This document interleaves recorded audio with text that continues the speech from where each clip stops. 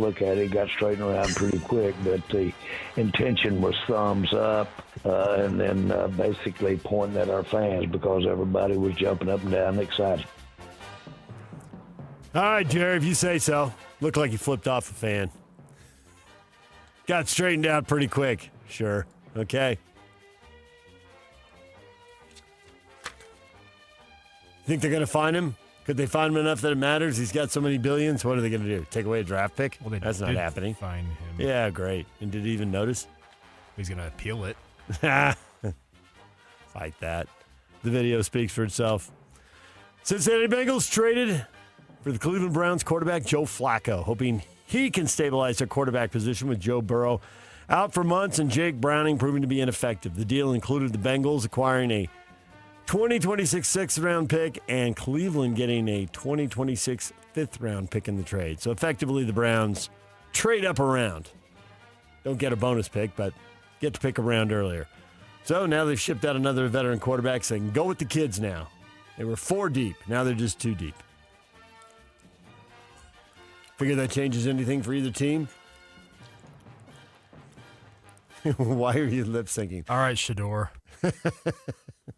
Didn't you see Mime Prime last week? Yeah, I did. Mime Prime, I like it.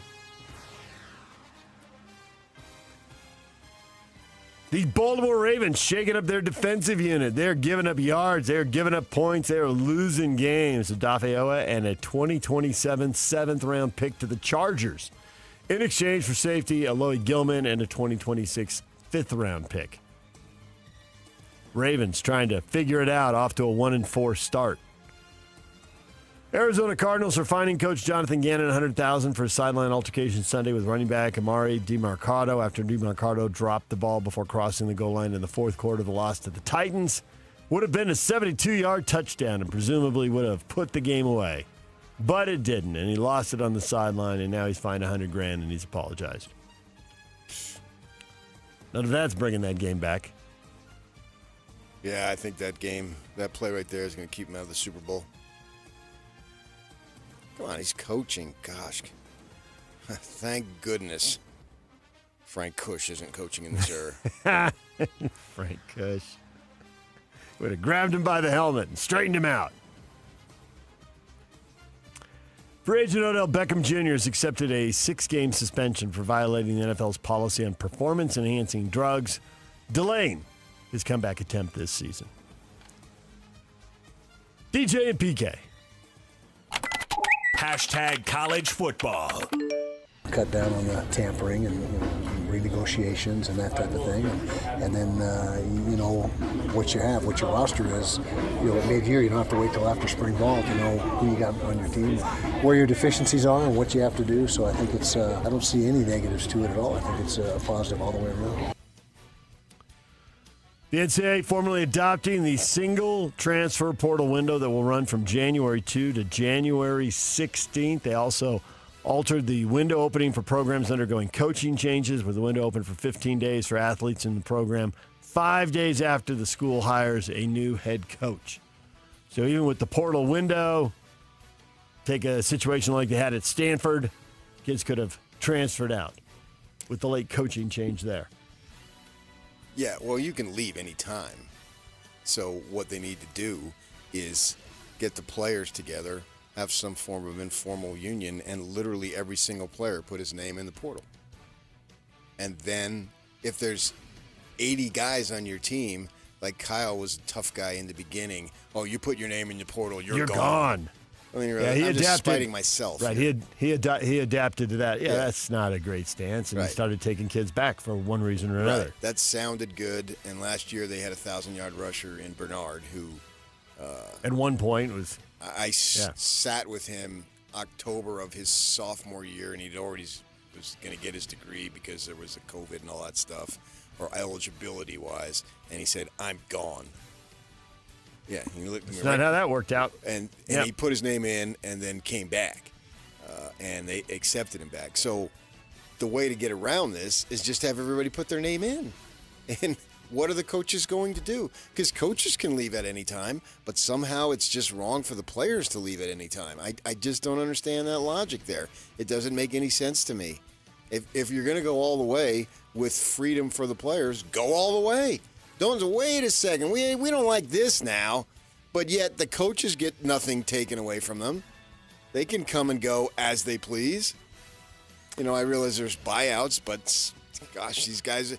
Who's the guy who was at Florida State, Jimbo Fisher? He had like a $90 million buyout at Texas A&M, and they bought him out. So much money. Yeah. It's unreal how much money is out there. Right. And DeBoer is going to be $40 million, and now same thing with James Franklin. And that's like $50 million. Somebody will pony it up if they want him out. And I read the thing that Franklin should want out because now this is just the negative recruiting and the, people trying to recruit off his roster and everything, that someone was advocating that he should go in and negotiate once he knows where he wants to go, he just walk in, negotiate his buyout. It's like he can totally line this up, still walk away with, $40 million or whatever. Right. So they ought to be able to have the same opportunities as the coaches. And everybody, that's what someone needs to organize. You're an organizer. Get that dude who ran for president. He was an organizer. And then they can have complete freedom because you can go anytime. You just have to put your name during that particular time. So put it in there. Have everybody put it in there. And you just make a joke of it. It's like the injury report. Make a joke of it. Colorado coach Deion Sanders underwent a medical procedure yesterday to deal with what he said were blood clot issues that affected him during last Saturday's game with TCU. He said he was planning to be back at practice today after undergoing the procedure and has no plans to miss time. Good. Now beat writers will have to be looking at him and the game and seeing if he's sitting down because that'll be a huge story. He was in a lot of pain in the last game. Yeah, I think the world has gone way beyond beat writers in terms of media coverage. Yeah. Amidst the struggles that the North Carolina Tar Heels are having this season after 2-3 start, the program scrapped plans to have a documentary series chronicling the season with Hulu. It was UNC's second foray into the documentary era after being in talks to work with HBO's Hard Knocks. But nobody wants to document 2 and whatever. Not sure anybody wants to watch it. Not sure UNC wants the story told. Never mind. Call it off. Oh, I am sure they don't. Oklahoma quarterback John Mateer is pushing to return for this week's Red River rivalry game against Texas. He underwent surgery to fix a broken bone in his throwing hand less than 3 weeks ago. Can he be back? Will he have the strength to grip the ball, fire it downfield, or will he be a shadow of his former self? DJ and PK. Hashtag Utah Jazz. Utah Jazz open their preseason slate tonight. They're in Houston playing the Rockets. Tip-off set for 6 o'clock at Toyota Center. Coverage here on the Zone will begin at 6. Expectations are Lauri Markkanen, Walker Kessler, Isaiah Collier, and Kyle Filipowski will not play tonight. PK, you want to guess who's in the starting lineup when the season starts? The season? You're not including tonight, are you? No, not the preseason. But the guys who are sitting the preseason, are they just telling us these are 4 of the 5 starters for the regular season? Oh, I see what you're saying. There's a good chance, yeah. Who would you say? I mean, preseason just doesn't do it for me. Lauri Markkanen, Walker Kessler, Isaiah Collier, and Kyle Filipowski will not play tonight. Well, I thought it should be breaking news when Markkanen actually plays. There it is. He doesn't play. When will that happen? Season opener. Maybe. Probably. I mean, last season was a good tune-up for that 2 or 3 week thing they made a big deal about in Europe. Eurobasket. Yeah, I looked forward to that every day. DJ and PK. Hashtag Major League Baseball. The stretch and the pitch. Swinging a well-hit ball deep into the gap in left center field. This one is going, and goodbye baseball. Cal Raleigh with a home run the other way into the Mariners bullpen. 1-2 to Wells. A pitch, swing on, hit to the right side. Past Guerrero. Here comes Rosario. The throw from the left right field to Santander. Not close. Throw to second. Wells slides in safely. Highlights from the American League playoff games yesterday as the Mariners go up 2-1 in their series with the Tigers with an 8-4 win. Yankees down 2-0, down 6-1, rally and win 9-6. Aaron Judge, the big 3-run homer to tie the game down the line in left, and the Yankees survive and force a Game 4. Yeah, what a game that was. That was man. wildly entertaining, right? It was crazy. You thought they were left for dead, and a couple guys on. Boom. The big man Down the line, if it's bounces there. it off the foul pole, which should be the fair pole. And there you go. And then they continue to pile it on. Jazz Chisholm goes deep. They had a couple more runs, and away they freaking go. 4 playoff games today. All of the series could end today.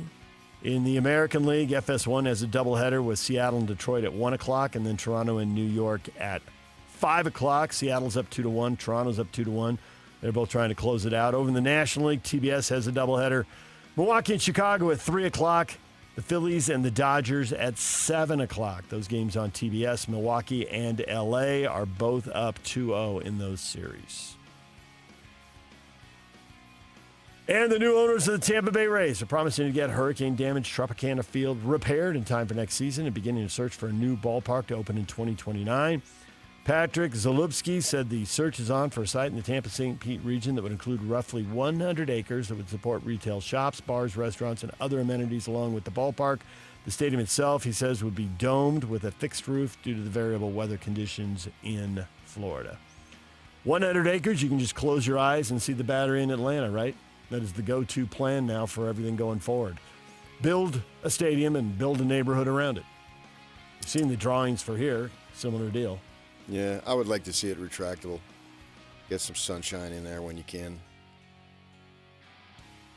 Or stars in the evening. Yeah, for the couple of months that you ought to have decent weather. How in Arizona, I mean, it's a different deal there, obviously, but what part of the season, not months, but I mean, like, is it a quarter of the season it's open or half? How many home games do they get to play? They play 81. How many do they get to play with the roof open? They can go, obviously, April, sometimes into May.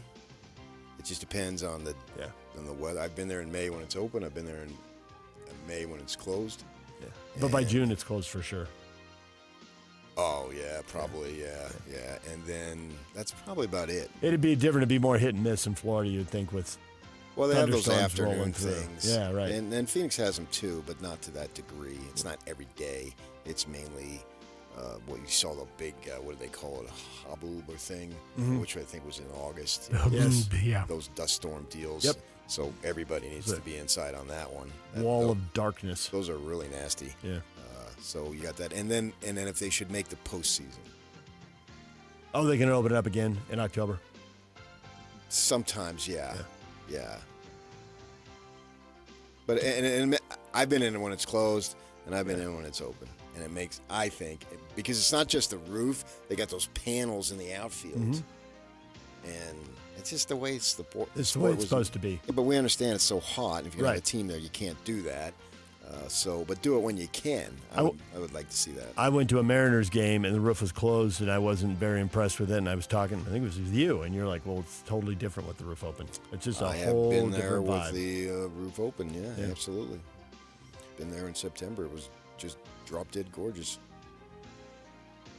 Well, getting that stadium built in the Tampa Bay St. Pete area is a big deal because the commissioner said get the stadiums taken care of in Tampa Bay, St. Pete, and Las Vegas. And Vegas looks like it's on its way now, and then they can expand. So the expansion timeline, our timeline, depending on them getting this done.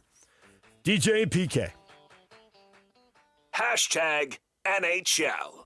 Now into the Panthers, Rodriguez. It was poked away and then out of the right circle. A chance for Sam Miskevich to stop, but now it's picked up and they score, and the Panthers take the lead. It's Carter Verhaeghe right out in front. In practice recently, and missed the. Oh, look out. Here's Brazeau on the doorstep. He scores!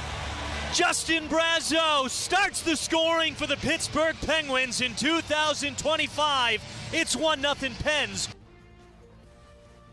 Highlights from opening night of the NHL. The Florida Panthers trying to defend their Stanley Cup title. Beat the Chicago Blackhawks 3-2. Pittsburgh shut out New York 3-0. And Colorado with 3 goals in the second period handles LA easily 4-1, the final score. That is what is trending. Brought to you by Shamrock Plumbing. There's no job too big or too small. Get the personal touch with Shamrock Plumbing. Coming up, Riley Jensen, college football expert, mental performance coach. He will be here at 8 o'clock. Chris Cartman, SunDevilSource.com. We'll be talking Devils and Utes at 9:05. It's also a Win Tickets Wednesday. We got VIP tickets to give away to Nightmare on 13th, where Halloween lives. That'll be coming up in the 8 o'clock hour. All on the way. DJ and PK, the question of the morning. Hot takes or toast? Next. Stay with us. And now, a look at traffic from the KSL Traffic Center. Got a crash on the eastbound 201 freeway. It's closed the ramp to Bangerter Highway. Delays are stretched all the way back to Mountain View Corridor at this moment. Northbound I-15 is very slow from the point of the mountain all the way into South Salt Lake at this current time as well. This update is brought to you by UTA. Take UTA instead of driving and actually enjoy your ride. Try UTA and see the difference. Plan your trip today at rideuta.com or on the Transit app. With your KSL traffic update, I'm Jake Hatcher on 97.5, the KSL Sports Zone.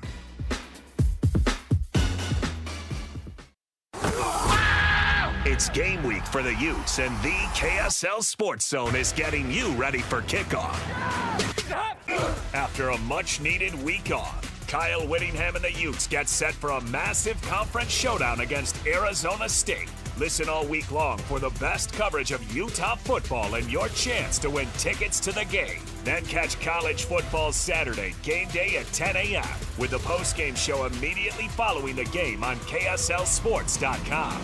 Let's go then. Let's go, baby. Your home for the best coverage of Utah football is live on air, online, and on the KSL Sports app. This is 97.5, the KSL Sports Zone. Hey, get in. What? Who are you? I'm future you. Constipation with belly pain still coming back? Yeah. Mia, our doctor figured it out. She said it's irritable bowel syndrome with constipation, or IBS-C, and Linzess could help you get ahead of it.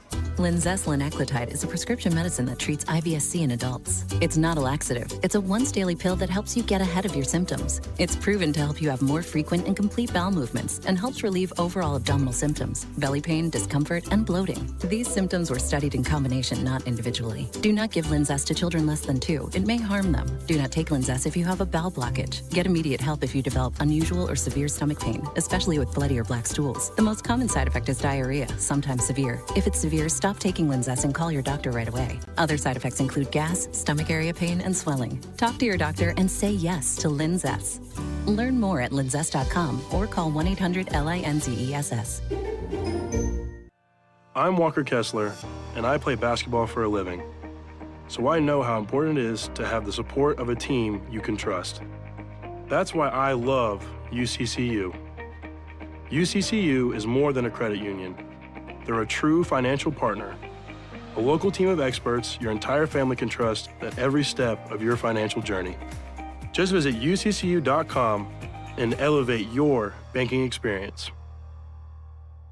The changing temps and colorful leaves means fall's in the air. Take a mental break, becoming one with your thoughts and nature, starting in Cedar City. Lighten your heart and clear your mind with a short drive to enjoy not one, but 4 scenic highways, connecting you to nothing but an open canvas of color. Vibrant shades of red rocks, amber leaves, clear blue skies, and endless shades of emerald green and cedar breaks and Dixie National Forest. Cedar City is nature's backdrop, where the forest actually does meet the trees. The journey isn't about getting there, it's about being there.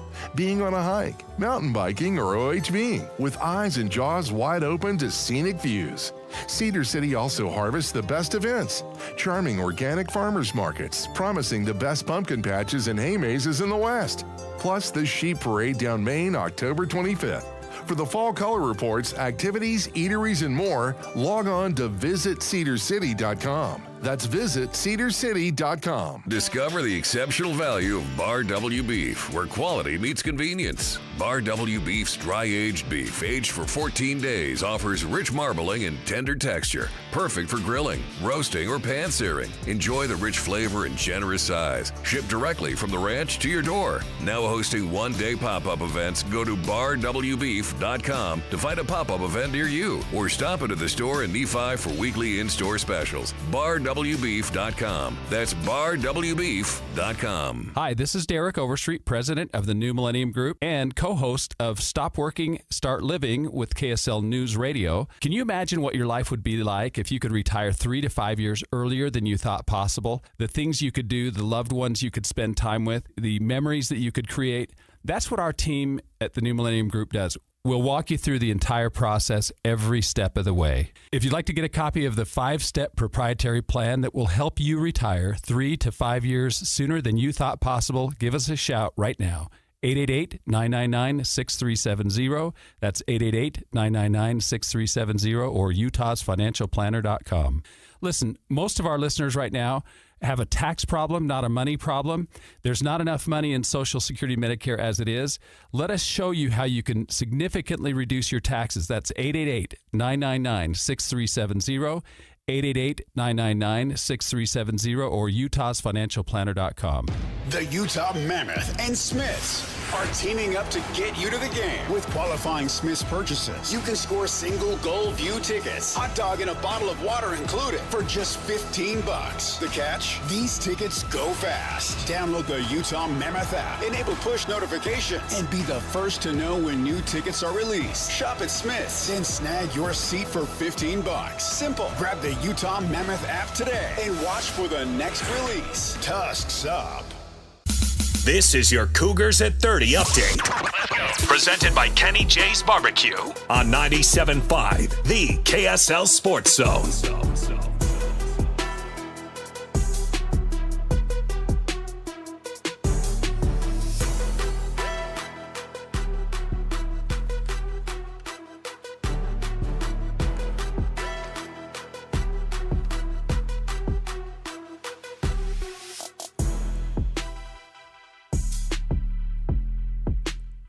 BYU getting ready to play Arizona. They had too many turnovers in the last game. Kalani was commenting about that live during the broadcast.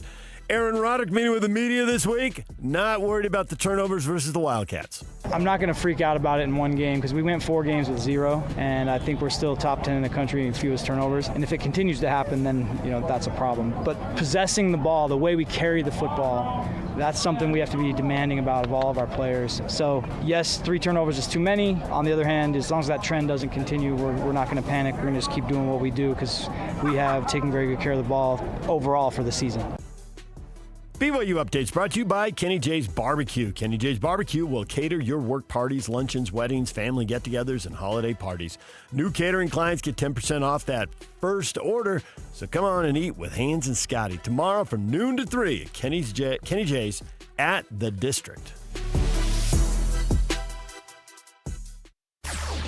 Nobody gets you ready for Utah football more than the KSL Sports Zone. Ready? Kyle Whittingham and the Utes are back at home for a showdown against Arizona State. Your home for the best coverage of Utah football is right here on 97.5, the KSL Sports Zone. This is DJ and PK on 97.5, the KSL Sports Zone.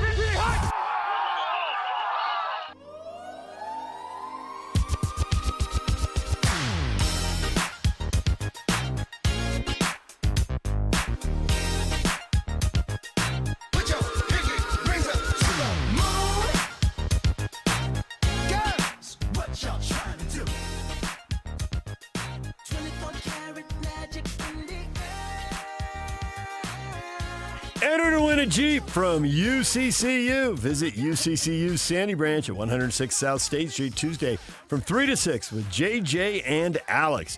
UCCU, love where you bank. All right, it's time for Hot Takes or Toast. PK, you've outdone yourself.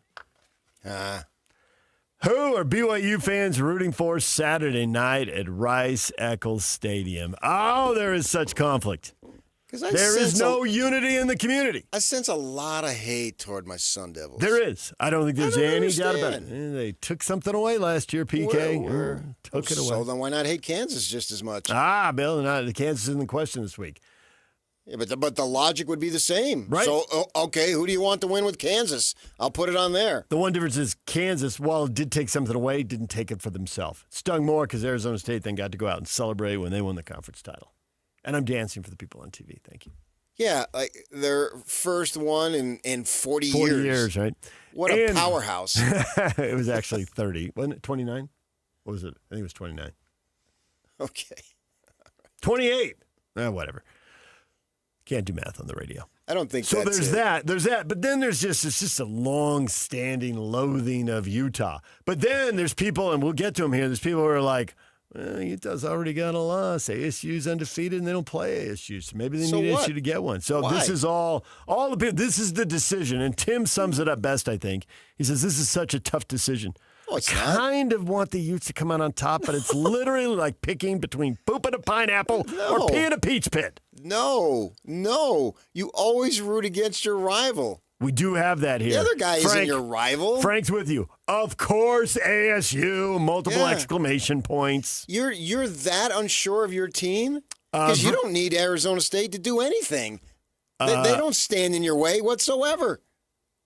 Mike, I don't like saying this, but it is best for BYU if Utah blows out ASU and gets ranked for when we play them, as we do not play ASU this year. Utah's already got a loss. BYU can give Utah a second loss. So there's no point in Utah having a third loss. You're already going to have the tiebreaker over them. So yeah, but if Mike's like, take ASU down. Have ASU kick the crap out of them by 70, and then they'd be so far down that next week would be a walk in the park. And you need easy games. That's the stupidest logic I've ever heard of. You entrepreneurs, what are you thinking? PK going with a soften them up thought. Yeah, destroy them. You've played two decent teams and you've gotten smoked by both? You suck. If that's the case, you're just beating a bunch of paper tigers, West Virginia and Deshaun Foster, who's gone. I mean, get out. And Cal Raleigh, who's a catcher for Seattle. You beat them in the second week. Oh, wait, that was Cal Poly. I get those two guys confused. Get out. That's unbelievable that somebody would think that. I'm astounded. Randy's right there with you.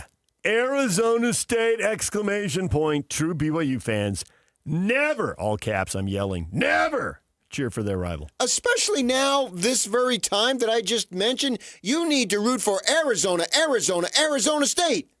Arizona State. Sing it. Arizona State. Go Sun Devils? You have to. You want them to destroy them 70-7 like they did the Cats in the COVID nonsense. Yeah, that's what you want. So then they're buried. They've got no hope. They're playing for, as you said to me years ago, what are you guys playing for? The Sun Bowl? Remember when San Jose State, I think they won 7 games and you were all high and mighty that year? God, that was the best year. What are you guys playing for? Just ago. like the Sun Bowl? Yeah. The Sun Bowl would be the best the San Diego State program had ever achieved. Fact. True story. I mean, the Poinsettia Bowl was pretty cool back in the day. Yeah, and it also got run into the ground back in the day. Yeah. So yeah, it doesn't make any sense to me. Why would you want Utah coming off its best win over a ranked team this year? Their mojo would be completely back. They can just blow it off to, that we stumbled that morning. It was an early morning, blah, blah, blah, blah, blah. Yeah, we didn't know how to defend their backup quarterback. He caught us off guard. Our offense, Jason Beck, that's the first time he'd been in that situation. But he's learned from that. He's good to go. I can't believe BYU fans would actually even entertain the very thought. Greg's doing it. Greg's taking himself apart like he's Mr. Potato Head, or what was that game, Operation, when we were a kid a bazillion years ago? I didn't have money for games. We don't play ASU, and we do play Utah. So what? So with my head, I will be cheering for Utah, but with my heart, I will be so happy. I will be so happy to see Utah get destroyed by the Devils. Why would you care whether you play them or not? That has no bearing on anything. Wouldn't it be cool if do the teams that are left undefeated, do they all play each other? Is there any way to get 3 undefeated teams? I don't know. Too many head-to-heads? That's for your stuff. Not yet. I don't know it. Well, maybe later. Right. Definitely later. That's why I picked you. 3 I'd gone through 8-1s. like 3 or 4 guys I wanted ahead of you. They said no. I picked you because you're a nerd. I can just rely on the passion, and you can go with all the minutia because you get so buried into that. And thank goodness, because then I don't have to do it. You're welcome. It's like the same with the music thing. I don't have to do it. You lay down the law, and that's it. So great. That's less work for me. Rodney says, from a strategic standpoint, as it relates to the conference standings, BYU should be rooting for Utah. No! Utah already has one loss, and BYU doesn't play ASU this season. So BYU needs Utah's help to pass ASU in the standings. No, they don't! As for Utah, BYU plays them next, so they can take care of that business themselves. But from a petty, jealous, little brother perspective, BYU will probably be rooting against Utah more than they'll be rooting for ASU. As a Ute fan. No. What difference does it make? Somebody explain to me, what difference does it make that ASU does not play BYU? I don't understand that, and I'm being totally honest. That makes zero difference. These people aren't spelling it out, but I think what they're assuming is that if they're both 8-1 and there's no tiebreaker head-to-head, are they going to lose the tiebreaker like they lost the tiebreaker last year with teams they didn't play head-to-head? I mean, they did play ASU, but they didn't play Colorado. ASU's no way they're going to go 8-1. Okay. Well, they're worried about it. You're worried about things that won't even happen.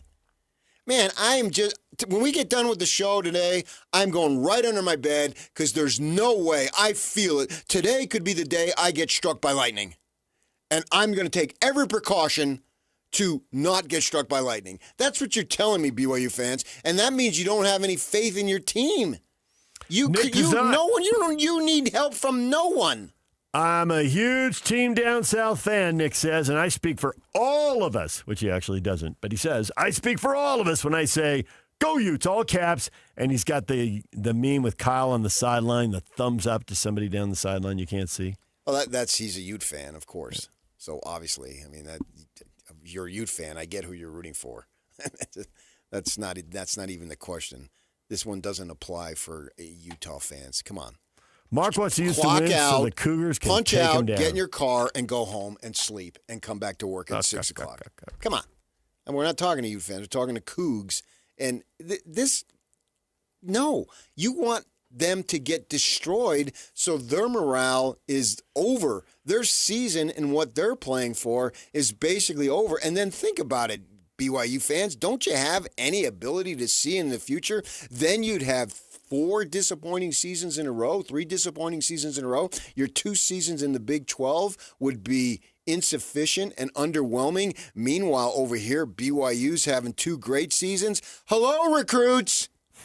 I got the money, and now I got this stature. I'm better in the league. I got Grizzly Bear for another at least 2 years. I got Ryder coming in. What are you talking about? Got the better record with the arrow up. Well, they got the worst record with the arrow down. And they're going to go through a coaching change, and so who knows about that? Meanwhile, Kalani can coach another 10 years and have a Lavelle-like run? Are you kidding me? You would actually root for Utah in this game because Brent Yormark decided that you weren't going to play ASU this year, so that makes you a Utah fan?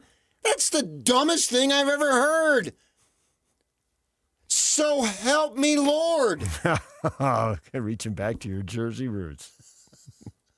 How do you not see this? You got to be kidding me. Nope, they don't see it. They half eyes, Cougar fans. Half eyes. See the vision. This right here now, you can label this. When you come to see this as the truth, you can call this the second vision. Yeah. It just came to you. You're pretty proud of yourself, too. Always proud of myself. I step out there is another story. Okay. But in here, yes. This is a no-brainer. You got a chance to bury Utah in October for the second time in 2 years in the Big 12? We're going to refer to this as the second vision segment. That's how that's going to work. Yuck, thoroughly enjoyed that. He didn't hear it. I was the one who said that. You can go back and listen. Yuck. He had to step had out. stuff to do. He missed the initial. This is the second vision. See it for what it is. And then I didn't even talk about the Big Ten. If Utah sucks, they're not getting into the Big Ten. Hello. Why would we take a crappy football program? We already took Rutgers and Maryland. We need a third one? No. BYU fans, literally your program's survival relies on this game. Okay, then. Way to go, PK. It does. You have to see this. Get on the open mic. You BYU fans, tell me I'm wrong. Tell me I'm right. Call us. Send telegrams. Do something. Get a carrier pigeon. Yeah. If we had the text line 646 something, I'd tell you to do that. 64636 But keyword zone. We don't have that anymore. Nah, probably some radio station in Alabama. So I need validation here because I've never believed in something the way I believe in this take that I'm having. There is so much at stake to do irreparable harm to Utah's program. Bury them this year. They come in with their heads between their tails next week. They're playing for, as you said, what are you guys playing for? I want you to do that. If Utah loses, you said that to me. I want you to say that on the air to Ute fans if they should lose one or two more games. What are you guys playing for? The Sun Bowl? No, and you got to say it as dismissively as possible, as if I'm playing for anything. No, I'm saying what are you guys playing? I'm playing for nothing. I'm playing for my next round of good golf. That's what I'm playing for. Maybe. Well, I'm going to have another good round somewhere out there. I'm not playing for anything else. That's the only thing I play. You act like I had personal stake in what friggin' bowl they go to. Like, whatever, man. Life goes on. I take Scotty Scheffler defined it perfectly for me. You win, you're excited for about 5 minutes, and then what's next? That's exactly the way I look at sports. 5 minutes.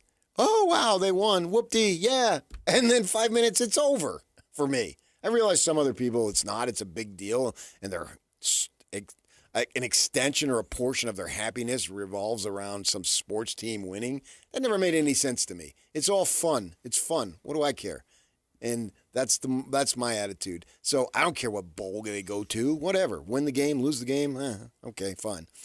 But if you're that far into it, as many fans are, and I respect them for having that level of commitment, you would want Utah to be buried, and then they're playing for nothing. And then what that means is not just – and I keep thinking of reasons why. I got another one. Dampier was supposed to be the big game program changer. Well, if he's not – that means it didn't work. And he's capable of beating a bunch of crappy teams, just like he did last year. And so he's only a junior. So then what are you going to do? Go to the Birdman next year? Wow. Is that going to be another year of lousiness? And they have a bad season again this year. And so Kyle doesn't want to leave on that note. So he comes back again. Meanwhile, Scally says, bag this. I want to be a head coach. Time's slipping away. There's like 42 openings already this year. It could be back to the portal. Yeah, well, and that was a mess. It didn't work. And your big offensive coordinator hire didn't work. That could be. You're going to go to the portal on that? There's so much riding on this game. Utah wins this game. You give them an entirely brand new life on the season. They think they're something. And to beat a ranked team, you should think that. Right. And they're 5-1 halfway through the season. They are something. They're right where they need to be. They're where they need to be. And the something has to be defined in the second half of the season, as it always does. I mean, BYU could be 6-0 coming out of Arizona. There's something. But it still has to be defined in the second half of the season. And I want to play a 6-0. Suppose you should lose to Arizona. I want to play. All of a sudden they're both 5-1 and they got momentum and you're down. And you want that? BYU fans, I want to tell you to sober up, but you're already sober. You are being complete nincompoops on this. I'm going to go down to Provo. I'm going to Utah County right after the show. I'm going to knock on every single door. I'm going to do like you guys used to do, and I'm going to try to preach to these people. This is what you must want. This is in your best interest. I am giving you a 2025 salvation for football. Take it and run with it. DJ PK, it's 97.5, the KSL Sports Zone. That was an excellent question. I knew when I saw it, you'd hit it out of the park. But there's another good one out there, and we will get to that next. Stay with us. And now, a look at traffic from the KSL Traffic Center. Got to crash I-15 northbound approaching 146 South exit in Bluffdale. It's on the left shoulder, adding to the delays already in place from Lehigh all the way to Murray. 201 freeway still has residual delays from Magna to 5600 West, but speeds are improving as things clear up in that area. This update is brought to you by Enbridge Gas, reminding you to prepare for winter. Get a service furnace inspection from a certified heating contractor to check for both safety and efficiency. With your KSL traffic update, I'm Jake Hatch on 97.5, the KSL Sports Zone.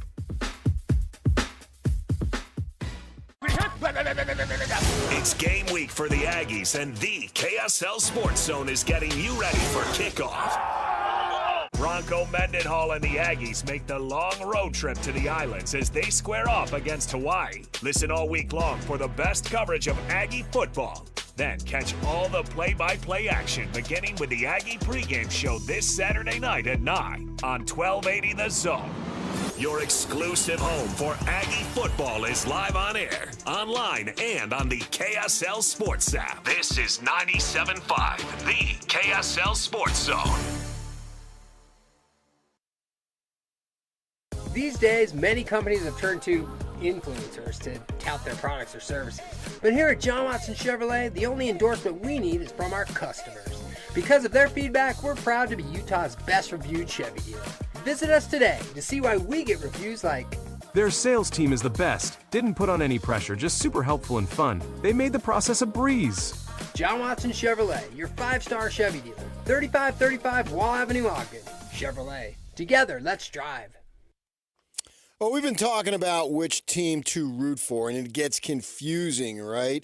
Now, I know when it comes to retirement, you want to root for a good time and have a great retirement, right? Because you've been working all these years and you want to be able to enjoy that time. Every one of us does. That's the goal. And what you need to do is get some help along the way.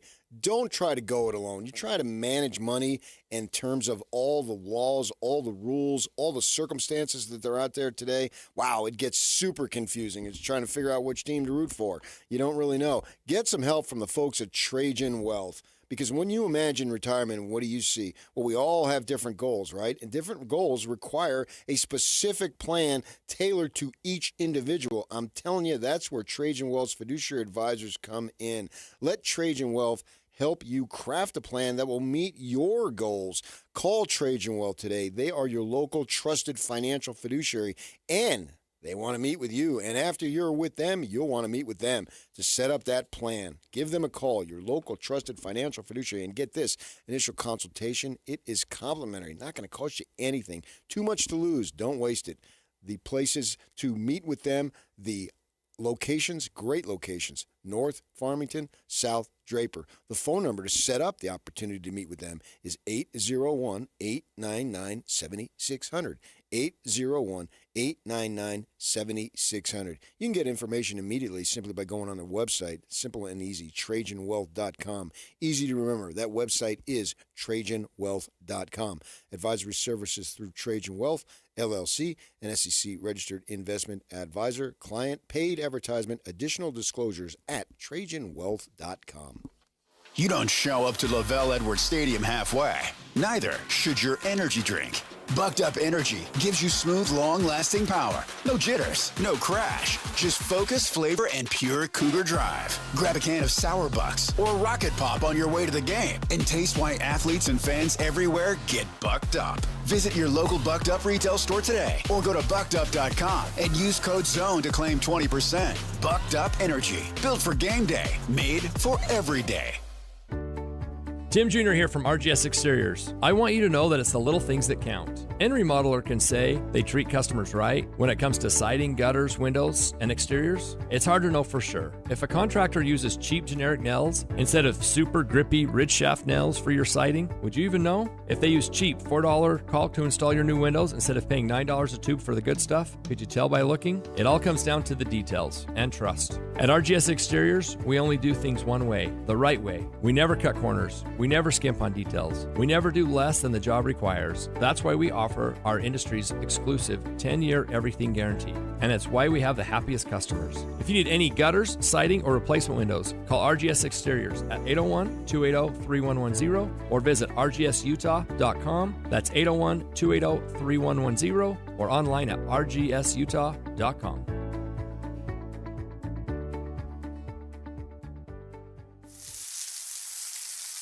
Water runs Utah. It carves our canyons, fuels our farmers' fields, fills our lakes and rivers. It runs outdoor adventures and economic development. But if we're not careful, water runs out. And in the cooler fall months, your yard simply doesn't need as much water. That's why this is one of the best times to make a big difference. Learn more at slowtheflow.org. Make game day yours with the Utah Mammoth app. Get your tickets, order food and drinks without leaving your seat, track live stats, and stream every game with Mammoth Plus, all in one place. It's the ultimate game day essential, designed for Mammoth fans. Stay connected to your hometown team and never miss a moment. Download the Utah Mammoth app today on iPhone and Android. Turn on push notifications and make every day game day. Tusks up. 3, 2, 1. This is your Utes at 50 update. 58! Presented by Kenny J's Barbecue on 97.5, the KSL Sports Zone. Utah and ASU Saturday night. Kyle Whittingham on how they've managed the bye and keeping the team ready. It's a balancing act. You want to give them a break and give them a chance to get healthy and get their legs back, but at the same time, you don't want to get rusty. And so I think we do a good job here traditionally of striking a balance between the work that needs to be done and the rest and recuperation, and the team appears really fresh right now. This Ute Update is brought to you by Kenny J's Barbecue. Kenny J's Barbecue will cater your work parties, luncheons, weddings, family get-togethers, and holiday parties. New catering clients get 10% off their first order. Come meet with Hans and Scotty tomorrow from noon to 3 at Kenny J's at the District.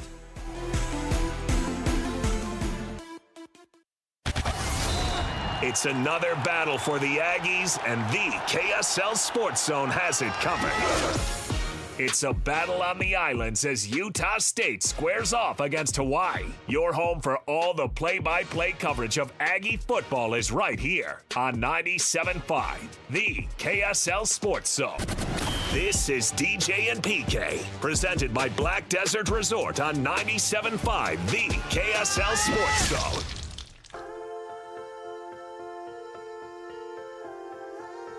Artist of the day today, Bruno Mars, turning the big 4-0. Brought to you by Live Nation. For all the live concerts and events in 2025, check out livenation.com. Paul?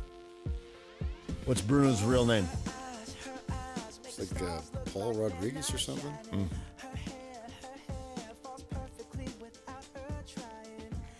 Homeless at times, growing up in Hawaii, and look at him now. He's not on top of the music world. Well, he's near the top. Is he the one they're saying playing all those Vegas residency things to pay off the gambling?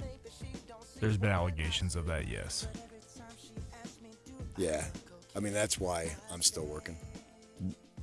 To pay out Bruno Mars. When I see.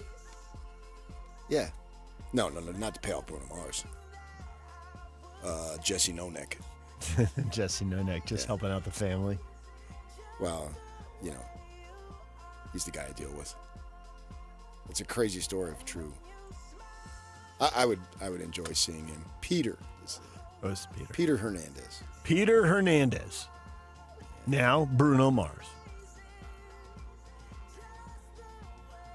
Pete Damel has news here, just breaking in this hour. The Stanford football program has received a $50 million gift from a former player. The gift is the biggest individual gift for the program in Stanford football history, and it is tied directly to football and not a building or facility project. So there. Now, if Stanford can handle a little... I didn't know Simi Fioco had that kind of money. He may need a couple more years. Now, how do they handle the transfer portal? Because that's been a sticky point at Stanford. But as they try to get this program back on its feet. You got to do what BYU did. You got to eliminate all the stuffiness. Keep your core, right? But now you can wear earrings, you can grow beards, you can grow longer hair.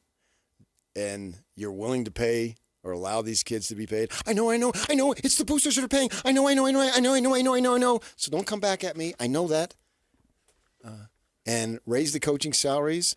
BYU, to their credit, decided we're going all in. We're going all in, and we're adapting to the new world order. Yes. And this is not a conflict with the church aspect. It's not a conflict whatsoever. In fact, it's just the opposite.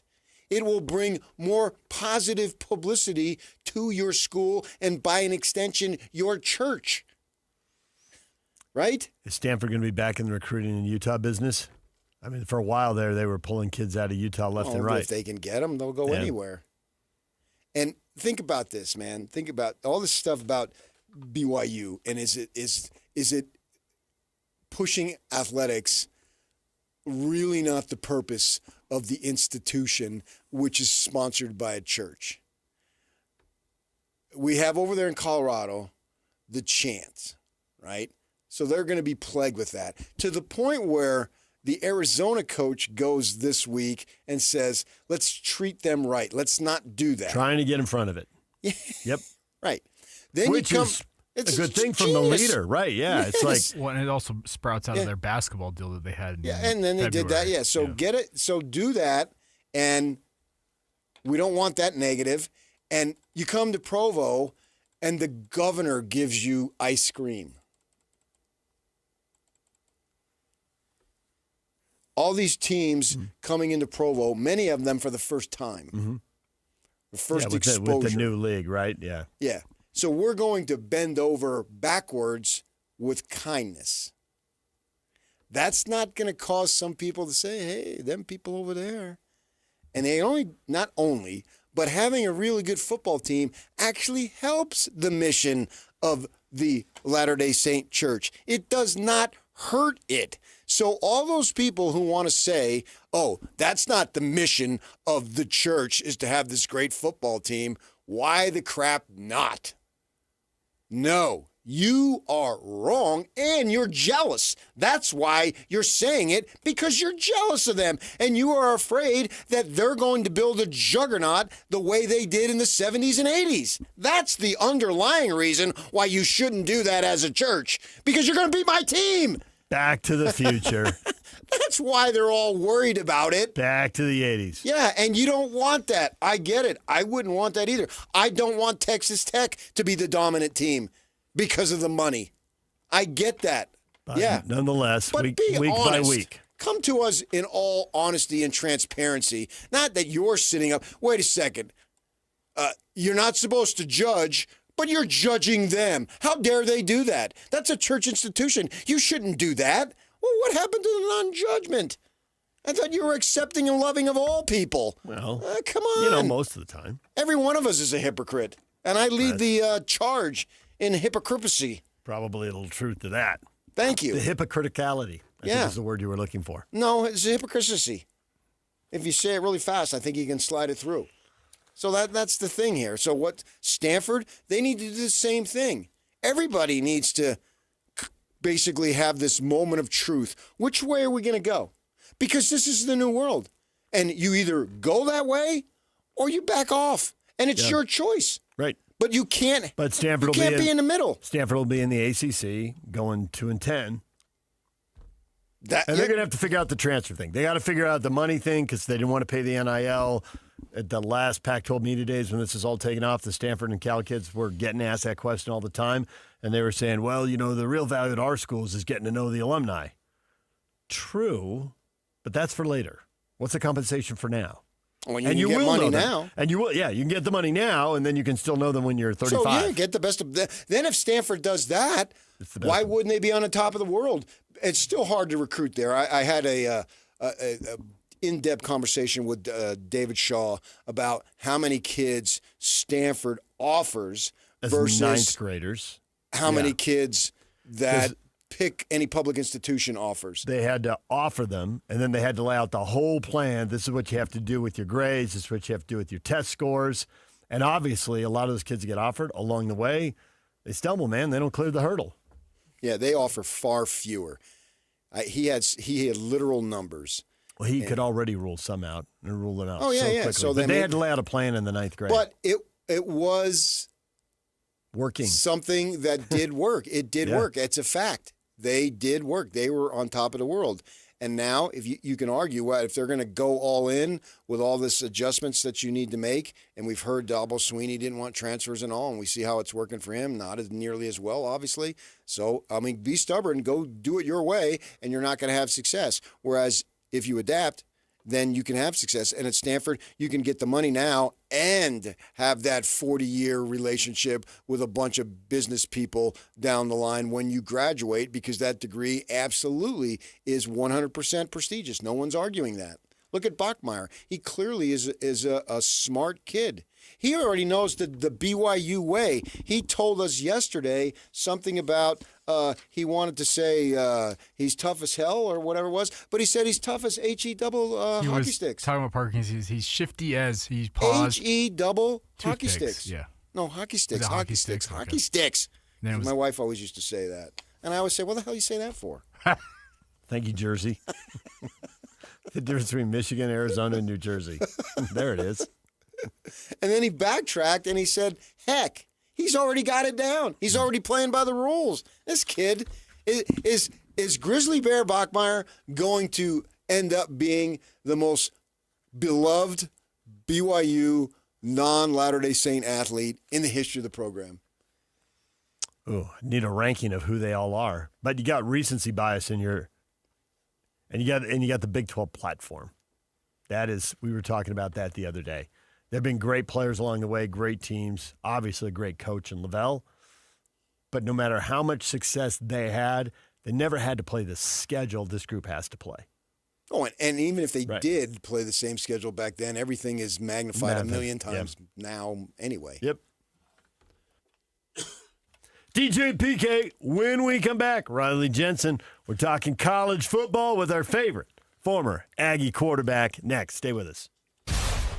Whether you're stuck in the office, I believe you have my stapler. in your car, or at your in-laws, You want a piece of me? You bet I do.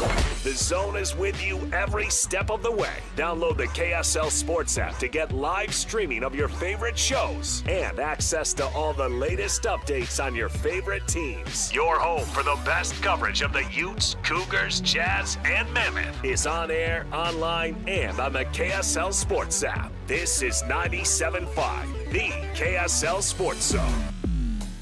Fall is here and the cooler months are upon us. Hans and Scotty here, and it's time to talk about your windows, where you can now get the best windows on the planet, courtesy of Advanced Windows, and be prepared for the fall and winter months. I had an amazing experience with Advanced Windows where they replaced 5 windows for me. They gave me a quote, they stuck to the quote, it was that cost. They ended up saving me money. And their experienced window specialist will help determine why you have a draft coming in, how you can save the most money on utilities, how your house can be transformed in one day just by upgrading those windows and doors. And right now, it's time to take advantage of a fall special, $2,500 off when you change out 10 windows or more. That's $2,500 off when you swap out 10 windows or more. Options are available for any budget, great financing as well, but you gotta call 801-850-9100. That's advancedwindows.com or 801-850-9100 for the best window experience you could ever imagine. If you're looking for a great career opportunity,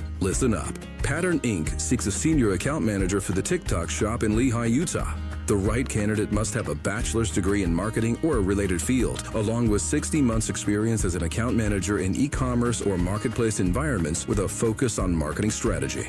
If this sounds like you, apply today. Send resumes to McKenna at pattern.com. MAKENNA at pattern.com. That's McKenna at pattern.com. Discover the exceptional value of Bar W Beef, where quality meets convenience. Bar W Beef's dry-aged beef, aged for 14 days, offers rich marbling and tender texture, perfect for grilling, roasting, or pan-searing. Enjoy the rich flavor and generous size. Shipped directly from the ranch to your door. Now hosting one-day pop-up events, go to barwbeef.com to find a pop-up event near you, or stop into the store in Nephi for weekly in-store specials. Bar W BarWBeef.com. That's BarWBeef.com. It all started with a commitment to comfort. Gillette Heating and Air is proud to be Utah County's go-to team for expert HVAC and plumbing solutions. Need a repair, upgrade, or seasonal tune-up? Don't let cost hold you back. With 0% financing available, it's easy to get the work done now and pay later. Plus, save $100 on any repair over $500 and keep your system running strong with a professional tune-up before the heat hits. Visit GilletteHVAC.com or call 385-GET-COOL to book today. Homegrown service pros, financing made simple, comfort made easy. Carrier, turn to the experts. A Carrier factory authorized dealer. Hey, Benjamin, we've got a surprise for you. What? You've got brothers.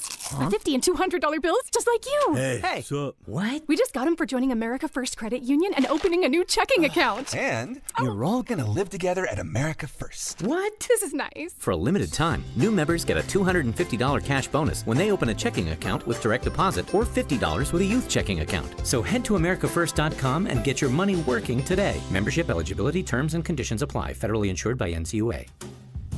DJ PK and John from J. Brooks Jewelers.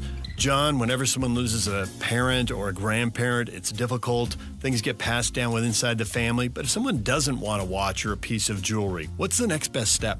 At J. Brooks Jewelers, we're happy to help you sort through such a collection of things to help you know what is real and what has value. Of course, repurposing the items for the family is always the best solution, but if no one loves or wants the piece, the estate experts at J. Brooks Jewelers can help guide you on the best way to handle the liquidation and, of course, in complete confidentiality. We have buyers all over the country that we've established to get the largest return possible for your jewelry, coins, or watches to retain as much money as possible for the family. So whether you want to repurpose and create a new heirloom or liquidate part or all of the estate, let me and my team help you decide the best way to proceed. Call and make an appointment today at J. Brooks Jewelers in Murray and Lehigh or online at jbrooksjewelers.com. Your trusted custom and estate jeweler. Hey, this is Chris with JCW's. Drop in for one of our delicious gourmet burgers made with 100% choice Grand Chuck. We're in Lehigh, American Fork, Provo, South Jordan, and Harriman. JCW's, quality and a lot of it. Broadcasting from the Mountain Home Services Studio, this is 97.5 KZNS FM Colville, 1280 KZNS AM Salt Lake City, and 102.7 KSL FM HD2 Salt Lake City Midvale. This is 97.5, the KSL Sports Zone. Over 2 decades of sports radio dominance in Utah. My favorite. This is DJ and PK on 97.5, the KSL Sports Zone.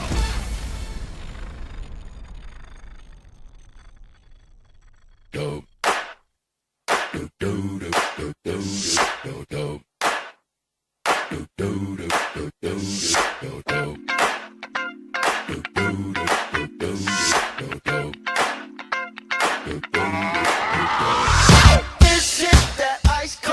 Barbecue will cater your work parties, luncheons, weddings, family get-togethers, and holiday parties.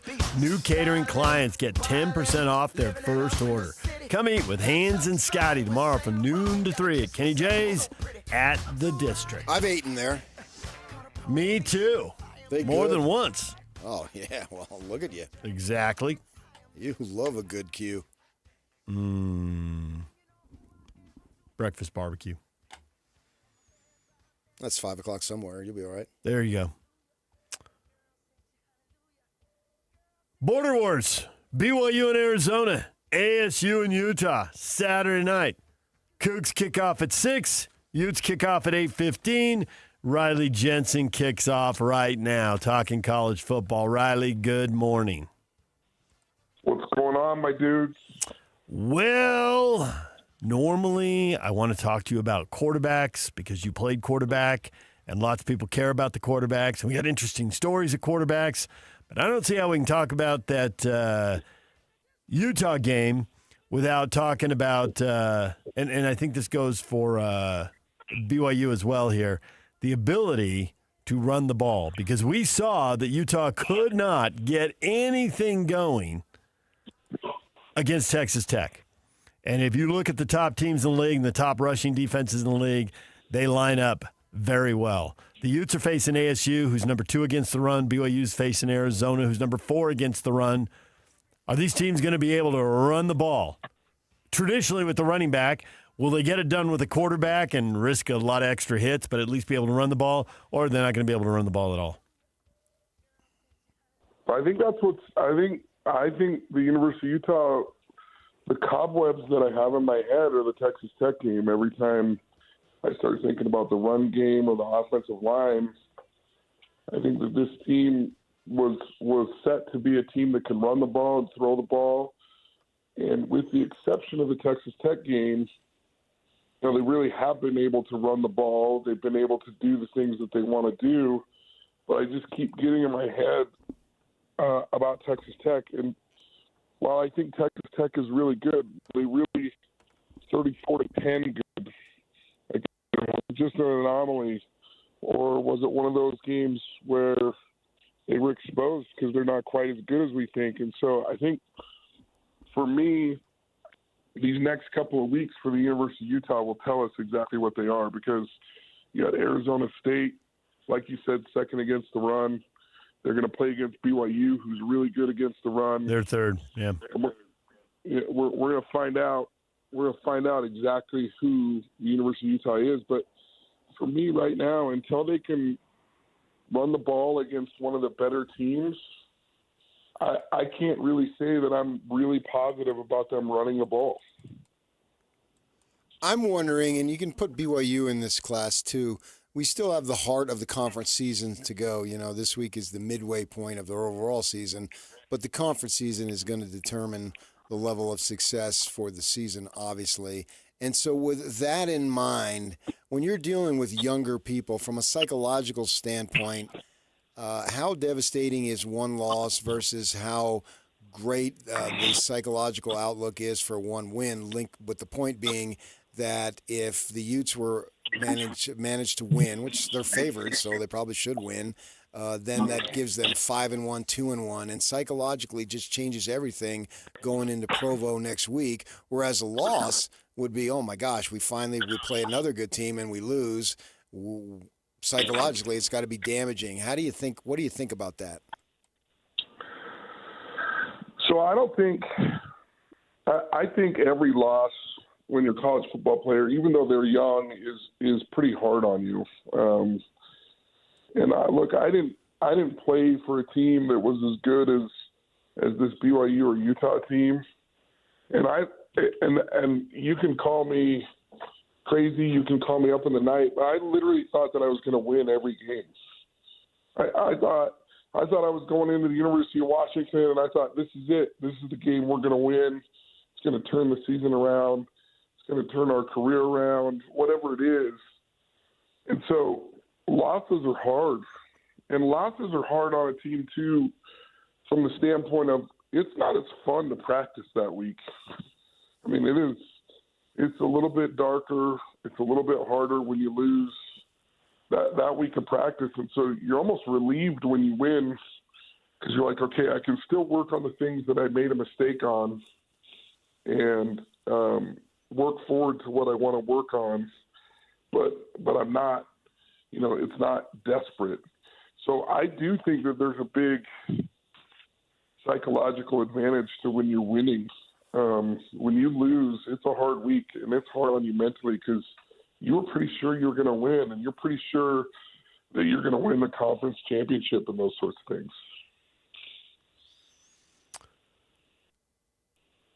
So what do you do to build up a team after a loss? What have the Utes done to build up the guys after after Texas Tech? I mean, they won at West Virginia, but West Virginia's terrible. So how much doubt do you think there is going into an ASU game?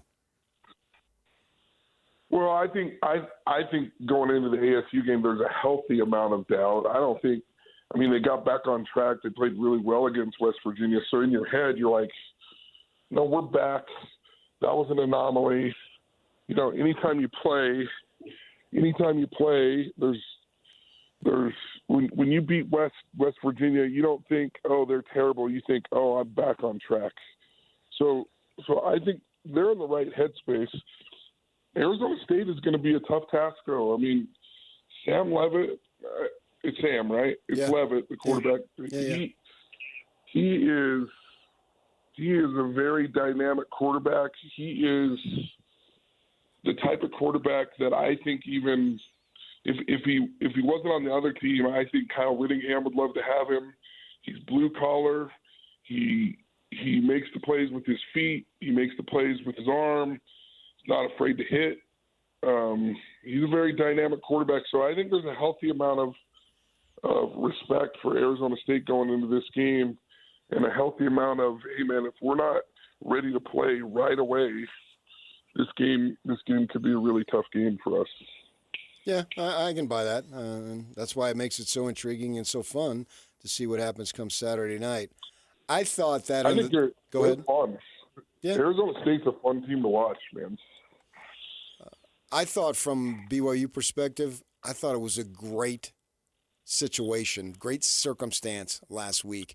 Have the Grizzly Bear Bachmeier make some turnovers, have them be sloppy with the football, because it was the perfect game to be sloppy with the football and have turnovers, because West Virginia wasn't capable of beating you under those circumstances. Now, if that continues, these next 6 games, they're going to be in a difficult position trying to win the games. So just from an overall perspective of learning and having things that you know you need to work on, I thought it was great that they somewhat struggled and were loose and sloppy.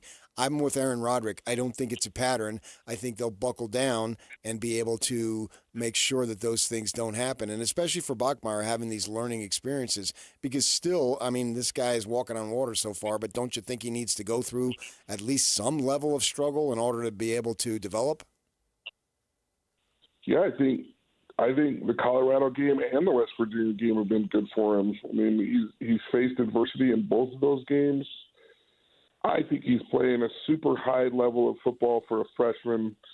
I think my favorite thing about him right now is he's not been afraid of the moment at all as a freshman, and I think that's a big deal. I think that's a testament to his mentality. I think that's a testament to probably having 2 older brothers that played college football before him that could help him know what to expect and how to handle things. And you know, you're looking at a quarterback right now who they're asking more and more of him every game, and I think they've done a great job of just kind of building up and crescendoing into this really, really tough part of the schedule. But I think what's really impressive about him is the one like real mistake that he's made to me as far as like handling the ball. He threw an interception in the red zone on a screen. That was a total head scratcher because you don't really have to read anything on a screen. You're actually reading the defensive lineman, and he threw an interception to the defensive lineman. And so typically that's an interception that you could really like beat yourself up on. There was no indication to me that he was upset about it at all. I thought he reacted so well to it. And I think that's going to be big in the future because there are going to be turnovers and there are going to be head scratchers every once in a while. But, you know, it's not so much about what happens, it's about what happens next in college football. And I think what happens next with Bear Bachmeier is that he's continuing to get better and better and better. They're going to ask him to do more and more and more. So you are going to see some turnovers, but you're going to see unbelievable throws like that throw that he made to Chase on the outside.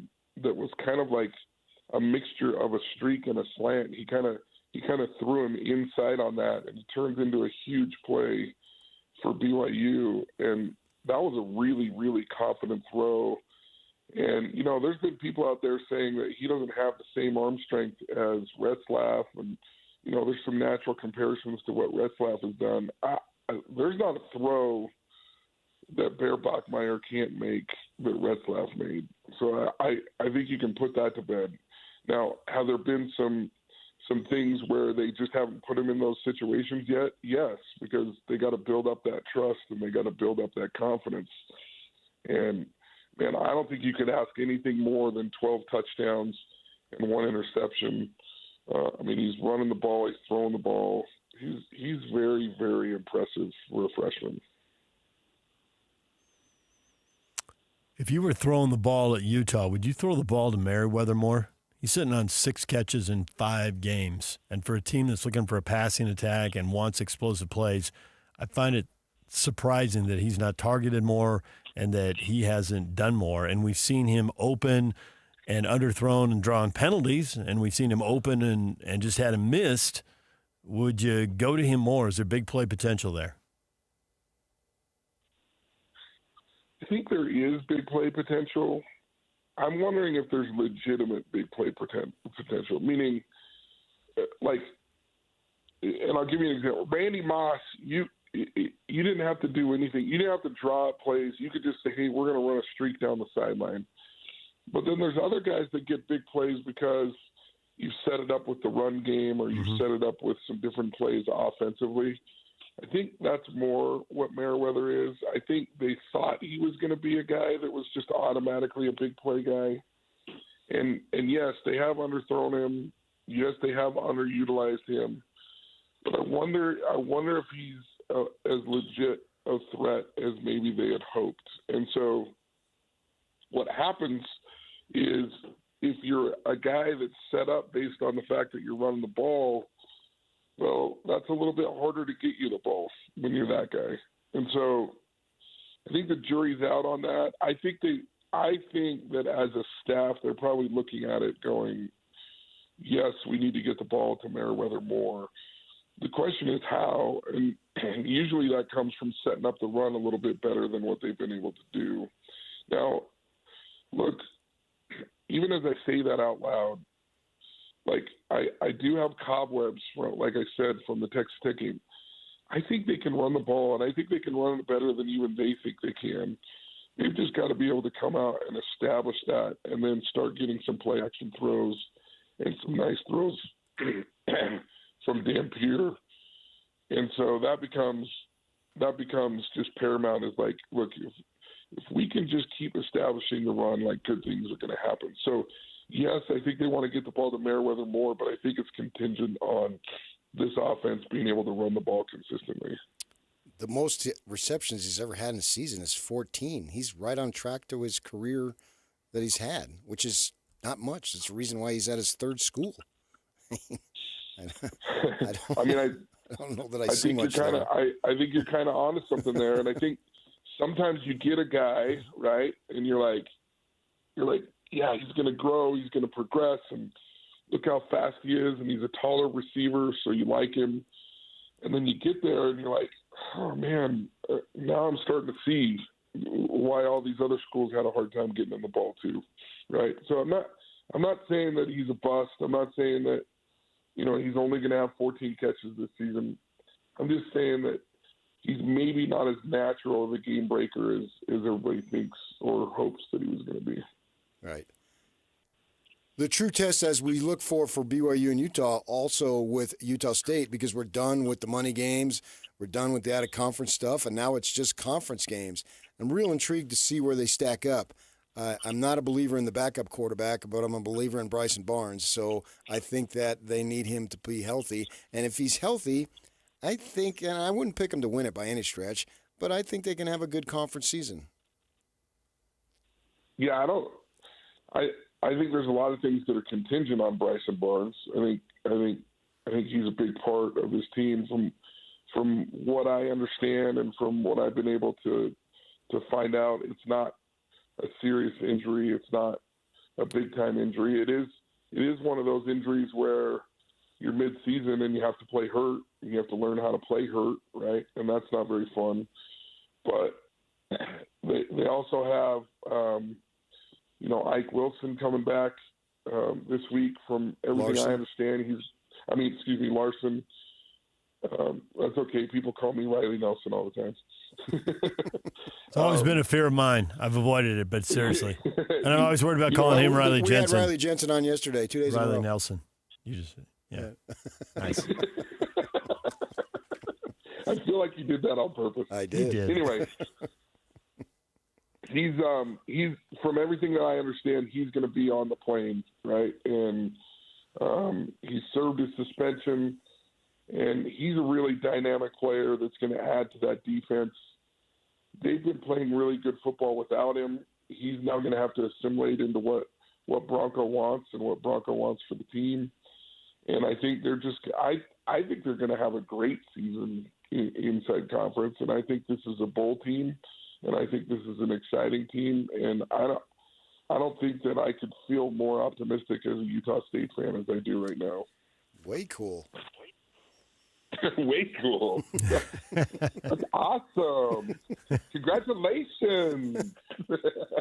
I have I'm going to use your degree and get some free psychological advice, because I did that last week where I told you things that really got under my skin. And now I got to tell you a situation that happened recently. I'm playing golf with a couple of guys that we get hooked up with, and the one guy thought his you-know-what didn't stink, right? And he constantly talked about his game. It's like, dude, you're a weekend golfer, basically, is the phrase. So stop thinking you're all that. And we get on the back nine, and I got a putt, and he puts his ball marker down, right, and probably about 10 feet in front of mine, and it was directly in my line, so I needed it to move slightly to the right.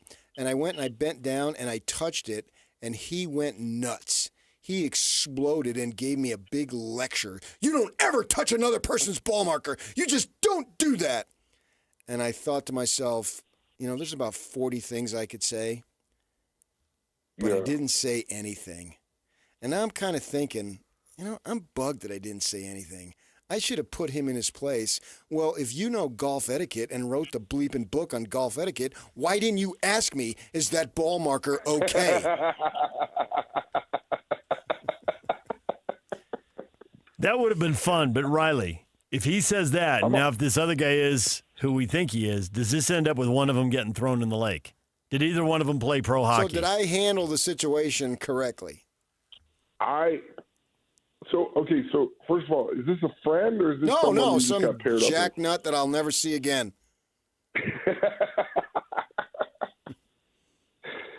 Boy, I actually think, knowing your personality, Patrick, I think that was like a heroic effort that you made. I'm with you, Riley. I think you're onto something here, Riley. I think that probably took more restraint than you've taken in a lot of things, and I am like way proud of you. Then why do I have such regret? Well, because you were right. Because you were right. You weren't wrong, and I hate saying that on air right now. I hate saying that you're right, but you were 100% right. I'm super glad that you did it. You have a little bit of regret because you could have said something, right? And you would have been right, and it does feel good to be right. But everybody around you knows that you were right and that he was wrong right now. And so you shouldn't have any regret. And I think you handled that like a pro. Now the question is, did you make the putt? I did not know. It was probably about a 30-footer. Oh, it was a 30-footer. Yeah, okay. yeah. Well, that's okay. That's okay. Did you two-putt it? Yeah, I was just looking to lag. Yeah. Well, dude, you killed it, because this guy, more than anything, was probably hoping he got in your head about the whole thing, because he was trying to get in your head about setting his ball marker. Then he tried to get in your head by overreacting to you moving the ball marker. And then you two-putted. Dude, you killed this situation. Like, you should feel fantastic about what happened. I know, but I didn't put him in his place, and that really bugs me. I take tremendous amount of satisfaction of that. You're gonna have to do some work on the side with him. You can't fix all this in one segment, Riley. Here's what you're a mere mortal. Here's what I would say. There is a part to this where I tell people all the time, you can say whatever you want to someone. You just have to say it. You have to say it without emotion, and you have to say it respectfully. And that is the part that I'm glad that you avoided. I'm not sure that you could have done that at that moment. But if you say it, you can say anything you want to anyone if you say it with respect and you say it without emotion.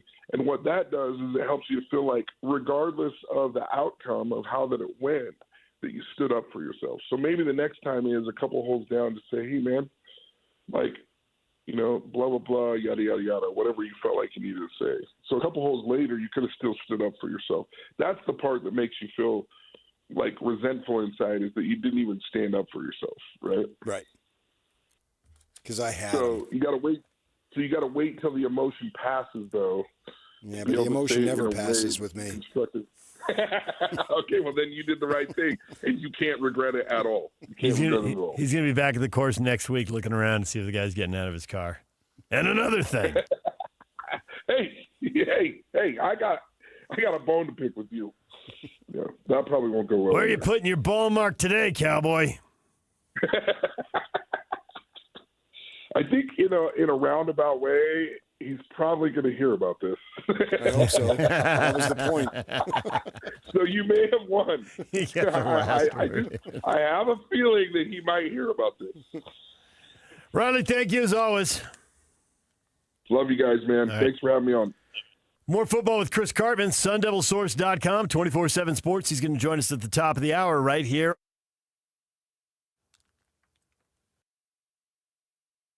And now, a look at traffic from the KSL Traffic Center.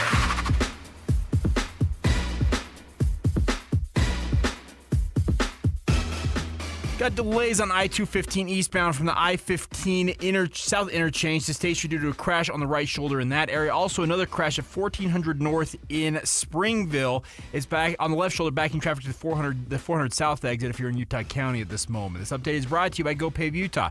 Traffic's rough, but your parking lot doesn't have to be. GoPave Utah keeps things smooth with expert asphalt maintenance. Go to GoPaveUtah.com. That's GoPaveUtah.com. Call them today, or once again, visit them at GoPaveUtah.com. With your KSL traffic update, I'm Jake Hatcher on 97.5, the KSL Sports Zone. You've been listening to The Zone for decades. Yes! But now you can watch the guys break down your favorite teams. Some viewers may find the following video disturbing. Viewer discretion is advised. Catch the video stream of DJ and PK, Jake and Ben, Hanson, Scotty, and JJ and Alex right now at KSLSports.com or by searching KSL Sports on YouTube. Utah's best sports radio is on air, online, and on the KSL Sports app.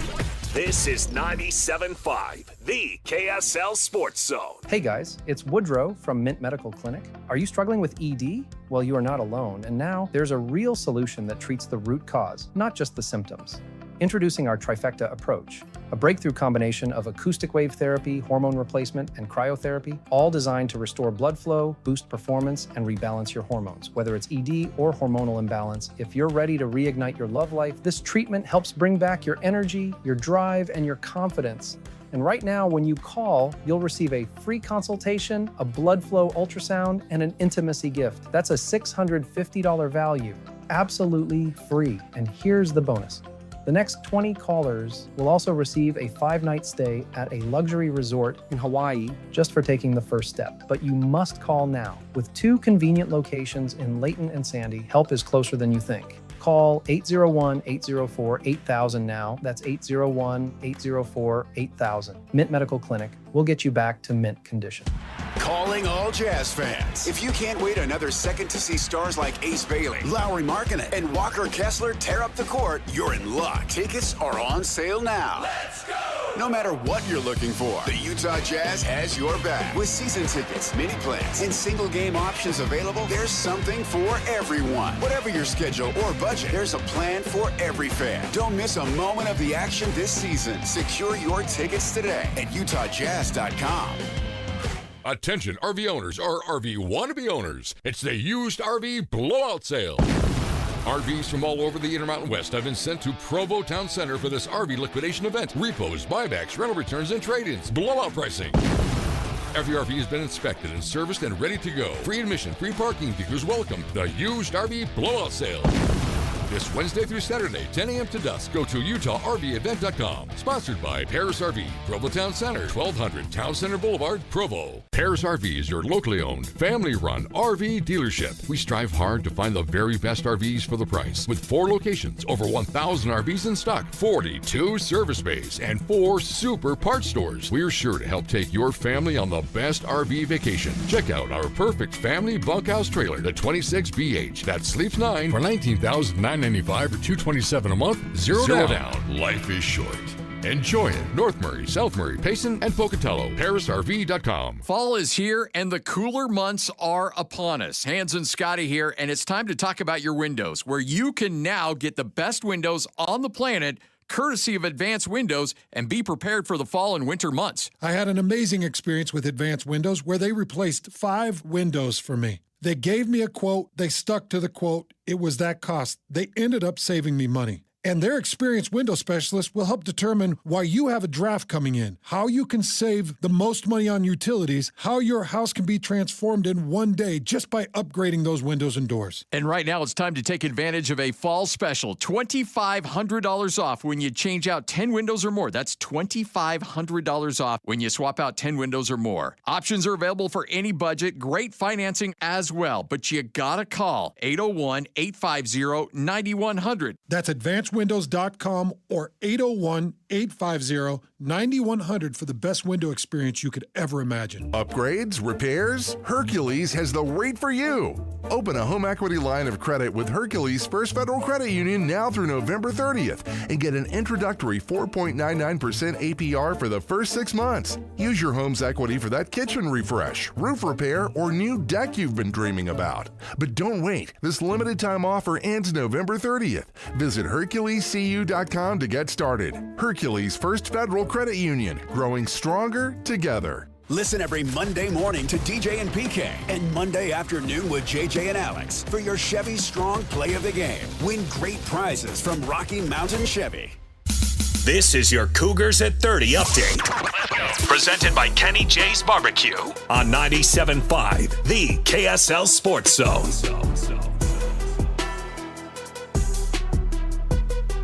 BYU prepared for a trip to Arizona Saturday. John Tamaipeo on how he's emerged this season. I think just my aggressiveness. I think just me just loving to hit, loving to play violently, us being able to be up there, just being in a dogfight. I think that's when my best element comes out, like do a little bit of talking too. So I think just being inside and being able to hit every play and being able to see my squat rack versus their squat rack, I think I'm just able to be comfortable in that environment. This Cougar Update is brought to you by Kenny J's Barbecue. Kenny J's Barbecue will cater your work parties, luncheons, weddings, family get-togethers, and holiday parties. New catering clients get 10% off their first order. Come meet with Hans and Scotty tomorrow from noon to 3 at Kenny J's at the District.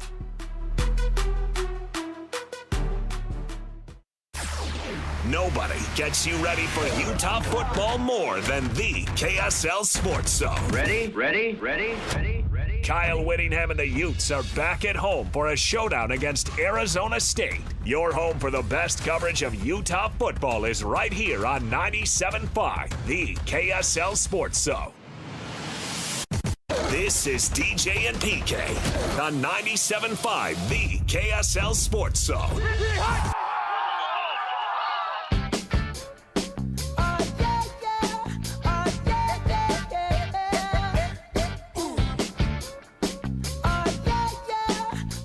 To win tickets Wednesday, caller 12 right now, 801-575-ZONE will win a pair of Fast Pass VIP tickets to Nightmare on 13th, where Halloween lives. Don't miss Utah's scariest haunted house. You can save $10 off nighttime attractions by using the promo code ZONE when you buy your tickets at nightmareon13th.com. Call now, good luck. Yuck, you've got some people weighing in on the open mic. They've gone to the app, and they have shared their thoughts on the question of the morning. Cougar fans, who are you rooting for? Utah or Arizona State? Who do we have first, Yak? Yogi. It's actually Yo-D. Yo-D. Yo-D! Yeah, so I don't know how people are able to do this. They're able to kind of customize their name in the system that we have sent in here. So here's what he had to say first off. PK, I am with you. I am with you all the way this morning. I think as a BYU fan, I want Arizona State to roll up, to kick Utah in the knees, and then stomp on their throat for the whole weekend. And that way, when we play them next week, they're all kind of down on themselves. So I agree with you. I hate Utah. I hate their whole program. I hate Ute fans. I hate everything about them. So, no, all jokes. But, well, some jokes. But, yeah, no. BYU fans, get yourself together because we should want an Arizona State win this weekend. Yo, D, going a little Max Hall right there. And cracking Well, he you was up. having fun at the end there. He was. But the point is, there's no way you want Utah to win if you're BYU. I can't fathom the possibility and how that benefits you. That gets them all sorts of fired up. They're back in this race, man. And then they got to go down to Provo next week, all high and mighty, as they should be at that point. They've only lost one game. What about the Cougar fans who are thinking at 1-2, Kyle will be desperate? It'll be his last stand. He doesn't want to go out with 2 bad years in a row. Well, then he can go Kyle coach will have next his year. back up against the wall. And you never want a Whittingham with his back up against the wall. Have faith in your own team. I would rather have them depressed, thinking we're not that good. If they have total faith in their own team, it's like, we're going to win all games anyway, so it and doesn't matter. The fact that you don't play ASU, that's a reason why you want your rival to win and beat a ranked team, and the Joel Klatts of the world start going nuts. It'll make your win over them bigger then next week. Maybe you want Utah to come in ranked and all full of themselves so you can humble them. No. Yeah, but see, if you're wanting ASU to lose, then you don't have faith in your team already. So that doesn't jive. That's not consistent. People want to talk about your golf story. That's just jive talking. That's what that is. Yeah, let's take a chance, because loving me is just like stealing. No, you might get caught. Stop me if I dance. Stop me if I'm rude, but don't you step my way unless you're going to take a chance. Let's see if I know who Chance is. Go ahead. PK, these other BYU fans are delirious. It's early in the morning. They don't know what they're really thinking or talking about. ASU needs to stomp Utah to the ground. I don't care about strength of schedule, yada, yada, yada. Beat them down, and then we'll beat them down next week. Go Cougs. Yeah. People working a lot of pop culture into this. He gave it the Seinfeld yada, yada, yada. We got a Max Hall quote before that. That's what you want. You want ASU to beat them down, then you beat them down. Think about it. It's not just for this season, too. Then we saw it was undeniable that when you went independent and they went Pac-12, they dominated you. Recruiting. If you're a kid, why would you go play independent when you can go for the opportunity to the Rose Bowl, which was fulfilled by somebody who lived 14 feet away from your campus and grew up being a BYU fan his whole life, and he returns a kickoff for 140 yards in the Rose Bowl against Ohio State and takes 4 sprinters who won the gold medal in the 100 meters and beat them all. He looks over his right shoulder and he says, "Not today, fellas. I'm going all the way." Yeah, that doesn't happen if they're independent and you are struggling along there. No, BYU going to being independent and Utah going to the Pac-12 made all the difference. Now you have a great season. Utah has 2 crappy seasons. We're hypothetical, obviously. That in the Big 12, if you're a recruit in this state, what are you thinking? And they're going to have a coaching change, and you're not? And you got somebody who's going to love you, and you're going to stay humble and hungry? And then after you win, they're going to feed you, so you're not going to be hungry anymore, but you're still going to be humble? That's the best of both. Your gut is full, and you're still humble. Humble and hungry. Yes. There was a year that the quest for perfection was the phrase. I think humble and hungry could be the phrase for this year. No, that's the motto of the program, like year honor, in, year spirit, out. Yeah. tradition, and all that stuff they used to have. Yeah, this is humble and hungry. You want jerseys with humble and hungry on the back? He backed off on that. It sounded like a good idea. Nobody's perfect. Oh, we did that. Yeah, so that didn't work. But I hadn't thought of that in a while. But you got to take the quirkiness with Bronco. I mean, that's okay. And you got to earn your jersey number, Maron. I mean, he's in. Come on, that stuff works for him up with the right kid. I'm not gonna mock him on that. But here, the opportunities for you, because right now, there's a chance given that the BYU money that they have, and I know it's the boosters, so blah, blah, blah, blah, blah, and all the stuff that's over there. Remember when just 2 years ago, the trucks were the end of the world? I do remember that. And the trucks didn't happen, and that surprised me. And I had a conversation with somebody about that outside the Delta Center. I bumped into them. Said, hey, I don't think that's going to happen. Like, how's this going to work going forward? I never would have guessed pivot from that moment to this moment. Yeah. Right, and here we are. Yeah, I know. It pivoted nonetheless. Yeah, and it was and it was a boon. Everybody around the world picked it up. Utah's giving their guys and their ladies trucks. Oh, and BYU, what are they giving them? They're giving them blessings. I mean, you have a truck or you have a blessing. And now they're giving them blessings and all this other stuff, all this cash, and it's going to filter over to basketball. BYU has a chance to take this state and put it again in the old back pocket. And it hasn't been that way for 30 years. And now you got a shot over 30 years. I dare say 35, possibly even 38. And you're laughing. Don't derail me. Just admiring your work. And now you've got a legitimate chance to squash them? You do. These are two huge games for them. I mean, the whole season does ride on this. Two and wins. Beyond that, I'm going even bigger picture. Yeah, well, except with Kyle leaving, and you definitely want the momentum. But that, you definitely want the momentum. That creates confusion potentially, doubt. Regardless of wins and losses. Yeah, you have a coaching change. Right, yeah. The coaching change from Marin to Kyle. I mean, that's across the board, any program, anywhere. Yep. Not particular to Utah. But you'd rather have the momentum going into it than not. Yes. It would just sow more doubt and confusion, and that's all you need. When you're the opponent, you just need a little doubt and confusion to help you out while you're doing your thing. Yeah, right. I mean, presumably BYU's got to keep winning through this tough stretch to cash in on this scenario you're painting. Well, right. Yeah. Right. If they do, there's a ton of work to be done, certainly. Just like there was a ton of work to be done when they went independent. Utah had to beat them to flip the tide.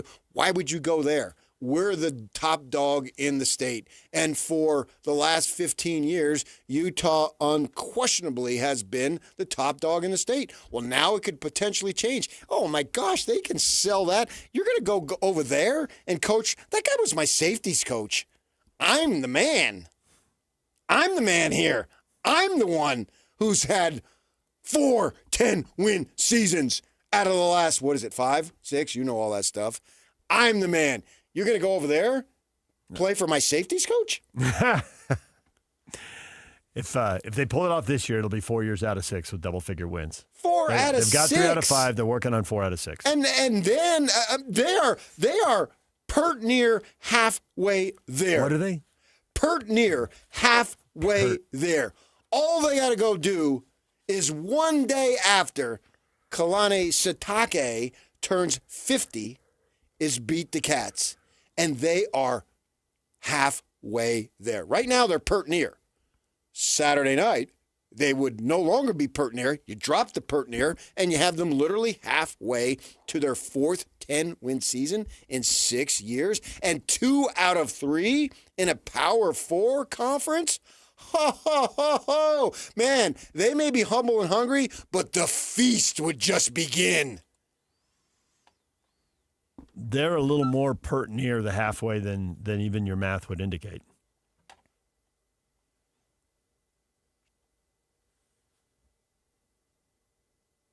All right, well, don't just stop on that, doofus. Well, they're 5-0. They're halfway there. They're already pert near. They'd be 6. They'd be beyond halfway. But the season would be at the halfway point, is what I'm getting at. Okay, the season would be at the halfway. Yeah. But they'd be on their way. Yeah. Although the schedule keeps climbing. I know, but they would have so much mo. They would, no doubt. Another road win, that'd be great. They are the most valuable. Yeah, and I don't care about road wins as far as the level of competition. That's on the level of the competitor there. Just like Utah going on a plane, flying back there, beating West Virginia. West Virginia sucks. I don't care. You got a road win. Arizona's 4-0 at home. So whatever they turn out to be on the road, and maybe it won't be good, and maybe they'll be mediocre, we'll see how that plays out. But you're the first team to beat them at home. They're dangerous is what they are. That's fact. Yeah. They are dangerous. The storyline is yet to be played out in its entirety, and it won't be played out until we get to But at Thanksgiving. minimum, they are dangerous. They're dangerous. Right. All right. DJ PK, Chris Cartman, talking Sun Devils, top of the hour. Stay with us. He'll join us from Arizona in about 20 minutes, right? 15 minutes, right here on The Zone. And now, a look at traffic from the KSL Traffic Center. I-215 has the slowest traffic eastbound between Redwood Road and State Street in Murray due to a multi-vehicle crash. It's on the right shoulder. Be aware of that if you're in the area. Also, northbound and southbound I-15 have your typical delays. Areas of slowing heading into downtown Salt Lake City at this moment as well. This update is brought to you by Advanced Window Products, offering Graver window coverings, high-end quality with the best warranty. Save 30% off when you mention KSL. Go to advancedwindows.com. With your KSL traffic update, I'm Jake Hatch here on 97.5, the KSL Sports Zone. It's game week for the Cougars, and the KSL Sports Zone is getting you ready for kickoff.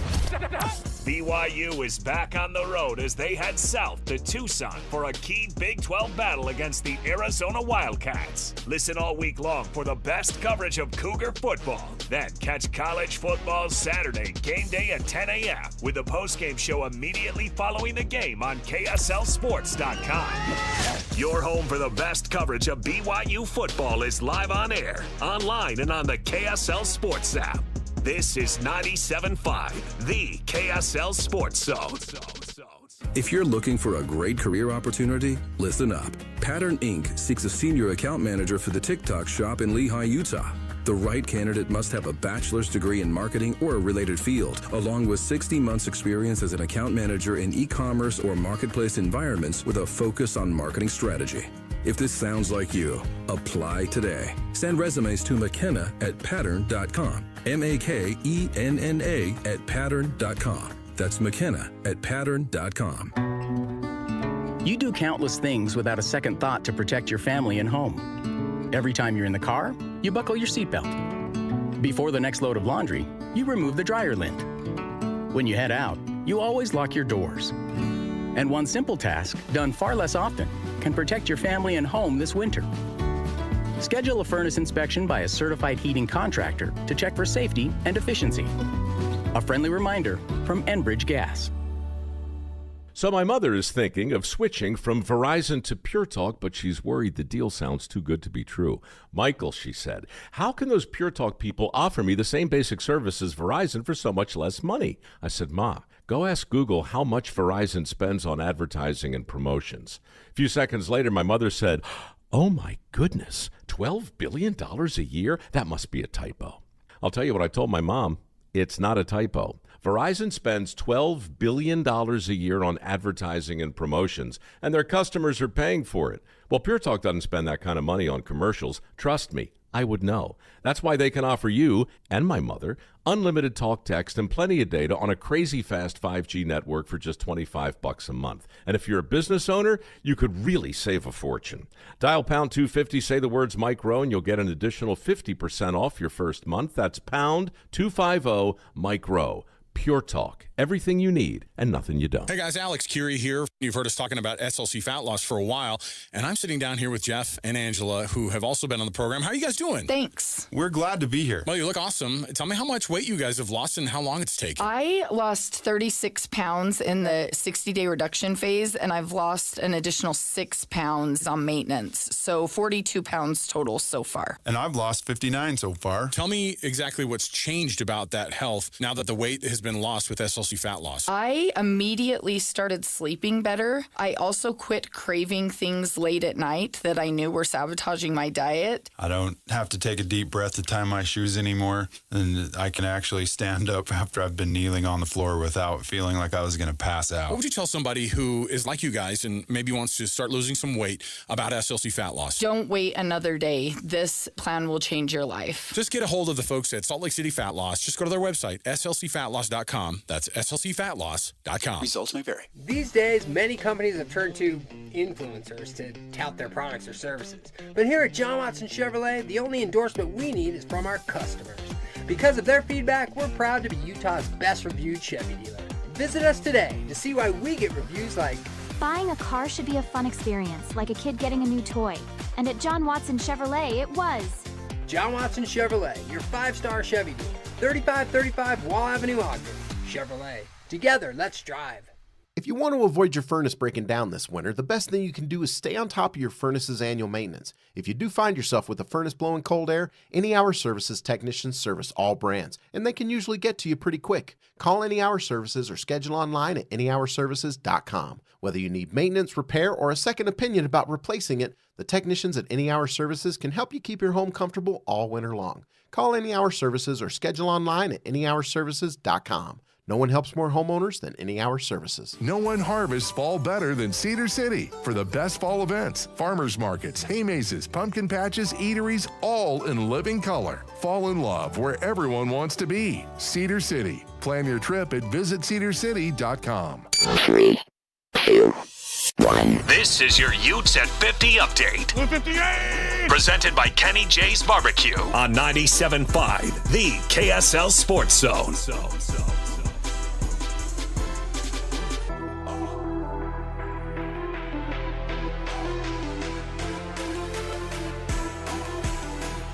This Ute update focusing on the Sun Devils and Smith Snowden. Smith Snowden on how the Utes have come out of the bye. This week of practice has been great. It was nice to kind of get our legs back underneath ourselves. With the bye week, we still were working hard last week, but Coach really looked out for us, so I feel good.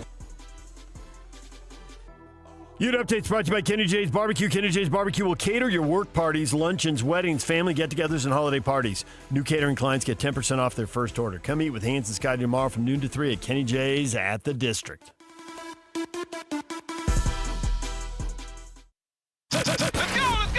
Complete game coverage of the Cougars is right here on the KSL Sports Zone.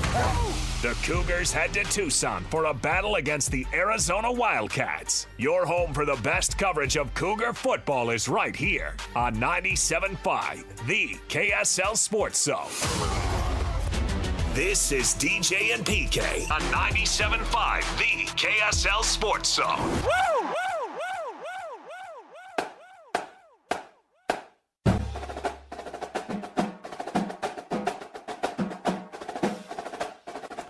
Mr. Mack, Utah County High School Player of the Week this week, Payson High School quarterback Trevin Wall. Wall led the Lions to the largest comeback in state history. They were down 33-0 in the third quarter and rallied to beat Wasatch 37-33. Wall threw for 432 yards and 4 touchdowns, ran for 53 yards and another score in the victory. Don't miss the KSL Sports Game Night Live Game of the Week this week as the West Panthers take on the Granger Lancers. Catch the action Friday night on KSLSports.com, the KSL Sports app, or here on the KSL Sports Zone. The Utah County Player of the Week award is proudly presented by Mr. Mack. No one buys, no one sells, no one cares the way they do. Absolutely no one. I know. I've been saying that for a long time now. Now all of a sudden you saying it's got more credibility, blah, blah, blah. You were something. Couldn't wait to have me read that. I just thought of it right now. You literally counted down like the last 6 you had to read. Well, I got sick and tired of doing your job. Nice. My job's over here. You described it very well years ago. Back of the bus, spitwads. In short, that has worked for a couple of decades. So, hey, yeah. Do you think with the $50 million gift that Stanford got, that is going to turn heads and they're going to get, despite the fact they're in the ACC and they got to travel across the country 4 times, are they going to go out and be able to get their choice of big-time coaches? I mean, not absolutely anybody, because somebody could always re-up their guy and give another contract and give another couple million and keep them there. But I just wonder if coaches are looking at a Stanford job going, man, that was a great job 15 years ago with Harbaugh and Shaw, but I wouldn't touch that thing. No. And if this means, hey, we're in. That's not what you're thinking. If you're thinking that, I don't want you. because it wasn't a great job until Harbaugh took it over. Oh, it was not. You're right. If I go back 25, 30 years, it was a hard job. I want guys like Jim Harbaugh who are going to burn out, but they're going to burn out with all sorts of success, because this is not a business that promotes longevity. Longevity is 10 years. In his same job, 10 years. And for Harbaugh, it's 5, but for everyone else, it's 10. Yes. But the level of success he brings you, and then you bring in his counterbalance, David Shaw. That was great, the way that worked out. Everybody loves David Shaw. He's with the Lions now? Everybody loves the guy. I love the guy. I enjoyed every time I had an opportunity to talk to him. He was so personable and treated me so well. And gave great answers in interviews. Yes. Yeah. And so that worked, and they continued it, and eventually it got away. But can you get it back? Yes. I think you can. And I want somebody who absolutely believes that. And, Harbaugh was a splash.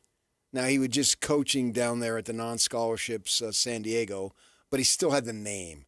He had the family name, and he was a fiery guy. Well, he was a starting quarterback in the NFL in playoff games, right. So and didn't at make Michigan, a Super Bowl, but yeah. He was big star at Michigan. When the Devils won their only Rose Bowl, he was the starting quarterback. He had his dad and his brother. Right, and so he is a dude that knows how to win. Whatever you think of him, he's to me, he's like the modern day Tarkanian. I ain't got time for your rules. I'm here to win, right? And Tark won, and don't bother me with these nonsense rules, right? And I love Pac-10 transfers. Their cars are already paid for. Yeah. So if you don't necessarily have to get that type of guy who's somewhat a little shady if you want to go there, but yeah, I think that you can get kids. Because I think kids now more than ever are they're the most sophisticated that they've ever been. Yeah. And the distances are that you could argue, man, now I can go recruit kids on the other side of the country and I'll be there half the time. And they already could. And so, yes, I think Stanford can get back to a level. Right now they're in a down cycle, obviously. But I just don't know that any program that is willing to invest and then hire the right people has to be down all the time. Totally agree. We've seen these remarkable transformations metaphorically overnight. But that's why I think that the money and the way they, leaked it and let it, that's going to turn heads. Because the coach is going there, it's like, man, if you're not paying any money, I can be the greatest coach, but I'm going to get outbid, and what are we doing? And, now, if they've got this money, I don't know what they're going to do with the transfer rules, but they're going to figure something out. They're not doing all this money and then taking no transfers. Right. You have to play the game to win. Right. Call up Tom Homo. He's got a Bay Area pedigree. How did you do it? Here's what we did. And then do it. DJ and PK coming up next. Utah, Arizona State, Chris Cartman, SunDevilSource.com, 24/7 Sports to talk about the Devils and the Utes. He joins us right after the break here on The Zone. Want to get the latest info on Utah's newest sports franchise? Sign up for the Utah Mammoth newsletter. Get exclusive analysis, plus the latest news and notes on the Utah Mammoth. Sign up today at KSLSports.com for the Utah Mammoth newsletter. Hey, it's Ryan with the Dish Professionals. Are you ready for the best promotion Dish has ever offered? And just in time for football? Sign up today and get Dish's top package free for 3 months, plus the NFL Red Zone free for 6 months, Paramount Plus and Showtime free for 4 months, all with a 2-year price guarantee. There's never been a better time to switch to Dish. Don't let cable, DirecTV, or streaming services raise your bill again. Most of our customers save over $1,000. And now, we're your internet professionals too. With over a half a dozen providers at our fingertips, we'll find you the best options and prices with just one call, starting at $19.99 a month. Call today for free next-day professional installation and dinner at JCW's on us. Call 801-424-DISH. That's 801-424-3474. Call now. Restrictions apply. Offer ends 11/5/25. Attention RV owners or RV wannabe owners. It's the used RV blowout sale. RVs from all over the Intermountain West have been sent to Provo Town Center for this RV liquidation event. Repos, buybacks, rental returns, and trade-ins. Blowout pricing. Every RV has been inspected and serviced and ready to go. Free admission, free parking, dealers welcome. The Used RV Blowout Sale. This Wednesday through Saturday, 10 a.m. to dusk. Go to UtahRVEvent.com. Sponsored by Paris RV, Provo Town Center, 1200 Town Center Boulevard, Provo. Paris RV is your locally owned, family-run RV dealership. We strive hard to find the very best RVs for the price. With 4 locations, over 1,000 RVs in stock, 42 service bays, and 4 super parts stores. We're sure to help take your family on the best RV vacation. Check out our perfect family bunkhouse trailer, the 26BH, that sleeps 9 for $19,995 or $227 a month. Zero down. Life is short. Enjoy it. North Murray, South Murray, Payson, and Pocatello. ParisRV.com. Stay up to date with everything Utah Jazz related with the new Jazz Notes newsletter. Get draft updates, analysis, and be the first to know about every off-season move. Visit KSLSports.com to sign up for the Jazz Notes newsletter. After 30 years of plumbing experience in Utah, we've compiled a list of items we plumbers commonly find in sewer systems. First off, hair. Lots of hair. Like, so much hair. Oh. Roots, dental floss, marbles, and every other toy imaginable. Dentures, watches, coins, live animals, also dead ones. Photographs, we assume from active and very healthy relationships. Wigs, kitty litter. Look, the point is, don't use the toilet as a landfill. This has been a public service announcement from your buddies down at Shamrock Plumbing. Attention Jazz Nation. The long wait is finally over. Mountain basketball is back and better than ever. Let's go! All tickets are on sale now, and you won't want to miss the action. Jump on the opportunity to watch your favorite players live and in person. Whether you're after season tickets, mini plans, or single game matchups, the Utah Jazz has got your back. There's a plan for every fan. Don't miss out. Secure your seats today and be part of the excitement all season long. Let's go! Visit UtahJazz.com today. Hey, Doug, I hear you're giving out free test drives. Yeah?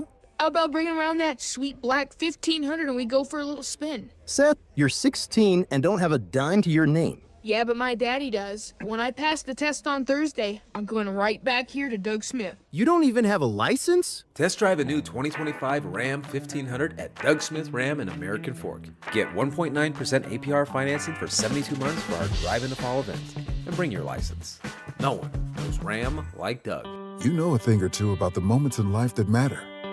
You've seized those moments to embrace joy, accomplish great things, and build meaningful relationships. Is it time now to sit back and reflect on a life well lived? Maybe. Or maybe there's more to be done. Maybe this is the most important moment you've encountered yet. By volunteering with AmeriCorps seniors, you can seize the moment, lend a hand, and get back more than you give. We connect you to local volunteer organizations with opportunities that fit your schedule and match your interests. Through AmeriCorps seniors, you can support people in times of need and make your community stronger.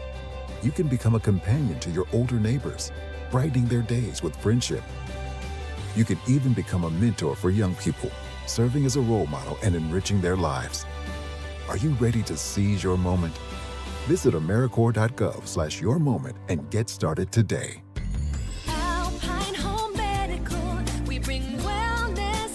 We carry all of your home medical equipment and supplies, and we're always here when you need us.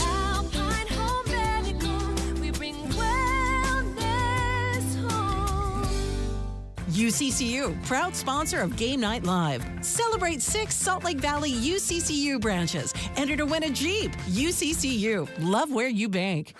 Broadcasting from the Mountain Home Services Studio, this is 97.5 KZNS FM Colbert, 1280 KZNS AM Salt Lake City, and 102.7 KSL FM HD2 Salt Lake City Midvale. This is 97.5, the KSL Sports Zone. Let's go! Complete game coverage of the Cougars is right here on the KSL Sports Zone.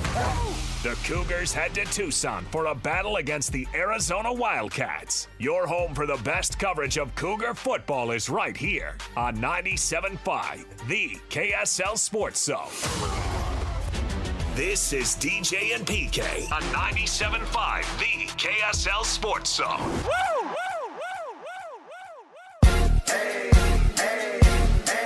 I got a condo in Manhattan. Baby girl, what's happening? it. So gonna get to clapping. Go pop it for a plan, pop it for me. Turn around and drop it for a plan, drop it for me. I'll rent a beach house in Miami. Wake up with no jammies. Lobster tail for dinner. Julio served that scampi. You got it if you want it. Got it if you want it. Said you got it if you want it. DJ PK brought to you in part by Kenny J's Barbecue. They'll cater your work parties, luncheons, weddings, family get-togethers, holiday parties. New catering clients get 10% off their first order. Come eat with Hans and Scotty tomorrow from noon to 3 at Kenny J's at the District. DJ PK, we are joined once again by Chris Cartman, SunDevilSource.com, 24/7 Sports. Chris, welcome back to the show. Thanks for joining us. Great to be with you guys. So, Chris, as you may know, you may remember, PK is a Sun Devil.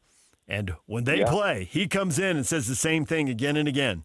I can't believe they just won another close game right at the end. They looked beaten. They pulled the rabbit out of the hat. They got it done. Do you have any explanation for how they keep doing this? Is it just, hey, it's going to even out over time, or has Dillingham got something going? Has he got some secret sauce? Yeah, there's three things that are big factors in that. Number one, ASU's had great turnover margin. Last season, ASU was first in the Big 12 in turnover margin in the regular season. The other teams that were tied atop the conference were all great in that category. Number two, ASU has been able to stop the run pretty consistently, first in stopping the run. That matters a lot throughout games and allows you to kind of be in position to where you can win at the end. And then Sam Leavitt is a difference maker in the fourth quarter and late in the fourth quarter. His mobility extends drives and is difficult to manage when the game is on the line. He tends to kind of come up big. And as a second part of that third item is Jordan Tyson's playmaking capability is just different than pretty much everyone in the Big 12. I think he's the best skill position player in the Big 12 when working with someone like Sam Leavitt, that those things kind of all converge to give ASU one of the best late fourth quarter teams probably in the country. Yeah, I listened to your recap. You had Jordan Tyson as possibly the best receiver at ASU history, but I think you couched it in your time, which I believe is about 2 decades, because as I was listening, I was screaming at you, John Jefferson, but I think that was well before your time, so I think you were making that point. And I've listened to I usually listen to Dillingham's thing that he posts when I go to the gym and keep up with the program. Obviously, I have a personal interest, plus also it's for work, so it's a good thing for me to do to kill time when I'm on the treadmill or whatever. And they were talking about, he's got to find opportunities to get the ball to the other receivers, and I'm thinking, why? if it keeps working with this kid, why? I mean, if it doesn't work and they put 2 or 3 guys on him, that's another story. But it seems like it was working. And I mean, in that long touchdown pass that they had against, was it TCU a week ago or so, 2 weeks ago now, because they had to bye. I mean, that was almost like you could argue that was a game saver. I mean, they were really struggling at that point. So, I mean, this kid is just that good. So keep going to him. Totally agree. In fact, that's why Marcus Arroyo, ASU's offensive coordinator, was the top offensive coach in the country last year, according to the Broyles Award. What the Sun Devils like to do with Tyson is move him around the formation to exploit the types of coverage tendencies and any personnel vulnerabilities that opponents have down distance situations. So he's going to be in the slot. He's going to be into the boundary. He's going to be on the wide side of the field. And that's something when you have predictable tendencies as a defense that can really be taken advantage of. So like TCU, you kind of knew that they weren't going to be in a lot of cover 2 trap style where they're rolling a safety as a bracket. Utah plays is a little bit tougher, I think, of a defense because of the way that it merges so seamlessly between what looks to be man and it'll turn into a cover 2 trap, or they play a lot of They play a lot of cover 3 kind of mixed in, but they play a ton of man.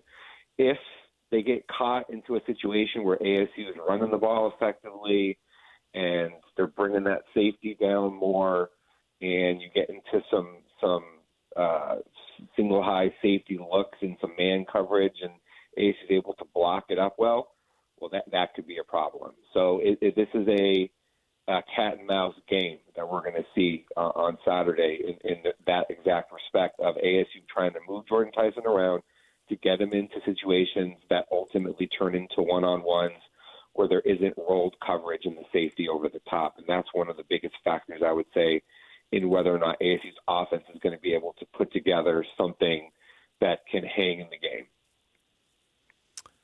Curious about Arizona State's ability to run the ball against the Utes. I know the early season stats can be a little squishy. You get some blowouts, you can blow them up. But, man, Arizona State ran for over 200 yards against TCU. So what do you think of their ability to run the ball on the Utes? Because that's traditionally something Kyle Whittingham, he focuses on it, and he gets that run defense pretty solid. But ASU is crushing it so far. Yeah, Relief Brown's over 500 yards, averaging – we're only a couple backs in the conference, over 100 yard per game average, and it's interesting because it's quite different than the Cam Scadaboo type of grind it out, yards after contact style. Relief Brown's more of a home run hitter. He doesn't necessarily have the greatest vision or feel for where a hole is going to be sometimes, and then other times he just pops through. And he's by the linebackers in a hurry, and he's hitting a 75-yard touchdown. So he has a big play capability to what he's doing. And if you give him too much of a hole in a gap scheme run where he feels really good about it, he can break that. Overall, I think ASU is not as good running the ball as with Cam Scadaboo, and especially that shows up in short yardage and goal line situations. That's been a weakness for ASU to this point. It probably cost them the Mississippi State game when they got down onto the doorstep and couldn't get in there. And in other situations, it's been pretty frustrating, I think, for fans to see that they've marched all the way down the field and they can't turn some of those drives into touchdowns. And that's also super important when you're playing in a game that I think will be lower scoring than the typical game because these defenses are quite good, and you may even have some inclement weather there that contributes to it.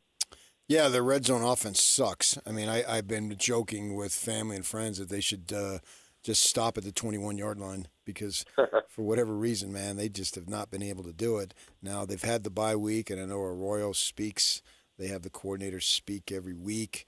What types of changes do you think that they can do to be far more effective? Even on the one where they scored the touchdown to tie the game, that was on a 4th down on the pass to Levitt to Tyson, and they almost didn't get that. And so these opportunities that they get down there and not coming away with anything or just 3 has been devastating. So they've got to get better. What are they going to do? Yeah, so I think they have improved in the high red area in the last couple weeks, and I think Levitt's done a better job of managing those situations. It's been mostly when they're inside the 5, right, where they've had the biggest issues. Something that they introduced yesterday in practice was they moved Ben Coleman from center to left guard, where he started last year and had played a lot more in his career, hadn't really played center, and they put Wade Helton, who replaced Jamedo Obigbo early in the game against TCU in the first quarter after Obigbo had a costly penalty. They moved Helton from left guard to center, and I think he's a little bit more physical of a player getting off the football, a little bit more athletic, and I'd say a little more range and strength, play strength, whereas Coleman is a great pass pro guy, especially at guard. And so their hope, it seems to me, would be to get a little bit more push at the snap. I don't know if that's going to work. I don't know if that's a really great idea when you're going up to Utah to introduce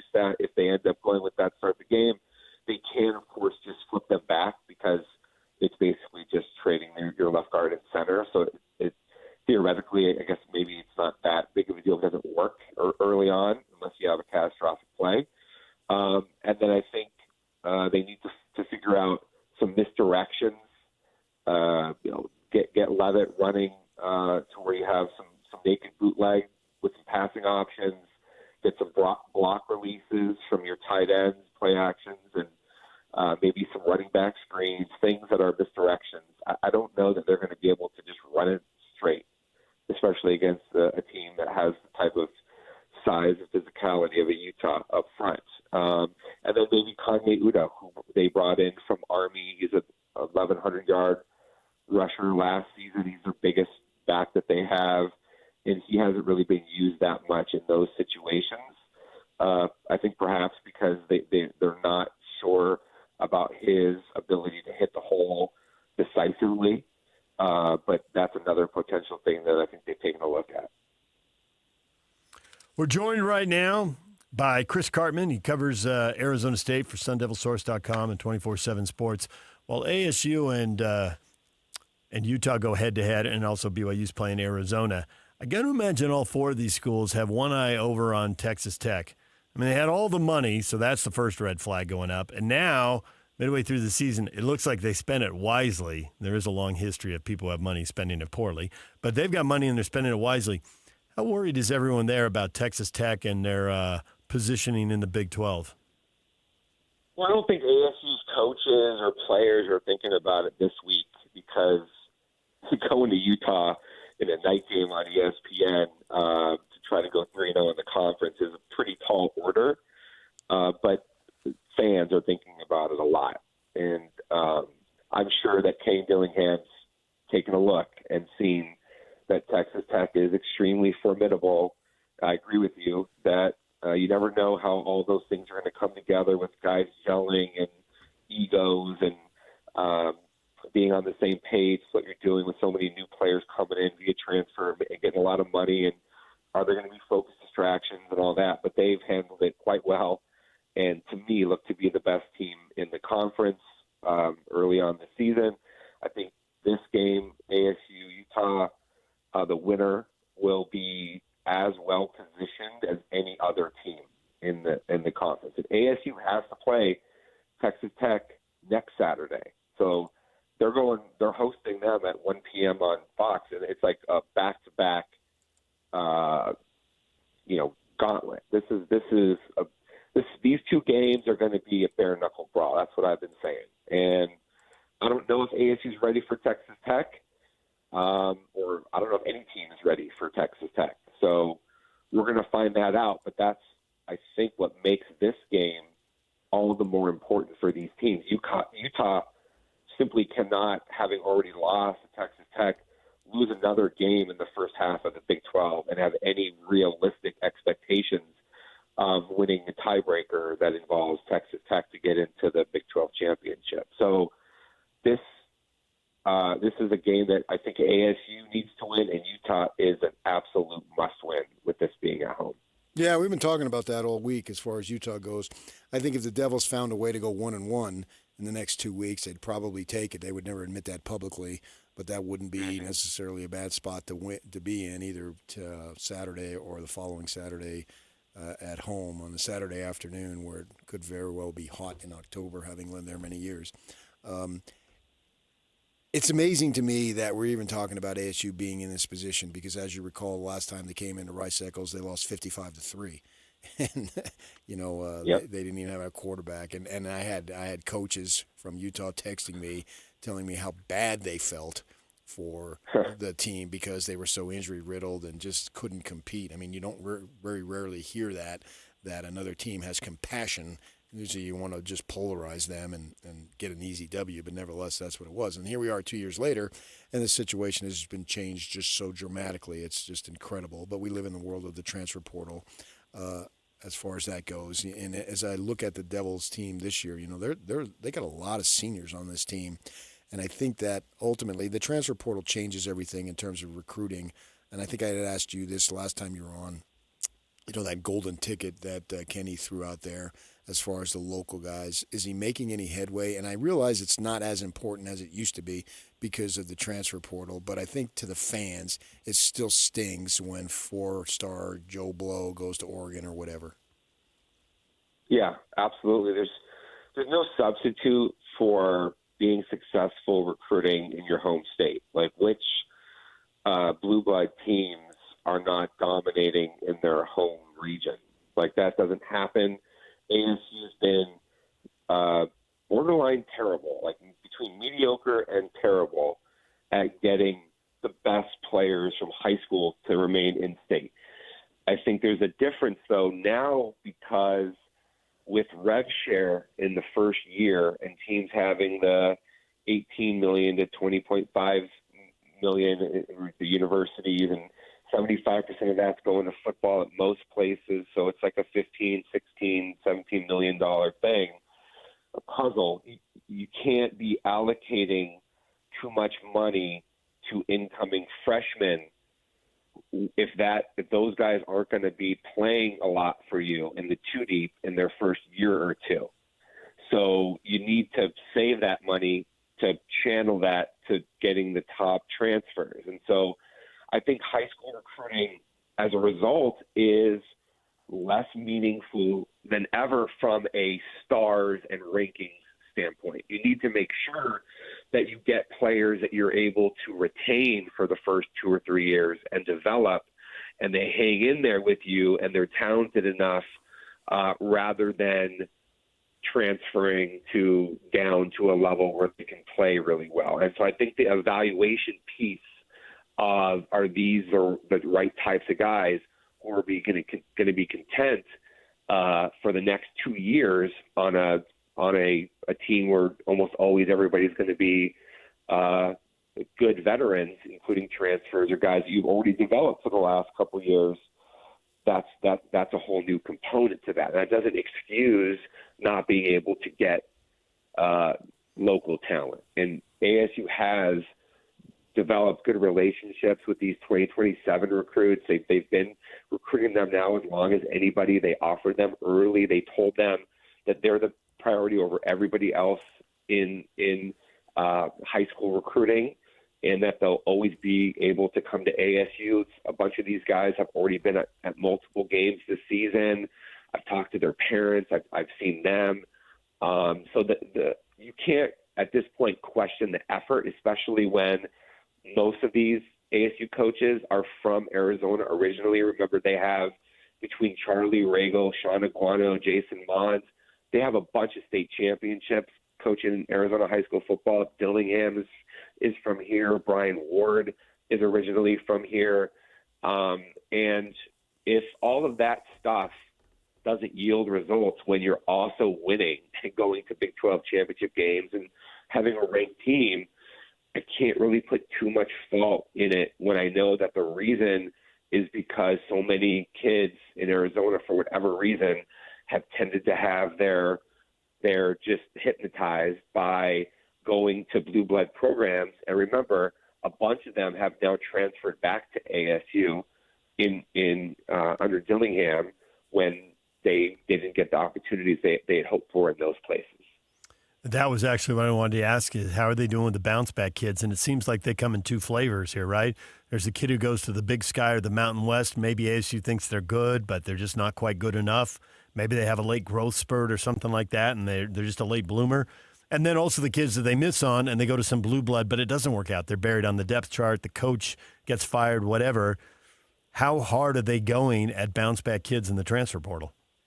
So they've actually taken a bunch, and what's interesting is that a lot of the high-profile ones that they were able to get back, they haven't actually done that well. Like Bram Walden was the number 1 or number 2 recruit in his class out of Saguaro, went to Oregon, didn't play there, transferred back.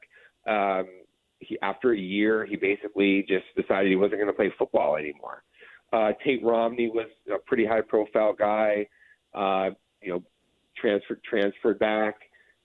He's a backup. There's a bunch of guys that they've added who were at other places, and for whatever reason, they haven't really popped. And I have a whole hypothesis about this. I think that Arizona high school football, with the really big time programs, the Chandlers and Saguaros and Brophy Preps and others, I think that they do such a good job of coaching and developing these guys and they get so much traffic from a recruiting standpoint because all these college coaches want to go to Arizona in the spring, and they're going to stop at all the prominent schools. I think that you're not going to out-evaluate that group, and you're not going to be able to develop those players as much as the players who go to lesser-known, not as good high school programs. So I think a lot of times the sleeper Arizona prospects end up being better in the long run because they have a longer runway to develop. And that's, in my opinion, the guys at ASU shouldn't miss on because they also aren't going to cost as much in the revenue share era. So I think ASU's had some success with some of those guys, getting them on their roster, like Lamar Williams. He went to Eastmark High School, which has only been around for like 4 or 5 years. Nobody really saw him. And now he's their second-string defensive tackle as a redshirt freshman who's probably going to end up being a multi-year starter. There's other guys that are like that out there. I think ASU has to try to maximize its evaluation piece to bring those guys in. Did they recruit Dampier? No, they didn't really recruit Dampier. We're talking about a period when ASU recruited and landed some pretty good quarterbacks. And I think the sense on him was, okay, he's 5'10", 5'11", and he's a great athlete. Is he going to be able to manage the balancing act at a high level in college as a true pocket passer or a full service quarterback? And I think there were some questions about that. Dillingham said this week that he made a mistake personally and wished that he had recruited Dampier more aggressively. I don't know how much of that's posturing because he's tended to get some pretty good quarterbacks as well. Chris, we appreciate the time and all the info. Thanks for joining us. That theory had PK nodding his head like, yeah, we got to talk about that. I think we're going to be talking about that. Chris, thanks for joining us. My pleasure, guys.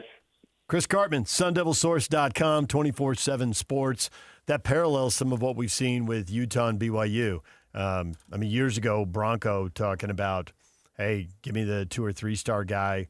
The long runway theory Cartman just threw out, who wants to work hard and wants to get better. And by his 4th, 5th year, he can be a good player. And we've seen it with Kyle Whittingham, bringing guys in and coaching them up. There's no celebration when they get them, but there's certainly tears shed when they leave after they've done all their good work. Right, but I think there's levels, and that's an important level too.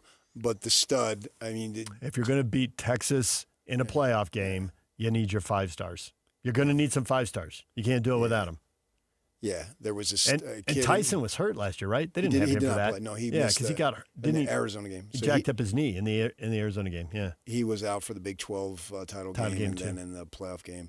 But at the same time, when Georgia's winning the national championship, the cornerbacks, he's a kid who played for this Munz, who's now the tight end coach. Dampier played for him too at Saguaro, and he's making the pick 6, and he's right 5 miles away. Yeah. So try to get those guys too. Right. DJ PK, it's 97.5. The KSL Sports Zone. When we come back, everything you missed in this show, that's next. And now, a look at traffic from the KSL Traffic Center. Got 2 crashes now on I-215 eastbound in Murray. The original crash is still there. It was up earlier this morning onto the right shoulder. Another crash is reported on eastbound I-215 just before you get to I-15 at the South Interchange. Also, crash I-215. This is southbound in West Valley just after the transition wrap to the 201 highway. That is also on the right shoulder. This update is brought to you by the Whipple Service Champions. From system installs to fast fixes to delivering award-winning heating, cooling, plumbing, and electrical services. Call the Whipple Service Champions for the win today. With your KSL traffic update, I'm Jake Hatcher on 97.5, the KSL Sports Zone. Hey, bro. You hear us every day with our crazy opinions. Hey, what you doing? Well, now, it's time to hear from you. Hey, great show. Download the KSL Sports app and fire off your thoughts with the call-in tab on the bottom of your screen. Your show is fantastic. It's the one that captivates me the most. You can tell PK to stop singing. Cheap bangs! Let Jake and Ben know what you really think of the Jazz. Woo! Tell Hans and Scotty about your favorite barbecue spot or what color of tie JJ should be wearing on TV. The best entries will be played on the air. Download the KSL Sports app now and hit the call-in button to let your voice be heard. I think you guys do an incredible job. This is 97.5, the KSL Sports Zone. Temperatures might be cooling down, but fall camping's just warming up, and so is the country's largest used RV show. That's right, we're back in Utah just in time to outfit you for even more fall fun. October 9th through the 11th, we're packing the parking lot at the shops at Southtown with a huge selection of used RVs to fit any budget. Shop travel trailers, fifth wheels, toy haulers, motorhomes, and more, all in one lot. We're talking RVs starting as low as $7,995. No payments until 2026 on approved credit. You'll also find new RVs at the show at used pricing, like all remaining new 2024s, and select 2025s marked down for fall discounts. Plus, get hooked up with specially priced hunting trailers just in time for hunting season. Get more details and find the best deals early at UtahUsedRVShow.com. All this plus free admission to the country's largest used RV show. 3 days only, October 9th through the 11th at the shops at Southtown. Open daily at 11 a.m. Sponsored by Bish's RV. See you there. Stock number 75941, subject to prior sale. See dealer for details. DJ PK and John from J. Brooks Jewelers. John, you refer to yourself as a full-service jeweler. What does that mean? Once upon a time, before national stores and online sites flooded the market, your local family jeweler was the expert in your life that handled all your jewelry and watch needs. J. Brooks is that full-service jeweler today, where everything is handled by us, including appraisals, jewelry repair, watch repairs, as well as general service of all Swiss brands, and the most beautiful custom creations, including our new JBJ Bridal Collection. We can take your existing jewelry and freshen it up, or we can repurpose it completely with a fresh design, but using all of the sentimental parts that you already own. And of course, if she's ready for the upgrade you always promised, we can help you with a selection of a new larger diamond to say I love you more than ever. So whatever your celebration is, let J. Brooks help you any way you may need. J. Brooks Jewelers, Murray and Lehigh, and online at jbrooksjewelers.com, where women know what women want. Hey, it's Ryan with the Dish Professionals. Are you ready for the best promotion Dish has ever offered? And just in time for football? Sign up today and get Dish's top package free for 3 months, plus the NFL Red Zone free for 6 months, Paramount Plus and Showtime free for 4 months, all with a 2-year price guarantee. There's never been a better time to switch to Dish. Don't let cable, DirecTV, or streaming services raise your bill again. Most of our customers save over $1,000. And now, we're your internet professionals too, with over a half a dozen providers at our fingertips. We'll find you the best options and prices with just one call, starting at $19.99 a month. Call today for free next-day professional installation and dinner at JCW's on us. Call 801-424-DISH. That's 801-424-3474. Call now. Restrictions apply. Offer ends 11/5/25. Since 1954, Mountain Home Services has been Utah's trusted name in home comfort. Right now, get your AC and furnace tune-ups for just $49.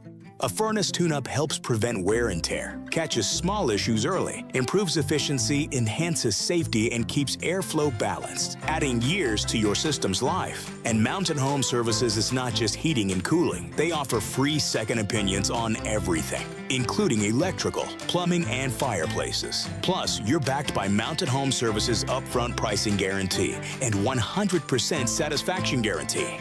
No surprises, just honest service. Call 801-543-2222 or visit mountainhomeservices.com to schedule your $49 tune-up today.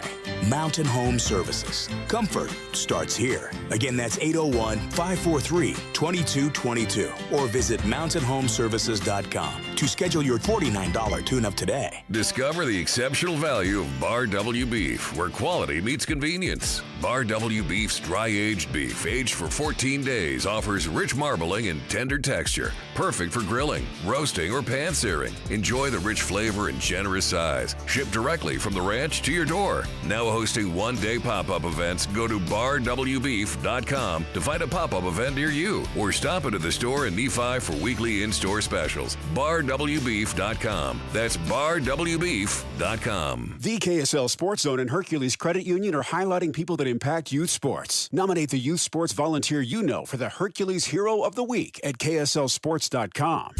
This is your Cougars at 30 update. Presented by Kenny J's Barbecue on 97.5, the KSL Sports Zone.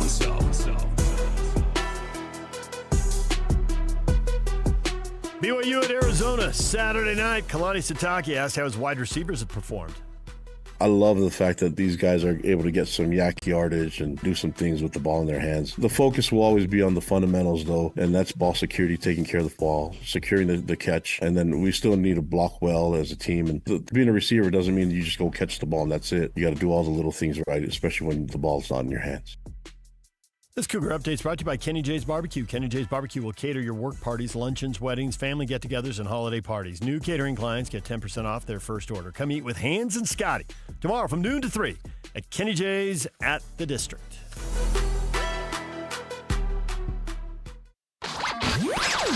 For all of you, less motivated listeners, it's time for your 9 o'clock. Where the heck have you been headlines? Where you at? With DJ and PK on 97.5, the KSL Sports Zone.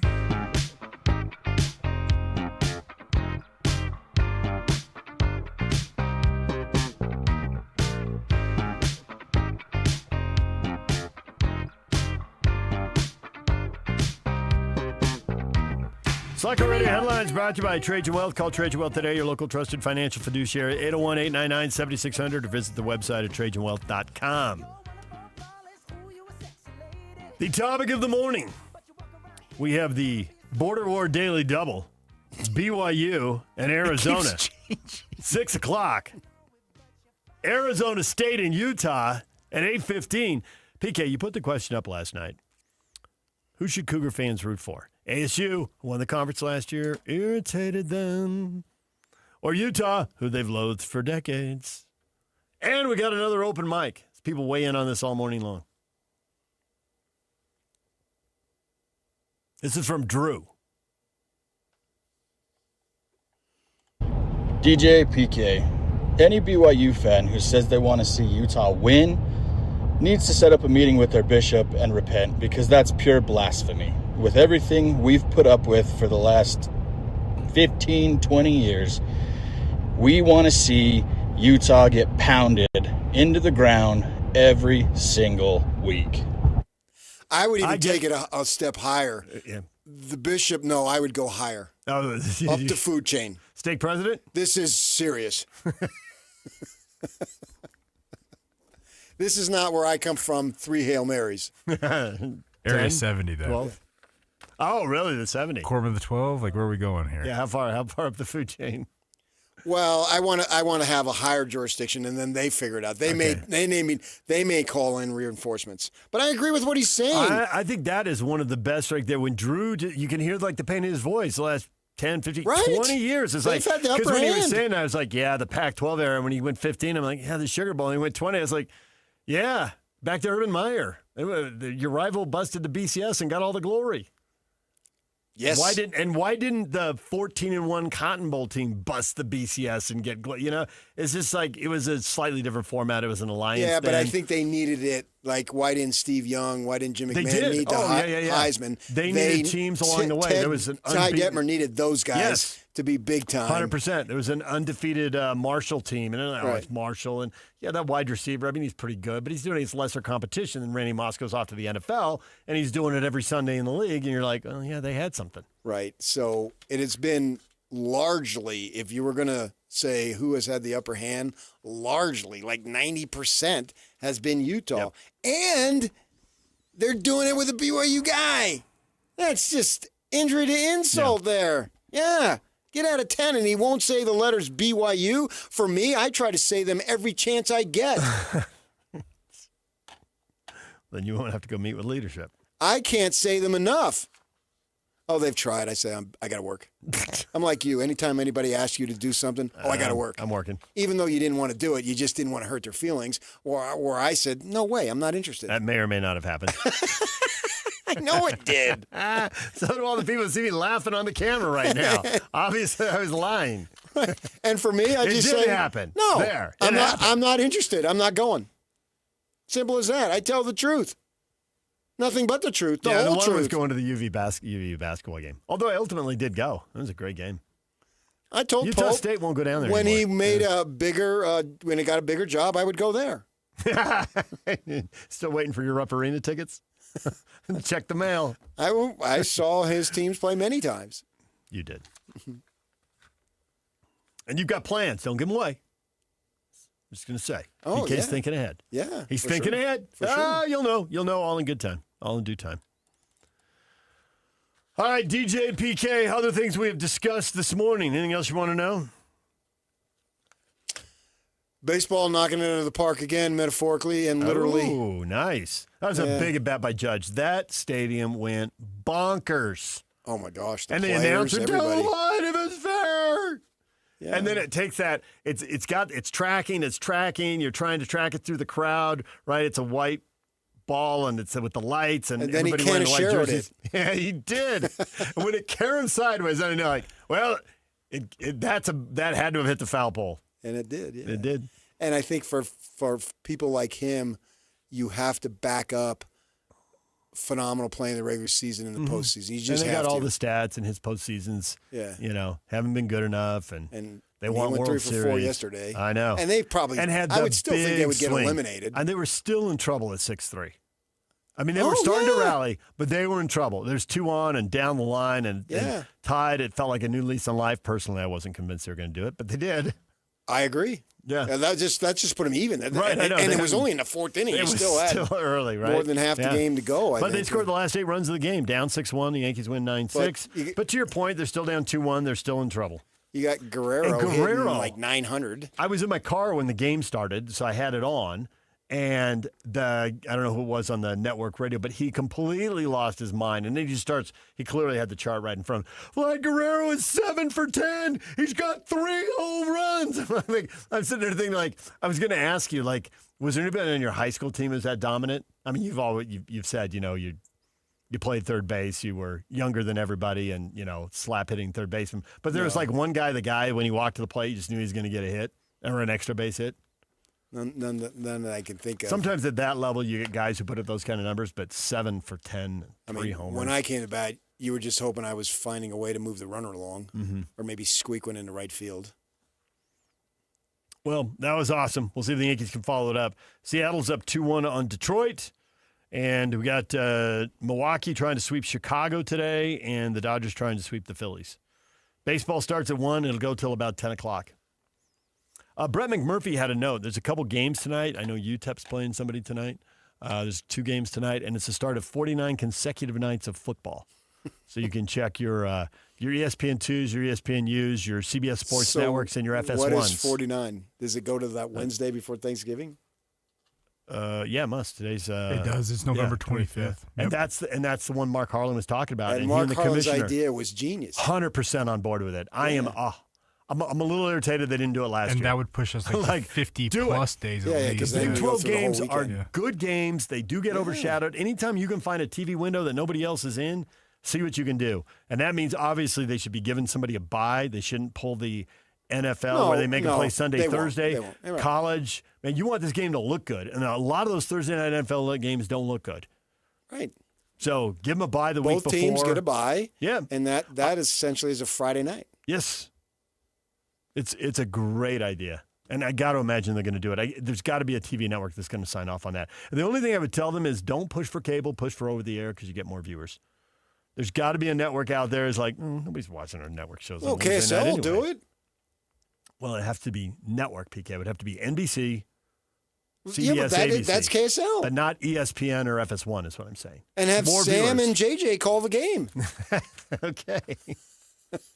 You want to do sideline? Apparently. Yeah, you'd be good at it. Somebody has to anchor. Remember David Locke doing sideline? We got to bring that up with him. There was a memorable moment when he did sideline. I do. John L. Smith. Yeah. What do we have? We have got news here, Yak? So we've been talking about the Stanford football program and the $50 million infusion of money. It comes from Bradford Freeman, who was a graduate in 1964. Well, anybody named Bradford, you're going to be intelligent. And he went on to have a long career in both investment banking and private equity. And he actually endowed the head coaching job at Stanford back in '88. So he's now just added another $50 million to the pot. Way to go, Bradford. Stanford. A lot of coaches are looking like, ooh, that's a good job. And Talk to me. Tell me more. The statement from Stanford says we plan to use this to great effect in the changing world of college athletics. They have to. Yep. All right, DJ and PK, your feedback next. Stay with us. It's all over almost here. Don't go nowhere. It's game week for the Utes, and the KSL Sports Zone is getting you ready for kickoff. After a much-needed week off, Kyle Whittingham and the Utes get set for a massive conference showdown against Arizona State. Listen all week long for the best coverage of Utah football and your chance to win tickets to the game. Then catch college football Saturday, game day at 10 a.m. with the post-game show immediately following the game on KSLSports.com. Let's go then. Let's go, baby. Your home for the best coverage of Utah football is live on air, online, and on the KSL Sports app. This is 97.5, the KSL Sports Zone. I'm Walker Kessler, and I play basketball for a living. So I know how important it is to have the support of a team you can trust. That's why I love UCCU. UCCU is more than a credit union.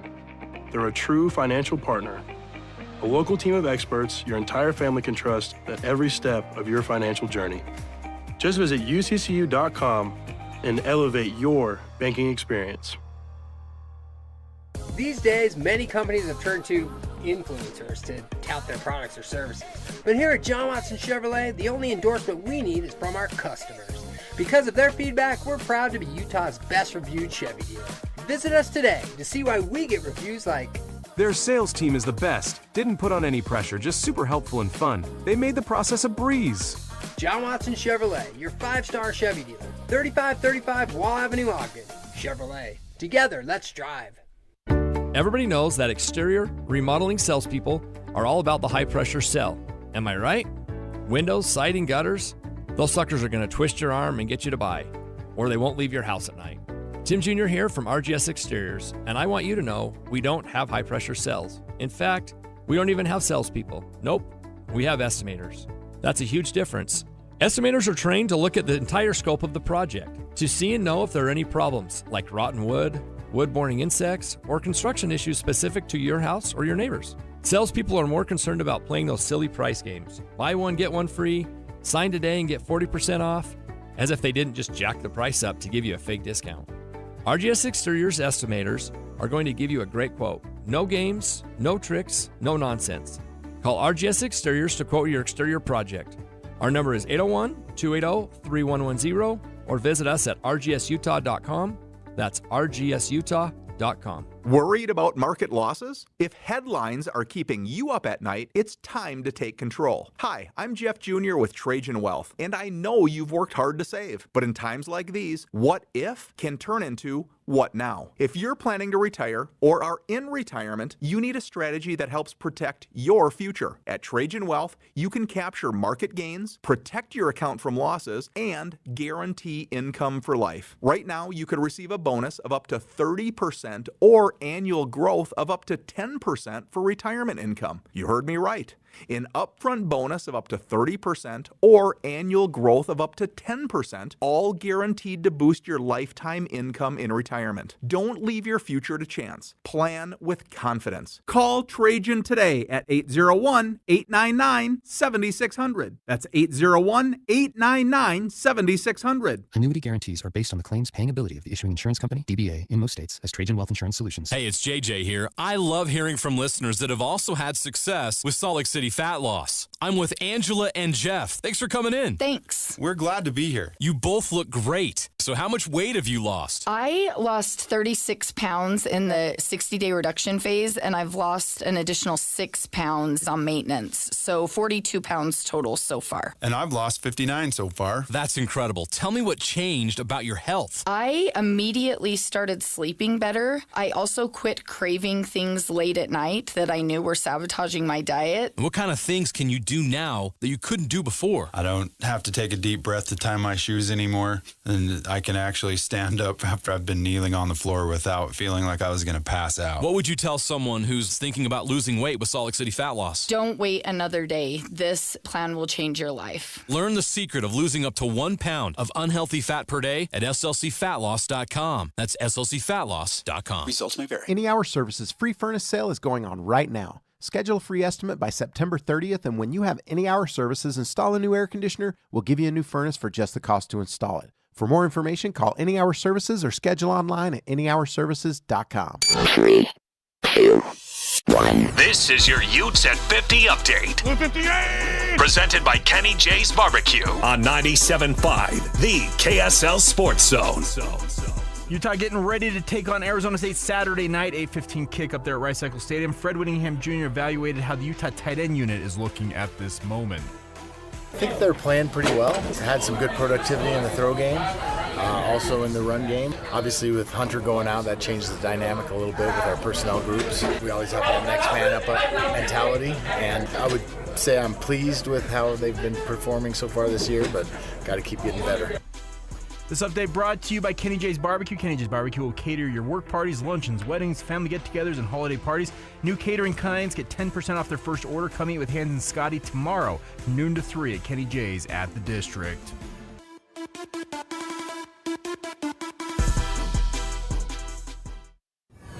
And now, enough of us. It's time to hear from you. From all your texts, tweets, and posts.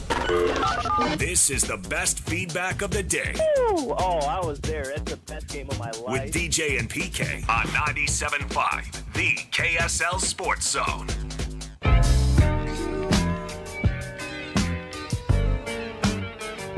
I can't believe today was a good day.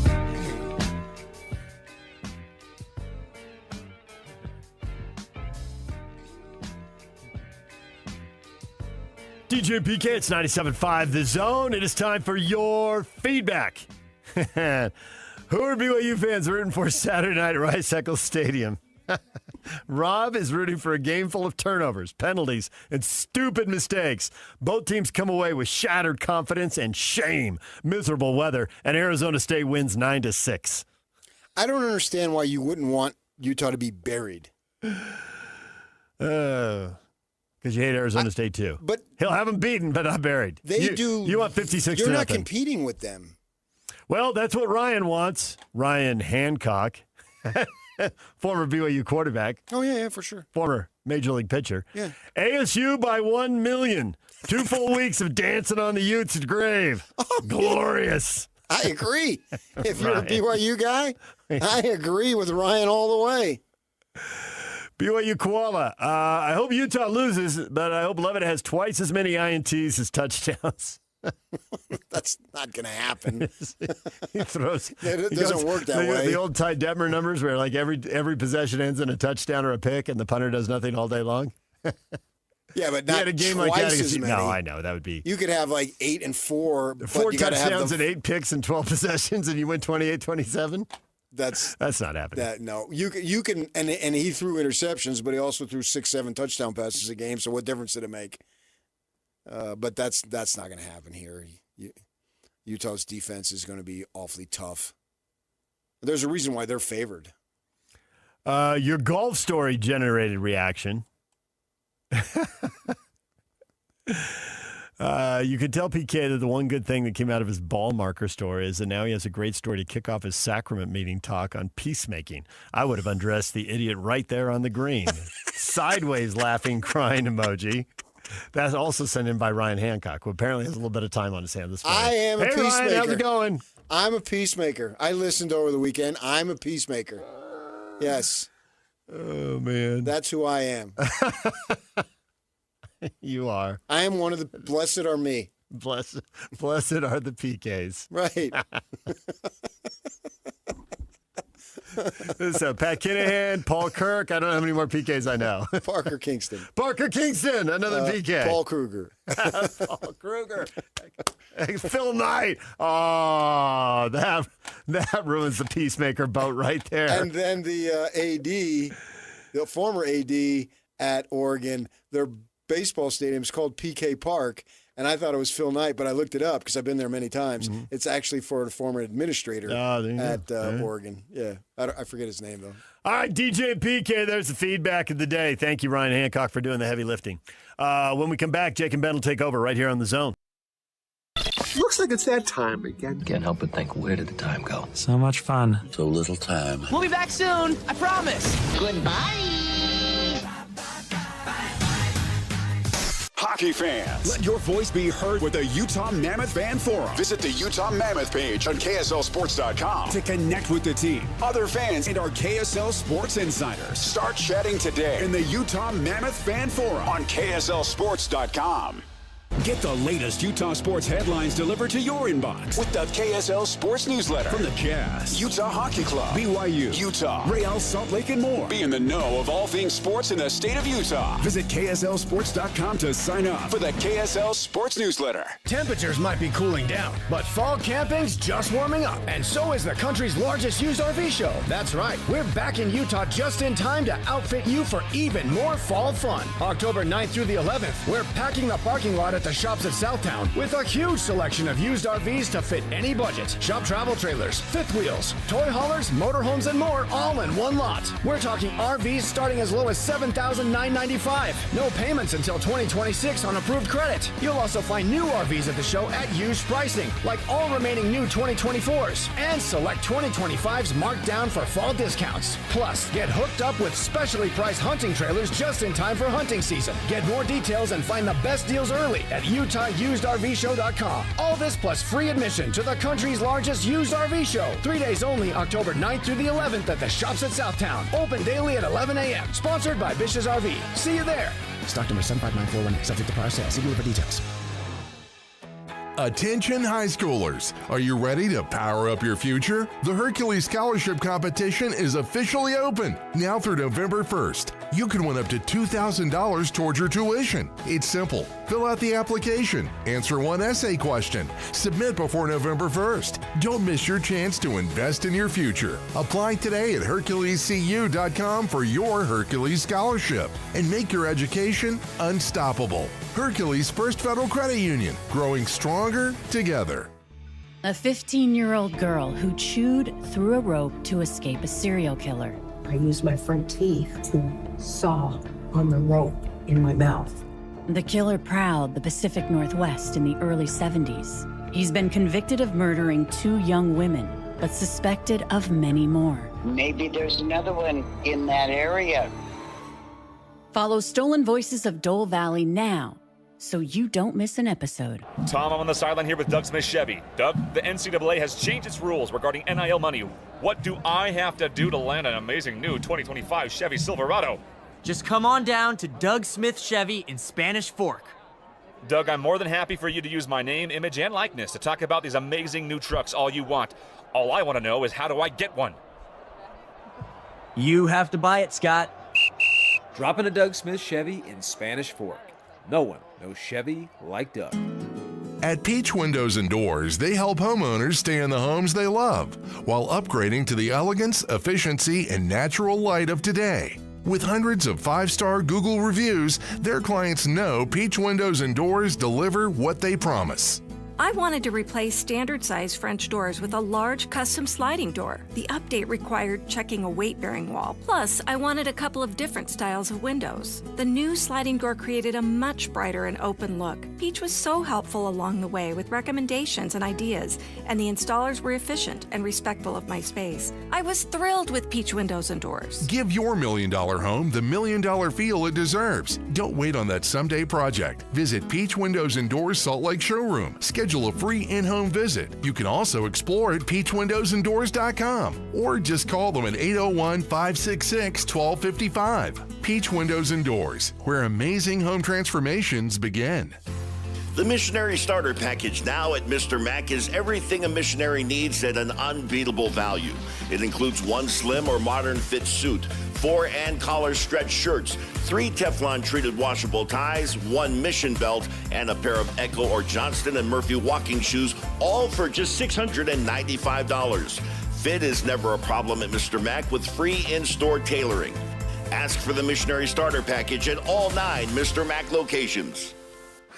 Broadcasting from the Mountain Home Services Studio, this is 97.5 KZNS FM Colville, 1280 KZNS AM Salt Lake City, and 102.7 KSL FM HD2 Salt Lake City Midvale. This is 97.5, the KSL Sports Zone. And now, it's 10 a.m. Let's just get down to it. And it's time for your sports fix. Strap yourselves in, folks. From two guys who have covered the teams you're passionate about for years. We are professionals. This is Jake Scott and Ben Anderson on 97.5, the KSL Sports Zone.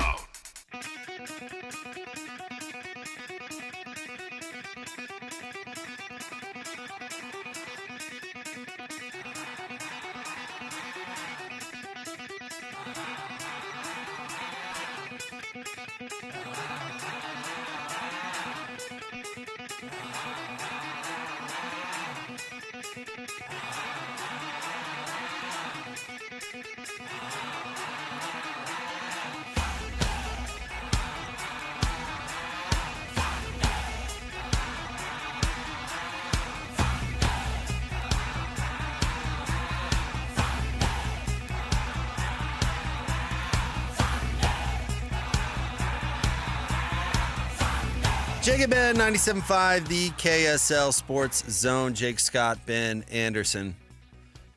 You know, being a radio producer at one point in my career, Ben, you know, we've talked about this. You start to think of life through a weird lens like drops and stuff. Another one is the beginning of songs because you use them as bumpers, right? And usually, you know, you can create a special bumper where you jump in the middle of a song, but for the most part, you're using the beginning of songs. So you weirdly listen to the radio for like the beginning 30 seconds of a song or 45 seconds of a song or whatever. Is it slow to get into it? Is it quick? Like Bob O'Reilly is a great bumper music, but you have to cut off like the first 30 seconds because it's just at least it's the keyboard. It's a slow burn. Slow burn. Yeah. That song, one of the great ones. Yeah. Like one of the great lead-in bumper beginning songs ever, as weird as that is. Maybe that's a What You Got Wednesday. Best openings to songs? The best starts of songs. Okay. Best bumper music. Okay. I don't know. That one might be a little difficult. We would not overlap, likely, either. Agreed. Yeah. It's pretty niche. It is pretty niche. But, so maybe we got to workshop that. But I do weirdly listen to songs, in particular to the first like 30 seconds, because I got into that habit. But that song is one of the great bumper first songs, 30 seconds or whatever, first 45-second songs. No question. I did that with skateboarding. I thought of, because I was editing parts together, and I was like, well, this song would look good for skateboarding because it has certain beats. And then also every set of stairs I've ever looked at or handrail I use in my life now, I'm like, wonder if I could skateboard on that. And I'm like, I haven't skateboarded in 10 years, and I haven't skateboarded seriously in 20-plus years. So, no, but it never leaves you. You played a new skate game? My son has. I downloaded it, and he's played it. So it's pretty cool. Yeah. You know what my favorite one is? Maybe at least favorite at the moment, because this is look up, see if we have it in the system, Christian, the Spencer Davis Group. And Give Me Some Lovin', I believe, is the name of the song. You'll recognize the beginning, I'm sure, when you hear it. But this is like my favorite of all time. Like a good build, you know.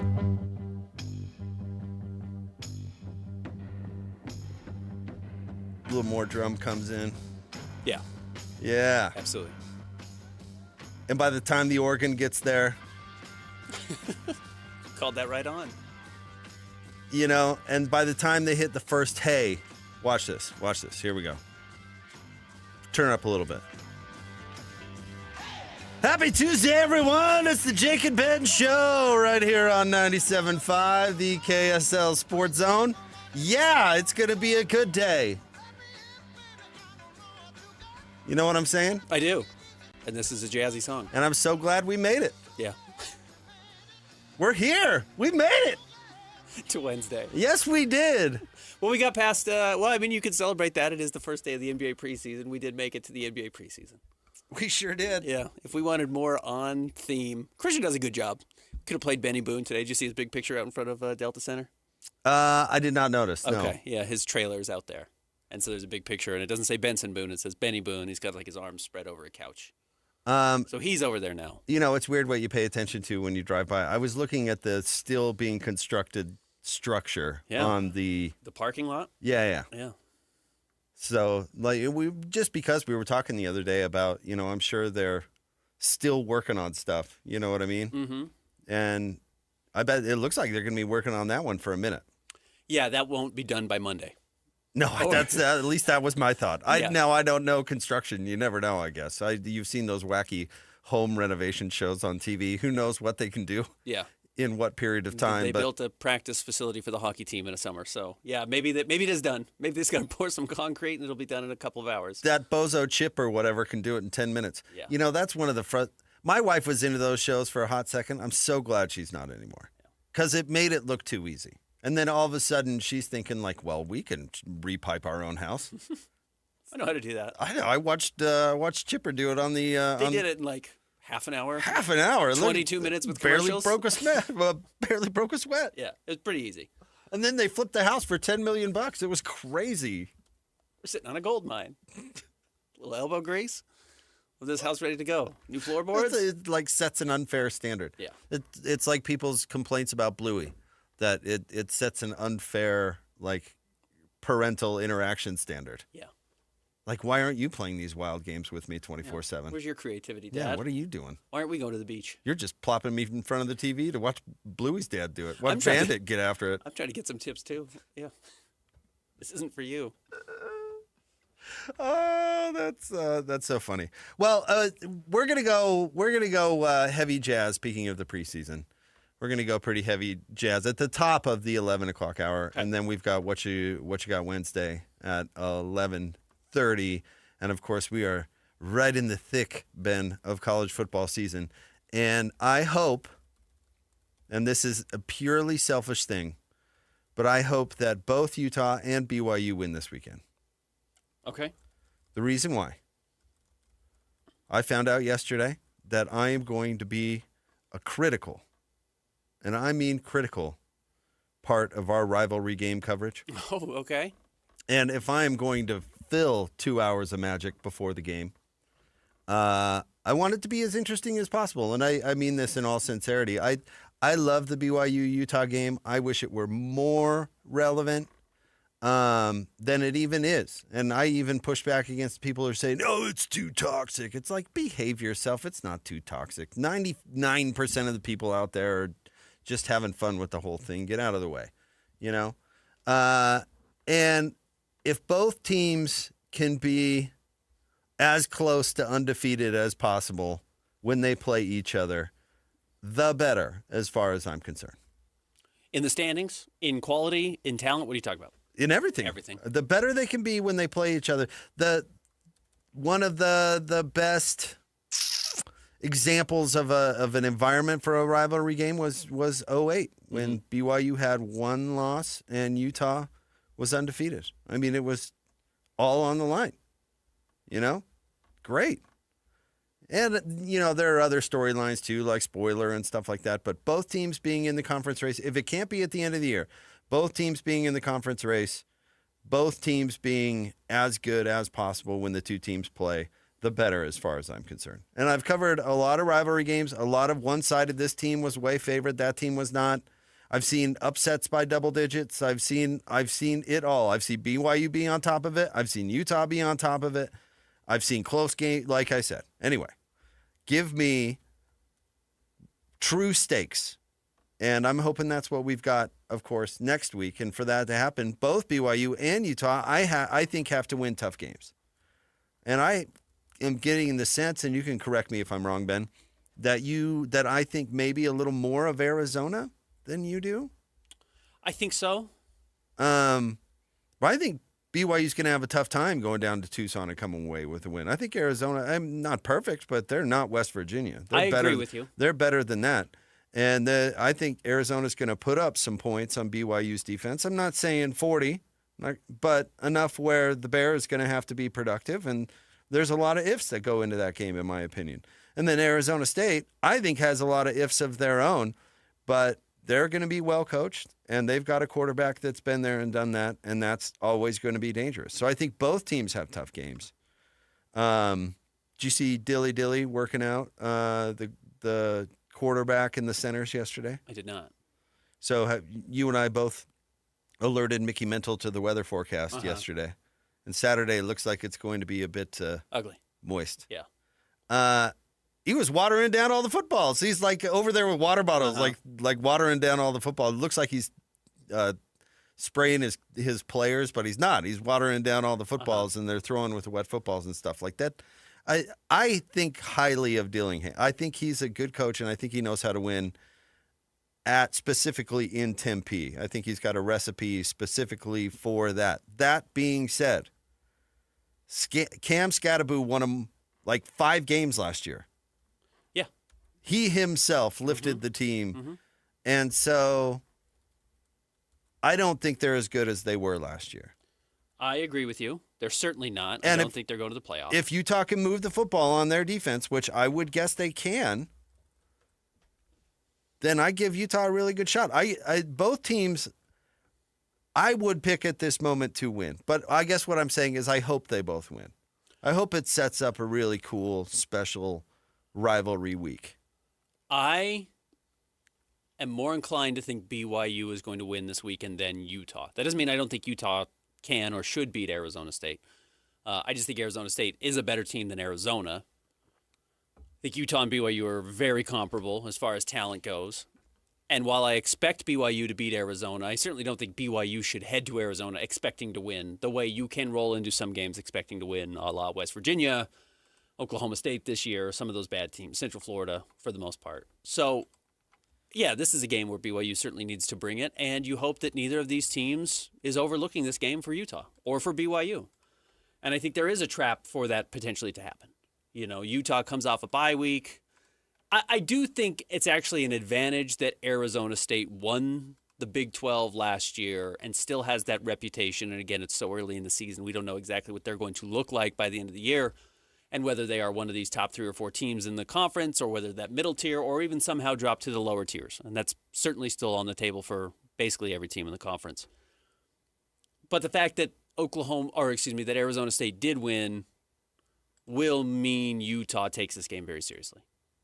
I don't think there's a chance Utah overlooks Arizona State to prepare for BYU. I think it's more likely that happens for BYU against Arizona with the understanding that I don't know if Kalani's ever actually done that in his career. Kalani is really good about having his teams prepared all the time. They always seem to show up for the opponent in front of them, and they don't really tend to lose games certainly recently, for reasons outside of what happened on the field that day.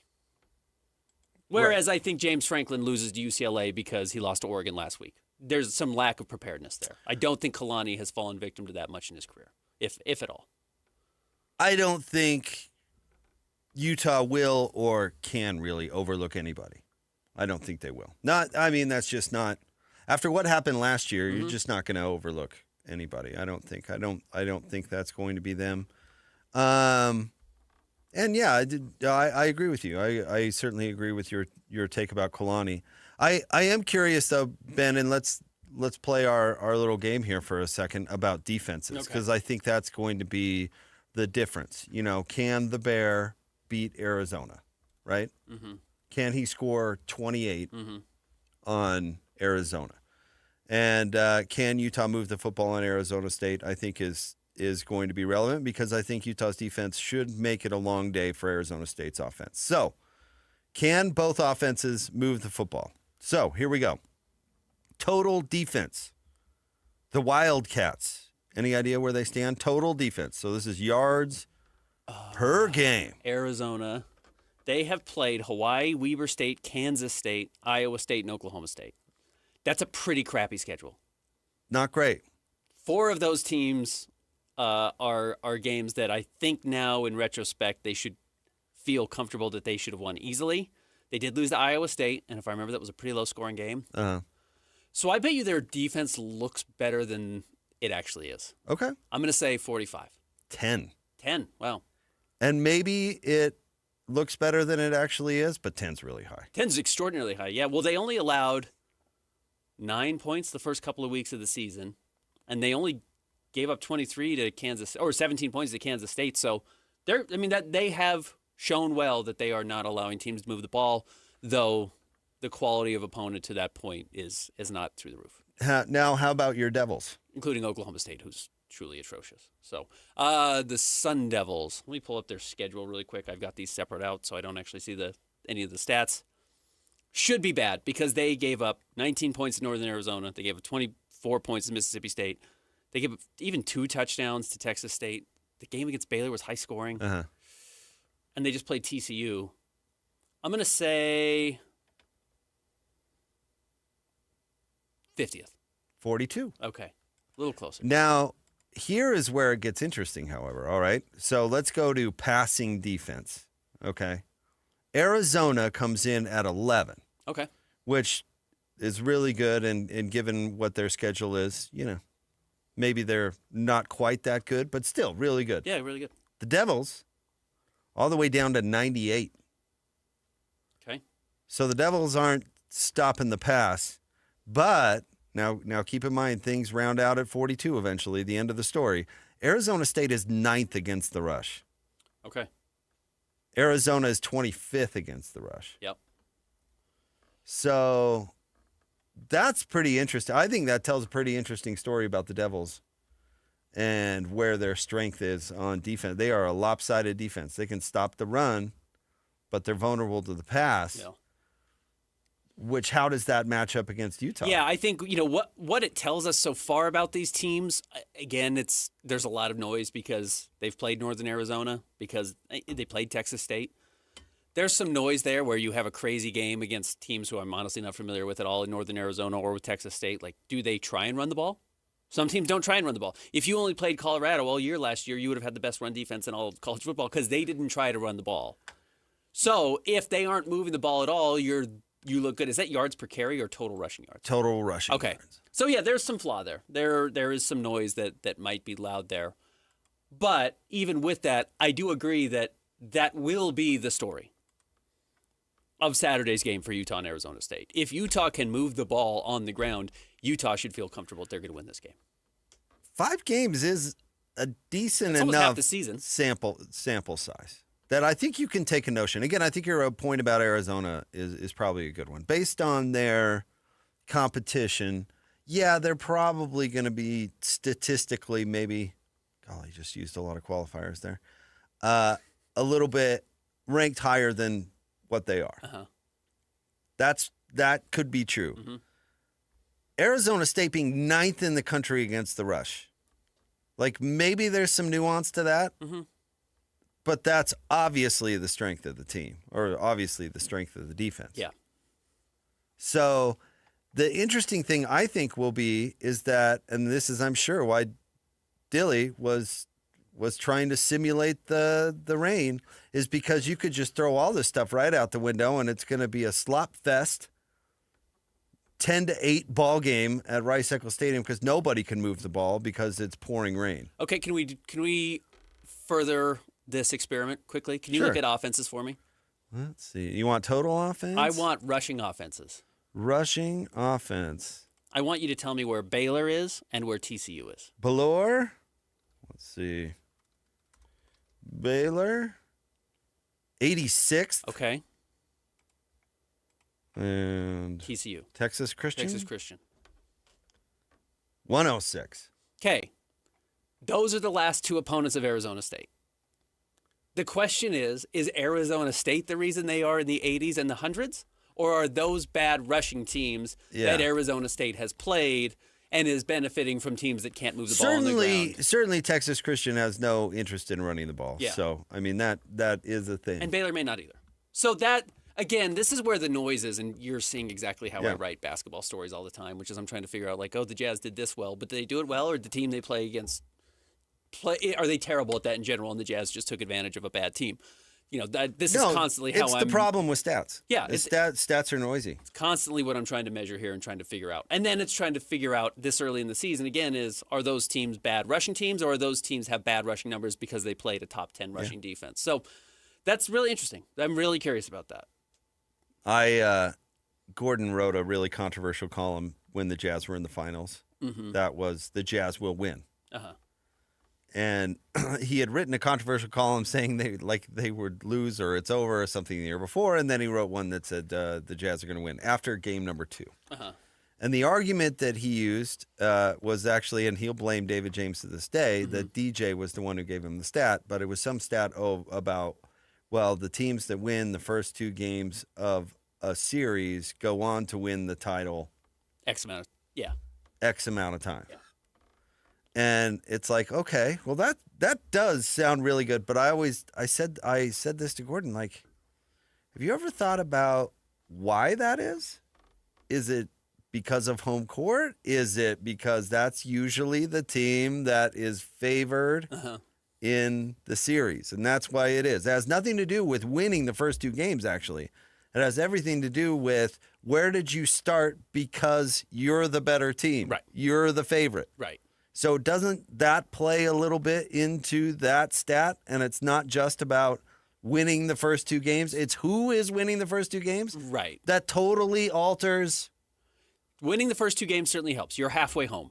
Right. But did you win the first 2 games because you're just the better team, and that's why, and are you starting the games at home because you've been the better team all season? It's not really your home court advantage or whatever. To your point, I think, right, exactly right. That's the hard part about stats. Can we play the same game with Arizona? Yeah. Quickly, what did you say? They were 9th in passing defense? We're 10th in total defense. 10th in total defense. And weren't they very high in passing? Did you tell me they were higher in passing? They were, than rushing? Yes. 11th in passing, and then still like 24th in rushing. So, but let's look at passing. Okay, let me look at. Can you switch over to offenses for me quickly? Sorry, I know this is noisy, and I know this is statistical radio, which is not always captivating, but I do think this is interesting. Stop it, Ben. I'm lost. I want passing offenses. Okay. Kansas State. Yeah, I know. Thrilling. The great Avery Johnson. Kansas State. 72. Okay. Iowa State. Notoriously huge offense. Iowa State, Matt Campbell. Iowa. 56. 56. Oklahoma State. Wow, 113. Okay. Those are the 3 Big 12 teams Arizona has played so far. You're talking about Avery Johnson, who can't throw the ball. We talked about this yesterday. He did not become Tyler Huntley, who figured out how to throw the ball later in his career. Oklahoma State doesn't have a quarterback, and Iowa State doesn't have an offense. I mean, they do, but you know what I mean. Get your point. So to the point, the best passing team they've played is, would you say 56th? Yeah. So do I actually believe they're a top 9 passing defense? Statistically, they are. Do I think performance-wise they actually are? No. It will be a challenge for BYU. I have no doubt about that. But I do think when you have Chase Roberts and you have Parker Kingston, you have an ability to move the ball. Now tell me the relevance of this. Okay. Scoring defense. Okay. Because Arizona's not top 10 in scoring defense, but they are 19. Okay. And they're holding opponents to, let's see here, 15.6 points per game. So, again, they started out with 9 points total in their first 2 games. And Arizona State, by the way, is 50th. Yeah. I think that's relevant because maybe I'm thinking of BYU season too much through this lens, but what bar does the offense have to get to? Do they have to score 21 points? Do they have to score 28 points? Whatever the case may be.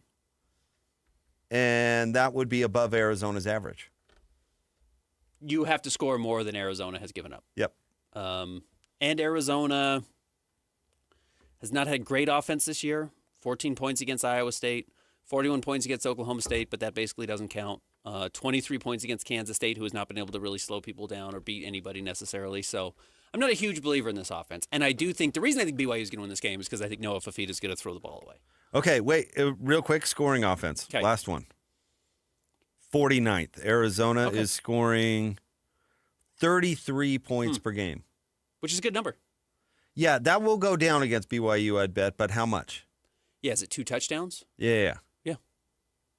Can they hold that in the teens? Here's the thing. I think BYU's formula for winning games is not at all different from what it was last year. And I'm not sure Bear is quite as qualified to win games late the way we saw last season, but I do think the defense and special teams' ability to make plays is going to play a big difference, and I still think the ability to generate turnovers, especially with what has turned into a hallmark of their defense suddenly at BYU, that they have A-plus corners who set the defense up, or set the offense up, if not just pick sixes in general.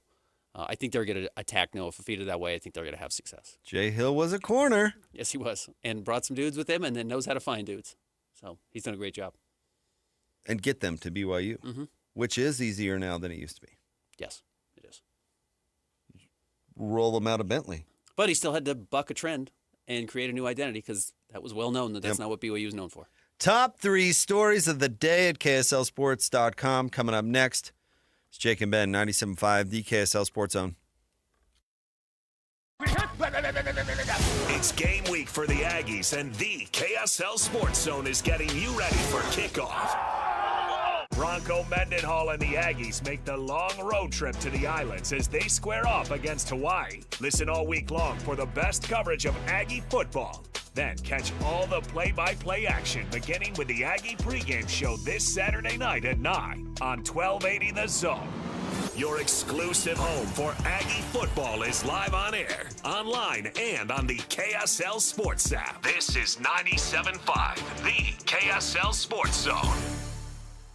You worked hard for your 401k, but if you've left your job, your money might be sitting in the wrong hands. I'm Jeff Jr. with Trajan Wealth, and it's very possible that the 401k that you have had for years has hidden fees and limited investment choices. But if you're no longer with the company, that 401k may be at the mercy of your former employer. All of these things could be costing you thousands. Rolling over your 401k into an IRA can provide better investment options that align with your long-term goals. At Trajan Wealth, we're fiduciary advisors that are held to a higher standard with no hidden agenda and no hidden fees. Don't let your retirement dollars sit in an old plan, and don't roll it over to your new plan without consulting Trajan Wealth first. Call Trajan today at 801-899-7600. That's 801-899-7600. Advisory services are offered through Trajan Wealth, LLC, an SEC-registered investment advisor. The weather is cooling off to the lower 70s and 50s at night.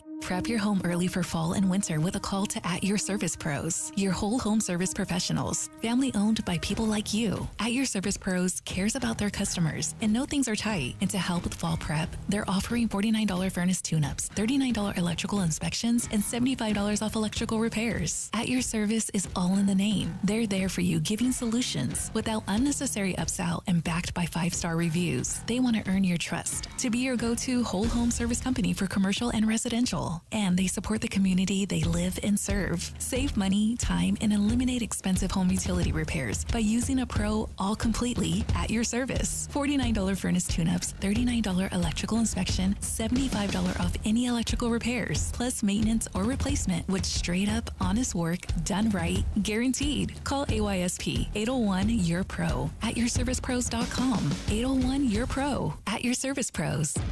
Be the first in line for the future of Utah Mammoth hockey. Place your Mammoth deposit today and lock in priority access to tickets, merch, and more. Don't wait. The new Ice Age is here, and seats are going fast. Make your deposit now at UtahMammoth.com. Secure your spot and get ready for a season full of excitement, intensity, and unforgettable moments. Visit UtahMammoth.com.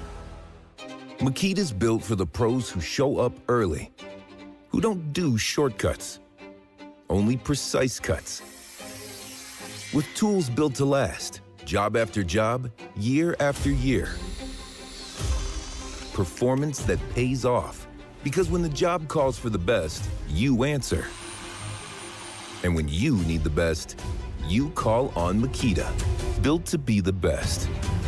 Available at the Home Depot.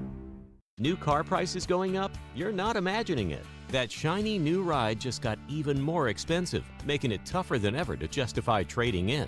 But here's the good news. Maaco can make your current car look and feel new again for a fraction of the cost. From fresh paint to light bodywork, we help you get more out of what you already own and love. Book your free estimate online or visit your nearest Maaco today. Free estimates, friendly service, fast turnaround.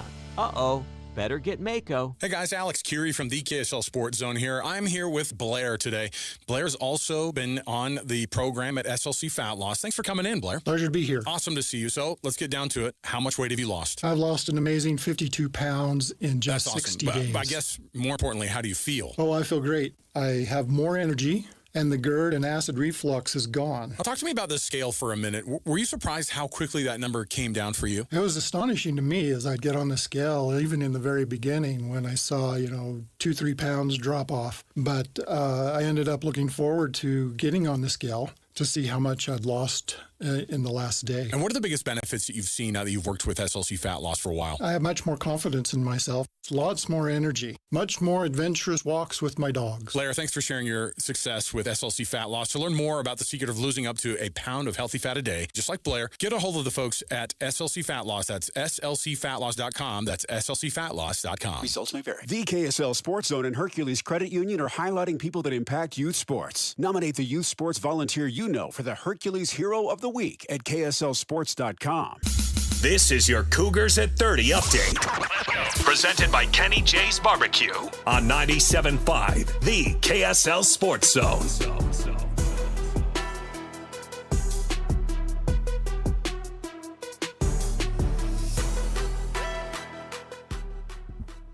Cougars at 30 update here on Jake and Ben. Here's offensive coordinator Aaron Roderick previewing Arizona's defense. They have a unique scheme. Coach Gonzalez is a Rocky Long disciple. They do a really good job. He's an excellent coach. They run a good system, and they have good players. They'll be the best defense we've played so far this year. They're top 4 in our conference in everything. I think they're number 2 in the nation in pass defense and number 1 in our league. They're very committed to stopping the run. I'm very impressed with them and have a lot of respect for them. This update is brought to you by our friends at Kenny J's Barbecue. They will cater your work parties, luncheons, weddings, family get-togethers, and holiday parties. New catering clients get 10% off their first order. Come eat with Hans and Scotty on Thursday from noon to 3 at Kenny J's at the District.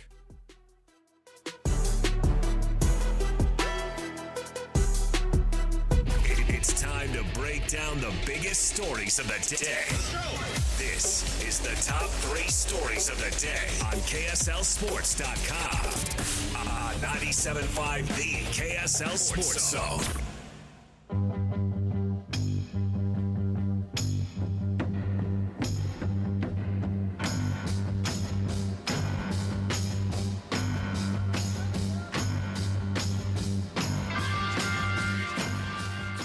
See? Love this tune. Jake and Ben, 97.5, the KSL Sports Zone. Jake, Scott, Ben, Anderson.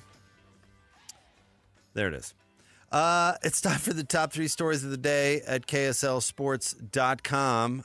Brought to you by J. Brooks Jewelers. Cherish your love with J. Brooks Jewelers. Explore their expertly crafted engagement rings made from the finest materials. J. Brooks Jewelers. All right, Christian, where do you want to start today? Number 1, the Jazz open preseason tonight against the Rockets. And a very lengthy injury report, which I don't think is what the Jazz were hoping for. I don't know, again, what this season's going to look like as far as guys playing and not playing and how it's going to differ from last year. I think they would like it to differ from last year. But after what happened last season, with the number of convenient injuries throughout the year to make sure they only won 17 games, opening the year with Isaiah Collier, Kyle Filipowski, Walker Kessler, Lowry Markkanen, and George Niang all on the injury report. It's probably not the PR move they were hoping for. That's funny. I just naturally assumed that this is the first preseason game and they're not going to play everybody. Which a lot of teams aren't. That's been a thing for a long time. Now, George is actually hurt. Oh, these guys are all actually hurt. That's the problem, is these guys are all actually beat up. But yeah, I don't know. I'm not reading too much into it. It's the first preseason game. I honestly expect they don't want to get a look at any of those guys. They want to get a look at other players in camp and whatever, and then we've seen it. It's a slow build, and by the end of the preseason, everybody's going to be playing kind of what they can expect to play. George has a bone injury in his foot. It's not broken. We talked to him about it. Yeah. And he had said this was not on the microphone, but they're being precautionary about it. It's not. He said he was fine, though. And I think that's kind of what the Jazz have let out. He will be okay. This is not something I think is going to stretch deep into the season, if at all.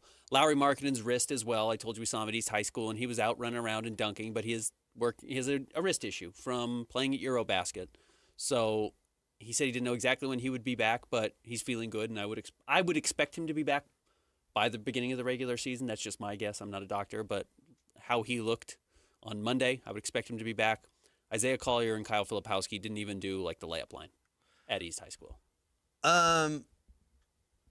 Do we know who's playing for the Rockets? No, let me pull that up. That's a good question. Where do you have the Rockets? If the preseason Ben speculation, where they're going to finish in the West poll? They finished second last year. Yeah, they're going to be worse than that, which is hard because they went out and traded a lot to get Kevin Durant with the expectation that not that they would jump OKC. OKC should win if they're healthy 65 games again. I don't think anyone else is going to get close to that. But I think losing Fred VanVleet specifically is really hard. Teams that don't have point guards don't win, and they don't have a point guard. Yeah, that's an issue. It's a real issue. They may have to make a trade.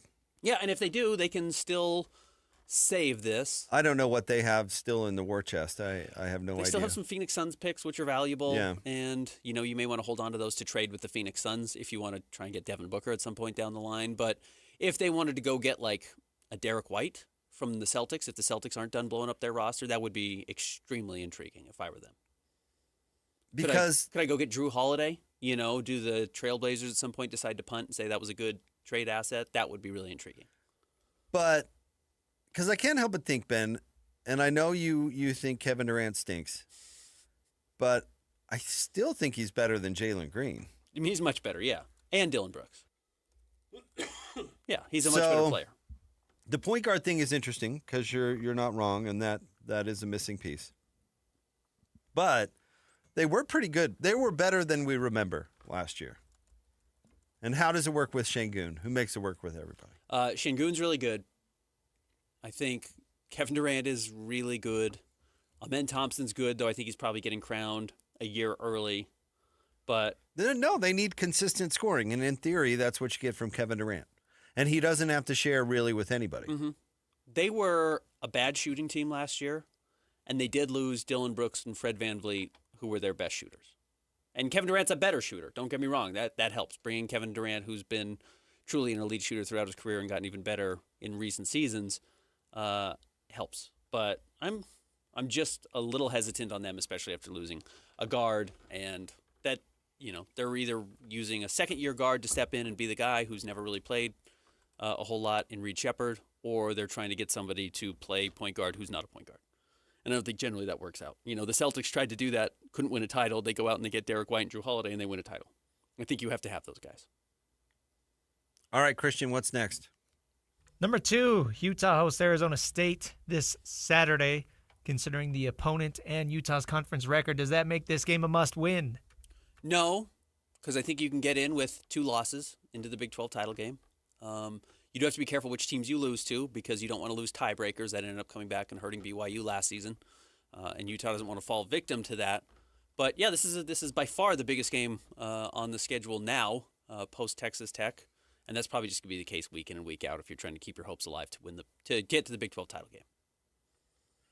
I was. Whenever I hear must win, my mind obviously goes to must win for what? Yeah. And so, 2. We've examined this, Ben. I don't know with new info. Has it changed your thought? How many teams with 2 losses, or I guess, will 2 losses get you into the Big 12 title game? Let me put it that way. It will get 1 team in. You don't think assuming that the mighty Red Raiders, who are the best team in the country, go undefeated, mm-hmm. You don't think there's another 1-loss conference team? I don't think so, in all honesty. I don't think somebody's going to sneak in. I think Iowa State's going to lose a second game. The tough thing with this, though, if Utah loses to Arizona State, right now Arizona State doesn't have any conference losses, and they'd have the tiebreaker over Utah, so you're essentially banking on Arizona State to lose 3 games.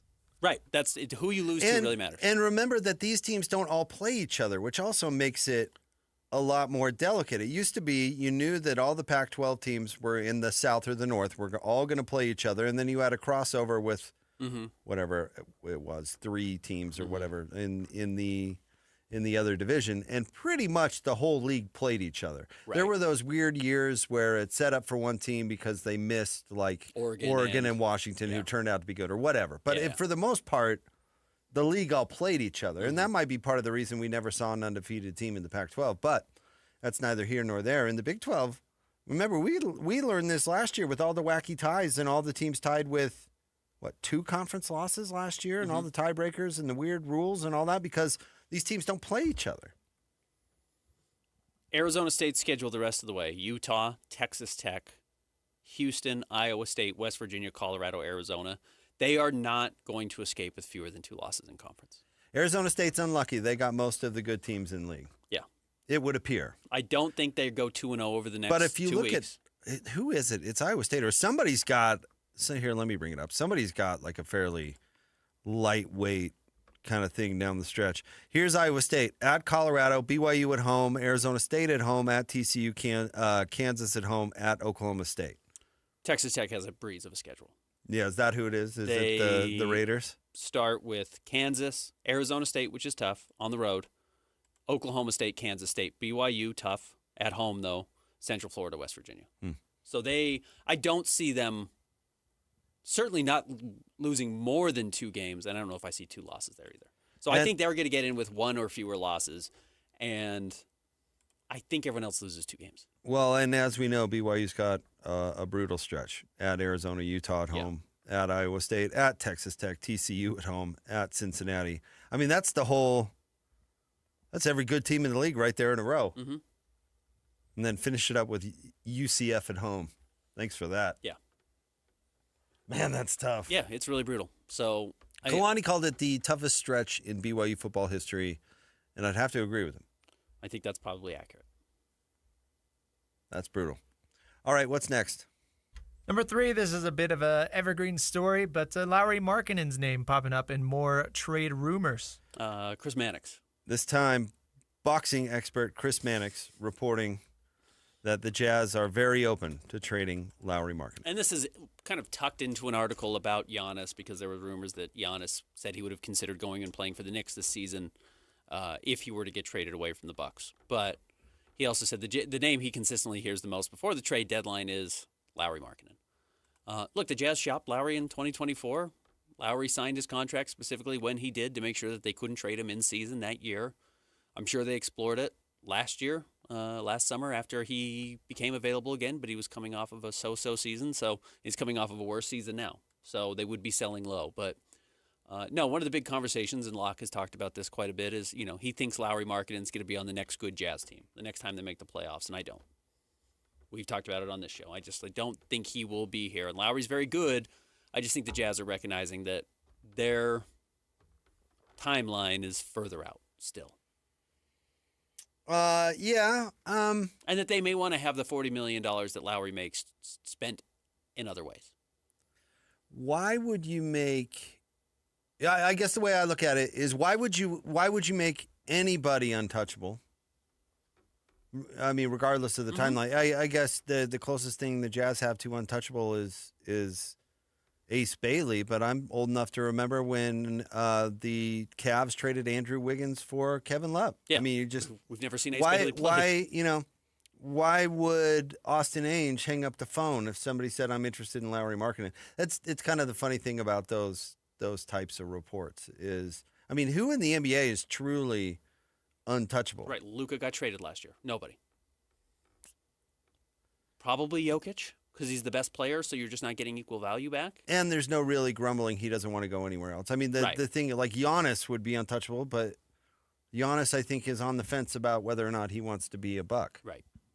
But, yeah, beyond that, nobody. I mean, right. Jokic is the best player. I keep probably hearing shouldn't trade him. The Jazz, a team going young, want to trade a veteran. I mean, that shouldn't shock anybody. Now, there are teams that have to make a trade regardless. Over the summer, the Suns had to trade Kevin Durant. He didn't want to be there. They didn't want him. They had to find a way to split that up. The Jazz aren't anywhere near that with Lowry And at all. never will be. I don't think. I totally agree. But that doesn't mean the Jazz won't listen and maybe be aggressive and maybe even make more phone calls on behalf of improving the team or building the team in a different way, using Lowry as an asset to get But there. the point still remains, they don't have to do anything. No, at all.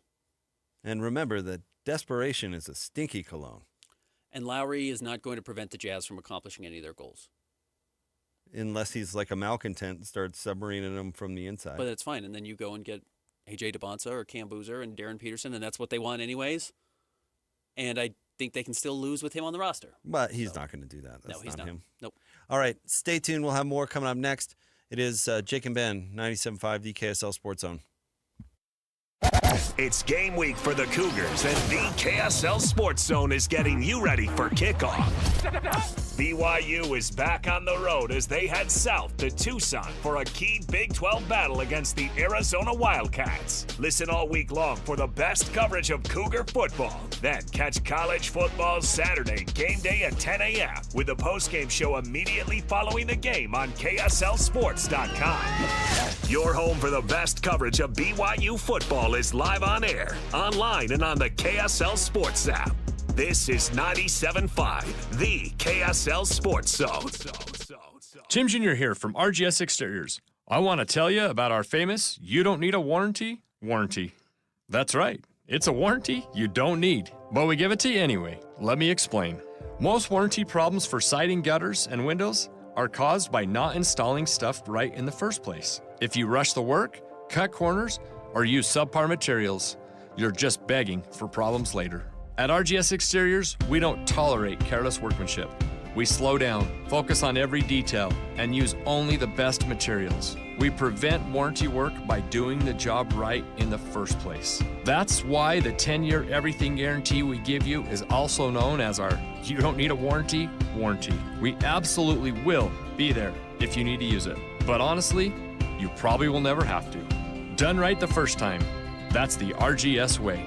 For siding, gutters, and windows, call 801-280-3110 or visit us at rgsexteriors.com. Hey, Benjamin, we've got a surprise for you. What? You've got brothers! Huh? $50 and $200 bills just like you. Hey, what's up? What? We just got them for joining America First Credit Union and opening a new checking account. And you're all gonna live together at America First. What? This is nice. For a limited time, new members get a $250 cash bonus when they open a checking account with direct deposit or $50 with a youth checking account. So head to americafirst.com and get your money working today. Membership eligibility, terms, and conditions apply. Federally insured by NCUA. Attention, Jazz Nation. We know you've been waiting on the edge of your seat, and the time has finally arrived. All tickets are available now. Let's go!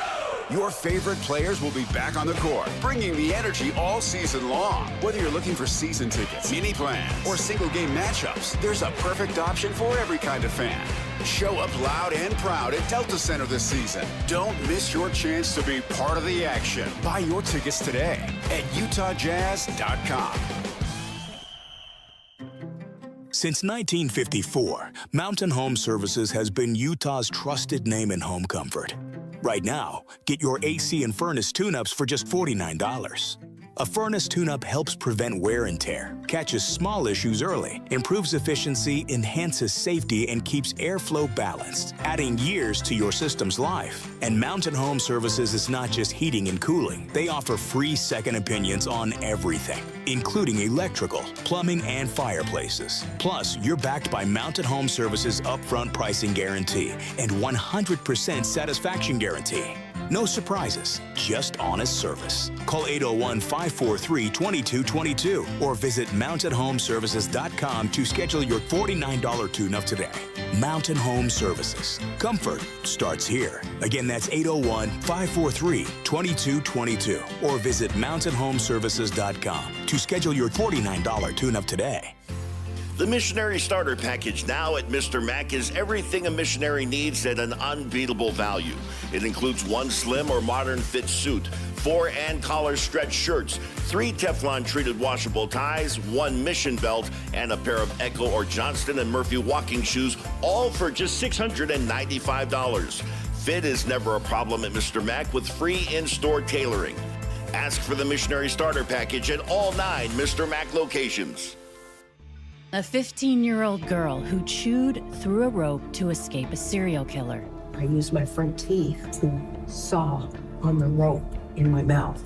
The killer prowled the Pacific Northwest in the early 70s. He's been convicted of murdering 2 young women, but suspected of many more. Maybe there's another one in that area.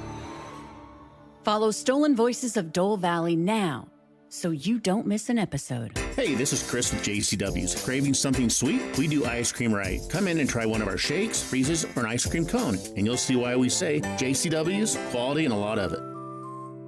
3, 2, 1. This is your Utes at 50 update. 58! Presented by Kenny J's Barbecue on 97.5, the KSL Sports Zone. Utes at 50 update. Here on Jake and Ben. Here is Freddie Whittingham, the tight ends coach, on how hard it is to replace Hunter Andrews in this offense. He was unique, so it's hard to replace because we don't really have that guy that he's 6'2 3/4, 230 pounds, very fast, can catch the football, can block. You know, we put him in so many different areas. We put him in the running back spot and had him run the ball. We motion him in and have him run the ball. We throw him those slide routes and flats and things like that down the field. So you just got to kind of look at your personnel and the remaining guys, put them in and do what they do best. And that's what Hunter did best. And so now we just have to adjust as coaches and change up our personnel a little bit. This update is brought to you by our friends at Kenny J's Barbecue. They will cater your work parties, luncheons, weddings, family get-togethers, and holiday parties. New catering clients get 10% off their first order. Come eat with Hans and Scotty coming up on Thursday from noon to 3 at Kenny J's at the District.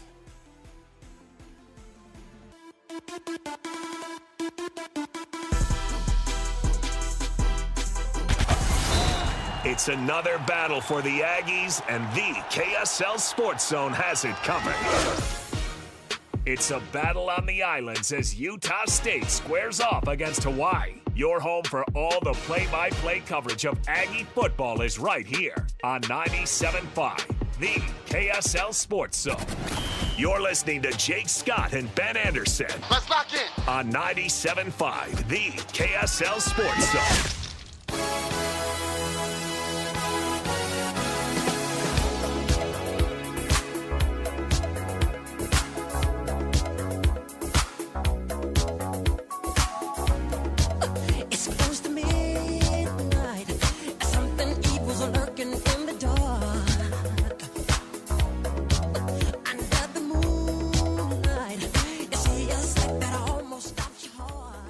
Jake and Ben, 97.5, the KSL Sports Zone. 'Tis the season, Ben, for the thriller. Caller number 12 right now, 801-575-ZONE. You're going to win a couple of Fast Pass VIP tickets to Nightmare on 13th. If you miss out on the tickets, be sure to use promo code ZONE to get up to $10 off tickets for the nighttime attractions. Caller number 12 right now, 801-575-ZONE. You told me you were going to be part of a special broadcast for the rivalry game. You didn't tell me what you were doing. Oh, I'm hosting. I think PK and Alex, if memory serves, are going to be there with me. Great. We're going to be on site. Wait, are you taking my job? Yeah, what did Christian not do his job? Hey, news to me. Don't look at me, bro. I didn't You can do do it. post game. You can do the late part. I think that's actually true. Yeah. WTH. Yeah. Lloyd? It's not, yeah, talk to Salazar, dude. It's not about me. I didn't volunteer. Somewhat related. I just read through a Jazz press conference, or a press release, excuse me, and they announced all the broadcast stuff for the season. I didn't see your name. Do you still have a job? Are you serious? Yeah, your name's not in there. It's about how they're broadcasting the preseason. And am I correct? You're not doing pre-half We're not and doing post? preseason. So my suspicion is this was a preseason announcement and not a Jake's not around. Because they didn't say anything about pre-half and post on 97.5, the KSL Sports Oh, good. Zone. Okay. It wasn't like they announced that Coach Lacombe and yet to be named host Yeah, that is would coming be back. That would be a bad sign. But yeah, this is usually when I do get my annual press release mention in a press release. So I just want to make sure everything. You haven't heard think anything so. to the I don't know. contrary. You'd think they No, would. Christian just heard that he was out of BYU Utah. So Yeah, right. I hope. guess you never know. I guess yeah. I mean, I've experienced it firsthand. But they do have my number. I bet you're fine. I hope you're fine. If I end up not being fine, then this is going to be a really sad conversation. Yeah, this will go back and have age poorly. Very poorly. But yeah, at least last I checked. Okay. But I don't know. Maybe somebody's going to, maybe my phone. I haven't checked my phone in a while. Well, there's been some changes over there too, right? Well, yeah, Chris Barney is now. Right, the boss. Because Travis, well, Chris has always been the boss, but we're now under Chris's direction, wing. Because Travis took an exciting opportunity with Amazon, if I'm not mistaken. Yes. So, which is awesome.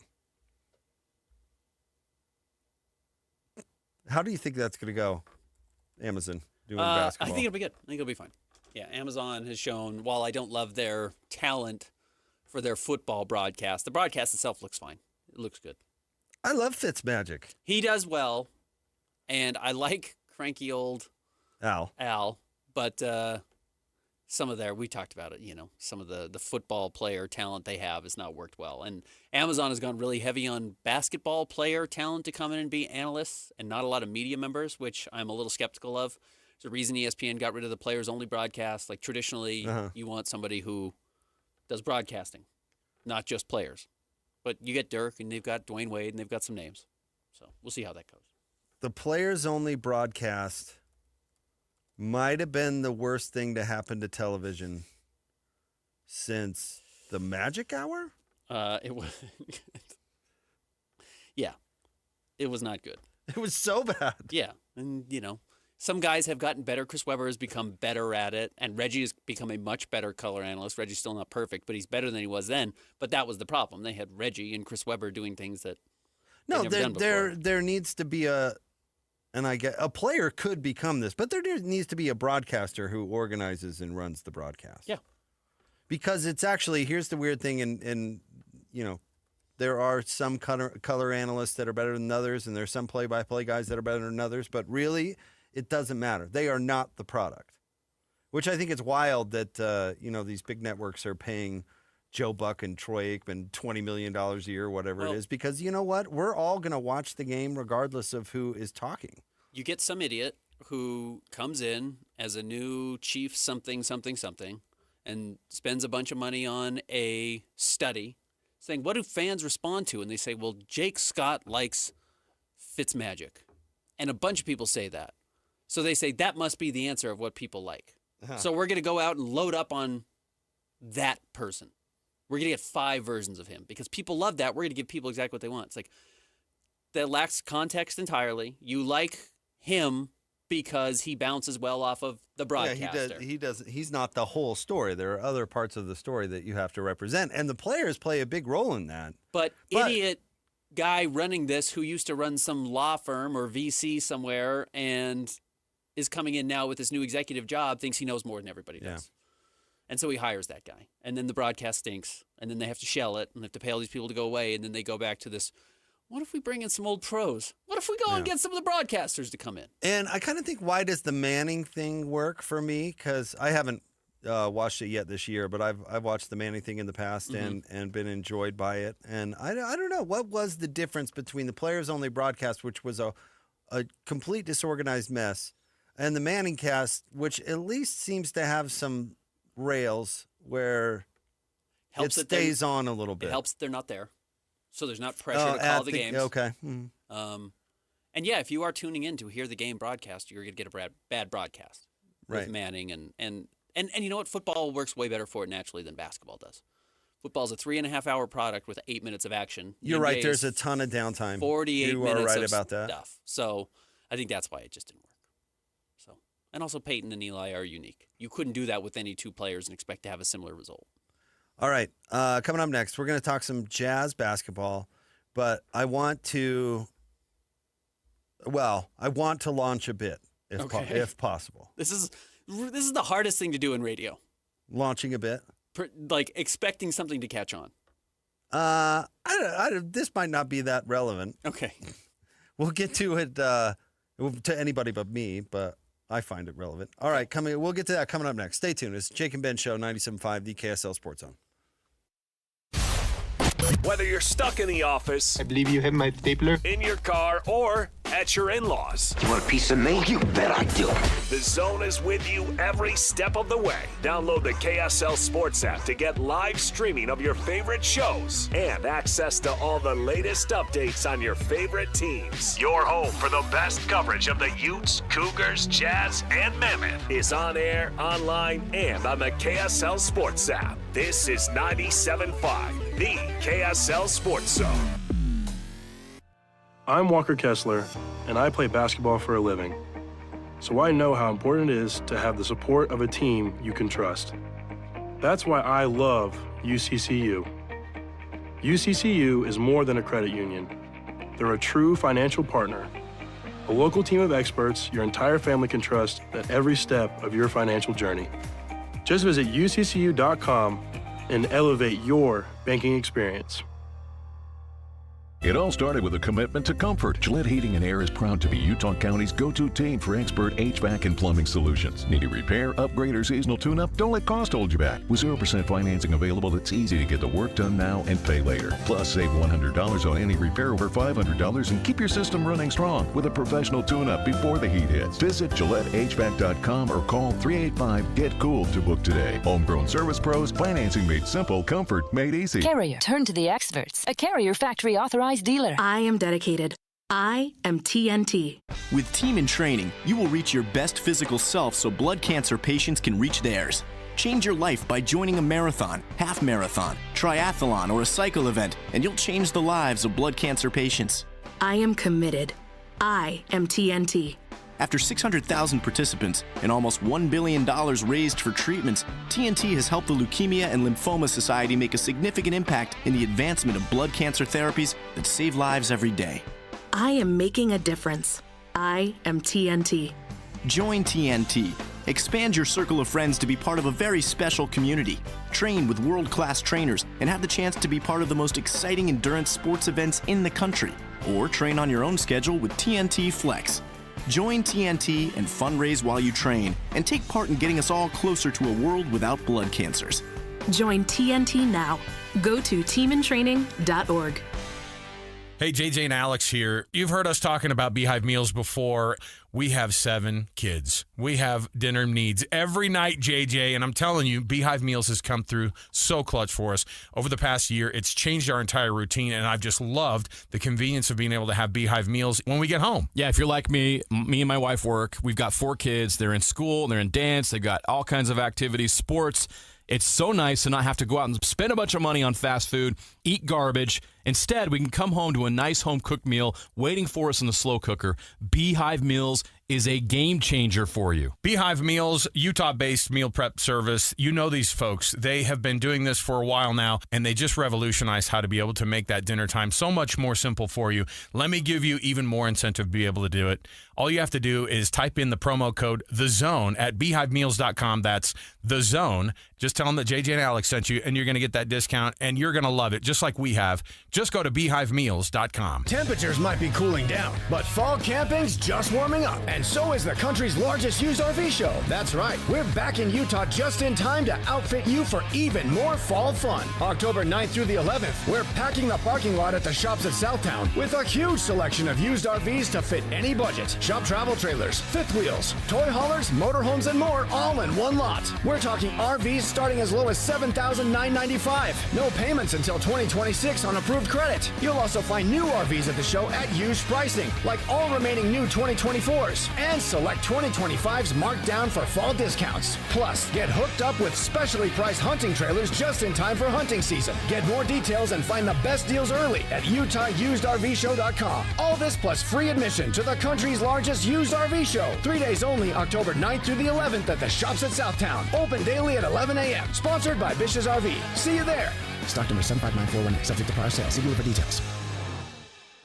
Broadcasting from the Mountain Home Services Studio, this is 97.5 KZNS FM Colville, 1280 KZNS AM Salt Lake City, and 102.7 KSL FM HD2 Salt Lake City Midvale. This is 97.5, the KSL Sports Zone. Let's go! Complete game coverage of the Cougars is right here on the KSL Sports Zone. The Cougars head to Tucson for a battle against the Arizona Wildcats. Your home for the best coverage of Cougar football is right here on 97.5, the KSL Sports Zone. You're listening to Jake Scott and Ben Anderson on 97.5, the KSL Sports Zone. Woo!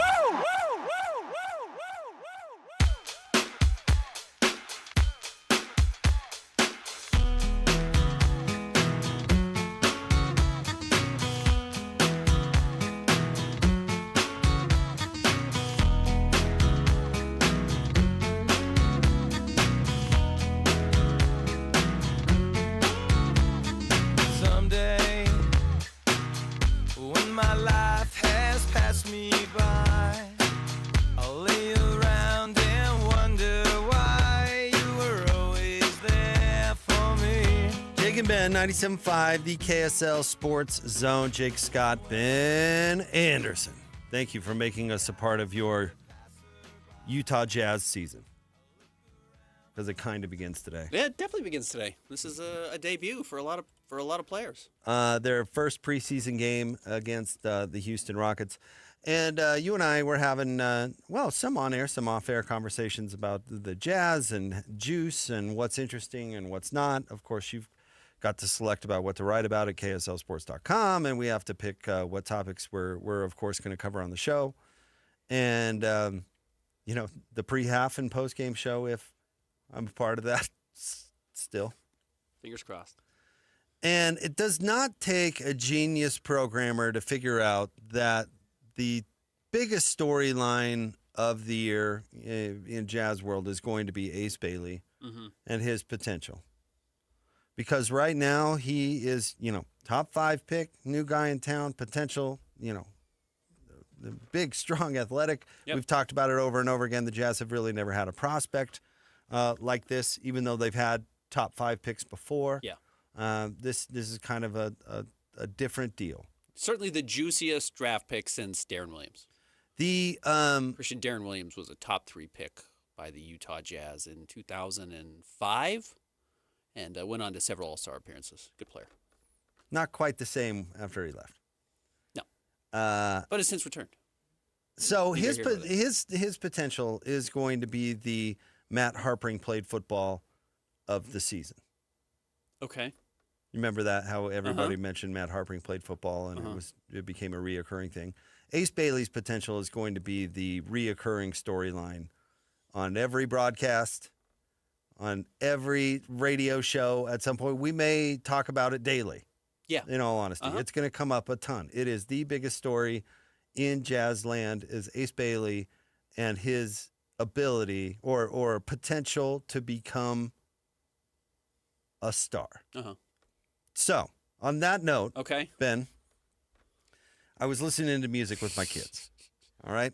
And, of course, I want my children to be well-rounded musically, so we listen to a lot of different things. And I was playing for them Joseph and the Amazing Technicolor Dreamcoat, which you know is a particular favorite of mine. It is. And I do like musicals. You wanted our hockey team to be named the Dreamcoats. The Dreamcoats. Yeah. And there is a local tie. There absolutely is. Now, have you ever seen it? I have not. Christian? Never seen it? Never. Okay. Well, throughout the play, there's a narrator, and she sings periodically throughout the thing. What's the tone of the play? Is it goofy? Yes. It's goofy. It's lighthearted. Okay. Yes. And it's the story of Joseph goes to Egypt, and anyway, it doesn't really matter. Okay. But lighthearted. Yes, okay. It's a lighthearted. It's not Les Mis. No, it's not. I didn't think so with the Dreamcoat, but you never know. No, it's not. It's lighthearted. But in the middle, the narrator actually gets a song to herself, and it's coming out of the what is it called? It's coming out of the PA. No, where they take a break. What am I saying? Oh yeah, coming out of the intermission. Intermission. Jeez, coming out of intermission. It's the first song, and it's this big, powerful ballad that launches you into the second, the second part of the play, and it's called Pharaoh's Story. Okay. And it's singing about how there's an opportunity for Joseph to be a big deal. And in the middle, in the chorus, basically, you hear this.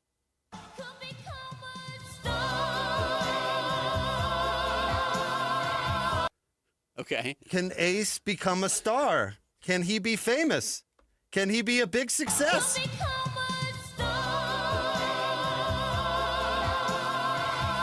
I like doing the show with you because you're the only person who can do this. Maybe in the country, but certainly in the state. So it's always exciting. This is new to me. This is fresh. I wanted you to surprise me with our bit. I was listening to it, and I thought when I heard her sing Become a Star, I was like, this is the jazz season. This song, Pharaoh's Story. Now, we can also shorten it up and just play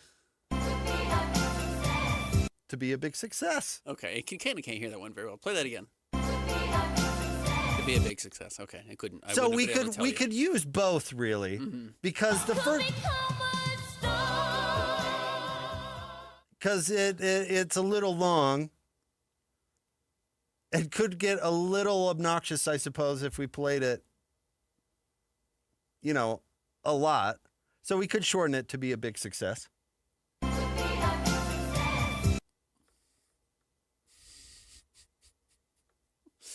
I love it.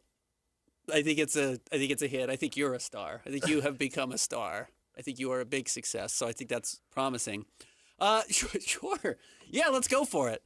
Let me try and take a somewhat serious approach to this absolutely nonsensical idea that you've brought to the table, which is we should know relatively quickly whether or not Ace is going to become a star.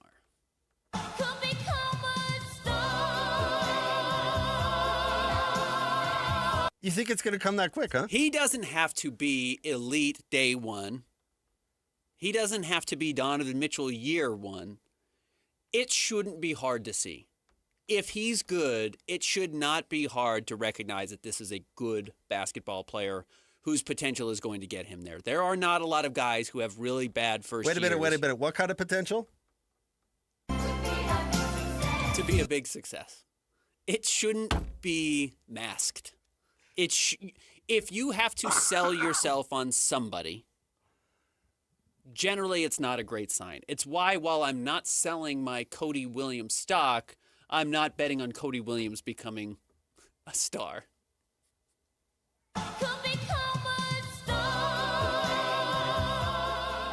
You can become a good NBA player, a good role player, carve out a long career with a bad first season. It's really hard to become a star. Not to continue to use that phrase, but somebody wrote it. I told you it's going to be a thing. It's going to be a thing. That's what everybody's going to be asking. Can this guy become a star? That's why it stood out to me, because every slappy broadcaster for the entire season is going to be like, well, does this guy have star potential? Can he become a big success? Famous even. So, I think you should be able to tell relatively early that the tools should pop. The tools should be recognizable. Because the personality is there. The opening in our state is there for it to be filled by a star. BYU and Utah, because of the nature of college athletics now, aren't going to have stars. AJ DeBonsa can be.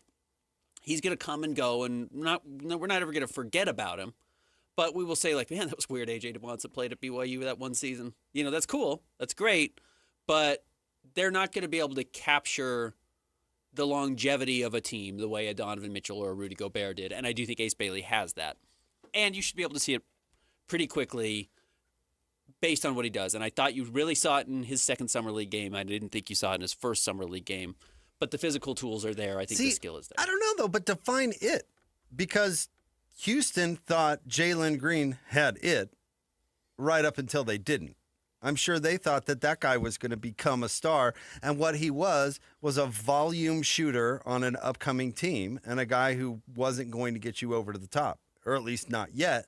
But they didn't recognize that day one. They gave him the ball for 3 years or 4 years or whatever he's been in the league. They internally hoped that he was going to be their ticket out. I do think most people on the outside looking in recognized, oh, he's not one of those guys. He's good. He's not in that upper echelon, that circle. And that circle, that elite player group, is usually pretty obvious to tell pretty quickly. And Jalen Green did not get there and has never gotten there. Rudy wasn't that at the beginning? Rudy was not. There are A few examples of guys who develop in bizarre fashion. Rudy is a little bit unique, particularly coming over from Europe, playing at a much lower level. I mean, Giannis did the same thing, came in so young. Giannis had a really bad first year and did become a superstar. But even then, the tools were there pretty quickly that you started to see. So it's not impossible, but it's a much more difficult bet that if game 68, you're still looking for like, oh man, did he have a good, speaking of ace, stretch on the court? Did he have one good, 8-minute period, 5-minute period on the floor where he kind of did a couple of things right?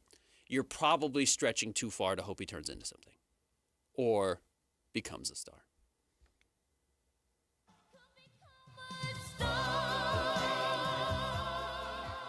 What's interesting, Gordon Hayward was a bit of a slow burn. He was. If you look at his stats, they consistently got better, and then he eventually made an all-star team. And the Celtics actually signed him to start over Jaylen Brown, who I think the Celtics have an interesting one where I think you saw it right away with Jason Tatum, but you did not see it right away with Jaylen Brown. No, Jaylen Brown had a bad first year in the NBA. He was there. So I get what you're saying, I think, but I don't know if I'm there yet. What if the Jazz just let Ace take 25 shots a game? But that is, are you going to know the what you're looking at? So the difference between Rudy Gobert and Jaylen Brown and Ace Bailey and even Gordon Hayward early on is what is your opportunity to get on the floor. What those three guys have in common is they were on pretty developed teams already. Jaylen Brown wasn't, but they went out and they filled out this roster and they got Kyrie and they had, I know Jaylen was before that technically, right? But you've got these other guys at the expectation to be good relatively quickly.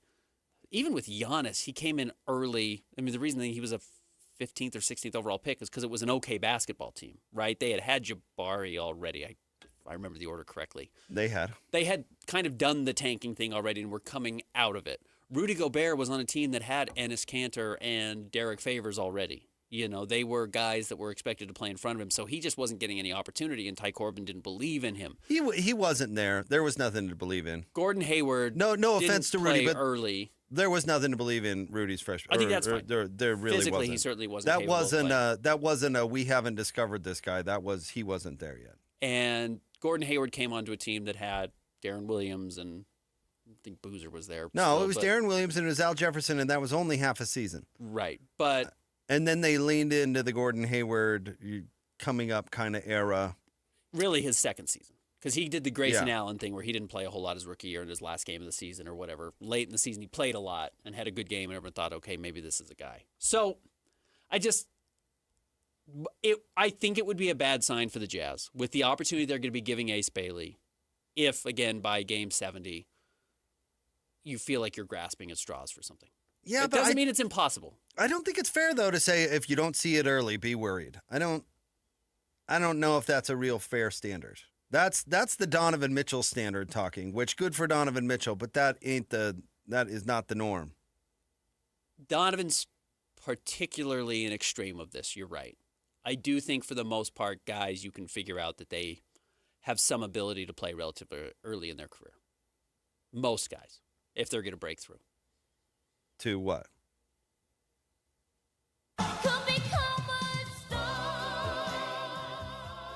Joseph showed potential in the first act.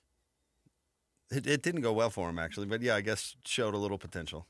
To the point where somebody believed in him that he could become a star in the second act. Eventually. The narrator was talking about it. That's exactly what she was saying before it even happened in the story. And goes on to become a star. Uh-huh. Yeah, it worked. He was a big success.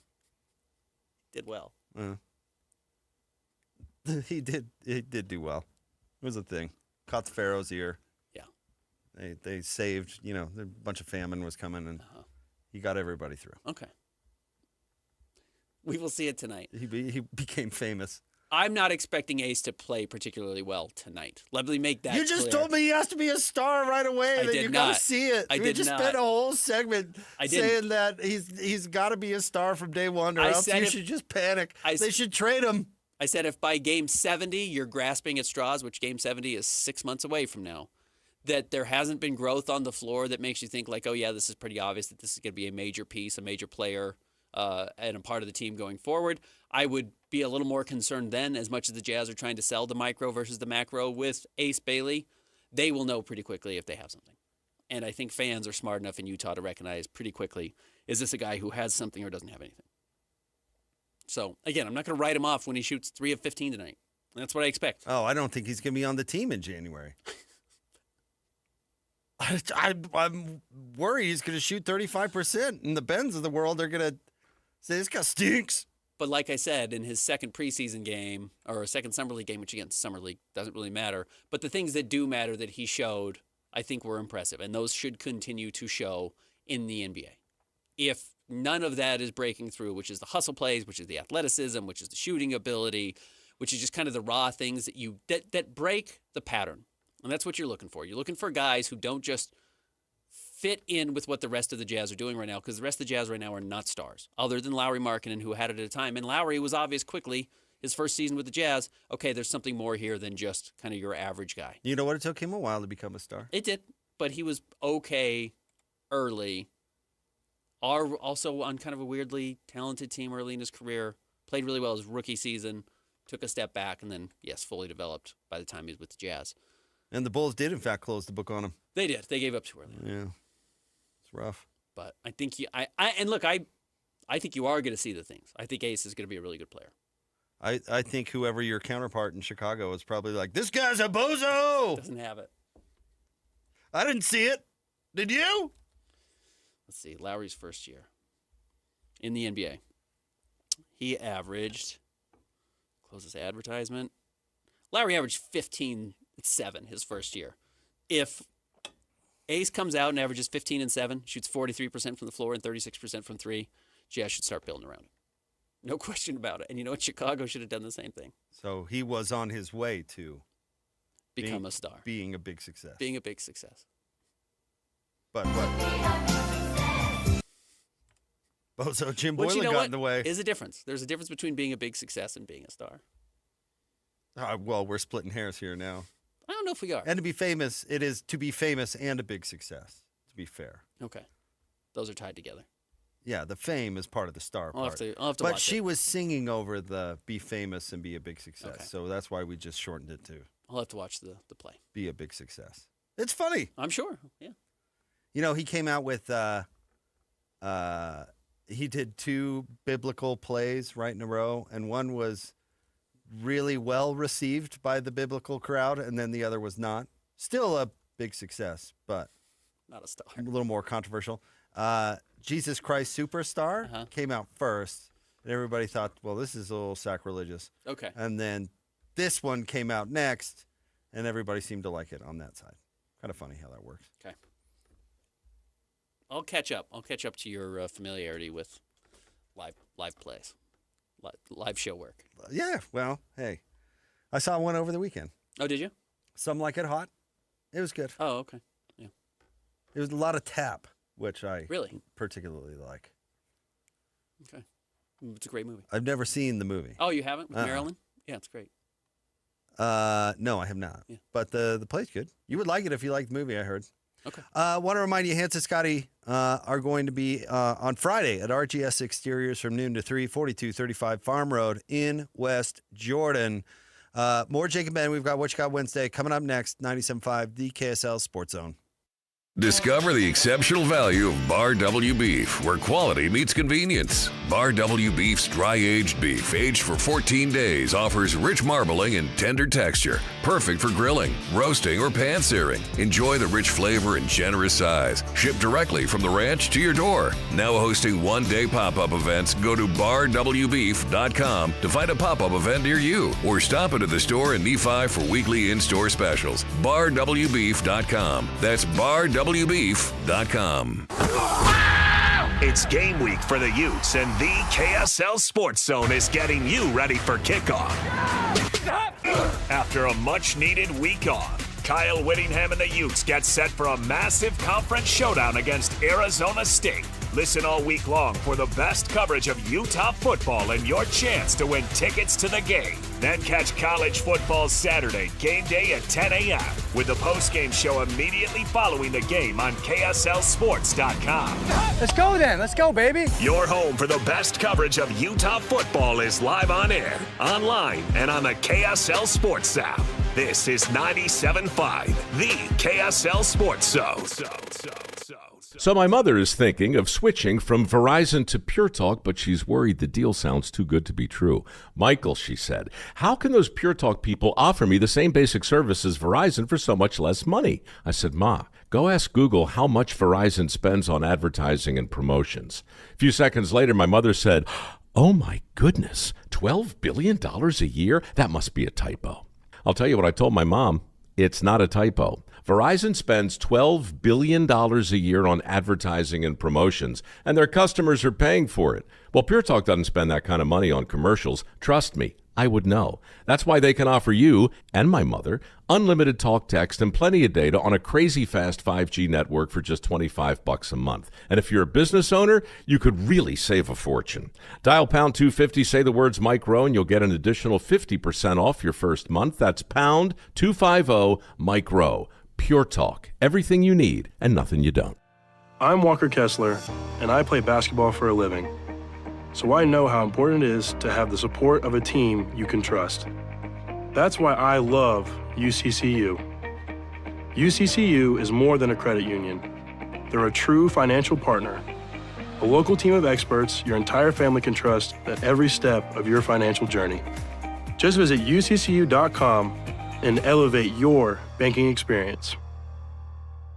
Fall is here and the cooler months are upon us. Hans and Scotty here, and it's time to talk about your windows, where you can now get the best windows on the planet, courtesy of Advanced Windows, and be prepared for the fall and winter months. I had an amazing experience with Advanced Windows where they replaced 5 windows for me. They gave me a quote, they stuck to the quote, it was that cost. They ended up saving me money. And their experienced window specialist will help determine why you have a draft coming in, how you can save the most money on utilities, how your house can be transformed in one day just by upgrading those windows and doors. And right now it's time to take advantage of a fall special, $2,500 off when you change out 10 windows or more. That's $2,500 off when you swap out 10 windows or more. Options are available for any budget, great financing as well, but you gotta call 801-850-9100. That's AdvancedWindows.com or 801-850-9100 for the best window experience you could ever imagine.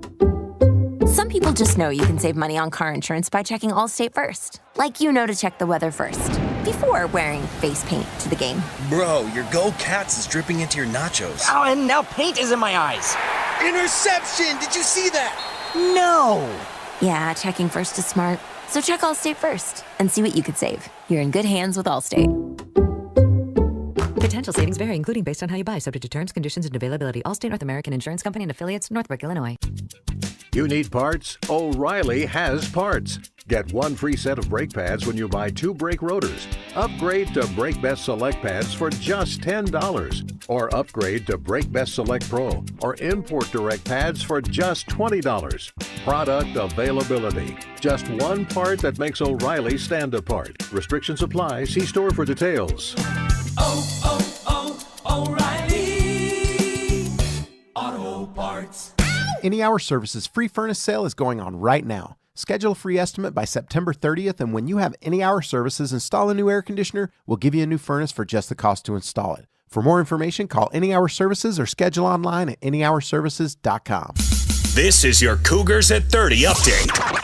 Presented by Kenny J's Barbecue on 97.5, the KSL Sports Zone. Your Cougars at 30 update. Here's BYU corner Evan Johnson on what they expect from Arizona this weekend. Definitely a lot of pass. We know that they like to pass, but with our D-line this year, I really trust that we're going to get a lot of pressure home. Keeping the quarterback in the pocket so he can't do a lot of scrambling, that will be a big help for us. But with our secondary, just trusting our eyes and our technique and everything we've worked on to just be assignment sound and technique sound. If we do that, I feel like we'll be in a really good spot to come out with a win. Kenny J's Barbecue will cater your work parties, your luncheons, weddings, family get-togethers, and holiday parties. New catering clients get 10% off their first order. Go eat with Hans and Scotty at Kenny J's at the District tomorrow from noon to 3. Kenny J's Barbecue.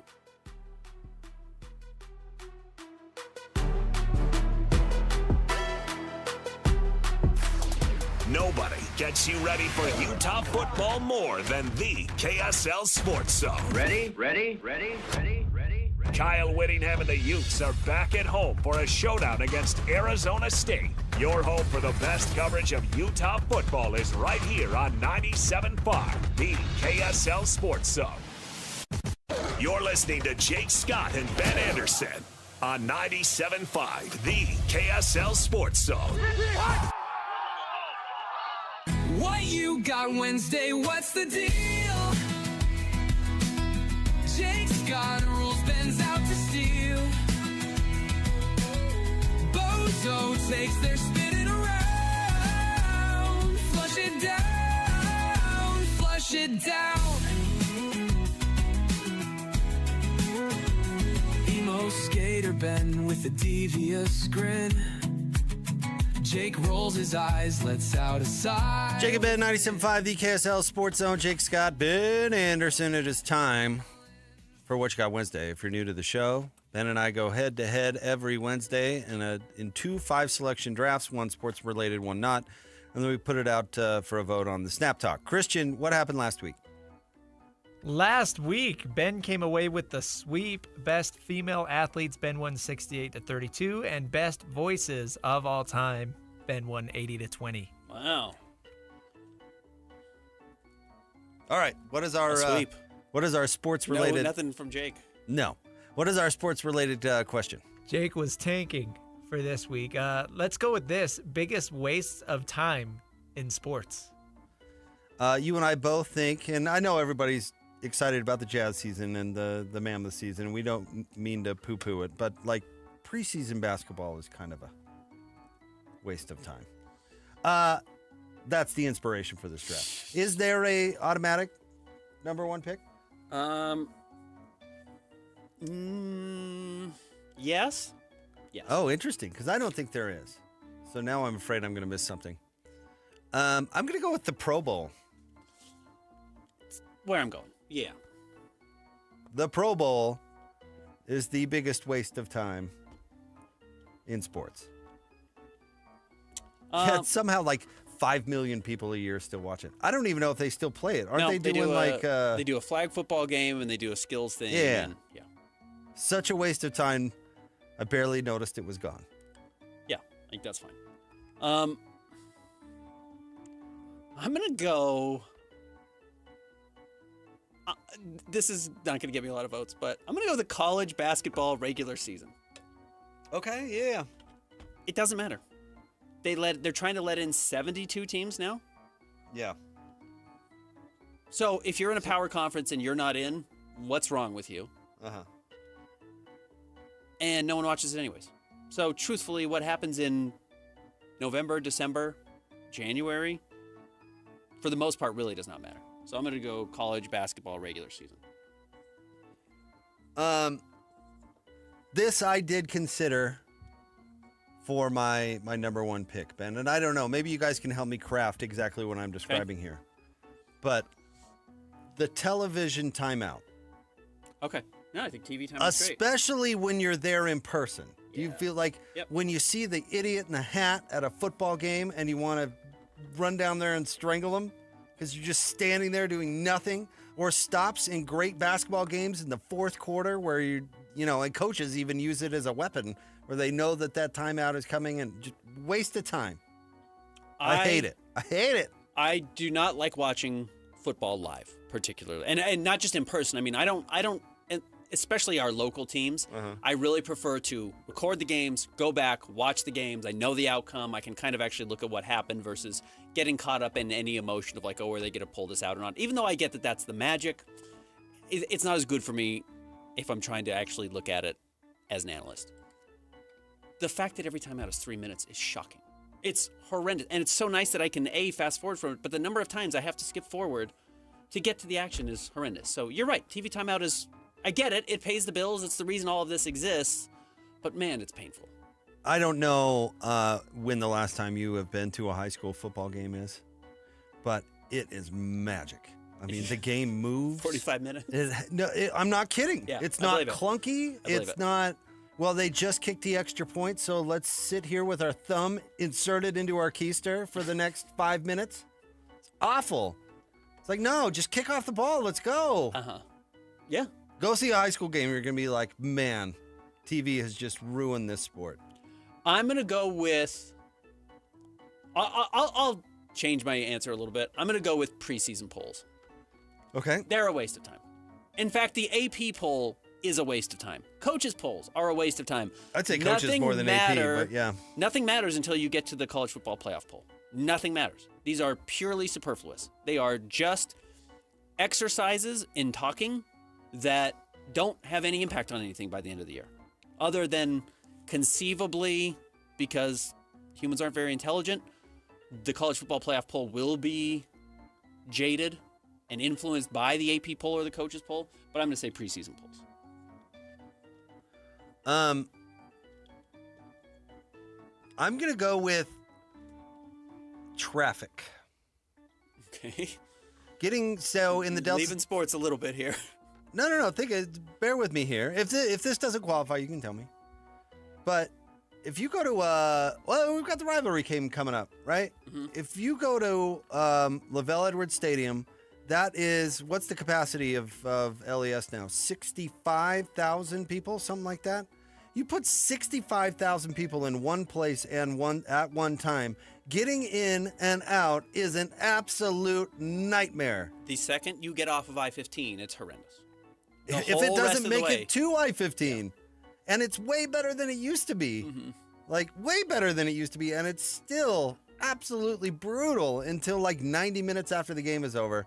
And how many of us haven't been sitting in just stopped traffic after a game when you're tired? After is even worse. When you're cranky if your team lost or whatever, you're hungry, the kids are yelling, and you're like, I don't want to go somewhere. You're running out of gas. It's the worst waste of time in the history of waste of time. RSL games are notoriously bad, too. They're hard to get to. And there's not even half as many people there. Yeah. So does that count? I'll allow it. That's fine. I'll allow it. I'm going to go with preseason anything.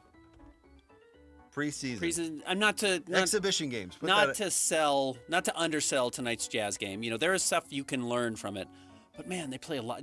Jazz are, I think, if not the latest, one of the latest teams to start their preseason. Most teams have already played. Houston already has a game under their belt, but man, preseason is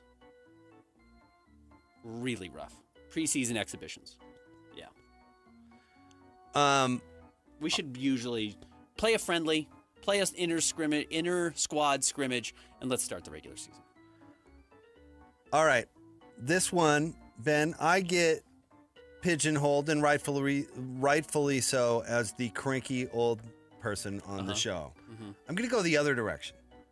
Sports Center. Okay. Sports Center is now a waste of time. If you're watching an hour-long sports show to get your sports news, you are wasting your time.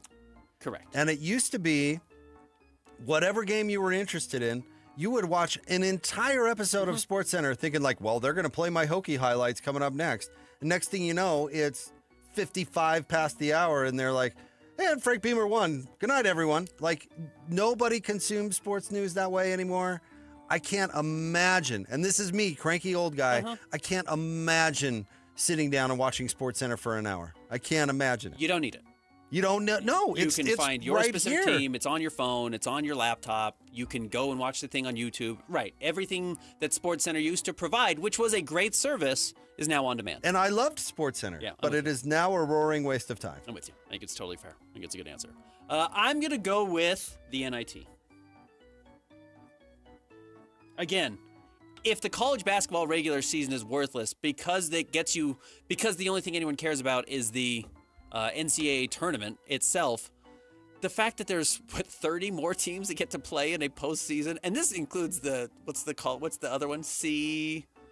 The CBI. It's like, and now there's the other one that they've had that Utah played in last year. It's like any college basketball postseason that's not the NCAA tournament, but I will lump it into the NIT. And again, the big tournament is expanding, so now this tournament is going to get even worse. And again, this whatever Fox thing that Utah played in last year, they're just picking specific teams now. They don't even care what your record was. They just want team name. It has nothing to do with what you qualified for in the season. So, postseason college basketball, not the NCAA tournament, but I'm going to circle it as the NIT. I gotta The answer that I want to take at 5, I'm not going to, because I'll tell you what I was going to take, Okay. but I feel like it's picking on ESPN Too much. a little bit Okay. too much. Waste of time. Now I'm lost without something. How about this? Boxing. Oh, I like boxing. Fine, whether you like it or not, it's become a huge waste of time. Name a boxer who isn't 40. Yeah, I mean, Usage is the best in the world right now. But I get what you're saying. We don't have it's not the heyday of American boxing the way it used to, certainly. If you want to look at the hierarchy of sport in this country and how it's evolved over the years, MMA is not my thing, but it is absolutely eclipsed boxing. It has. They've made better stars. The guys fight more regularly. In fact, the only boxing match that I've paid any attention to is when the one guy fought an MMA fighter. Yeah. I mean, Jake Paul is the biggest draw in boxing right now, which is a real... Isn't he just a YouTube guy? Yeah. It's a real shame. Some YouTube clown? Yeah. Yeah, boxing has become a waste of time. It has, unfortunately. It looked like we were entering a heyday of heavyweights like 3 or 4 years ago, and it just devastated itself really quickly. Because Andy Ruiz, the fat guy from Mexico, beat up the Englishman, and all of a sudden this idea that there were going to be these 3 or 4 guys that were going to be the top of boxing that were going to bring back Foreman and Frazier and Ali. One of the guys loses to a nobody and loses the belt, and it's over. So you're not... I don't agree with you, but I don't think you're far off. All right, I'm going to go with award shows. And for the most part, they've gotten rid of these. You remember the NBA tried to do an award show? No, they did? 4 years ago, it was the ultimate Adam Silver cat in the wall. Okay. But the ESPYs, these award shows, get rid of award shows. The self-congratulating. Sports award show, yeah. Mm-hmm. No, Honorable you mention. can get rid of all award shows. That's fine. In the vein of award shows, I was going to say the draft lottery show, I think, is a little long and drawn out. Waste of time for sure. Waste of time, yeah. No, Do it during halftime of a playoff game. Get back to it. Move quick. I was going to take anything Chris Berman's involved with. Remember he used to do the 2 minutes, fastest 2 minutes of football or something like that? And it's like, man, it's 2 minutes too many. I was going to do every horse race that isn't the Kentucky Derby. Oh, nobody that cares. Is crazy talk. Well, you like going to the track. Yeah. That's different than the Preakness and the other Triple Crown races that nobody cares about. Everyone cares about the Kentucky Derby. If you have won the others, fine, but nobody cares about anything other than the Kentucky Derby. What's the one you haven't mentioned? Exactly. No, I'm asking. I seriously don't know. It's the Belmont. Oh, yeah, the Belmont. Recap. Jake had the number 1 pick. He went the NFL Pro Bowl, TV timeouts, traffic, Sports Center, and boxing. Ben went college basketball regular season, preseason polls, preseason games, the NIT, and award shows. Ben went more traditional. I did. I went more outside of the box, which is usually the opposite of where we are. You know what the biggest waste of time is? 20-minute college football halftimes. Oh, I was thinking halftime. 20 minutes? What are you doing? I was thinking guys are going to be cold. I was thinking half times in general. Yeah, halftimes for the most part. Halftime shows for the most part. I know, but then I thought it was a little on the nose. Yeah. All right, what's our not sports? I mean, don't get rid of it entirely. Not sports today. Let's go with best Steven Spielberg movies. And this is inspired by? I watched E.T. last night, and I was like, you know what? This guy's got a lot of bangers. This guy has some juice. Yeah. Is there an automatic number 1 pick? I don't think there is, which is why it's so great. Some directors, there's an obvious number 1 pick, but I know what I would take number 1, but I don't have the number 1 overall pick. Raiders of the Lost Ark. Wow, Indy certainly wasn't going in that direction. That's a great movie. I love the story of when they were shooting the scene where Harrison Ford is getting in a fight with the guy with the swords, and he was sick. And he didn't. It was supposed to be this big, long fight scene, and he wasn't feeling well, so he just improv, pulling out the gun and shooting him, and that's what ended up making the movie. And it's one of the most legendary scenes in the movie. Yeah. Hilarious. All right, Indiana Jones. Surprise! Is that a surprise pick to you? No, Christian? put Raiders of the Lost Ark because it could be. Okay, if you're gonna take more than that, that's fine. I don't know. Maybe it would. He made 3 Indiana Jones movies, and one in particular is terrible. This is the best one, and the third one's okay. No, There's 4 now, right? So 2 are terrible. The second one there's 5. He did the Alien one, and he did the I don't want to Time be Machine. Destiny. Dial of Destiny's fine, actually. It's pretty funny. I don't want to be lumped in with any of those. Okay, you want Raiders of the Lost Ark. I don't want Raiders to. is a strong pick. I don't it's want not what I would have taken, but it's respectable. It's no Jaws, which is what I'm taking number 1 overall. It's 50th anniversary. I took my kids to it a couple of months ago. My daughter has decided she hates sharks. She's 9 years old. She's mad at me still that we watched it. Way to go. And I'm still glad I showed it to her. So, Jaws. Movie works on every level. It absolutely changed summer movies. It, invented the blockbuster. And it holds up absurdly well today. So, give me Jaws. Me personally, never liked Jaws. Love Jaws. I get it that people love it. Yeah. But me personally, Not your thing. never my thing. I'm going to go with Saving Private Ryan. One of the best, most crazy opening scenes in any movie. Sets the tone for the whole thing. It does. It's brutal. It's not my favorite Spielberg. I feel the way that you do about Jaws, about Saving Private Ryan. All right, fair enough. I just think they're better war movies.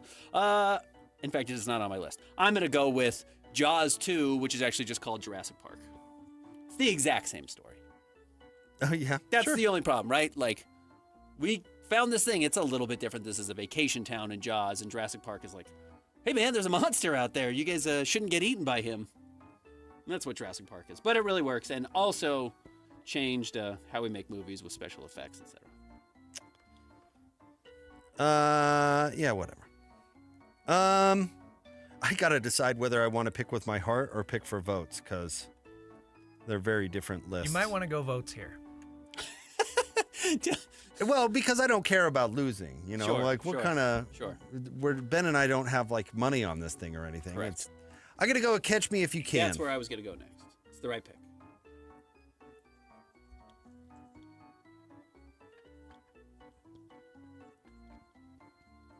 Leo's only Spielberg movie, but a great one. Okay. Leo's great in it. Tom Hanks is very good in it. Movie really moves well. Great. It's a great movie. Great Christopher Walken, who we didn't draft in Best Voices last week. Catch Me If You Can is a great movie. Good pick. It's what I would have taken third. I'm going to go with one of my favorites, and I will go with Lincoln. I really love Lincoln. Yeah, it's a great movie. It's very well done. I'm not a huge biopic fan. I think a lot of times they get pretty schmaltzy. I like of how narrow it is. It's not about Lincoln's life. It is about a specific couple of months or weeks in his tenure. So Lincoln really works. All right, Ben, what is this, 4 for me? This will be 4 for you. I'm going to go with Hook. Probably his worst movie other than, 1941? What's the movie called that he did that's awful? I told you, I'm going with my heart. Okay. I love Robin Williams. Yeah? And that movie came out when I was Yeah, it did. It was a huge movie for our youth. I think I was 9, maybe? Yeah. 10? I remember when they announced Julia Roberts was going to be Tinkerbell. It was huge news. It's a huge deal. Yeah. And that she was going to be little. Yeah, all the things. It was pretty magical. It doesn't hold up in the slightest. I watched it with my kids. I loved it. Really hard watch. I do think Dustin Hoffman's very good as Hook. But I think the rest of it's quite rough. Rufio. I know. It's amazing. All right. Well, I don't know why you're crapping on it. Because it's bad. I'm going to go with, since I haven't done, I'll go E.T. Yeah, hard to beat E.T. Might not be my favorite of his Alien movies, but E.T. It's a classic. You mean the garbage film that cursed us with Drew Barrymore? Drew for the Barrymore rest rules. of all time? Yeah, Drew Barrymore's awesome. Is she? Yeah, I'm pro Drew. Yeah, Drew's got it. Does she? And you blame her parents. We almost drafted Nepo babies. She's a Nepo baby, so blame her family. See, this is my next pick. This is why I'm conceding all this to you. Okay. Because E.T. is more popular with our listeners than my final, but I'm taking it because it is absolutely a classic, and I love it dearly. Oh, wait a minute. Never mind. I'm changing my mind. We didn't love it that much. No, I'll tell you. It wasn't the movie I thought it was. Okay. All right. I'm going to go with underrated movie. Not going to give me any votes, but whatever. It's good. Munich. Munich, okay. And it actually has a sports tie to it, too. Yeah, it does. Actually, another movie about Munich came out this year, I think, and I didn't see it, but I'd like to see it. It's No, supposed to be really good. I was going to take West Side Story, and I thought it was the original. Like maybe he did it early in his career, No, but he did a the remake. 2021 reboot, and I never saw it, so I'm not going to take it. It's really good. Is it really good? It's really, really good. The original West Side Story is just amazing. And now that I think about it, no, he could have never done that. See the new one. New one's really good. All right. Like Spielberg has it. He's probably the best director of all time. Like this is an impressive list, and we're gonna miss a lot of things. I will go with my favorite, maybe my favorite Spielberg movie overall, other than Jaws, and it's Minority Report. I love Minority Report. I love Philip K. Dick novels, and this is just a short story of his, but Minority Report. Great Tom Cruise in, I think, the best of Tom Cruise's era. I really wanted to like that movie because I know where it was filmed. Okay. And I did not like it. You did not like it? No. I really like it. I'm also a huge Colin Farrell fan, so checks a lot of my boxes.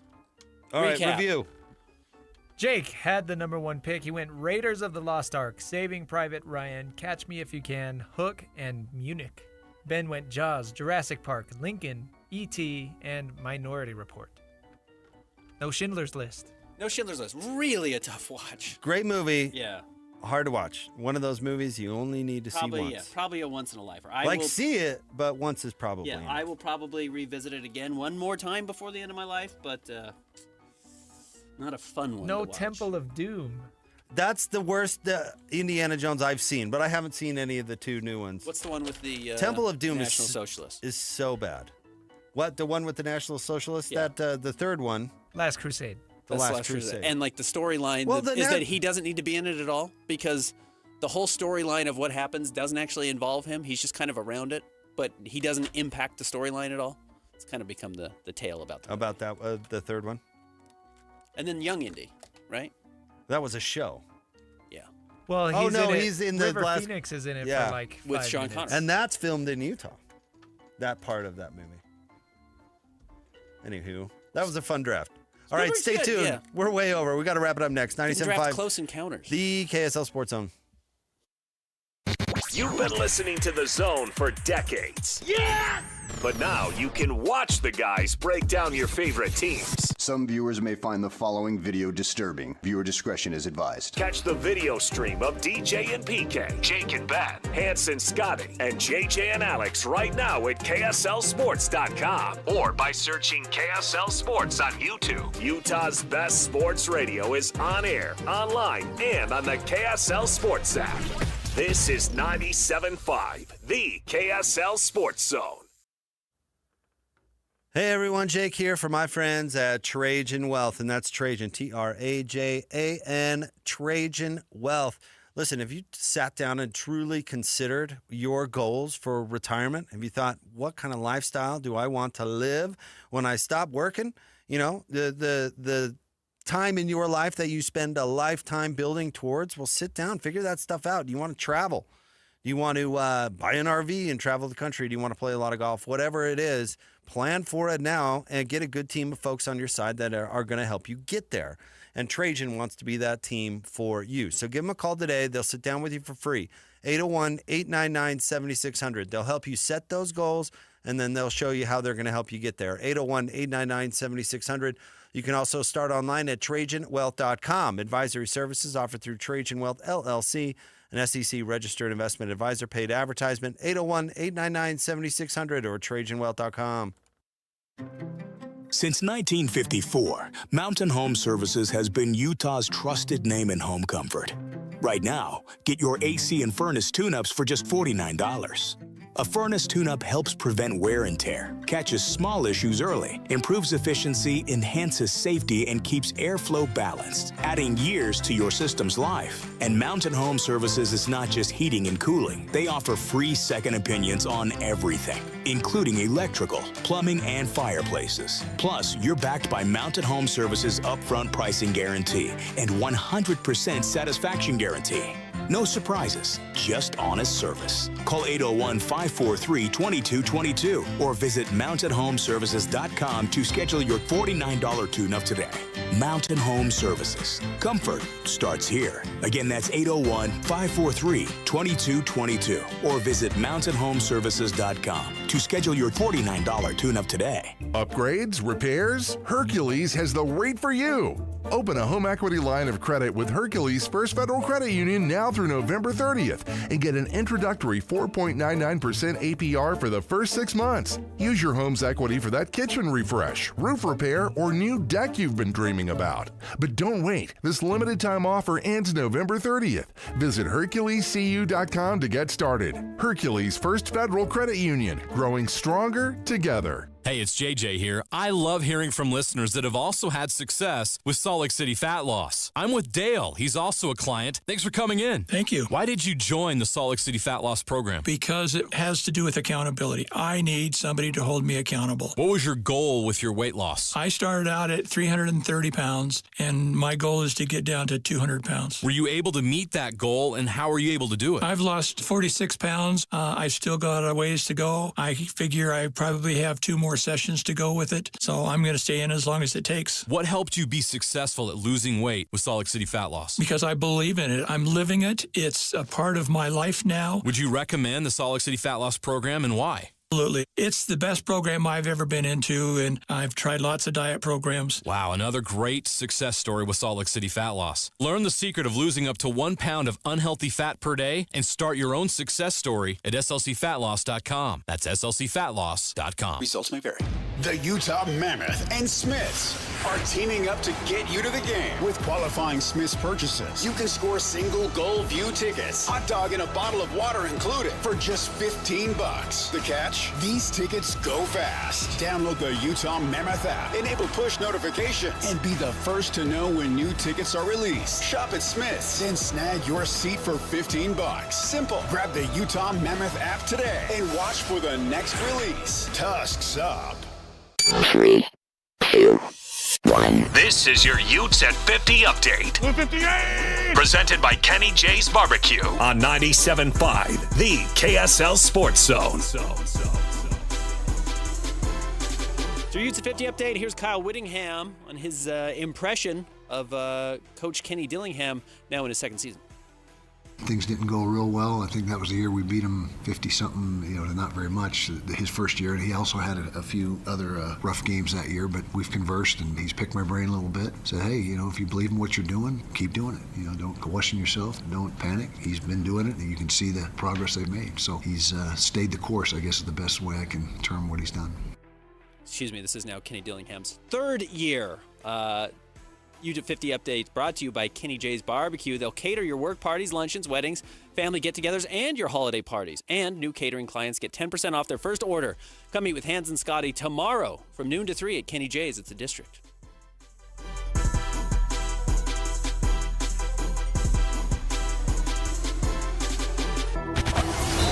It's another battle for the Aggies, and the KSL Sports Zone has it covered.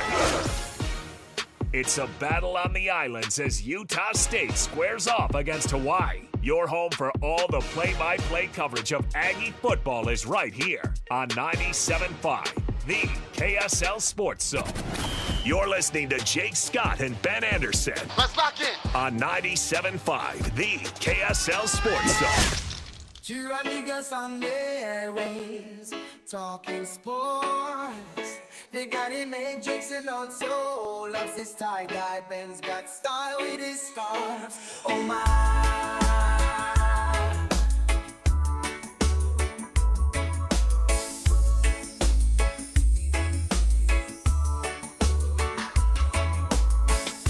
From the islands to the basketball courts. Jake and Ben, 97.5, the KSL Sports Zone. Want to remind you about our friends at Kenny J's. They do catering. They want to cater your work parties, luncheons, weddings, family get-togethers, and holiday parties. New catering clients get 10% off their first order.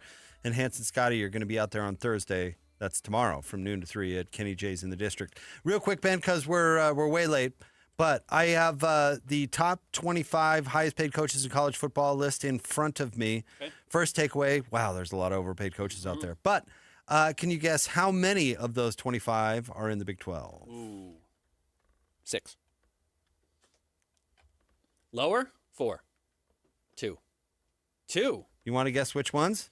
Dion. Okay, what's the other one? Witt. Christian, you want to guess which two Big 12 head coaches are amongst the top 25 highest paid coaches in college football? Didn't Dilly renegotiate? I don't know. What's your guess? Dilly? I'm guessing Dillingham and Dion. Christian is correct. Not Witt. Not Witt.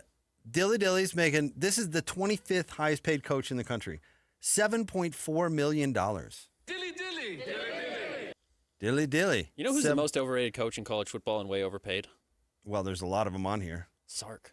Oh, yeah. By the way, Dion's making $8.9 million. Good for Dion. Sark, to your point, Benjamin, $10.8 million. He's made a whole reputation on underachieving. It's pretty awesome. Dabo Swinney, 11.4 at number 4. Number 3 is Stinkin' Riley at 11.5. Okay, Stinkin's worse than Sark. Yeah. But, man. Ryan, curiously enough, Sark used to be at USC. Ryan Day at 12.5. And then the highest paid coach in the country, Ben, any guess? Kirby Smart, 13.2. I guess Ryan Day should probably be a little higher. By the way, Kirby's won a bunch of titles. Bill Belichick is making $10.1 million, number 9 on this list. Life's good. I can't believe Witt's not top 25. Considering how long he's been there, how much success he's had, including recently. Good deal for Utah. Well, $7.5 million is a lot of dough. It is, yeah. All right, stay tuned. Hans and Scotty are next. 97.5 Thanks, Christian. KSL Sports Zone. You've been listening to The Zone for decades. Yes! But now you can watch the guys break down your favorite teams. Some viewers may find the following video disturbing. Viewer discretion is advised. Catch the video stream of DJ and PK, Jake and Ben, Hanson, Scotty, and JJ and Alex right now at KSLSports.com or by searching KSL Sports on YouTube. Utah's best sports radio is on air, online, and on the KSL Sports app. This is 97.5, the KSL Sports Zone. Since 1954, Mountain Home Services has been Utah's trusted name in home comfort. Right now, get your AC and furnace tune-ups for just $49. A furnace tune-up helps prevent wear and tear, catches small issues early, improves efficiency, enhances safety, and keeps airflow balanced, adding years to your system's life. And Mountain Home Services is not just heating and cooling. They offer free second opinions on everything, including electrical, plumbing, and fireplaces. Plus, you're backed by Mountain Home Services' upfront pricing guarantee and 100% satisfaction guarantee. No surprises, just honest service. Call 801-543-2222 or visit mountainhomeservices.com to schedule your $49 tune-up today. Mountain Home Services. Comfort starts here. Again, that's 801-543-2222 or visit mountainhomeservices.com to schedule your $49 tune-up today. Upgrades, repairs? Hercules has the rate for you. Open a home equity line of credit with Hercules First Federal Credit Union now through November 30th and get an introductory 4.99% APR for the first 6 months. Use your home's equity for that kitchen refresh, roof repair, or new deck you've been dreaming about. But don't wait. This limited time offer ends November 30th. Visit HerculesCU.com to get started. Hercules First Federal Credit Union, growing stronger together. Hey, it's JJ here. I love hearing from listeners that have also had success with Salt Lake City fat loss. I'm with Dale. He's also a client. Thanks for coming in. Thank you. Why did you join the Salt Lake City fat loss program? Because it has to do with accountability. I need somebody to hold me accountable. What was your goal with your weight loss? I started out at 330 pounds, and my goal is to get down to 200 pounds. Were you able to meet that goal, and how were you able to do it? I've lost 46 pounds. I still got a ways to go. I figure I probably have 2 more sessions to go with it, so I'm going to stay in as long as it takes. What helped you be successful at losing weight with Salt Lake City fat loss? Because I believe in it. I'm living it. It's a part of my life now. Would you recommend the Salt Lake City fat loss program, and why?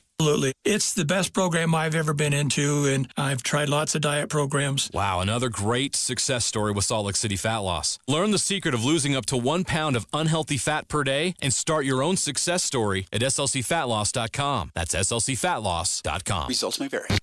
This is Jake Scott and Ben Anderson. I'd like to see him thread the needle of keep their pick yet kind of be trying. I don't think that's possible. I think if they play all their guys and will actually, coaches like he's demonstrated he can coach in the past, they could easily be in the 30s, no problem. Yeah, I think so too. I would love to see him thread the needle. It's hard to do. It's hard to do without compromising the try factor. Austin Ainge, famously at his introduction when asked if they were going to tank, he said, we're not doing that anymore. And then yesterday when PK asked him, Austin Ainge said, we're not thinking about that right now. Which is a little bit of a different saying than that's not going to happen. Yeah. Now, it's not contradictory to what he had said previously, but I do think it opened the door for the idea of, well, what happens when that draft pick does start to become more of a priority, which the further you get into the year, depending on your win total, the more important that draft pick gets. Catch Jake and Ben weekdays from 10 to noon on 97.5, the KSL Sports Zone. The Utah Mammoth and Smiths are teaming up to get you to the game with qualifying Smiths purchases. You can score single goal view tickets, hot dog and a bottle of water included for just $15. The catch? These tickets go fast. Download the Utah Mammoth app, enable push notifications, and be the first to know when new tickets are released. Shop at Smiths, then snag your seat for $15. Simple. Grab the Utah Mammoth app today and watch for the next release. Tusks up. This is Jake Scott and Ben Anderson. You are correct. There is a difference between a bad team and a good team that makes mistakes. Right now, I think BYU is a good team that is making mistakes, I hope. Yeah, let me put it this way. I think it's better to make mistakes than have bad play. There are certain things like the Bears mistake. He threw it right to the linebacker. I mean, you got to pull the Bear aside and you go, hey, Bear, you don't throw that pass. Yeah. There's a guy there. Well, that's a lot easier to fix than accuracy problems, for example. There's a difference. Arm strength problems or things that aren't so easily fixable. You can fix that mistake. Not saying he's never going to make it again, but a read on a linebacker on a simple play, that's a freshman mistake. So you got to make that mistake and hope you don't make it again. Knowing that the next 6 games is a really, really tough stretch. That's brutal. That's got to be as difficult a stretch as there is in the Big 12. Catch Jake and Ben weekdays from 10 to noon on 97.5, the KSL Sports Zone. Broadcasting from the Mountain Home Services Studio, this is 97.5 KZNS FM Colville, 1280 KZNS AM Salt Lake City, and 102.7 KSL FM HD2 Salt Lake City Midvale. This is 97.5, the KSL Sports Zone. The noon hour is here. Check it out. And you're locked on to Utah's highest rated, most listened to sports radio station. It's my station. It's my station. This is Hans Olsen and Scotty G on 97.5, the KSL Sports Zone.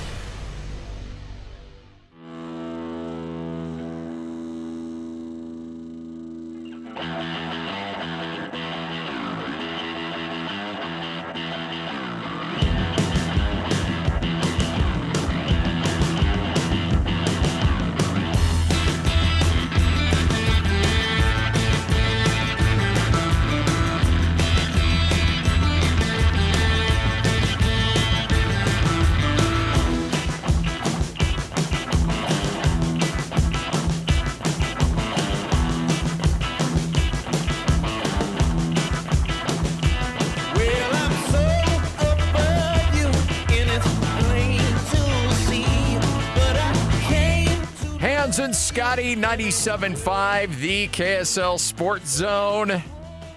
Big announcement. We just tweeted it out. But Hans, you and I are going to have a special guest that will join us every Wednesday at 12:30 starting today. There are times in sports radio life that things just get better. Yes. You know, like you and I have had steps along our 20 plus years now in this market doing sports radio, and there's just things that make it better. Yes. Like, for instance, getting a call from Greg Rebel to come do color for BYU.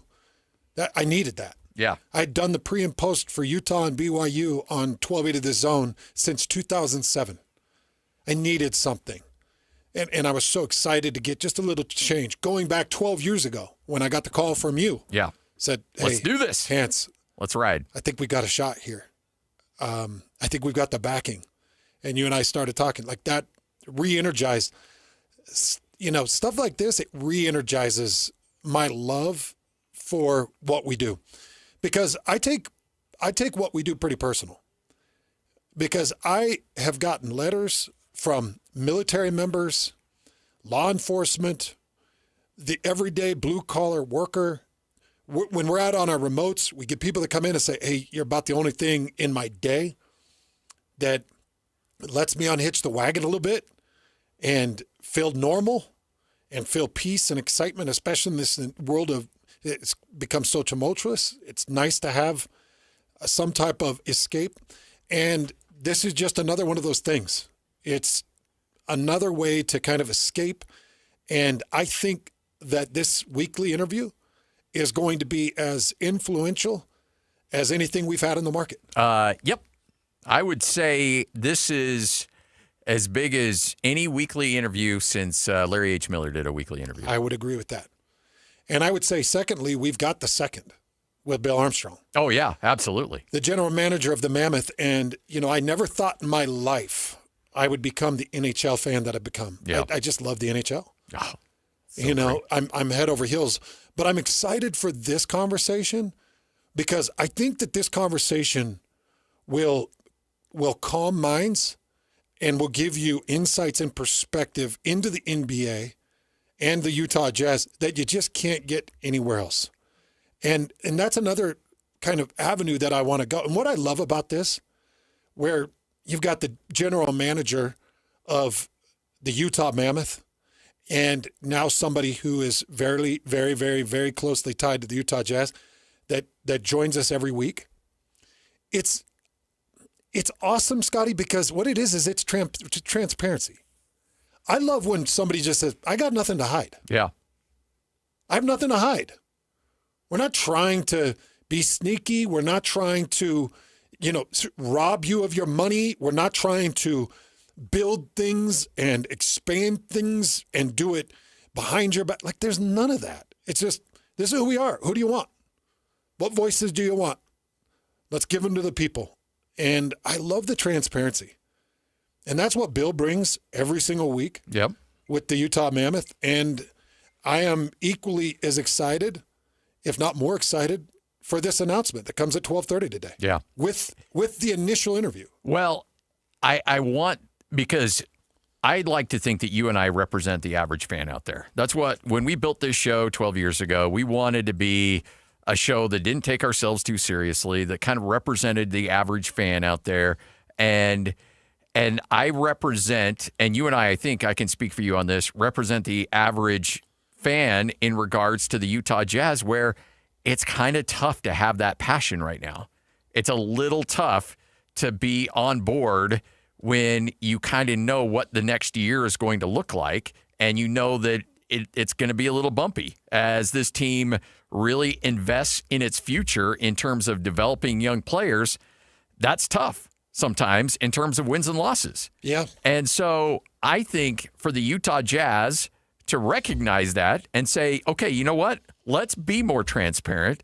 Let's let some of our high-ranking officials discuss what's on tap and the process.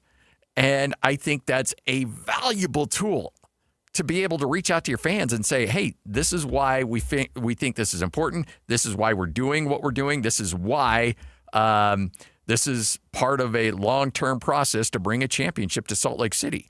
Because this is a fan base that once they are on board, they're life and death with you. They'll ride or die. They'll bury a body in the West Desert for you. Yep. You just got to give them a little bit of love. That's it, man. That's this market. I love our listeners. I do too. I love our sports fans.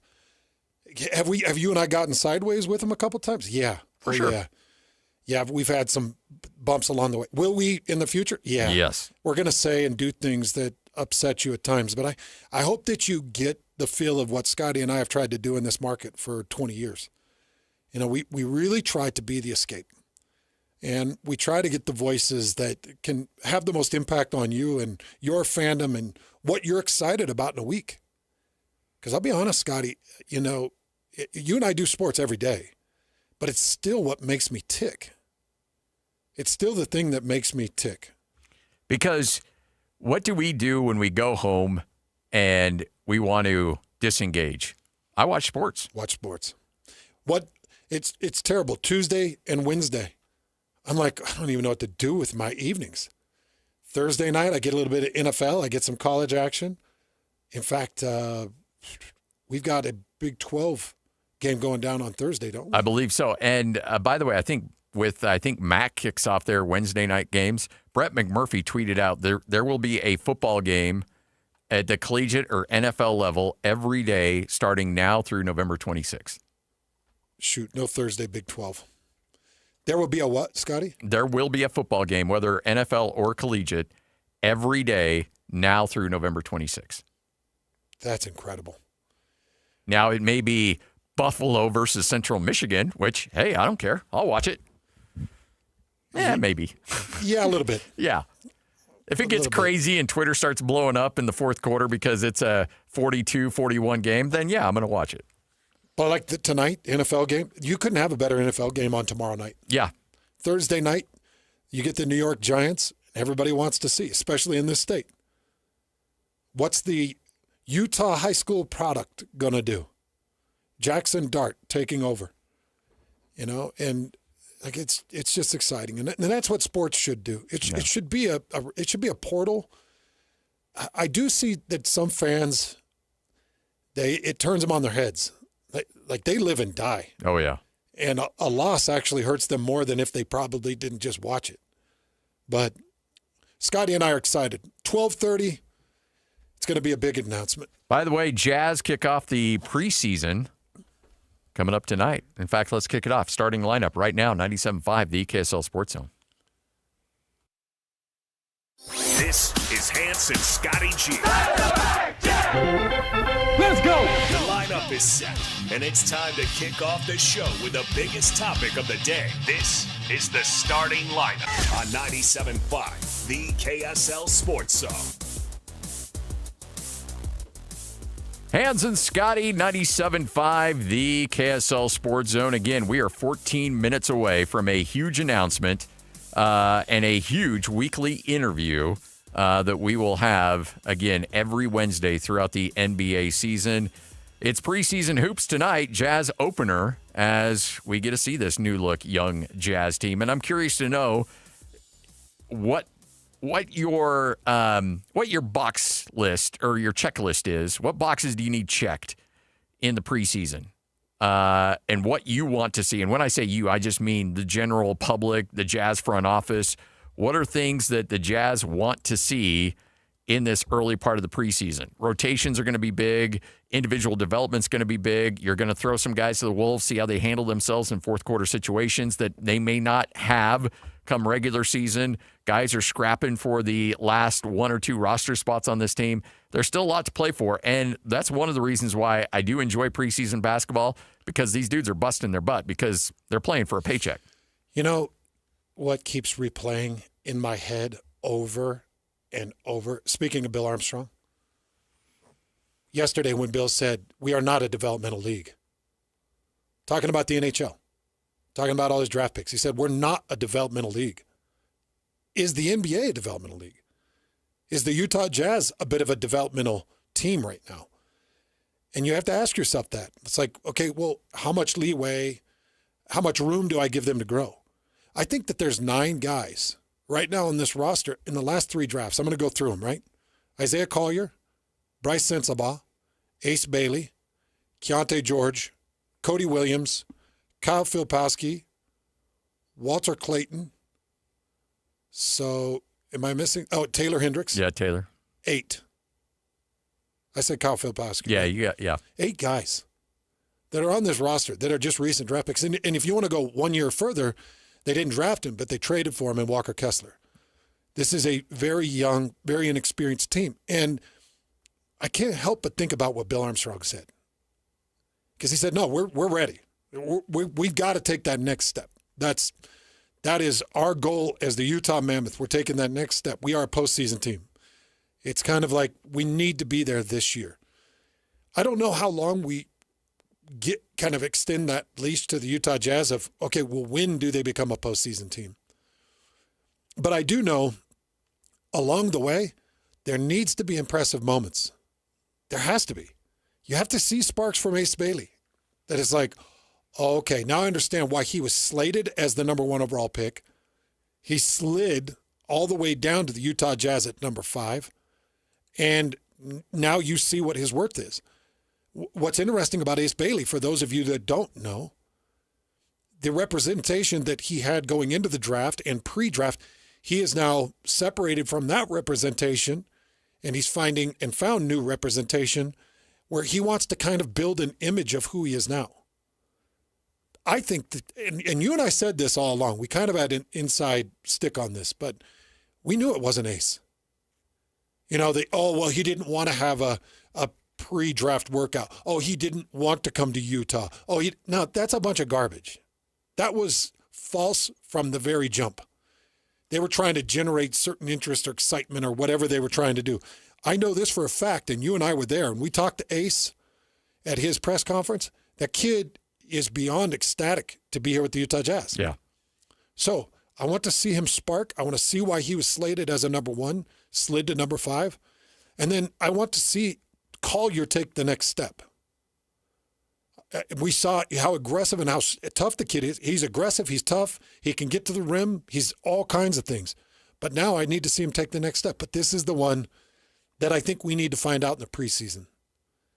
Preseason and early season. Yeah. Is what do you have in Taylor Hendricks? Yep. That's the $1 million question. Yep. And he said all the right things in media day. He said all the right things. And I truly believe Taylor Hendricks has been genuinely gutted by what's happened over the last couple of years. That is a guy that I know for a fact has just felt horrible about what's going on with he and his injuries. Nobody wants to be on the court more than Taylor Hendricks. Nobody wants to play at a higher level more than Taylor Hendricks. And I think he knows that this is a big year for him, but I also think there was a certain level of enjoyment from him saying, I know this is a big year, but my body feels right, and I'm ready to go show what I can do.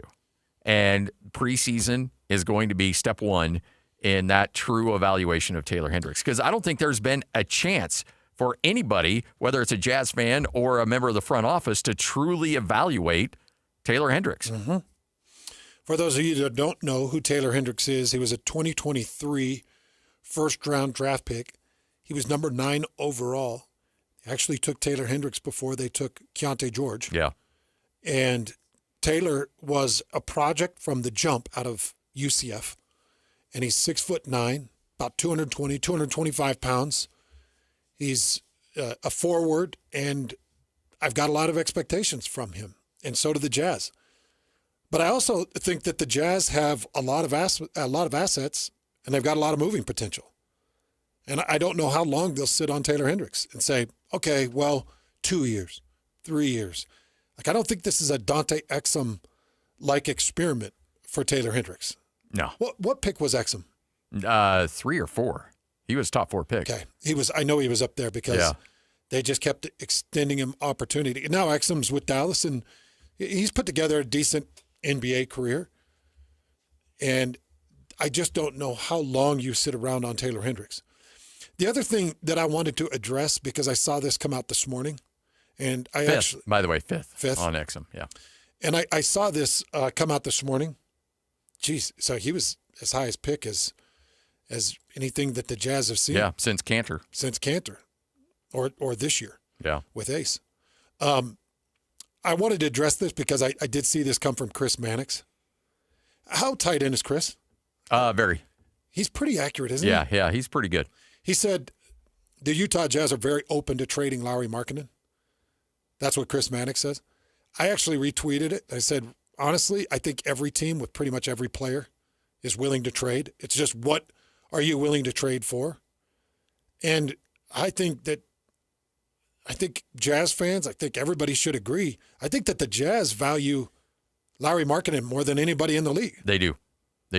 So, yeah, they would be willing to talk about trades, but it's going to have to be a mega deal. Yeah. Because they know what Lauri is. Lauri has played the good soldier. He has played the good soldier. What do you need from me? Well, we need you on the bench. Okay. What do you need from me? Well, we need you to be the face and name and the image. Okay. Do it. What do you need from me? Well, we need you to get ready, and we need you to help guys like Taylor Hendricks, Ace Bailey, and these other young guys understand what it's like, what it is to be a professional. Okay, I got you. He's just done everything that the Jazz have asked. So, yeah, everybody's on the trading block. We saw Luka Doncic traded. Yeah. For crying out loud. Yeah. In the middle of the night. If the price is right, yes, Lauri Markkanen would get traded. But I feel like it's got to be the right price. I feel like a Lauri Markkanen trade would include a Luka Doncic-like name. Not quite that level, but you know what I mean. For sure. It would have to have major significance. So Chris Mannix can report anything he wants. He could say that about anybody and just say, well, they're looking to trade him. And it's, yeah, everybody is. Yeah. But would it ever happen? I don't think it'll happen because I think the value is too high. At least the Jazz feel his value is too high. All right, folks, big interview regarding the Utah Jazz. Coming up next, we'll tell you who that is as he will join us, not just today at 12:30, but every week going forward at 12:30 right here on 97.5, the KSL Sports Zone.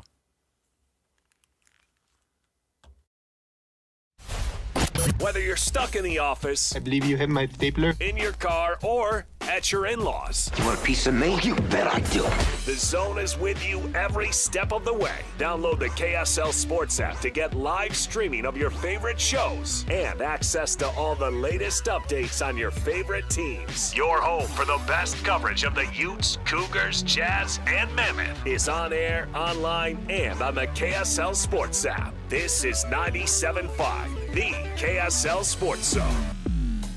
Temperatures might be cooling down, but fall camping's just warming up, and so is the country's largest used RV show. That's right, we're back in Utah just in time to outfit you for even more fall fun. October 9th through the 11th, we're packing the parking lot at the shops at Southtown with a huge selection of used RVs to fit any budget. Shop travel trailers, fifth wheels, toy haulers, motorhomes, and more, all in one lot. We're talking RVs starting as low as $7,995. No payments until 2026 on approved credit. You'll also find new RVs at the show at used pricing, like all remaining new 2024s, and select 2025s marked down for fall discounts. Plus, get hooked up with specially priced hunting trailers just in time for hunting season. Get more details and find the best deals early at UtahUsedRVShow.com. All this plus free admission to the country's largest used RV show. 3 days only, October 9th through the 11th at the shops at Southtown. Open daily at 11 a.m. Sponsored by Bish's RV. See you there. Stock number 75941, subject to prior sale. See dealer for details. So my mother is thinking of switching from Verizon to Pure Talk, but she's worried the deal sounds too good to be true. Michael, she said, how can those Pure Talk people offer me the same basic service as Verizon for so much less money? I said, Ma, go ask Google how much Verizon spends on advertising and promotions.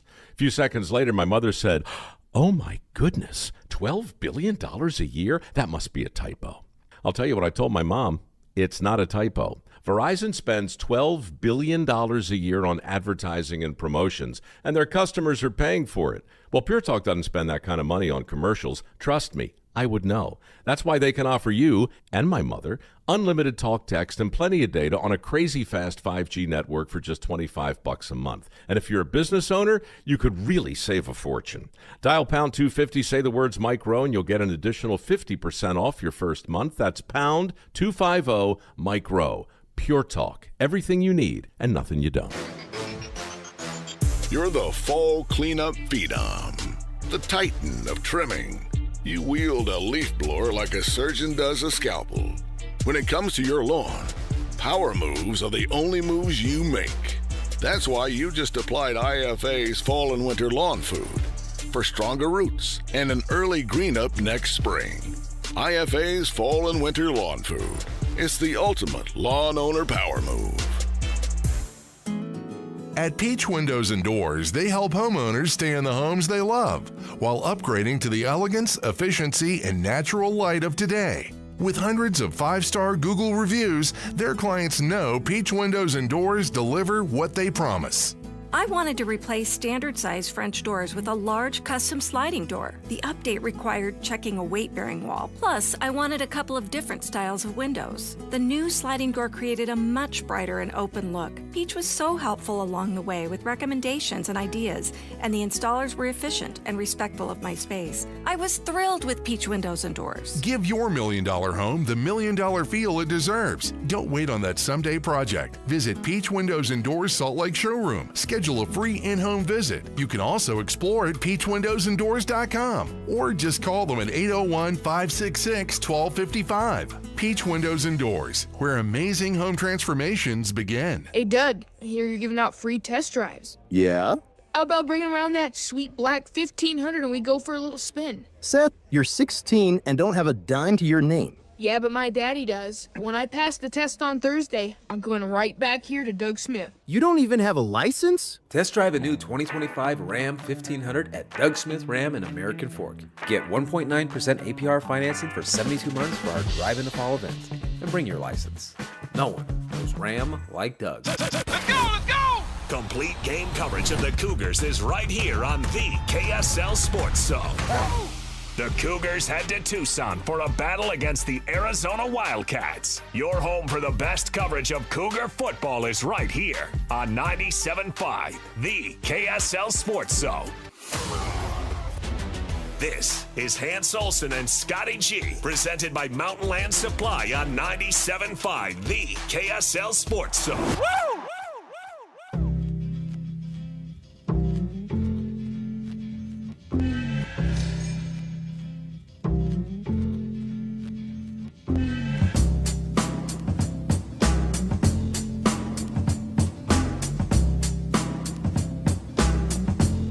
Hans Olsen, Scott Gerard, 97.5, the KSL Sports Zone. All right, we are going to go to our guest here momentarily, our weekly conversation with this individual. Yep, and excited to announce it, excited to talk to him, and excited to get this thing going. Utah Jazz, they kick off their season. Coming up tonight, their opening preseason game. Excited to watch them do this thing. And then they kick off their season. By the way, the way they open their season, very interesting, exciting.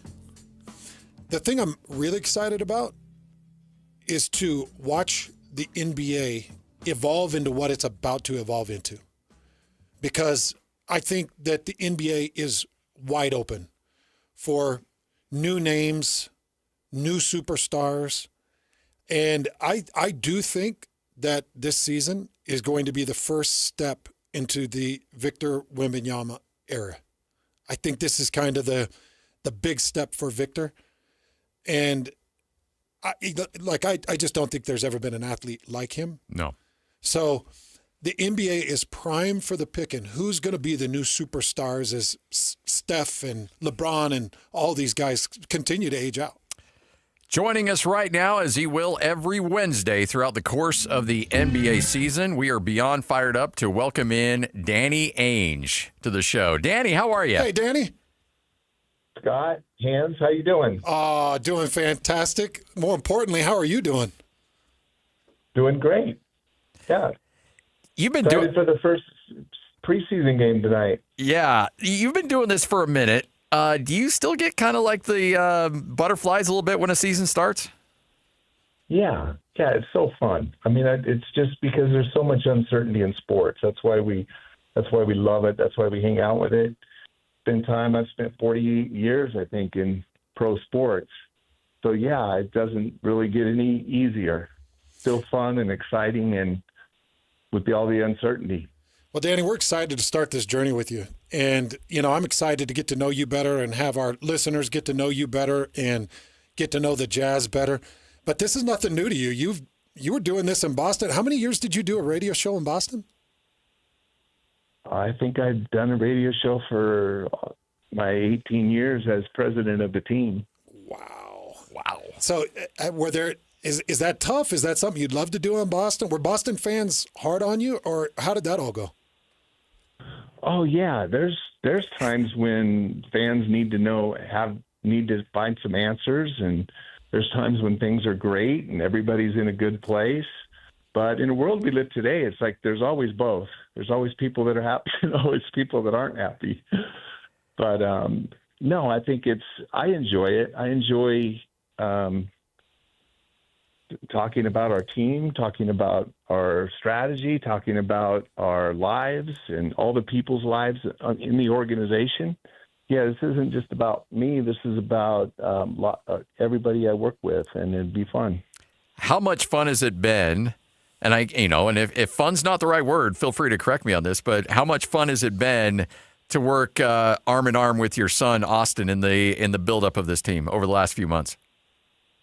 Well, you guys probably know this, but 14 years we worked together in Boston. And so, it was great having him. That was a brilliant, brilliant move by Ryan. And I think our team needed his energy, his experience, his knowledge, his ability to communicate where we are here with the Jazz. So, it's been nothing but great. And having 3 more grandkids in the area is even better than my kids. I love that. It's good to be around family, get to have so much fun. By the way, Danny, I asked Scotty if he called some of Crew's games. He said yes. He called everyone. Yeah. Well, at Utah State, nice. Yeah. So, So Scotty, how good was Crew? Crew was great. Yeah. And the fun part was that year was a really special year. That's the year that they came out of nowhere, and Sam and Abel Porter and all those guys made a great run into the NCAA tournament. But the fun thing about that is the fact that Crew is still pretty much the leader of that team, because he's got Abel Porter living right next to him. He somehow convinced Sam to move to Utah County. Like it's impressive the stranglehold he still has on those guys. Yeah, and they're all members of the Alpine Country Club. And Abel and Cooper, my son that's 2 years older than Crew, they did great in the Alpine member guest this year. So, Abel's picking it up, and he's trying to catch up with Sam. I got to know, Danny, because I've actually put out video of me doing one-on-ones with my son in full pads when he was starting to peak as a football player before he headed on a mission. And it was embarrassing. It got bad. He threw me in the dirt a couple of times. And, just trying to prepare him and trying to throw a good stiff jab in his chest. Did you ever play hard physical basketball with these guys? Not with the Utah State guys, but with my boys, absolutely. We had some, and matter of fact, I did that too. Someone was shooting a film of, I was in my, work shoes and slacks, but I was playing when Crew got home from his mission, and he has this video of dunking on me. Oh. And he did dunk on me. I was coming in, just going to foul him, and he dunked on me, and it was it went viral, and it was kind of funny. But Scotty's got the video here, Danny. I'm looking at the video. Yeah, it made Crew's day. Oh, he kind of crossed you over a bit. Took a hard. Yeah. Ooh, he threw a hard elbow into the chest. Yeah. We've had some battles with the boys, so I deserved what I got. Is that something that was important to you as a father, to install a high level of competition into your kids, whether it was basketball or business or whatever profession they decided to go into? Yeah, I mean, it's just I've prided myself on being a competitor my whole life, but there's nobody more competitive that I've met in my life than my wife. And so, I don't really think our kids had much of a choice. They grew up in a very competitive world. She's the tough one, huh? She's a tough one. She's tougher than me. Did she play sports through high school, or what is her thing? No, she played. I mean, she's always played tennis, but she played in high school, played softball in high school, but she was just more of a late bloomer. She raised a family, and I think for the last 10 or 15 years, she's been really in high competitive tennis leagues with women mostly a lot younger than her. And she still does it today. She plays in pickleball leagues around here in Utah and tennis leagues, and she loves it. She lives for it. So when you address a season like this where it's about development, when you start a game like tonight against Houston in the preseason and throughout the course of the season, when you're looking for development, what are some of the boxes you want seen checked off and some of the things you're looking at in progress in the development of these guys? Yeah, I mean, I think that for sure there's team progress, but we have such a new team and such a young team. I look more for like the individual development of each player more than I'm judging, our culture and all that right now because we're so young. But I'm looking to see the progress of all of our young guys, every one of them, and what they're doing. And I've seen it all summer. I'm very excited about the upcoming season because, these guys have put in so much work. And, we don't have a perfect team yet, and we're trying to get there. But, we need some of these young guys to really step up, and hopefully they all understand that, man, this is a lifetime opportunity, an opportunity of a lifetime to get out there and play and, get this opportunity. Because on some teams, some of them might not get a chance to play as much. And they're all fighting for their NBA careers, and it's been really, really fun to watch their progress. And our strength and conditioning team has done amazing, our coaches. But we've had a lot of these kids in almost all summer, and that's been really fun to watch. And I'm anxious and curious to just see how each one of them pan out. I don't think you're any different than any of us or any Jazz fan out there. Just interested to watch how the story's written. And over the years, Scotty and I have been in this market covering the Jazz for 20-some years. And, everything from watching Morris Allman do his thing as a draft pick and everybody was excited and it just didn't pan out, to watching Rudy Gobert, who nobody really knew, but watching him grow into what he's done, and Donovan Mitchell do the same thing, blow up and be a huge spectacle. I think everybody's watching Ace Bailey, and the saga of Ace Bailey has already generated an interesting start for a lot of people just wondering, what's this kid all about? Because, Danny, if I'm not mistaken, he was slated as the number 1 overall pick and just happened to slide to the number 5. Just talk about the Ace Bailey journey to this point, how he's been acting through camp, and kind of your expectations of the kid individually. Well, I'm not going to raise expectations for a kid that's a number 5 pick. Expectations can be pretty high when kids, for most of the fans out there, just because of the recognition. I don't think he was ever projected to be a number 1 pick, at least not his freshman year of college, but maybe sooner. He was projected to be a number 3 pick or 4 pick or 5 pick most of the season. And, but he's a great kid. And he loves playing, and he brings a energy that is contagious, and a laughter and a fun and a joy to the game that I really am impressed with.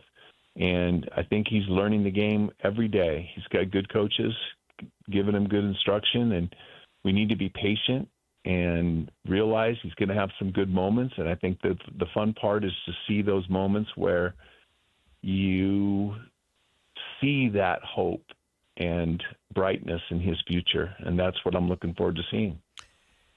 You've had a really unique and successful eye for talent in picking up players that are going to be successful that maybe others overlooked. Obviously, when you're scouting a player, talent's number 1. But once you get past that, what are the little things that you're looking for in your evaluation of a player? Well, yeah, I mean, skill and athleticism and size and length and all those things really matter. But also character matters, and leadership matters, and discipline matters.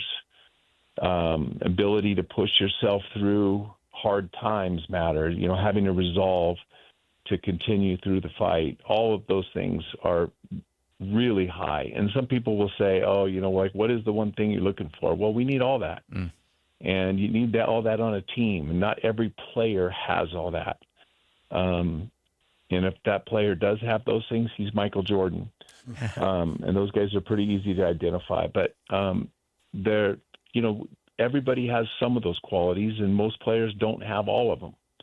And so it's always very difficult to decide, do you go for the talent and the size and the length and or in the jumping ability, or do you go with less size and more commitment and more character, harder work ethic? And those are the difficult decisions to make in the draft every year. What's your relationship been like with Michael Jordan? I mean, playing through the 80s and 90s and then being a manager for so long. And have you had a relationship with him? What's he like as an individual? Yeah, Michael is very competitive, and we are friends. We had a battle on the court in our day. Obviously, like, it was a joy for me to play against Michael Jordan. That was, those are great, great memories because he was the best to ever put on a uniform. But I think that, we've had a lot of time on the golf course together over the years, and we go at it and we trash talk, and it's a blast. Was the competition more heated on the court or on the course?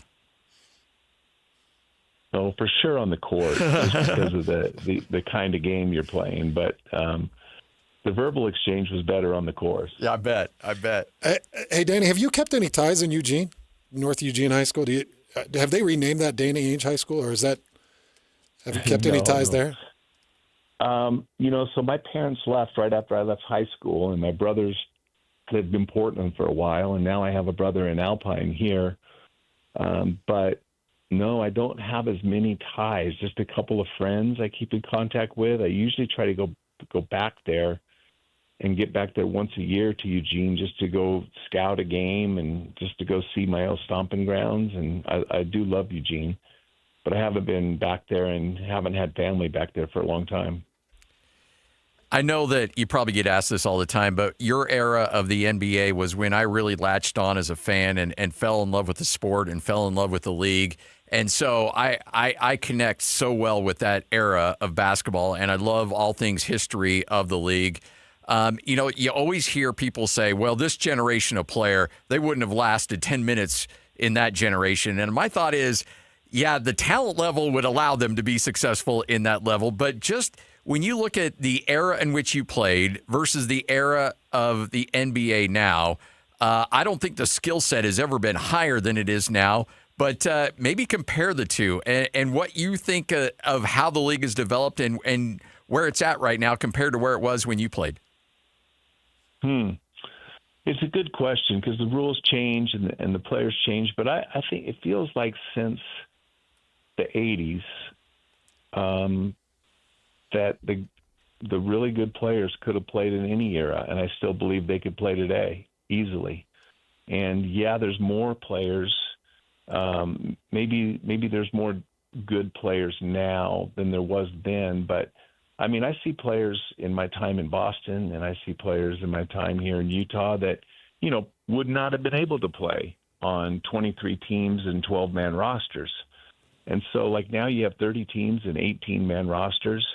And so it's a little bit more watered down than it was in that era, but there are more good players in today's game. And so I've heard both, like a player like Larry Bird, he would never be able to play today. And it's like, what, are you out of your mind? And, and then at the same time, like the players are so, much better in the 1980s and the 1990s than they are today. And none of that is true either. I think the great players are great in any era, is what I really believe. Well, Danny, we're so grateful to have you every single week and excited to just get more of this, just to get to know you and have our listeners get to know you and get to know this Jazz team inside and out. I just don't think there's a more transparent, better thing that we could be doing with our time here on air, so we appreciate you doing that. Okay, and going back to your last question, Scotty, I think we would really welcome John Stockton and Karl Malone. Yeah, yep. I think those guys would be just fine in today's NBA. We're looking for some of the guys like that, and Jeff Hornacek. We'll take all of them. Yeah, they would draw a few whistles. Yeah, they would. They'd draw a few whistles, but I'd love to see them on the court. Thanks, Danny. I'm looking forward to getting to know you guys better, and so in our weekly deal. I'll probably be doing the majority of them, but we'll get to know Austin and Ryan better, and people that I work with on occasion, and maybe even some players. Like, you guys would love those guys, and I know how much our fans would love them, getting to know them better like I get to. Well, we're so grateful and excited to get to this season. Good luck tonight against Houston, and let's go. This is going to be a great discovery year for the Jazz. Yeah, it's going to be fun. I'm really excited about this year. So Awesome. good to be with you guys. Thanks for your time. Thanks, Danny. We appreciate it. The great Danny Ainge right here on 97.5, the KSL Sports Zone, every Wednesday at 12:30. We've got a lot to get to with Danny. Yes, we do. You think about the years and years of moves that he made with the Celtics and building a team before he left the Celtics, and how he compares to some of the building blocks that he's implemented here, and what direction we're on. The nice thing is it tips off tonight against Houston, and we start to get a feel for it. And along the way, Danny will give us some insights and kind of help paint the picture of what the Jazz are doing on the inside. As he mentioned there too, Scotty, every single Wednesday at 12:30. If Danny can't make it, it may be a mystery guest. Yes. It may be, but it is going to be somebody big, and a Jazz player or a Jazz insider or somebody great with the Jazz. But I know I talked to Danny for a while before the show, and he was like, I really want people to have a perspective. He's just so transparent. Yeah. He has nothing to hide. He's just a great human being, an amazing ambassador of Brigham Young University, an amazing ambassador of the NBA. And he just so happens to be one of the most brilliant front office minds in the history of the league. So excited to kind of have him at our advantage and really just pick his brain and learn this sport better. Like, to your question, what this league is now to what it was, where it's evolving to, it has become such a European league. And watching European players, we finished whatever it is, the last 3 MVP votes with 3 of the top players being European born. Whether it's Embiid, who is European born and raised stateside, or it's Luka Doncic, or it's Jokic, who's taken it a few times. Yeah.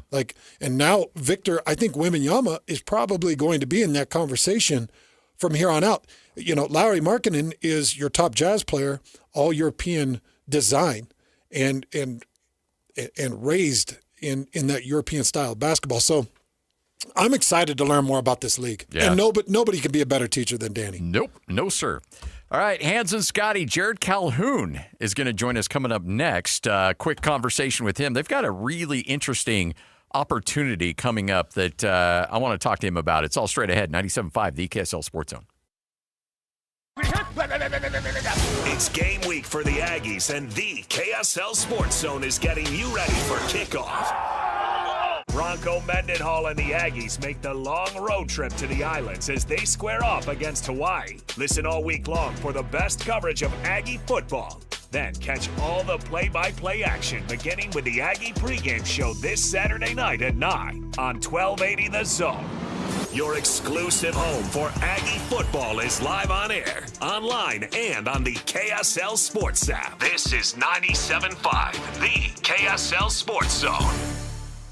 I know sometimes things can be financially difficult. You're trying to tighten the purse strings. Well, America First Credit Union can help you get your money working for you. So they've got so many different ideas on helping you to get your money working for you. If you need some direction and ideas, get into an America First branch, and they'll get you taken care of. There's 116 locations now. You can find them all at americafirst.com. There's a location finder. You can do it that way. By the way, one of the things that they offer our listeners is a 6-month, 0% interest Visa credit card that is only through America First that you can access as quickly as today. Just get into America First, sit down and say, hey, I need to get one of those 6 months, 0% interest. I've got a medical bill. I've got something that popped up that I've got to take care of, and you can get that card as quickly as today. America First Credit Union, taking care of Utah since 1939. It all started right here in a little coffee can in 1939, and you can find them at americafirst.com. What was that? That is business phone bliss with the Ooma Cloud Phone System. It handles all our voice, video, and messaging needs. You sound very... Calm? I am. Ooma has everything I need to run my business more efficiently, like virtual receptionist, call routing, and video conferencing. And it starts at just $19.95 per month per user, plus taxes and fees. Ooma. Nice. Find your business calm at ooma.com/radio. When your name's on the paint job, your primer better hold up. Painters trust Kills primers for serious adhesion, stain blocking, and a finish that lasts. Now, the full Kills lineup is available exclusively at the Home Depot. Need it fast? Get same day or next day delivery, or order online and pick it up in store. Kills primers, pro results, faster. The Home Depot. If you're a pro, you know. Alpine Home Medical, we bring wellness home. Hey folks, it's Jay Broadbent here with Alpine Home Medical, celebrating 28 years of keeping Utah and Idaho comfortable and at home. Back in '97, I started with a truck, a dream, and a lot more hair. Today, we've got 11 stores from Idaho Falls to St. George. From the moment you step into our clean, welcoming showrooms, you'll feel the Alpine difference. Our team will be there to listen and guide you to the best solutions for your needs. We believe that the right equipment can transform lives. We're honored to be a part of your healthcare journey and to help you live the life you deserve.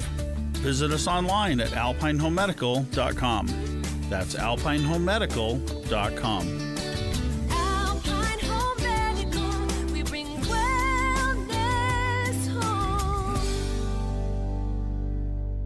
Hi, this is Derek Overstreet, president of the New Millennium Group and co-host of Stop Working, Start Living with KSL News Radio. Can you imagine what your life would be like if you could retire 3 to 5 years earlier than you thought possible? The things you could do, the loved ones you could spend time with, the memories that you could create.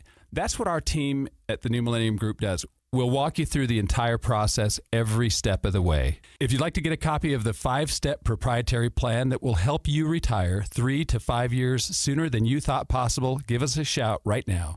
888-999-6370. That's 888-999-6370 or utahsfinancialplanner.com. Listen, most of our listeners right now have a tax problem, not a money problem. There's not enough money in Social Security Medicare as it is.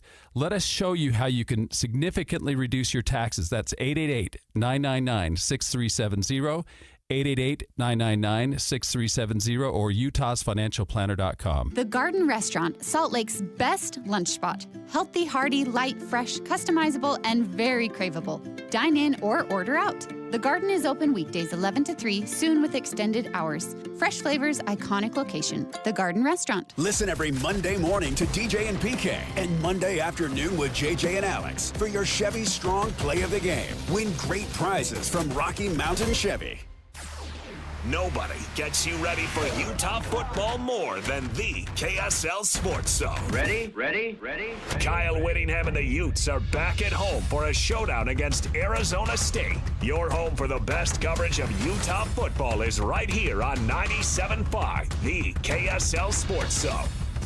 This is Hans Olsen and Scotty G, presented by Mountain Land Supply on 97.5, the KSL Sports Zone.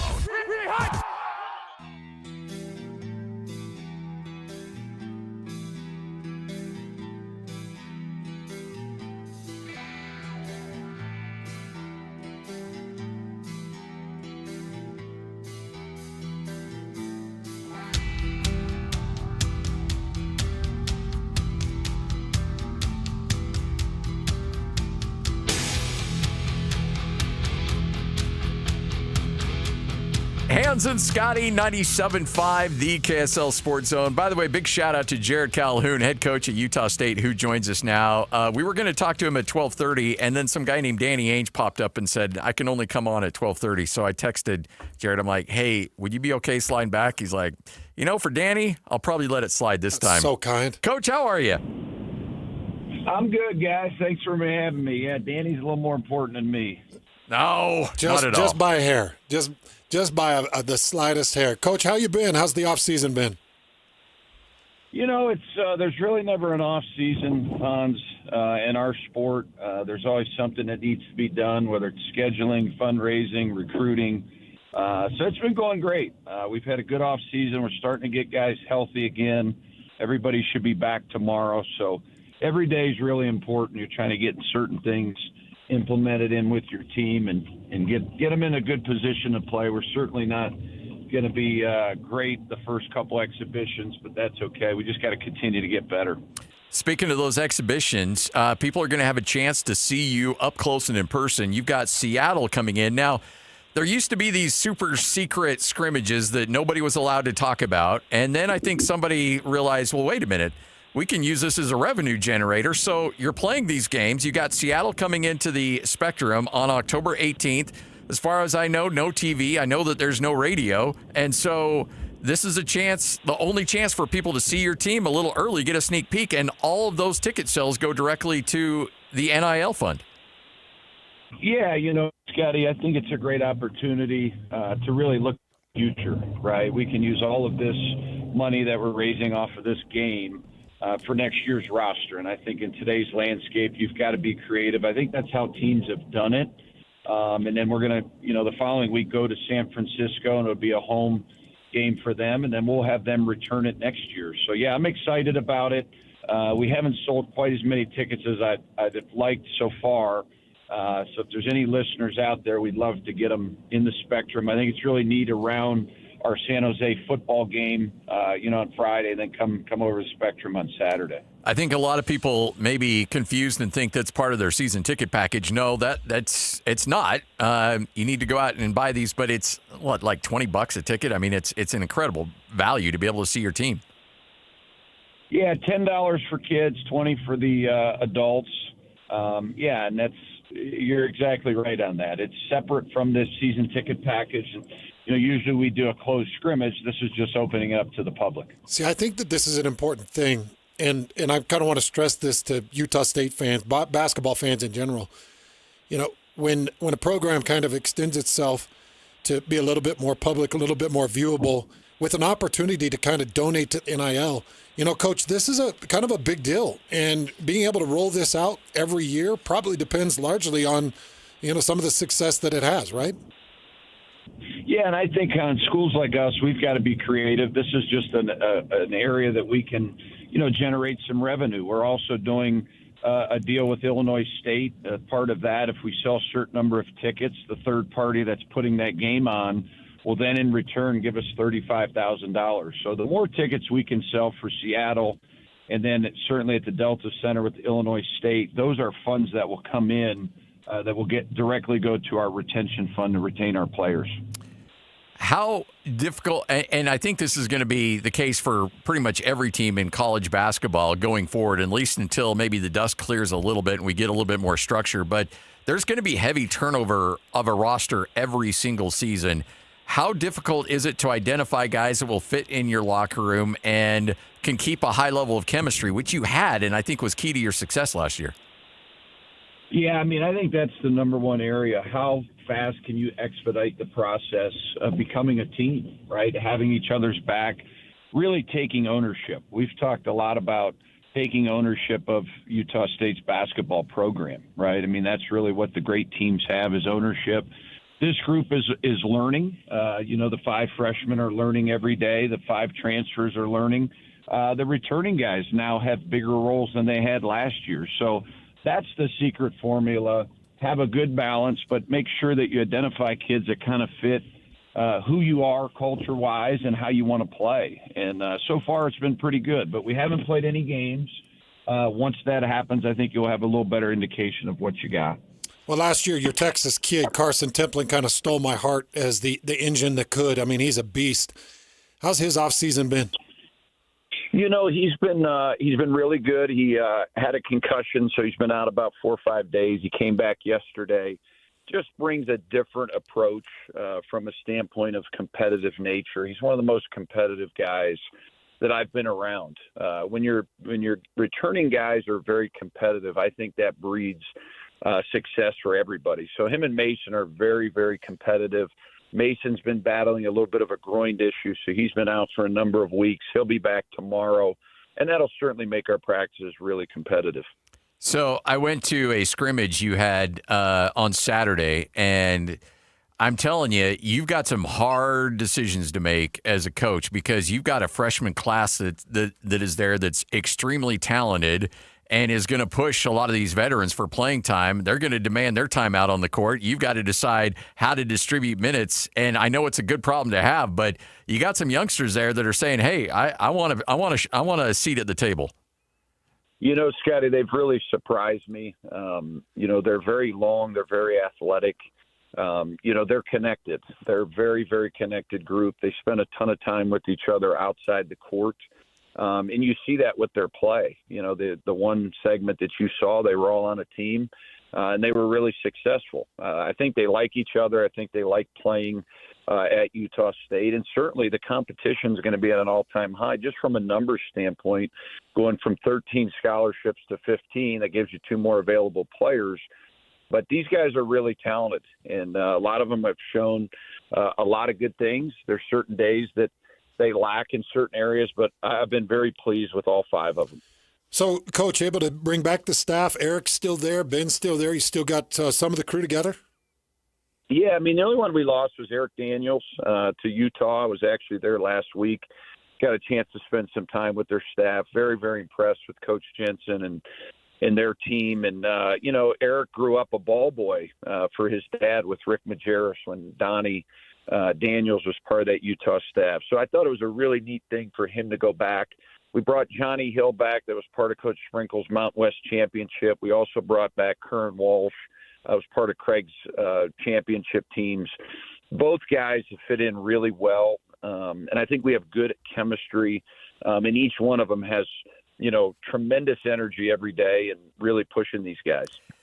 Back to this exhibition game, I believe when we talk about these freshmen, eventually, and I'm not telling you to make any announcements here, but there will be a few of them that will probably have to redshirt this year. Well, this is your chance to watch them play because they can play in this game and still hold on to that redshirt year, correct?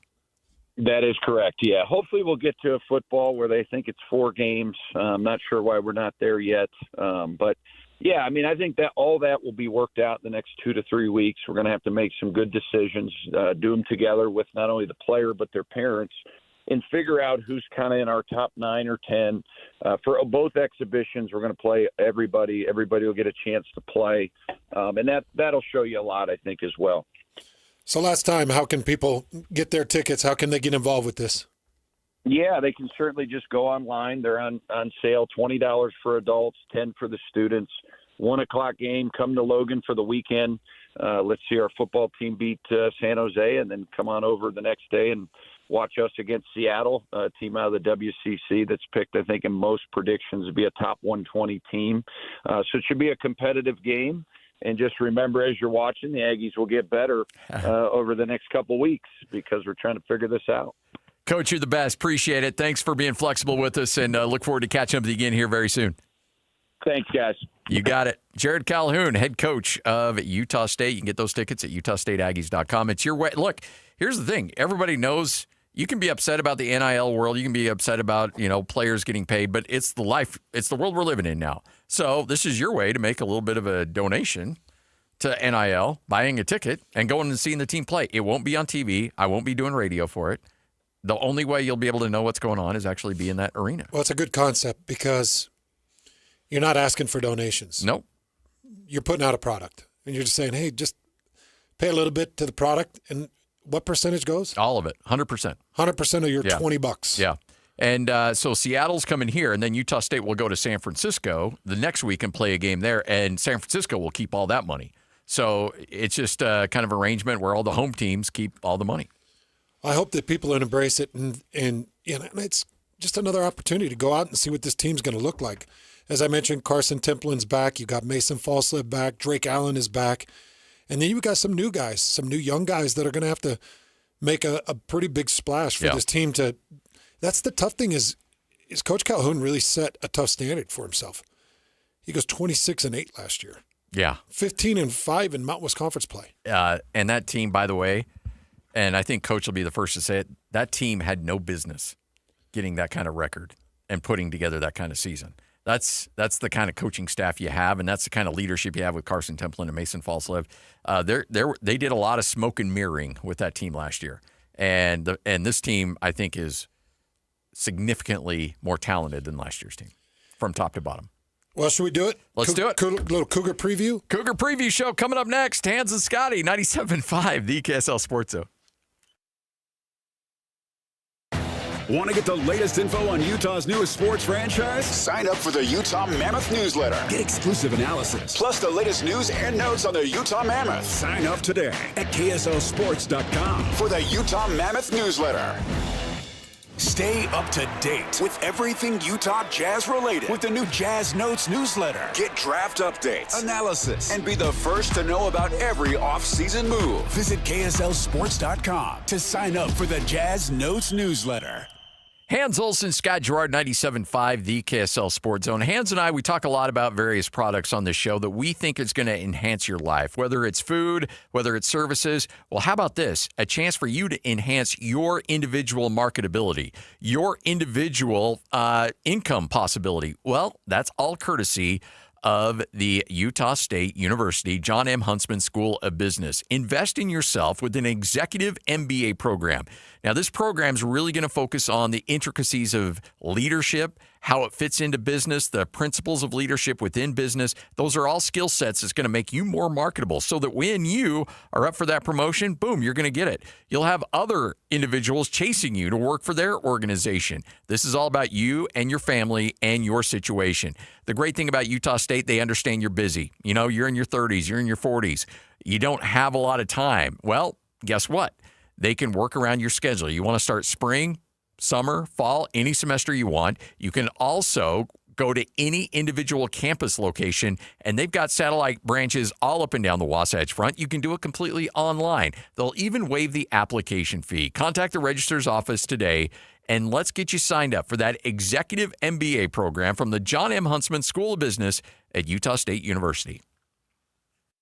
Temperatures might be cooling down, but fall camping's just warming up, and so is the country's largest used RV show. That's right, we're back in Utah just in time to outfit you for even more fall fun. October 9th through the 11th, we're packing the parking lot at the shops at Southtown with a huge selection of used RVs to fit any budget. Shop travel trailers, fifth wheels, toy haulers, motorhomes, and more, all in one lot. We're talking RVs starting as low as $7,995. No payments until 2026 on approved credit. You'll also find new RVs at the show at used pricing, like all remaining new 2024s, and select 2025s marked down for fall discounts. Plus, get hooked up with specially priced hunting trailers just in time for hunting season. Get more details and find the best deals early at UtahUsedRVShow.com. All this plus free admission to the country's largest used RV show. 3 days only, October 9th through the 11th at the shops at Southtown. Open daily at 11 a.m. Sponsored by Bish's RV. See you there. Stock number 75941, subject to prior sale. See dealer for details. Make game day yours with the Utah Mammoth app. Get your tickets, order food and drinks without leaving your seat, track live stats, and stream every game with Mammoth Plus, all in one place. It's the ultimate game day essential, designed for Mammoth fans. Stay connected to your hometown team and never miss a moment. Download the Utah Mammoth app today on iPhone and Android. Turn on push notifications and make every day game day. Tusks up. Water runs Utah. It carves our canyons, fuels our farmers' fields, fills our lakes and rivers. It runs outdoor adventures and economic development. But if we're not careful, water runs out. And in the cooler fall months, your yard simply doesn't need as much water. That's why this is one of the best times to make a big difference. Learn more at slowtheflow.org. You're the fall cleanup phenom, the titan of trimming. You wield a leaf blower like a surgeon does a scalpel. When it comes to your lawn, power moves are the only moves you make. That's why you just applied IFA's Fall and Winter Lawn Food for stronger roots and an early green up next spring. IFA's Fall and Winter Lawn Food. It's the ultimate lawn owner power move.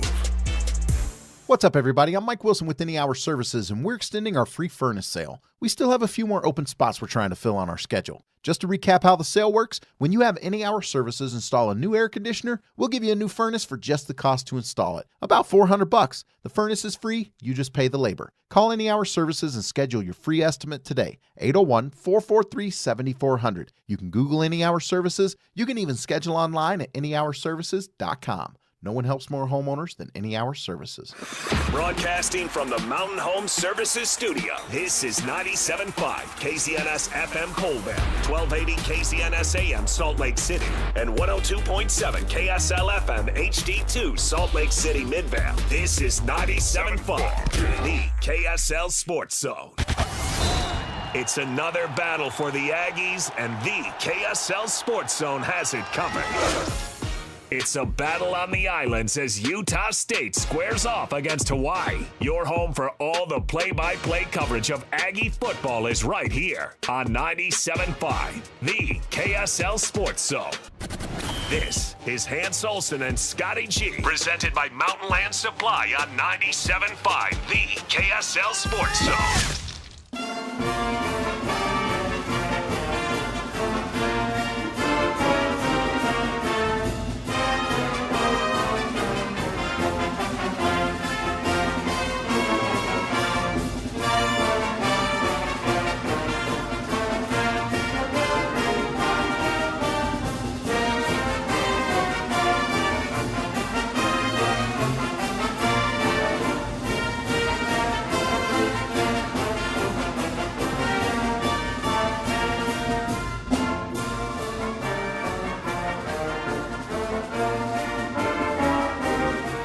And Scotty, 97.5, the KSL Sports Zone. It is your Cougar preview show. It kicks off right now. BYU, big one against Arizona. Have you heard of Sonora dogs? Yes, the bacon wrap dog. Yeah. You gonna get one of those? Yeah. Nice. Is that where they're famous for? Yeah, in Tucson. Tucson? That's what I've heard, yes. Tell you how bad I am with geography. People are like, so where are you at this weekend? Oh, Tacoma. Yeah. Tacoma, huh? This place called Tucson. I don't know. Tucson, Arizona. So they're big on their Sonora dogs. Yeah, apparently that's where they originated. Yeah, I might just seek out a Sonora dog. Yeah. That sounds pretty darn good. I would just go dog and bacon. Yeah. And probably a little bit of a run of mustard. And that's about it. That's probably about all you need. Is that something out of a street vendor? Or is that... I think they're like everywhere. I don't know. Well, one of the things that we all continue to wait for here is BYU's initial injury report. Should come out a little bit later this evening. And I think we're all just kind of waiting to see who BYU has on the injury report. You know, they haven't clarified that Glasker's going to play or Glasker isn't going to play. They haven't clarified Jack Kelly's availability. And I think until we know those things, I think that this BYU-Arizona game has a lot of mystery that surrounds it. So I'm just going to speculate, and this is me guessing. Glasker goes, Kelly doesn't. Yeah, I think that's probably a pretty good guess. But it's just crazy because you don't want to put anything past Jack Kelly. Yeah, and look, if Jack Kelly goes, that dude is and he already is a freaking warrior. But if he finds a way to pull that off after what he looked like in that sling. Yeah. Whew. Well, I'm hoping because he has that kind of impact on the rush. And I cannot emphasize enough how important the pass rush and the push to the pocket is going to be against Arizona. You have to disrupt Noah Fifita. Now, I will tell you that the film that I've been watching, Arizona play, everybody has disrupted or attempted to disrupt Noah Fifita, and they're getting there. Arizona, they give up sacks. Yeah. Right now, they're allowing 3 sacks a game. So they give up sacks, and everybody's pressuring Noah. What would you think about not pressuring Noah and just saying, hey, this is what we'll do. Set the pocket. We'll go 3 and 4-man rushes. We're going to drop an extra defender. We'll keep safeties alert and shallow because Their rushing offense is 88th in the country at 144 yards a game. So we'll keep safeties on alert, but we'll rush 3 and 4. We're going to bump their 2 top receivers. We'll bracket their 2 top receivers. And let's just see how Noah throws when he's not running. I just, out of curiosity, I wonder how that'd go. See, when you mentioned yesterday, you want to rough him up. Yeah. You want to get after him. Because you can. Yeah. I actually thought with his running ability, and if there's no Jack Kelly who, look, if Jack Kelly's playing, I'd say get after him because Jack Kelly, as a spy, can clean up a lot of your messes. Oh, he steps up in the pocket or you lose contain and he gets around the outside. Well, guess what? Jack Kelly's there, and Jack Kelly can chase down a Scud missile, let alone this guy. Yeah, you know? could. And so one of those 90s Scuds missiles. Yeah, exactly. Yeah. So, but with no Jack Kelly, I don't know if I have that pursuit ability. And so maybe with his loss, maybe then I'd say, okay, let's just try to keep him in the pocket and make him beat us with his arm. So the reason that I'm okay with that line of thinking, last year when BYU played Noah, they got some pressure. There was 1 sack. They had 1 sack last year. But they largely let Noah throw it. And he threw it directly into BYU's coverage. He threw 3 interceptions. Noah Fafita threw 3 picks to BYU last year. That was at Lavelle Edwards Stadium. Noah Fafita was a different quarterback. And as I've mentioned, Arizona fired their offensive coordinator. Brent Brennan made a statement that he wants to hire a coordinator that has more quarterback coaching experience. And that's exactly what he's done with this offensive coordinator that they currently have. So, and we've seen Noah Fafita. He looks better this year than he did last year. Last year, he just struggled, and Arizona struggled. This year, they've started out with really good defense that's helped them with certain field positions, and Noah Fafita has been better with his decisions, but he threw 3 picks last year. And Arizona also gave up a fumble last year. So BYU won that game in the turnover margin. They won that game, I think it was 0-4. They won.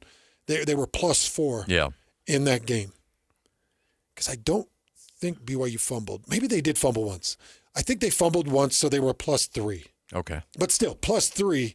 You're going to win. You're going to win 99% of those games. So that is one area that I would definitely look at and just say, all right, well, he really did throw it into protections. Glasgow had an interception against Noah Fafita. Tanner Wall had an interception against Noah Fafita. So 2 guys that are going to be on the defensive field that Noah's going to be familiar with that had interceptions against him last year. And then Jacob Robinson had one of the picks against Fafita last year. So there is a part of me that's like, all right, let's test it. He does throw the crosser so well. And I'm not a deep enough defensive mind to understand what it means blitzing into a quarterback that throws good crossers. I think that leaves you exposed. But then I also say, okay, so I drop an extra defender into coverage. How much does that help me with the crossers? Does that make or break me? Because I think if I had it my way, I would use the extra defender in a rush situation, especially with BYU's inability to get there with 4. But then again, it's like, okay, well, if he's going to throw picks, then let him throw. Yeah, that's my thought. Let him throw into coverage. Yeah. And send your 4, keep your fingers crossed, hope for the best. And that's why I called on Keona Tanavasa to have a great game. I need him and John Tamapeo to have great games. Logan Latui, the defensive end, he's leading the team in tackles, which, you just don't see a D-end lead a team in tackles, which tells you that he is put in a position to make tackles, to force plays and to come back and make tackles. But he's not getting the pressures off one-on-ones. Either it's Ville or Tassili Akana, for that matter. There are some guys that I want to see. I want to see a little bit more Tassili Akana. I always see him when he checks in, and it's typically on a passing down and distance. I'd like to see him have a defensive series and let him build that tempo and that rhythm, because as I've mentioned 1,000 times, the best pass rushers in the world set up one pass rush out of 8 to 12 plays. They set it up with different inside pressures, different pressure points, power points, different movements on an offensive tackle that you start to shift and adjust your feet as an offensive tackle. Like, oh, he's going to do this all game. And you shift and adjust to it, and then he hits you. When they really need that sack, he hits you. And you're like, oh, I didn't see that coming. So I'd like to see Tassili be able to set something up. And I do wonder a little bit when Jay Hill was on with us and he said, yeah, I could do a better job getting these defensive ends involved in the pass rush. That might be some of what he means. We're going to talk some Arizona football. Michael Lev will join us coming up next. His thoughts on this Arizona team and where they're at as Brent Brennan tries to remake this team. And we talked to him at Big 12 Media Day. He took a lot of the blame for the issues that Noah Fafita dealt with and said, you know what? I needed to do a better job for him. And he has recommitted himself. And so far, things looking like they're clicking a bit in Arizona. We'll talk to Michael Lev and get his perspective on that coming up next. It's your Cougar Preview Show with Hans and Scotty, 97.5, the KSL Sports Zone. It's game week for the Cougars, and the KSL Sports Zone is getting you ready for kickoff. BYU is back on the road as they head south to Tucson for a key Big 12 battle against the Arizona Wildcats. Listen all week long for the best coverage of Cougar football. Then catch college football Saturday, game day at 10 a.m. with the postgame show immediately following the game on KSLSports.com. Your home for the best coverage of BYU football is live on air, online, and on the KSL Sports app. This is 97.5, the KSL Sports Zone. Worried about market losses? If headlines are keeping you up at night, it's time to take control. Hi, I'm Jeff Jr. with Trajan Wealth, and I know you've worked hard to save. But in times like these, what if can turn into what now? If you're planning to retire or are in retirement, you need a strategy that helps protect your future. At Trajan Wealth, you can capture market gains, protect your account from losses, and guarantee income for life. Right now, you could receive a bonus of up to 30% or annual growth of up to 10% for retirement income. You heard me right. An upfront bonus of up to 30% or annual growth of up to 10%, all guaranteed to boost your lifetime income in retirement. Don't leave your future to chance. Plan with confidence. Call Trajan today at 801-899-7600. That's 801-899-7600. Annuity guarantees are based on the claims paying ability of the issuing insurance company, DBA, in most states as Trajan Wealth Insurance Solutions. Attention RV owners or RV wannabe owners. It's the used RV blowout sale. RVs from all over the Intermountain West have been sent to Provo Town Center for this RV liquidation event. Repos, buybacks, rental returns, and trade-ins. Blowout pricing. Every RV has been inspected and serviced and ready to go. Free admission, free parking, dealers welcome. The used RV blowout sale. This Wednesday through Saturday, 10 a.m. to dusk. Go to UtahRVEvent.com. Sponsored by Paris RV, Provo Town Center, 1200 Town Center Boulevard, Provo. Paris RV is your locally owned, family-run RV dealership. We strive hard to find the very best RVs for the price. With 4 locations, over 1,000 RVs in stock, 42 service bays, and 4 super parts stores. We're sure to help take your family on the best RV vacation. Check out our perfect family bunkhouse trailer, the 26BH, that sleeps 9 for $19,995 or $227 a month. Zero down. Life is short. Enjoy it. North Murray, South Murray, Payson, and Pocatello. ParisRV.com. Do you know the secret to losing up to 1 pound of fat every day? At Salt Lake City Fat Loss, we know the secret. Our doctor-developed, easy-to-follow weight loss program helps you lose weight fast, naturally, and safely with no drugs or injections. No prepackaged meals, bars, shakes, or exercising required. Our program helps reset your metabolism so you can lose weight quickly and keep the weight off for good with an easy-to-follow maintenance plan that includes ongoing personal support. And our program costs half as much and works up to twice as fast than most other programs. Go to slcfatloss.com to schedule your free consultation now. JJ here. I lost 40 pounds in 60 days, and a year later, I'm keeping the weight off. Alex here. I found the exact program that works for me. I've dropped 65 pounds. You can have that same type of success. slcfatloss.com. slcfatloss.com. Many clients lose 20 to 30 pounds in about a month or two. That's up to a pound per day. Schedule your free consultation now at slcfatloss.com. That's slcfatloss.com. Results may vary.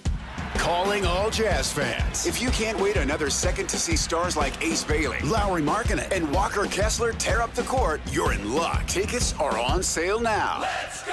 No matter what you're looking for, the Utah Jazz has your back. With season tickets, mini plans, and single game options available, there's something for everyone. Whatever your schedule or budget, there's a plan for every fan. Don't miss a moment of the action this season. Secure your tickets today at utahjazz.com. From sunrise tailgates to the final whistle, keep your edge with Bucked Up Energy. Zero sugar, legendary flavors, clean performance. Stop by 7-Eleven, Maverick, or Holiday Oil. Pick up your favorite Bucked Up can and stay dialed in through every Cougar touchdown. Visit your local Bucked Up retail store today or go to buckedup.com and use code ZONE to claim 20%. Bucked Up Energy. Utah born, Cougar strong. Ready when you are. If you've ever had to deal with a plumbing problem, you may have felt the pain of realizing you don't know any plumbers. Whether you're trying to stop a leaky faucet, fix a running toilet, replace your old water softener, or install a tankless water heater, the plumbers at Any Hour Services can help. All you have to do is call Any Hour Services or schedule an appointment at anyhourservices.com. Help with plumbing maintenance and repairs is closer than you think. Call Any Hour Services or schedule an appointment at anyhourservices.com. No one helps more homeowners than Any Hour Services. Listen every Monday morning to DJ and PK and Monday afternoon with JJ and Alex for your Chevy Strong Play of the Game. Win great prizes from Rocky Mountain Chevy. This is your Cougars at 30 update. Presented by Kenny J's Barbecue on 97.5, the KSL Sports Zone. It is your Cougars at 30 update right here on 97.5, the KSL Sports Zone, all part of your Cougar preview show as BYU gets set for a showdown against Arizona's Kalani Sitake going toe-to-toe with Fafita and his ability to throw the ball. He can always throw the ball. He's been doing that since he was little. So, his ability to throw the ball and have the vision, with given time, that guy can do a lot of damage. And so it's trying to find a way to disrupt it. But even when you do that and you bring more into pressure, he knows where to go with the ball. That is your Cougars at 30 update, all brought to you by Kenny J's Barbecue. They'll cater your party, luncheon, wedding, whatever the case might be. And now catering clients get 10% off their first order. Come hang out with us. Hans and I will be there tomorrow at the District at Kenny J's Barbecue tomorrow from noon to 3.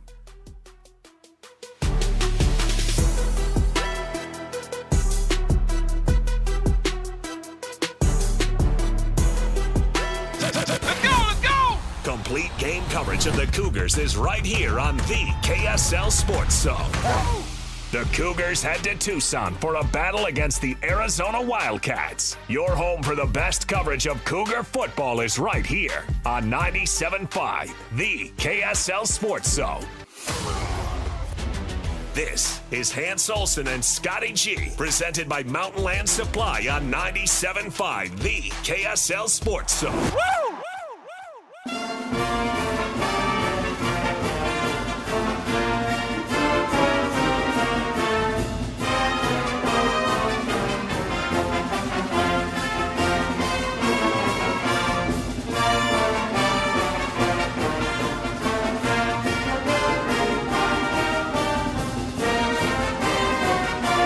Your Cougar preview show right here on 97.5, the KSL Sports Zone. Remember, we will obviously give you your Cougar preview show today. Tomorrow, Frank Dolce will roll in. We'll have the Ute preview show tomorrow. And then on Friday, it's a Football Friday with Ron McBride and Alema Harrington.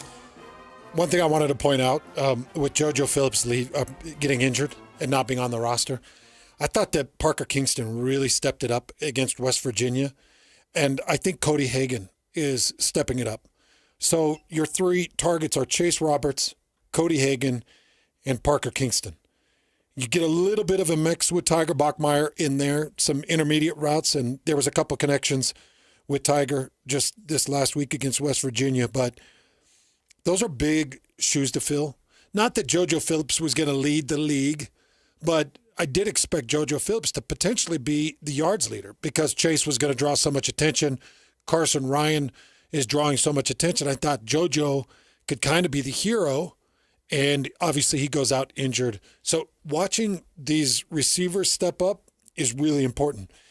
And then last week, we saw Javessa Damuni take a couple of carries at the running back position. Enoch Nawahine took a couple of carries. I have not got the news on Enoch, but he went out in that West Virginia game, so don't know how bad that is. But without Sione Moa, you do need a number two. You need a reliable number two. And Javessa Damuni did go and get a first down. Actually, I think both Enoch and Javessa in one of their carries both got first downs, if I remember right. One for sure, but I think both of them had a first down carry where, heavy expectations are put on them. And you've got to continue to see them to develop, because I know Aaron Roderick in media availability yesterday said, I don't know when to expect those two back, JoJo and Sione Moa. But you got to start to see some of the depth doing the damage. And I thought they did against West Virginia. Arizona's a completely different story with their defense. Yeah. Joining us now, Michael Lev. He is a senior writer columnist for the Arizona Daily Star, joining us again on the show as we get you ready for BYU and Arizona. Michael, how are you? Good. How are you guys? Doing well. We talked to Brent Brennan at the Big 12 Media Day, and he took a lot of accountability and said, hey, the reason Noah Fafita may have struggled last year is because of me. I need to do a better job of surrounding him with better coaching, with better options, and a better offense.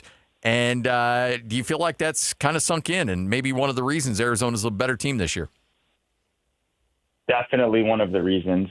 Brent Brennan was hired in mid-January. That's always difficult when you're kind of at the back end of the cycle.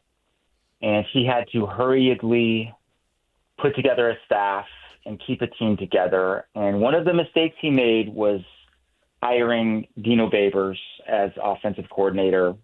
Dino was on the staffs way back in the day at Arizona. I think it was kind of a nostalgic hire, more so than a smart hire. And the offense was just completely dysfunctional last year.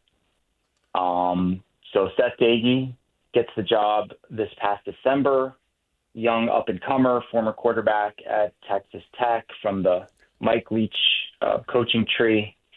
And he has really reinvigorated Noah. They have a great relationship, the two of them. And I think there's, room for improvement still. I know he was co-pack. Here I go again. Second time I've done that this week. Co-Big 12 Offensive Player of the Week this past week. But I think he can play better, honestly. I think there's still a feeling out period of this sort of, this idea that they're still getting used to each other and learning about each other. Those two being Noah Fafita and his new, offensive coordinator and quarterbacks coach Seth Agee. So he has been much improved. The supporting cast is much improved, but I think there's still room for growth. So watching the Oklahoma State film, I call their analysis for BYU games. So I'm going through the Oklahoma State Arizona film, and I'm just seeing all the pressures. Oklahoma State constantly in the backfield, quite a few sacks against Noah Fafita. Kind of give me your take on that, Michael. Where's the pressures? Where's the sacks coming from this season? Yeah, that was definitely an issue in that game. I think part of it was that Arizona lost two of their offensive linemen in the first half. The entire left side of the line went down, Kai Buchanan and Duba Ma'ai. And, anytime that happens in the middle of a game, it's really difficult on an offensive line. So I think that's a factor. And I also think there were a couple of sacks late in the game where, if the score was different, that either Noah Fafita or his backup Braden Locke, they might have, tried to throw the ball or tried to scramble or something, but the circumstances kind of dictate, hey, you know what, just go down here. we've got a huge lead. Don't take any chances. Don't do anything stupid. But that is definitely a concern still for this team. I don't know whether those two guys are going to be back. Ty Buchanan, a transfer from Texas Tech, has been their best offensive lineman. He's their left tackle. We know how important that position is. So I think when the availability report comes out tonight, there's going to be a lot to look at. On the Arizona side, at offensive line and cornerback is another position. And then, of course, BYU with their linebackers. So I got to know Danny Gonzalez a little bit when he was at New Mexico. And one thing I know about his defense is he loves to be chaotic. He loves to bring pressure from all different places. It's all about confusion for him and putting quarterbacks in a really difficult situation. It seems like he's had a successful go of it in his run there with Arizona. How important is that when you're going up against a true freshman like he will against BYU? I think it's the number one biggest matchup in the game. Bear Bachmeier has been remarkably poised and composed going on the road. This doesn't seem like any situation has fazed him so far. I was looking at his splits, and his numbers are actually a little bit better on the road than at home, which is just not what you'd expect from a true freshman quarterback. So can Danny Gonzalez, with his schemes, aggressiveness, showing a lot of different pictures before the snap, and then you get a different picture after the snap, can he confuse and flummox Bear Bachmeier? Can he throw him out of his rhythm? Can he shake his confidence a little bit? That to me is the biggest factor in the game, because BYU's got a lot of weapons. And if he can distribute the ball to those guys like he has been, I think the Cougars can do some damage against this defense. But if there are guys in his face, or he's holding the ball, or he just doesn't know what to do, that could swing things in the Wildcats' direction. One thing I've really tried to press to the listener is that this is not your grandma's Arizona defense. This is a very physical, very dominant brand of defense that they run. And there's a lot of unpredictabilities to this. We were going through the sacks for Arizona, and it's like 10 or 11 different guys with sacks on this team, and it feels like pressures come from all over the place. And then you could say, well, they haven't played anybody. Well, they played a very good Kansas State team, and Scotty and I know Matt Wells really well. And holding Johnson to just 88 yards was impressive. So what is the staple? What is the go-to of this defense, and just how good are they, in your opinion? Yeah, well, touching real quickly on the haven't played anybody argument, I think you could make the same argument about BYU. Like one of their out-of-conference victories was against Stanford, which lost to Hawaii, and Arizona blew out Hawaii. So, we can do the transitive property thing all day long. But as far as the defense goes, Danny Gonzalez has instilled a mindset, a confidence in this group that was lacking before. They really want to bring the wood. They want to be physical. They want to be the aggressors, and they have been. You could see it from the very first game against the Rainbow Warriors, the way the defensive backs were smacking into the wide receivers. And that is just not something we've seen at Arizona in probably 15 years, maybe since the Mike Stoops days of yore. So that is a huge change. Some of the personnel is different up front. They brought in some transfers who've had positive impact. Deshaun McKnight is one of them. Malachi Bailey is another one.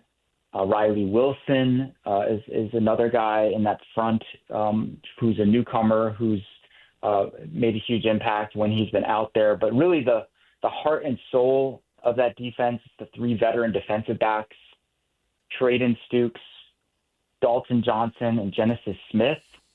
Two of them are safeties. One of them is a nickel/safety. And they're sure tacklers. They're smart. They make plays. Arizona's defense wouldn't be what it is without those guys. Michael Lev joining us now, columnist for the Arizona Daily Star right here on 97.5, the KSL Sports Zone. When you look at that community, they've been just wanting that team to be successful for so long. Does it feel like the momentum in that community is starting to turn, thinking like, okay, this is a team we can rally behind?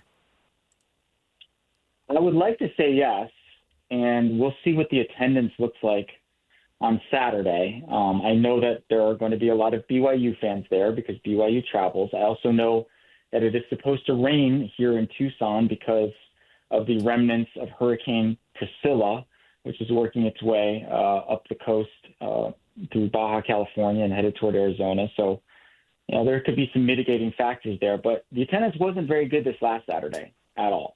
It was announced as over 40,000, and I would say that there were probably half that many people in the stands. It was a noon start in early October in Tucson. Temperatures were still in the 90s, so less than ideal. But the support hasn't been fully reflected in the attendance on game day, and that's something that they are constantly harping on and working on and are hopeful about. And maybe Saturday is the night that we see it. And, if they win that game, there will certainly be a lot of momentum heading into the second half of the season. Spent quite a bit of time watching Ismati, the running back transfer out of Texas State, and pretty impressed with that guy. And I kind of feel like he's more of an untapped resource than he is a used resource. Just give me your perspective on him and how much of a staple he's been for Arizona as a counterpart to Noah Fafita in the backfield? Yeah, it was kind of like a three-headed monster heading into the season. Ismail Mahdi came over from Texas State. Quincy Craig came from Portland State, and they joined, incumbent holdover Kedrick Ricino as kind of the top three guys. And then Quincy Craig had a huge first game, and Kedrick Ricino looked good. Then Ked got a little bit banged up, and Quincy got a little banged up too. So that really created an opportunity for Ismail Mahdi, who was really the most kind of touted of the bunch. Had a really good success, really good run down at Texas State. He was a little banged up during training camp, but now we're seeing what he is truly capable of. Tremendous quickness, not the biggest guy, but he can make people miss. Explosive. There was a huge play against Kansas State. It was a check down thrown right about at the line of scrimmage on a 3rd and long, and he gained 20-something yards on that play. It was really an eye-opener the way he exploded once the football was in his hands. So I would definitely expect to see a lot of Ismail Mahdi. Arizona was not very effective running the ball against Oklahoma State. So that's also an area of concern heading into this game. I've been saying it on every show and podcast that I've been on. Cannot be one-dimensional against this BYU defense. It's just not going to fly. If you were creating a defense to try to go after Noah Fafita, would you blitz him and would you try to pressure him, or would you try to contain him in a pocket and make him throw and not allow him to escape outside the pocket? I would probably go the pressure route. And I would try to bring that pressure in his face up the middle because, Noah is not the tallest quarterback. He's listed at 5'10". I think in reality he's probably more like 5'8". I'm 5'8". I stood next to him, so I can attest to how tall he is or not tall he is. He's shown an ability to make plays out of the pocket. I'm sure you saw that touchdown pass to Luke Wysong this last week where he rolled out to the left and he made two different guys miss who could have had sacks, rolled all the way back to the right, threw the ball downfield. Then, Luke Wysong got a block and ended up scoring a touchdown. So he's more than capable of making plays outside the pocket, but I would try to get in his face and really try to obscure his vision because, it's just a natural struggle when you're a sub-6-foot quarterback to have those sorts of issues.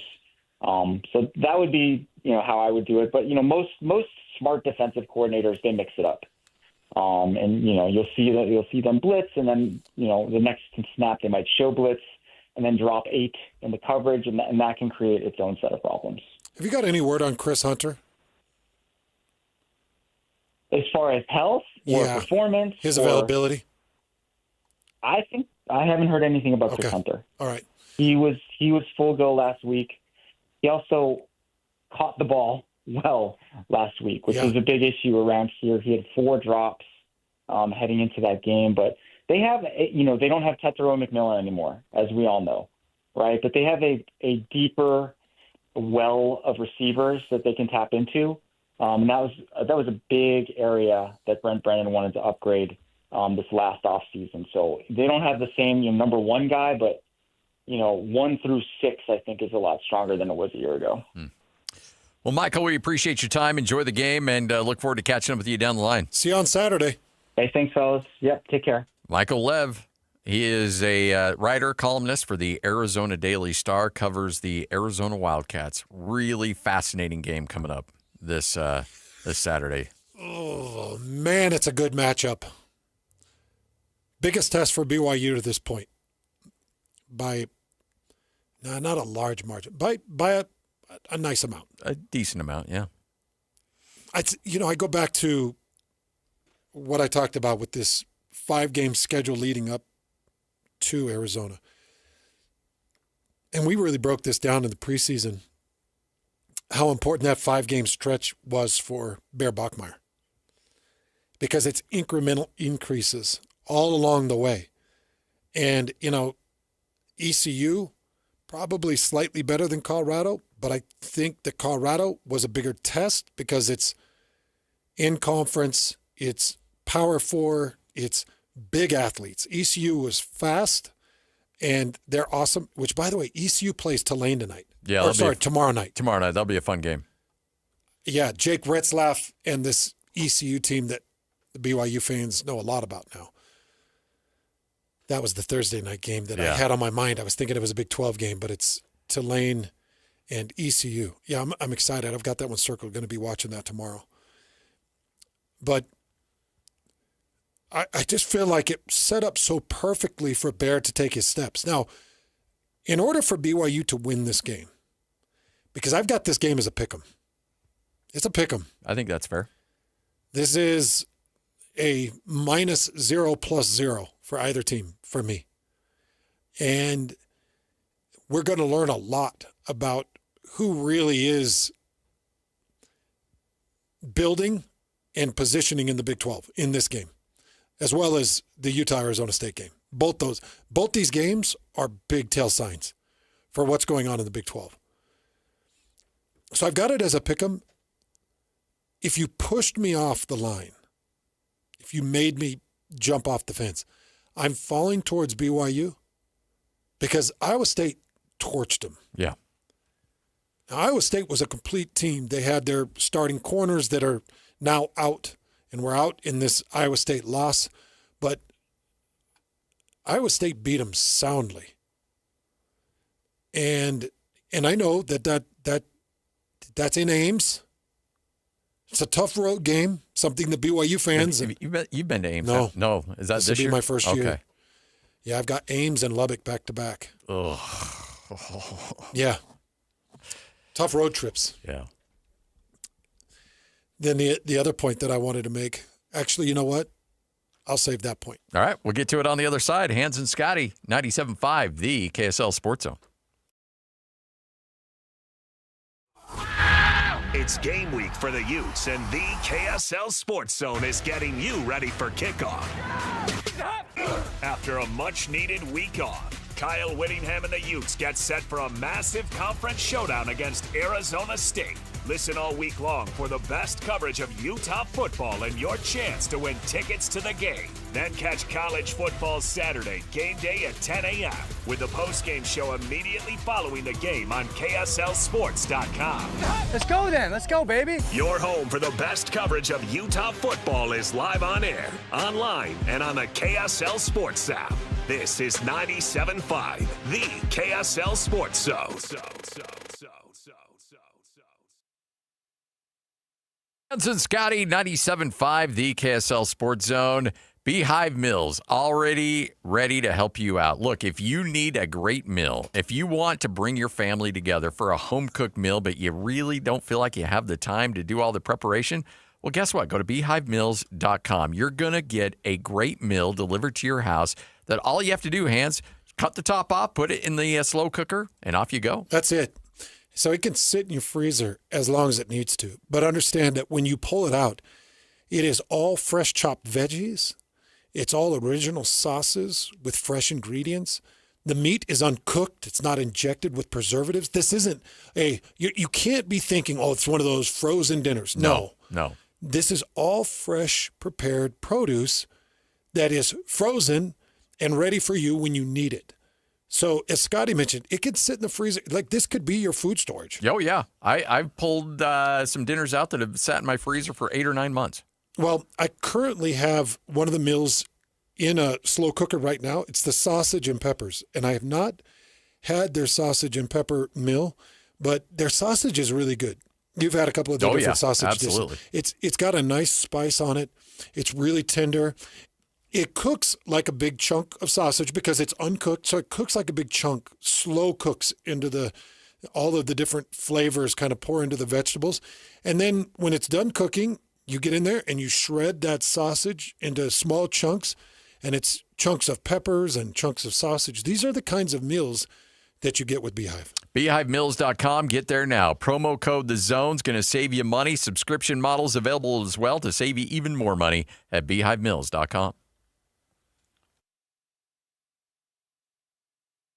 Hans Olsen here, and I want you to get your fix at Kenny J's Barbecue with slow smoked ribs, juicy brisket, and home-style sides. Kenny J's brings bold, smoky flavors that speak for themselves. You bring the appetite, they'll bring the fire. Come visit Kenny J's Barbecue at the District in South Jordan or online at KennyJ'sBarbecue.com. Contact Kenny J's for all your catering needs. From first bite to last drop of sauce, Kenny J's is where barbecue dreams come true. Kenny J's Barbecue at the District. Dig in and taste real pitmaster passion. Temperatures might be cooling down, but fall camping's just warming up, and so is the country's largest used RV show. That's right, we're back in Utah just in time to outfit you for even more fall fun. October 9th through the 11th, we're packing the parking lot at the shops at Southtown with a huge selection of used RVs to fit any budget. Shop travel trailers, fifth wheels, toy haulers, motorhomes, and more, all in one lot. We're talking RVs starting as low as $7,995. No payments until 2026 on approved credit. You'll also find new RVs at the show at used pricing, like all remaining new 2024s, and select 2025s marked down for fall discounts. Plus, get hooked up with specially priced hunting trailers just in time for hunting season. Get more details and find the best deals early at UtahUsedRVShow.com. All this plus free admission to the country's largest used RV show. 3 days only, October 9th through the 11th at the shops at Southtown. Open daily at 11 a.m. Sponsored by Bish's RV.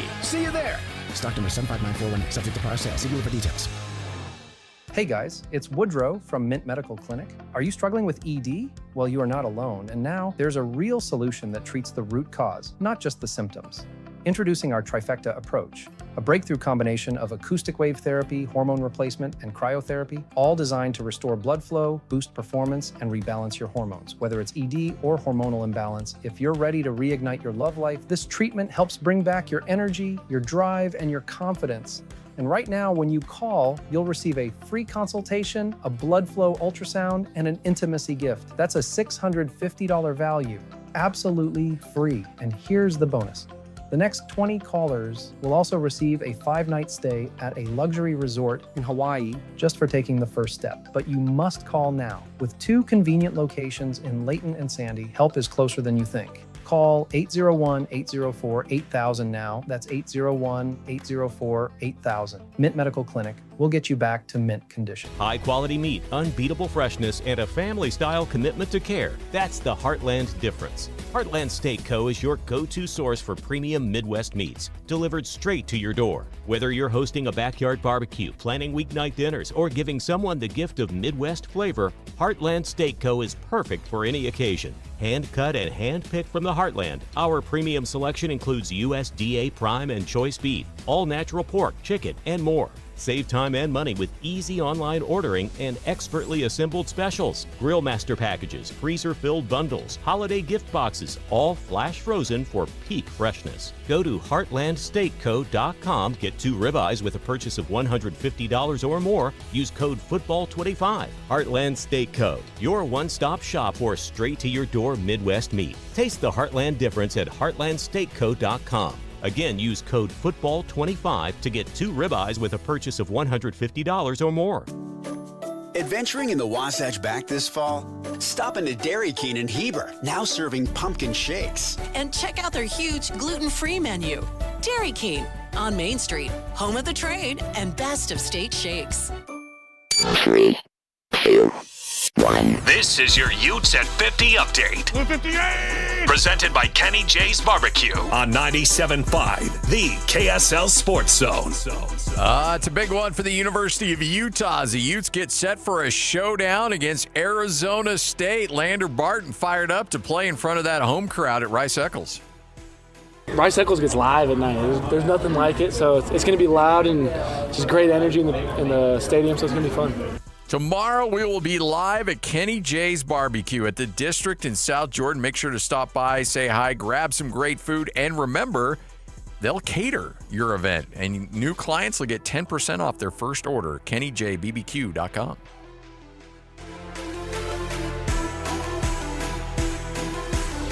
Nobody gets you ready for Utah football more than the KSL Sports Zone. Ready?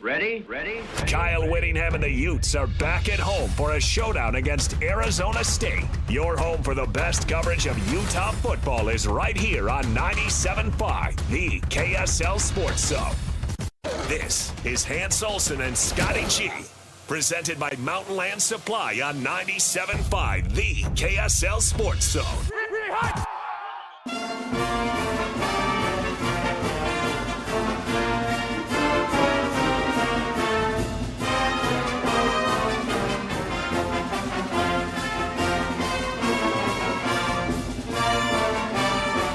Hans Olsen, Scott Gerard, 97.5, the KSL Sports Zone. Your Cougar Preview Show continues on. We'll be live at Kenny J's Barbecue tomorrow for the Ute Preview Show, and then on Friday, it's a Football Friday with Ron McBride and Alema Harrington. All right, Hans, you laid out the tease for us going into break. Yeah, this game is critical for the BYU Cougars. This victory is critical for the BYU Cougars because things are about to get a lot tougher for BYU in their schedule.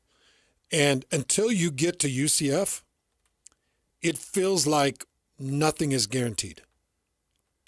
It feels like everything is up in the air.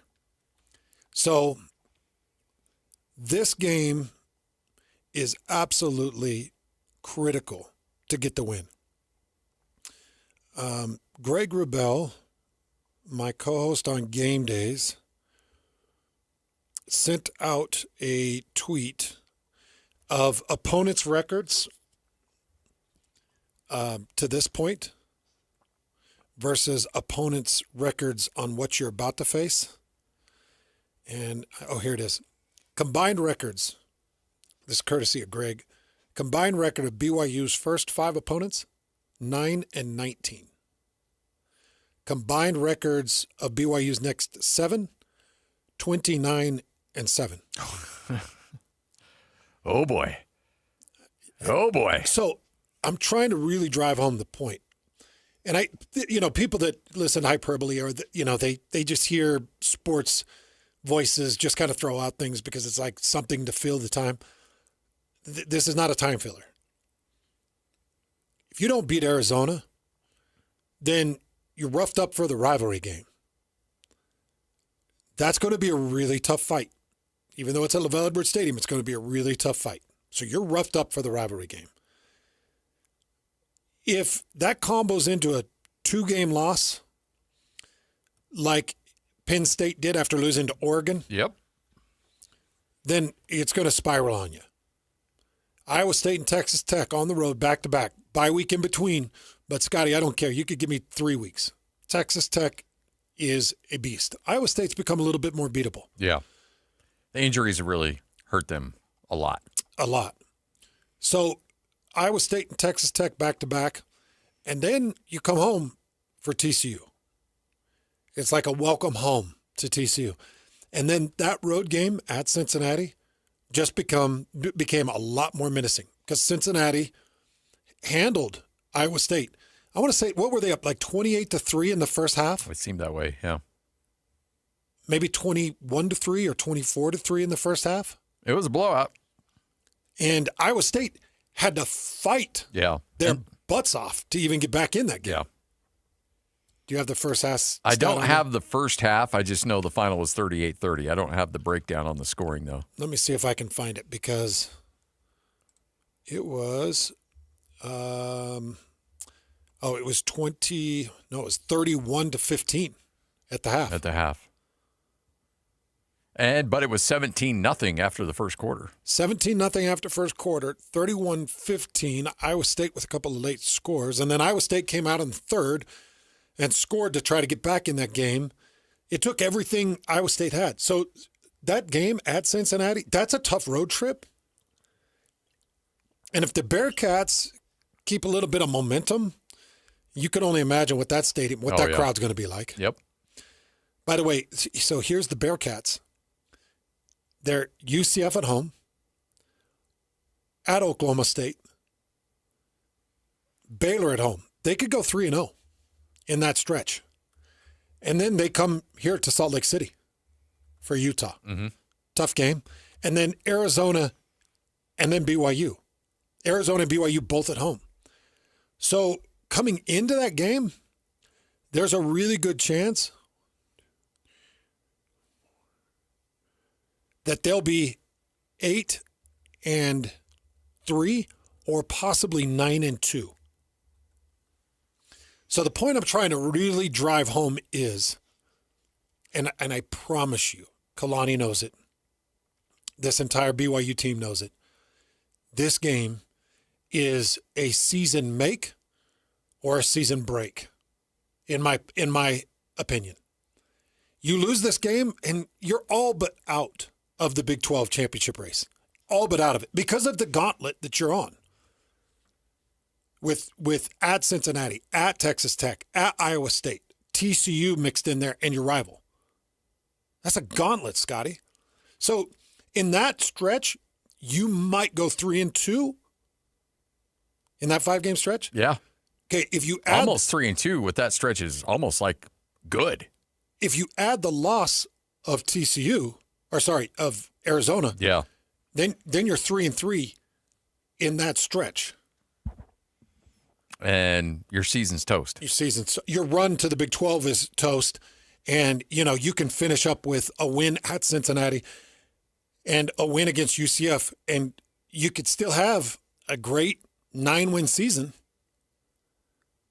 And you can't be discouraged or disgusted with a 9-win season, but that's not the Big 12 championship you were hoping. I was at a event last night, and I had a guy talk to me. He was a big BYU fan, and he was completely realistic about this year and being like, because, some fans are like, oh, yeah, Big 12 championship game, here we go, college football playoff, let's go. And he's like, look, considering our upcoming schedule, he goes, if we go 9-3, I consider this a massive successful season.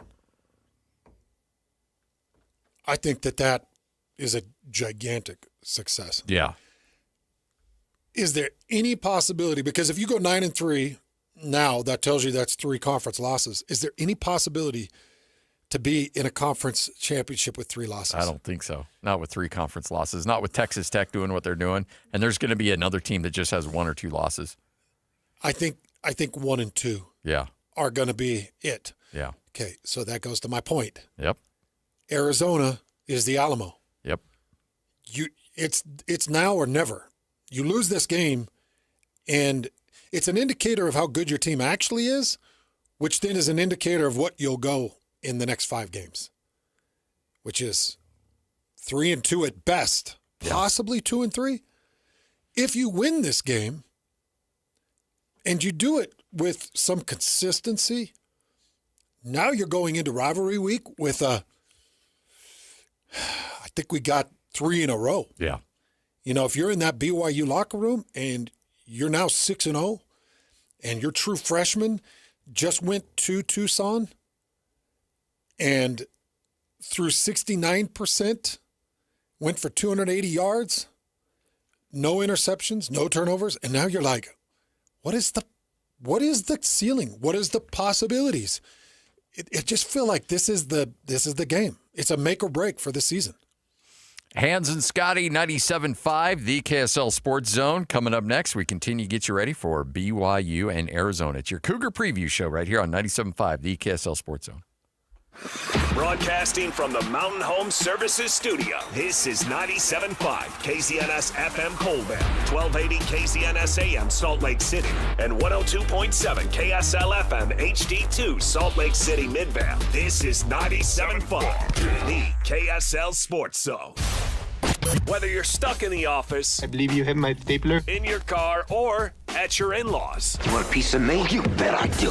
The Zone is with you every step of the way. Download the KSL Sports app to get live streaming of your favorite shows and access to all the latest updates on your favorite teams. Your home for the best coverage of the Utes, Cougars, Jazz, and Mammoth is on air, online, and on the KSL Sports app. This is 97.5, the KSL Sports Zone.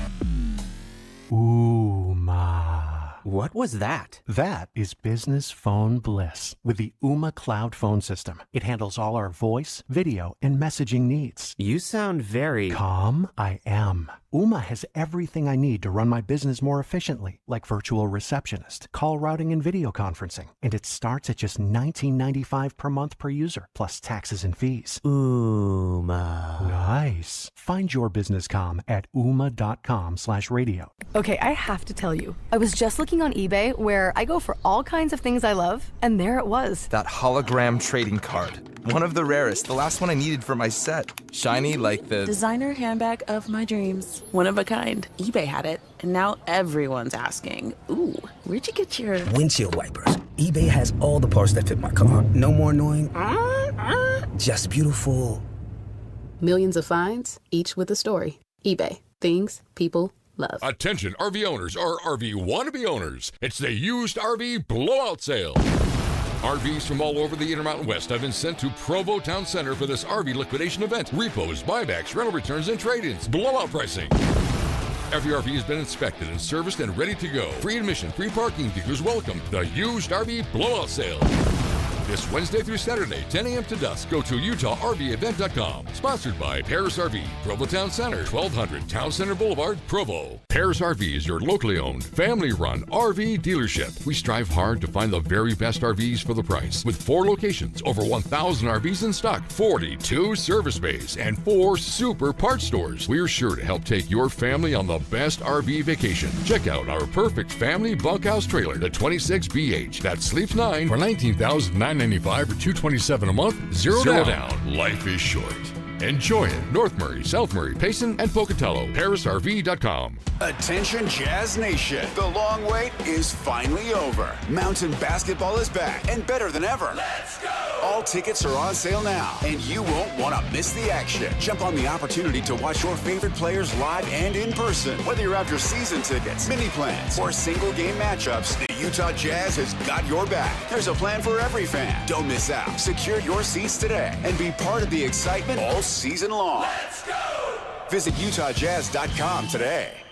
Hi, this is Derek Overstreet, president of the New Millennium Group and co-host of Stop Working, Start Living with KSL News Radio. Can you imagine what your life would be like if you could retire 3 to 5 years earlier than you thought possible? The things you could do, the loved ones you could spend time with, the memories that you could create. That's what our team at the New Millennium Group does. We'll walk you through the entire process every step of the way. If you'd like to get a copy of the 5-step proprietary plan that will help you retire 3 to 5 years sooner than you thought possible, give us a shout right now.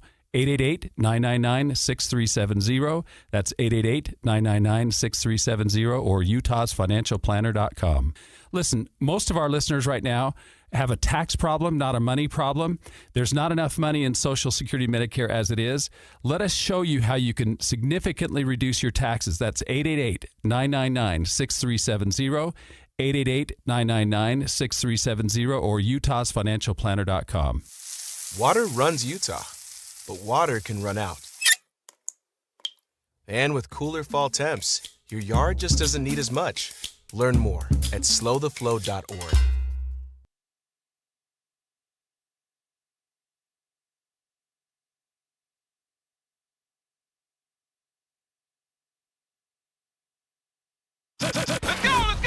Complete game coverage of the Cougars is right here on the KSL Sports Zone.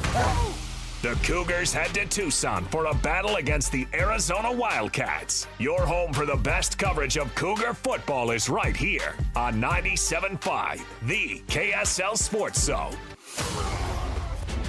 This is Hans Olsen and Scotty G, presented by Mountain Land Supply on 97.5, the KSL Sports Zone.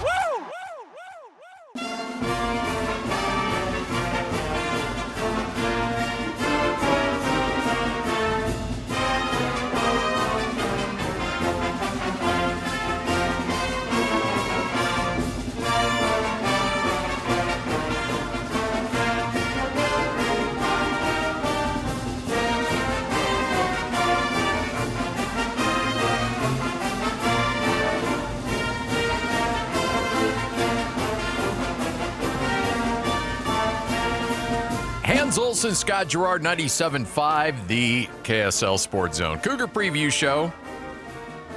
You know, not everybody, I shouldn't say that. I don't mean to broad brush here, but there's so many people that I talk to that are looking ahead to next week. And I want nothing more than for BYU to be undefeated and Utah to come into that game 5-1. But, boy, I look at both these games, and I could see 2 L's for both of them. I know we'll talk about the Ute game tomorrow with Frank Dolce, but if these guys aren't minding their P's and Q's, it could be a bad weekend. You asked Lev what he would do against Fafita? Yeah, he said he'd bring the heat. He also said he's 5'8", and he sees eye to eye with Noah Fafita. I know he's listed at 5'10", but... No, he's 5'8", 5'9", because he was at the Big 12 Media Days. Yeah. And he's a great kid. Stocky, very durable. Mm-hmm. Takes a lot of hits. Gets up.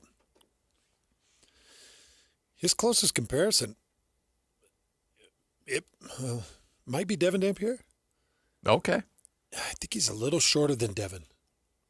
What is Devin listed at, 5'10"? Yeah, I think Devin might be listed at 6, but... Oh, is he listed at 5'11"? I think they list him under 6. Oh, wow. Then he's definitely pushing that 5'10" range. But I would say he's a realistic 5'9", 5'10". You know, there are some comparisons really to draw with Dampier and Fafita. So I think that the game plan that you put in for Fafita, there's probably going to be different aspects of it that would fit in a game plan against the University of Utah. Because I think Fafita does a lot of similar things. I do think that Utah's run game is a much better product. Much, much better product. And I also think Dampier is a better scrambler than Noah Fafita. And I also think that Devin Dampier is more likely to run. You might have this image of Fafita scrambling and running. He's not. He wants to throw. Yeah. 5'11", 204. That's what Dampier's listed. So he's probably in that 5'9.5", 5'10", realistic, which would put you really close to Fafita. Yeah.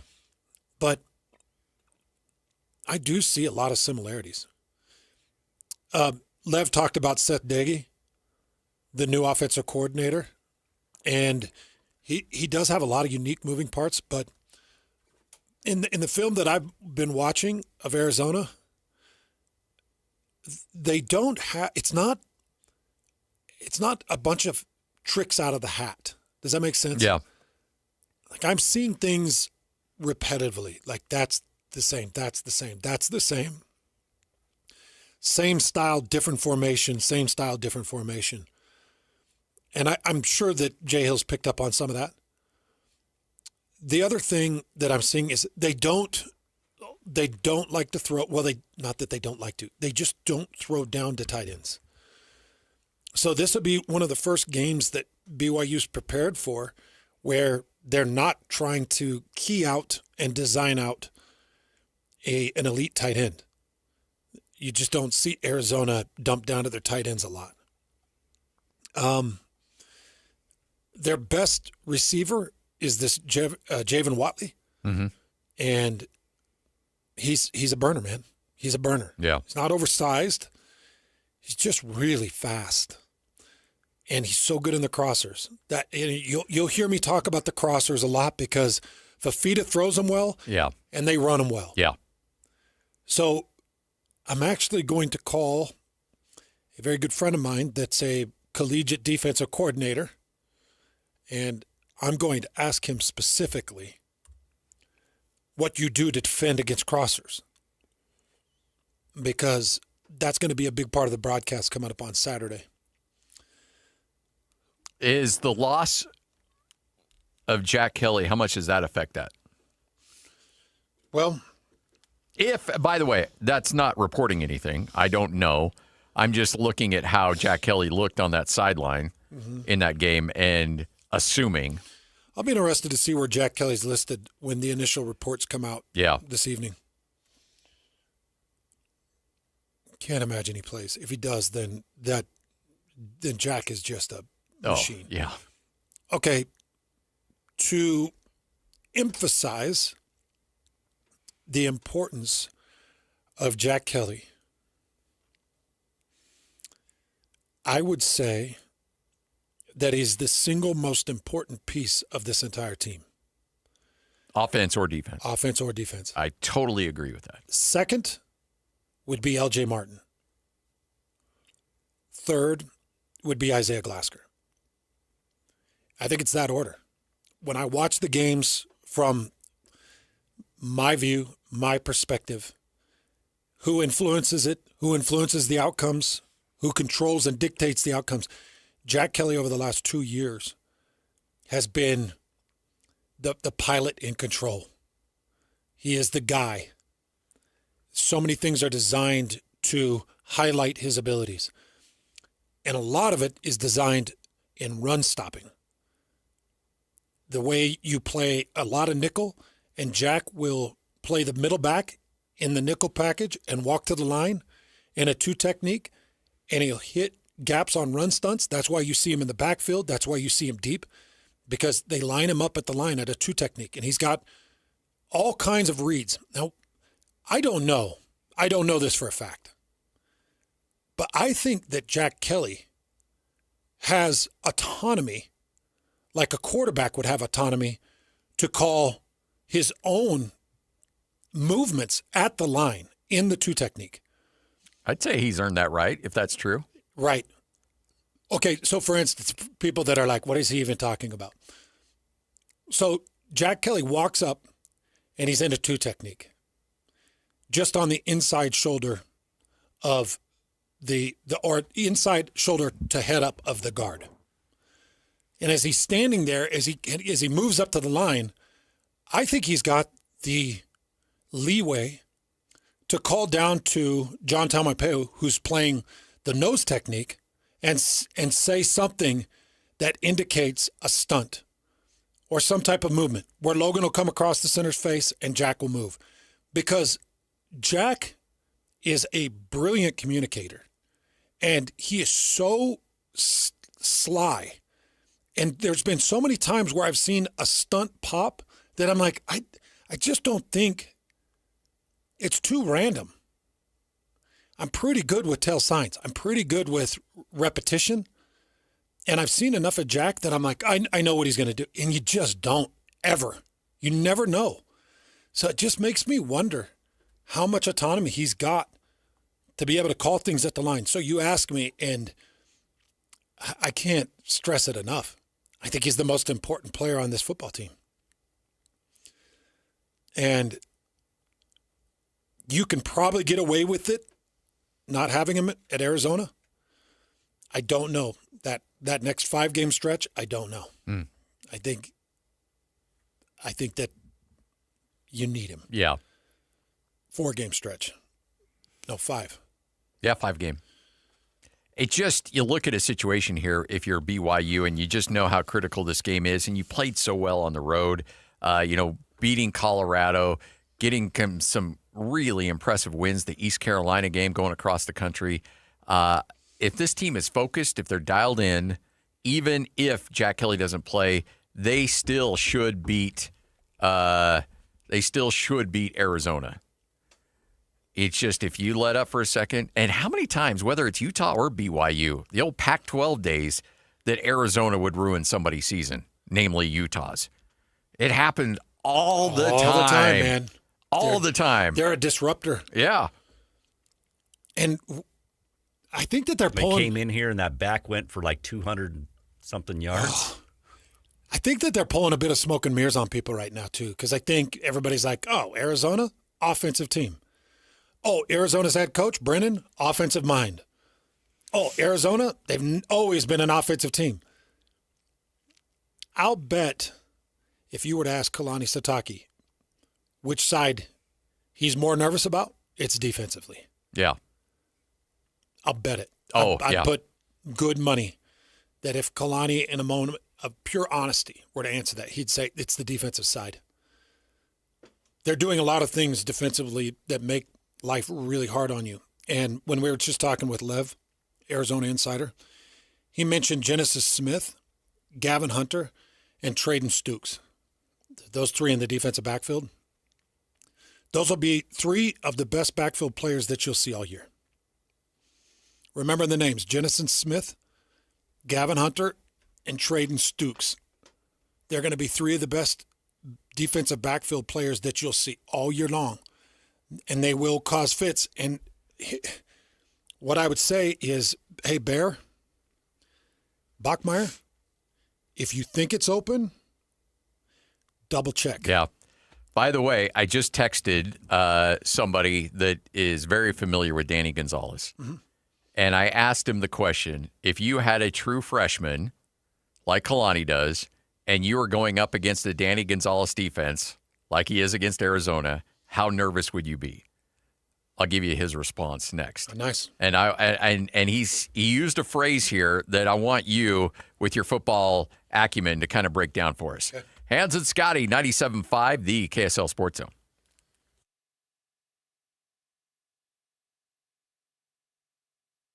Hey, bro. You hear us every day with our crazy opinions. Hey, what you doing? Well, now it's time to hear from you. Hey, great show. Download the KSL Sports app and fire off your thoughts with the call-in tab on the bottom of your screen. Your show is fantastic. It's the one that captivates me the most. You can tell PK to stop singing. G-Bang! G-Bang! Let Jake and Ben know what you really think of the Jazz. Tell Hans and Scotty about your favorite barbecue spot or what color of tie JJ should be wearing on TV. The best entries will be played on the air. Download the KSL Sports app now and hit the call-in button to let your voice be heard. I think you guys do an incredible job. This is 97.5, the KSL Sports Zone. Whoa, whoa, whoa. More fiber? What? Down here, buddy. It's me, your spoon. Constipation with belly pain still coming back? Yeah. Talk to your doctor. It could be irritable bowel syndrome with constipation, or IBS-C, but Linzess could help you get ahead of it. Linzess linaclotide is a prescription medicine that treats IBS-C in adults. It's not a laxative. It's a once-daily pill that helps you get ahead of your symptoms. It's proven to help you have more frequent and complete bowel movements and helps relieve overall abdominal symptoms, belly pain, discomfort, and bloating. These symptoms were studied in combination, not individually. Do not give Linzess to children less than 2. It may harm them. Do not take Linzess if you have a bowel blockage. Get immediate help if you develop unusual or severe stomach pain, especially with bloody or black stools. The most common side effect is diarrhea, sometimes severe. If it's severe, stop taking Linzess and call your doctor right away. Other side effects include gas, stomach area pain, and swelling. Talk to your doctor and say yes to Linzess. Learn more at linzess.com or call 1-800-LINZESS. You're the fall cleanup phenom, the titan of trimming. You wield a leaf blower like a surgeon does a scalpel. When it comes to your lawn, power moves are the only moves you make. That's why you just applied IFA's Fall and Winter Lawn Food for stronger roots and an early green up next spring. IFA's Fall and Winter Lawn Food. It's the ultimate lawn owner power move. Tom, I'm on the sideline here with Doug Smith Chevy. Doug, the NCAA has changed its rules regarding NIL money. What do I have to do to land an amazing new 2025 Chevy Silverado? Just come on down to Doug Smith Chevy in Spanish Fork. Doug, I'm more than happy for you to use my name, image, and likeness to talk about these amazing new trucks all you want. All I want to know is, how do I get one? You have to buy it, Scott. Drop in a Doug Smith Chevy in Spanish Fork. No one knows Chevy like Doug. Let's go! You're still glowing, flirting, grooving. You've still got it. But your immune system weakens as you age, making it harder to fight flu, pneumococcal pneumonia, RSV, and COVID-19. Vaccines are a key part of any health routine and help strengthen your immune response. Ask your doctor or pharmacist which vaccines you need. Schedule in minutes at vaxassist.com. Sponsored by Pfizer. When your name's on the paint job, your primer better hold up. Painters trust Kills primers for serious adhesion, stain blocking, and a finish that lasts. Now, the full Kills lineup is available exclusively at the Home Depot. Need it fast? Get same-day or next-day delivery, or order online and pick it up in-store. Kills primers. Pro results. Faster. The Home Depot. If you're a pro, you know. You worked hard for your 401k, but if you've left your job, your money might be sitting in the wrong hands. I'm Jeff Jr. with Trajan Wealth, and it's very possible that the 401k that you have had for years has hidden fees and limited investment choices. But if you're no longer with the company, that 401k may be at the mercy of your former employer. All of these things could be costing you thousands. Rolling over your 401k into an IRA can provide better investment options that align with your long-term goals. At Trajan Wealth, we're fiduciary advisors that are held to a higher standard with no hidden agenda and no hidden fees. Don't let your retirement dollars sit in an old plan, and don't roll it over to your new plan without consulting Trajan Wealth first. Call Trajan today at 801-899-7600. That's 801-899-7600. Advisory services are offered through Trajan Wealth, LLC, an SEC-registered investment advisor. Discover the exceptional value of Bar W beef, where quality meets convenience. Bar W beef's dry-aged beef, aged for 14 days, offers rich marbling and tender texture, perfect for grilling, roasting, or pan-searing. Enjoy the rich flavor and generous size. Shipped directly from the ranch to your door. Now hosting one-day pop-up events, go to barwbeef.com to find a pop-up event near you, or stop into the store in Nephi for weekly in-store specials. barwbeef.com. That's barwbeef.com. You've been listening to The Zone for decades. Yes! But now you can watch the guys break down your favorite teams. Some viewers may find the following video disturbing. Viewer discretion is advised. Catch the video stream of DJ and PK, Jake and Ben, Hanson, Scotty, and JJ and Alex right now at KSLSports.com or by searching KSL Sports on YouTube. Utah's best sports radio is on air, online, and on the KSL Sports app. This is 97.5, the KSL Sports Zone. Listen every Monday morning to DJ and PK and Monday afternoon with JJ and Alex for your Chevy Strong Play of the Game. Win great prizes from Rocky Mountain Chevy. This is your Cougars at 30 update. Presented by Kenny J's Barbecue on 97.5, the KSL Sports Zone. It is your Cougars at 30 update right here on 97.5, the KSL Sports Zone. Another weapon emerging for Aaron Roderick and his offense, that being Parker Kingston. Yeah, he just got off to a little slow start just because of how much time he missed in fall camp. He didn't practice very much. Even the best players need to practice, and I think I know he did. He had less than 10 pass attempts from Bear in fall camp, and now those pass attempts are starting to accrue in practice, and it's showing up in the games. That is your Cougars at 30 update, brought to you by Kenny J's Barbecue. We'll be live there tomorrow. Make sure to stop by, say hi, make your lunch plans with us, Hans and Scotty at Kenny J's Barbecue in the district in South Jordan.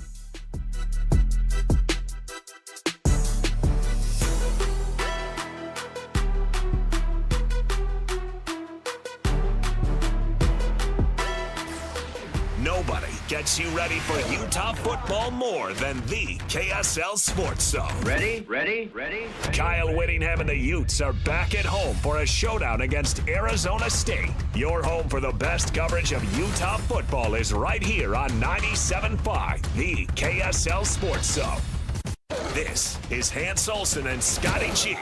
Presented by Mountain Land Supply on 97.5, the KSL Sports Zone.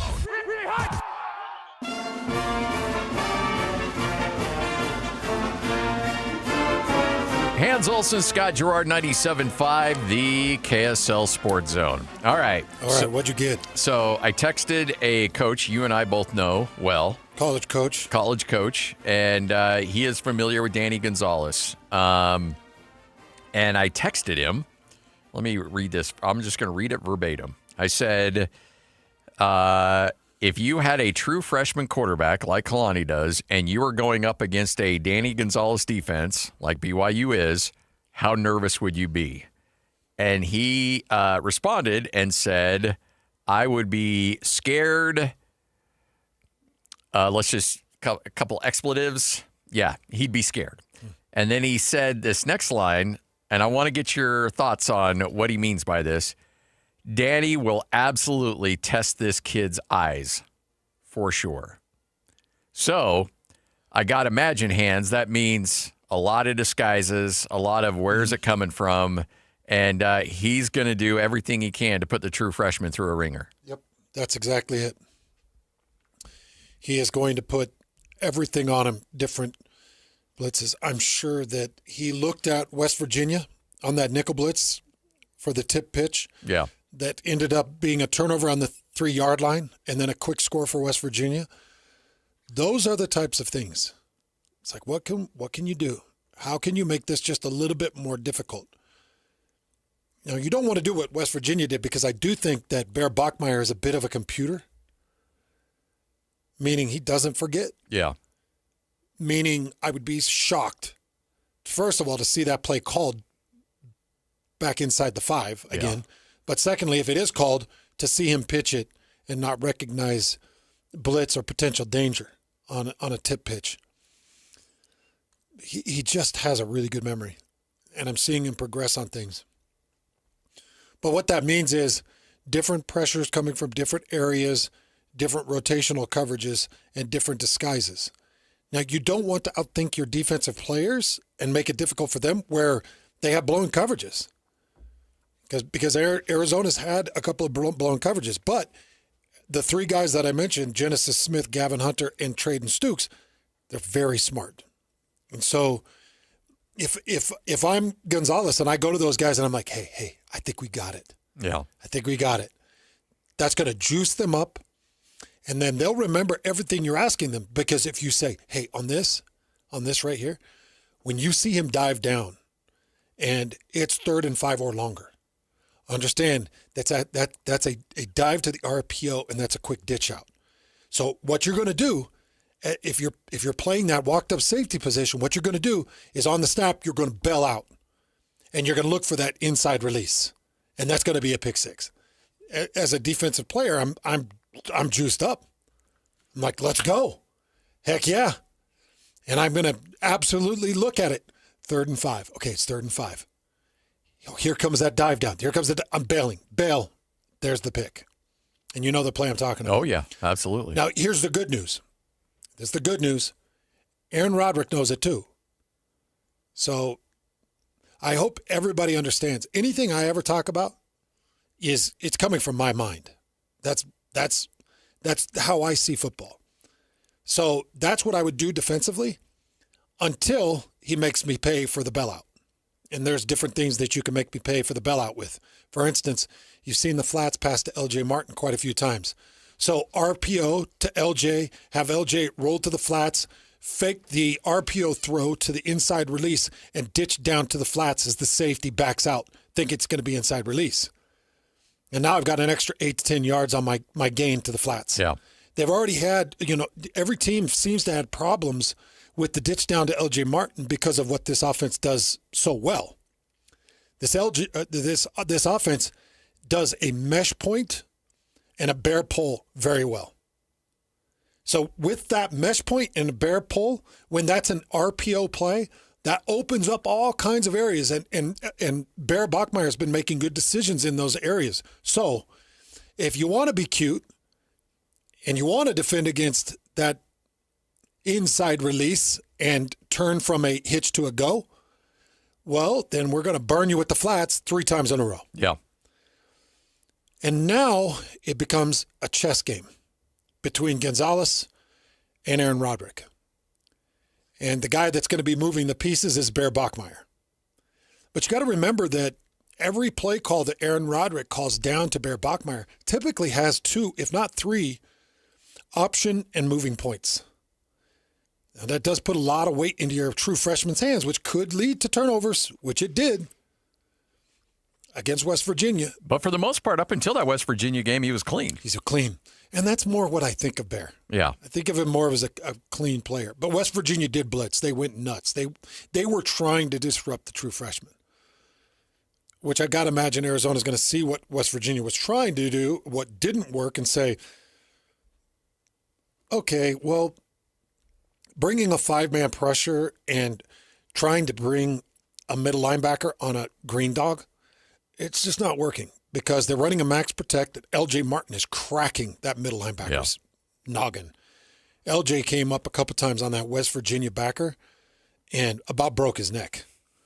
LJ is really dang good at setting the pocket. That's why he's my number 2 important player on this entire team, because of what he can do in setting the pocket. So there's going to be a lot of mind games. I hope I'm not going too deep for people. No, I think this is exactly what I want you to address, because I do think that defense, when you catch them, you can have explosive plays. Mm-hmm. So there, as you mentioned, there's going to be opportunities there. Yeah, you want to try to get cute? Well, there's ways to beat you if you're trying to get cute. Yeah. Oh, okay. Well, all of a sudden you think that throwing drop 8 coverages and clouding and rotating coverages last second, you think that that's going to do it? Well, then, we'll just get Bruce Mitchell moving downhill, and we'll get Waylon Opwahu moving downhill, and we'll start inside zone read options. And then you're going to think you're real cute, dropping 8 on a 3rd and 8, because Bear Bachmeier can get you 3rd and 8 on a keep, because you have to focus so much on LJ. Mm-hmm. Bear can get you 1st down on a 3rd and 8 if you think that you're going to throw something into coverages. Even if you're thinking, we'll drop our linebackers, but we're going to drop them shallow. No, that'll still get you. Because this offensive line, TJ Woods has done a really good job of getting this offensive line to the 2nd level. So if you think you're going to be cute and you're going to drop into a shallow zone with your linebackers, then just be ready, because Bruce Mitchell's going to pick you up at a 4.5 to 5 yard depth instead of a 3.5 to 2 yard depth. And by the way, that's a gigantic pickup when you're talking about 8 yards. Yeah. So it's stupid little details like that Arizona's got their hands full too. Oh, yeah. That's why this is a pick 'em to me. It's a really good defense, a lot of smart defenders, but the way Aaron Roderick calls these games and the pieces that he's got put into this offense, I don't want to defend against this offense. Yeah. And a lot of that has to do with, all right, so Scotty, coming into this offense, if I'm a defensive coordinator and I'm putting a game plan to go against this offense, coming into this game, BYU Arizona, my primary goal, number 1, get the ball out of Bear Bachmeier's hands on RPOs where he keeps, which means I have to assign a defender that is very conscious of Bear Bachmeier, and I have to keep my defensive end wide, because if he closes down the gap, then I'm screwed. Mm-hmm. So Bear's going to keep. So now, instead of telling my defensive end, I want you to crash down on Andrew Gentry, the offensive tackle. I want you to crash down on Gentry. Crash hard down on Andrew Gentry, because we're going to press this out of LJ Martin's hands. I can't do that anymore. So now I've got to put a hand on Andrew Gentry, and I've got to keep my outside shoulder ready, because if Bear Bachmeier does keep, and I'm the open defender, because they always allow the end defender to be unblocked, well, now I'm screwed, because I got to stay wide, and Bear does a good job of pushing wide and almost following LJ down the pipe. So now as a defensive end, I'm screwed if I stay wide. I'm screwed if I pinch down. And then let's say I want to get really aggressive as a defensive end because I know I'm going to be unblocked and I'm going to go get in the backfield. Well, now I've got the RPOs. Now I've got the pull to the pitch. And that's where you see LJ Martin, who's just wide open in the flats. Colorado could not defend Martin in the flats. They couldn't defend anybody in the flats. Yeah. They rolled Carson Ryan out there a couple of times, and it was like, hey, Colorado, if you're just going to leave that door open, it's going to be a long day for you. Because Carson's really good at getting out there to the open and creating another 5 or 6 yards with his power. So I feel like both these guys, man, this is going to be a coordinator's game. This is, and we were talking about this during the break. I don't think Arizona is a Big 12 championship caliber team by any stretch. Like, I think they're a good team. I don't think they're a great team. What makes me nervous about this game, if I'm a BYU fan, is that what Arizona does well could hurt BYU. I just think it's a bad matchup for BYU. It's a very tough matchup. And I will... Yeah, because their defense does put on the pressure. Yeah. And their defense does have press man capability. Very good press man capability. If Bear Bachmeier has a great game and BYU beats Arizona and Bear looks great and composed against this defense, I am Team Bear the rest of the way. This defense that he's going to go up against is going to be designed specifically to confuse him. And if he figures it out and he and A-Rod are able to be on the same page and they make Arizona, pay for some of the things they're going to do, which those opportunities are going to be there. But their mission is going to be to confuse.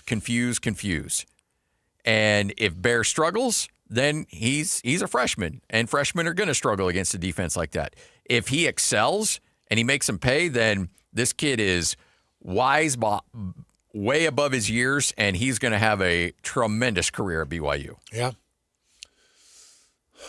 I think the signs are there for the career. Oh, I do too. But even if he doesn't have a great game. It's not the career, it's the season. Yeah. That I think that this is the cornerstone. Can you crack this defense? If he cracks this defense, then you're right. Morgan Scalley, after this Arizona State game, he's going to be drawing up all kinds of things. He's like, man, we just can't get there with the pressure. They're going too much max protect. Yeah. Too much. They're keeping 7 in the block. Against West Virginia, they kept 7 a lot. And not only do they run a max protect, they run a max protect off a play action look, which makes it even more difficult. Yeah. If I'm trying to draw up blitzes to get the ball out of the true freshman, we want to make that true freshman pay. When you run a max protect off play action looks, it does limit your routes, but it also really limits what I can do as a defensive coordinator. Because if I blitz a 6th into a 7-man play action, you're screwed. Full block scheme, I'm screwed. Yeah. I don't care if there's 3 routes. And a lot of times, the 7th blocker in the max protect is leaking late. So that causes another problem. He's leaking late based off the chip and the blitz. And so he's got the ability to move out, which makes it difficult for a quarterback because it's hard in the mix of that when I'm doing a 3-route read and I know those 3 routes are contained to understand that, they brought that outside linebacker on a 6-man. My guy's staying in. I don't have a leak out. Or the outside linebacker dropped to take the drag away. Now I know that I've got that leak out to drop down to. So they're doing that a lot, which is great. I mean, it's another component. But that also tells you how much they're testing Bear's brains. Oh, yeah. Yep. They're testing his brains, man. And he's passing the test. I actually think Tiger Bachmeier might be brilliant. I think Tiger, his brother, I think he might be like on that crazy, graph of brilliance. Yeah. Hans and Scotty, we're going to wrap this thing up next right here on 97.5, the KSL Sports Zone. This is Jake Scott and Ben Anderson. You are correct. There is a difference between a bad team and a good team that makes mistakes. Right now, I think BYU is a good team that is making mistakes, I hope. Yeah, let me put it this way. I think it's better to make mistakes than have bad play. There are certain things like the Bears mistake. He threw it right to the linebacker. I mean, you got to pull the Bear aside and you go, hey, Bear, you don't throw that pass. Yeah. There's a guy there. Well, that's a lot easier to fix than accuracy problems, for example. There's or a difference. arm strength problems or things that aren't so easily fixable. You can fix that mistake. Not saying he's never going to make it again, but a read on a linebacker on a simple play, that's a freshman mistake. So you got to make that mistake and hope you don't make it again. Knowing that the next 6 games is a really, really tough stretch. That's brutal. That's got to be as difficult a stretch as there is in the Big 12.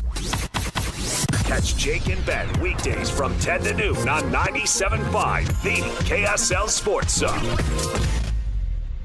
When it comes to windows, nobody does it better than Advance. Led by Nate Orchard, Jake Weber. These are 2 dudes that they live and breathe this company. It's their baby. So they're going to make sure you get taken care of because they want you to have a great experience. So you tell your friends and family, and nobody's going to do windows faster or for less or do a better job than Advance Windows. Oh, yeah, I was going to tell you.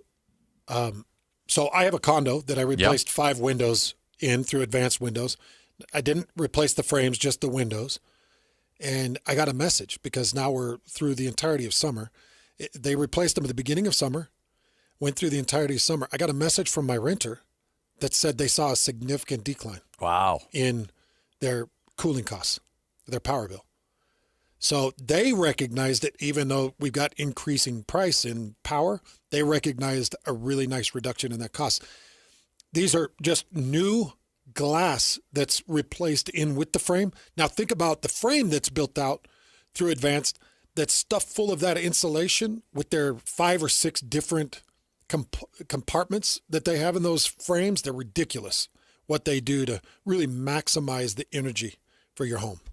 It's all available for you at Advanced Windows. Check them out online at advancedwindows.com. That's advancedwindows.com.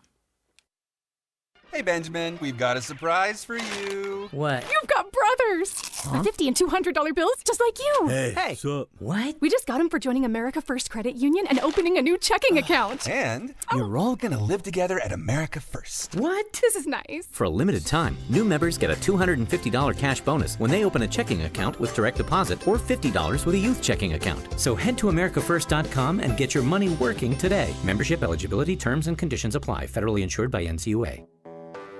When you're hiring, have you ever felt like you're missing out on meeting truly great candidates for your roles? It seems impossible to find them, but they have to be out there somewhere, right?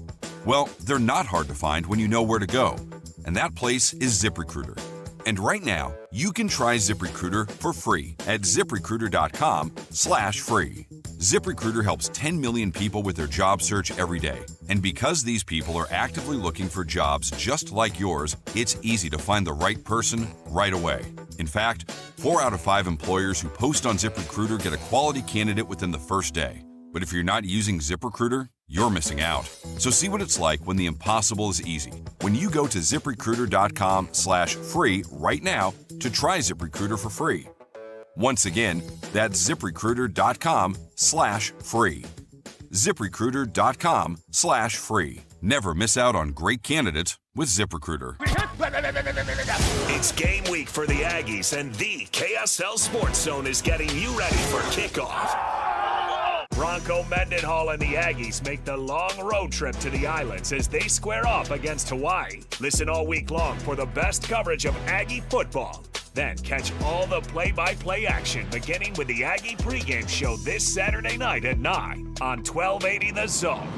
Your exclusive home for Aggie football is live on air, online, and on the KSL Sports app. This is 97.5, the KSL Sports Zone.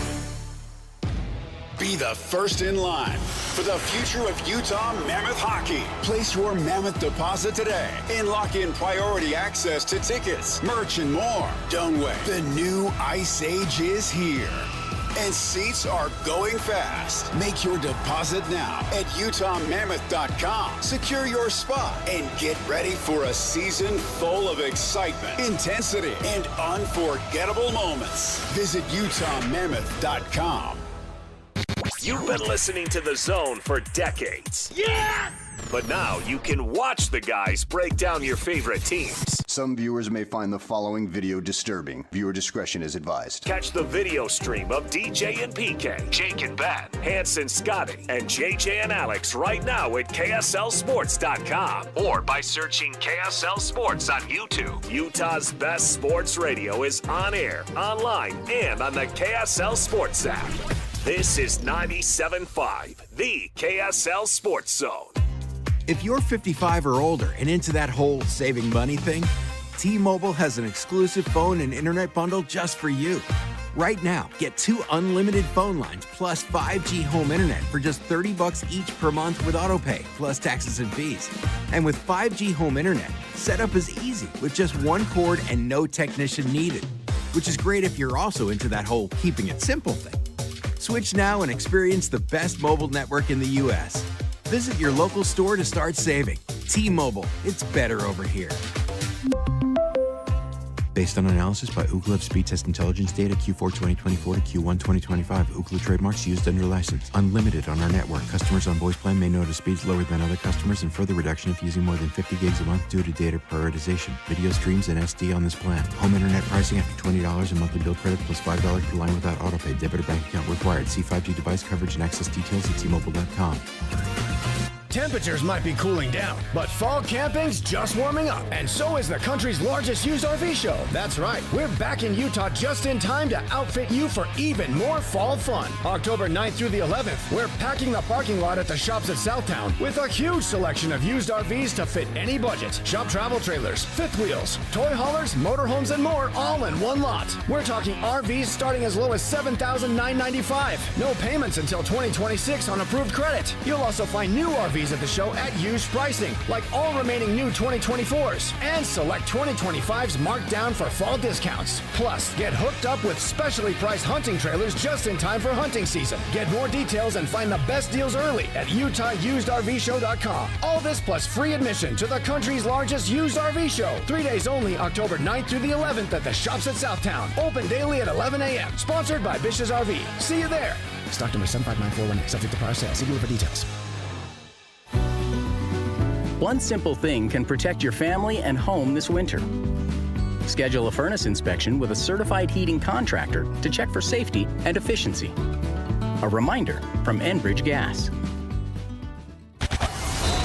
It's another battle for the Aggies, and the KSL Sports Zone has it covered.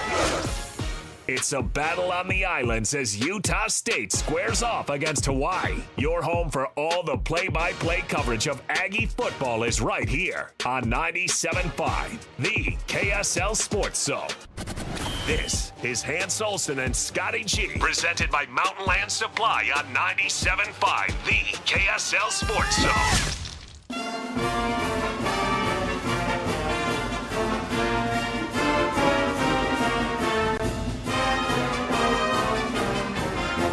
And Scotty, 97.5, the KSL Sports Zone. Remember, tomorrow, Ute Preview Show. Not just me, not just Hans, but Frank Dolce, and not just the three of us. Some good food, too. We'll be at Kenny J's Barbecue in the district in South Jordan. Make sure to stop by and say hi. And check out their website, kennyjbbq.com, and check out their catering menu. If you got a big event coming up, holiday party, wedding, whatever the case might be, they'll hook you up 10% off your first order. For new customers on your first order when you cater with Kenny J's Barbecue. Come out and try it. If you haven't tried it, this is the perfect opportunity, and just hang out with the crew. But it's so delicious. Yep. It's just absolutely perfection. When it comes to barbecue, the ribs are unbeatable. Best restaurant rib I've ever had. It's the best. Not even close. All right, BYU and Arizona should be a fun one coming up on Saturday. Hans will be in Tucson on the call, but we'll break down Utah coming up tomorrow. Hans, I'll see you tomorrow, my friend. All right, buddy. Yeah, a lot of Utah talk, and just wanted to send a shout out. Oh, yes, to the man that left us the quick voicemail. What was it? What did he go by? The name says Dazed C. Dazed C. It really made our day. It did. It absolutely made our day. We try to make your day, and that was a very kind open mic, and it got to us, and we appreciate it. We appreciate all our listeners, and we really appreciate Danny Ainge. Oh, yeah. Being willing to jump on board with the Hans and Scotty show and to bring just a new twist to your Jazz week and coverage and insights. I'm so excited to get to know Danny more. I know him pretty well, but I'm so excited to get to know him in a public setting. Yeah. And you're going to get to hear that every single Wednesday at 12:30. Yep. Every Wednesday, 12:30, Danny Ainge will join the program as we kick off the NBA season. Preseason action tonight, Jazz and Rockets. And you'll hear it right here on your exclusive home of the Utah Jazz, 97.5, the KSL Sports Zone. Whether you're stuck in the office, I believe you have my stapler, in your car, or at your in-laws. You want a piece of me? You bet I do. The Zone is with you every step of the way. Download the KSL Sports app to get live streaming of your favorite shows and access to all the latest updates on your favorite teams. Your home for the best coverage of the Utes, Cougars, Jazz, and Mammoth is on air, online, and on the KSL Sports app. This is 97.5, the KSL Sports Zone. Hey, Doug, I hear you're giving out free test drives. Yeah? How about bringing around that sweet black 1500 and we go for a little spin? Seth, you're 16 and don't have a dime to your name. Yeah, but my daddy does. When I pass the test on Thursday, I'm going right back here to Doug Smith. You don't even have a license? Test drive a new 2025 Ram 1500 at Doug Smith Ram in American Fork. Get 1.9% APR financing for 72 months for our Drive in the Fall event. And bring your license. No one knows Ram like Doug. Five guys walk into a JCW's and order burgers, a pastrami, a mushroom Swiss, a guacamole bacon, a hickory barbecue, a ribeye steak, 2 onion rings, 3 French fries, a strawberry, mint, peanut butter, chocolate, and marshmallow shake, and not one left to tip. Because at JCW's, we don't ask for it. We think the price you see should be the price you pay. And all that, would you like to leave a tip stuff, is for the birds. JCW's. Quality and a lot of it. Open in American Fork, Lehigh, Provo, South Jordan, and Harriman. I'm Walker Kessler, and I play basketball for a living. So I know how important it is to have the support of a team you can trust. That's why I love UCCU. UCCU is more than a credit union. They're a true financial partner, a local team of experts your entire family can trust at every step of your financial journey. Just visit uccu.com and elevate your banking experience. This is Jake Scott and Ben Anderson. I was listening to music with my kids.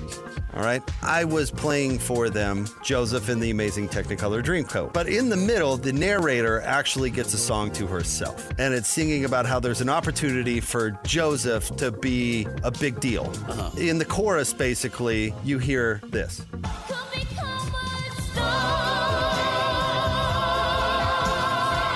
Can Ace become a star? Can he be famous? I was listening to it and I thought when I heard her sing Become a Star, I was like, this is the Jazz season. This song, Pharaoh's Story. The personality is there. The opening in our state is there for it to be filled by a star. You should be able to tell relatively early. Catch Jake and Ben weekdays from 10 to noon on 97.5, the KSL Sports Zone. Worried about market losses? If headlines are keeping you up at night, it's time to take control. Hi, I'm Jeff Jr. with Trajan Wealth, and I know you've worked hard to save. But in times like these, what if can turn into what now? If you're planning to retire or are in retirement, you need a strategy that helps protect your future. At Trajan Wealth, you can capture market gains, protect your account from losses, and guarantee income for life. Right now, you could receive a bonus of up to 30% or annual growth of up to 10% for retirement income. You heard me right. An upfront bonus of up to 30% or annual growth of up to 10%, all guaranteed to boost your lifetime income in retirement. Don't leave your future to chance. Plan with confidence. Call Trajan today at 801-899-7600. That's 801-899-7600. Annuity guarantees are based on the claims paying ability of the issuing insurance company, DBA, in most states as Trajan Wealth Insurance Solutions. Broadcasting from the Mountain Home Services Studio, this is 97.5 97.5 KZNS FM Colville, 1280 KZNS AM Salt Lake City, and 102.7 KSL FM HD2 Salt Lake City Midvale. This is 97.5, the KSL Sports Zone. Hey! This is JJ and Alex. I made a name for myself. I told you I won't be denied. As you wrap up your day, it's time to get your fix of the teams you live for and the sports you love. This is JJ and Alex on 97.5, the KSL Sports Zone.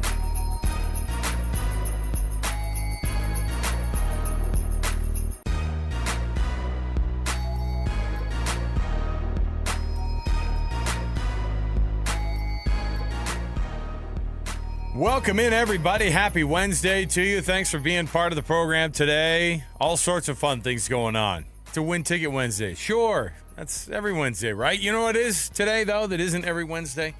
It is our Utah Mammoth Roundtable hockey starting back up again from 4 to 6 today. It's going to be all hockey all the time.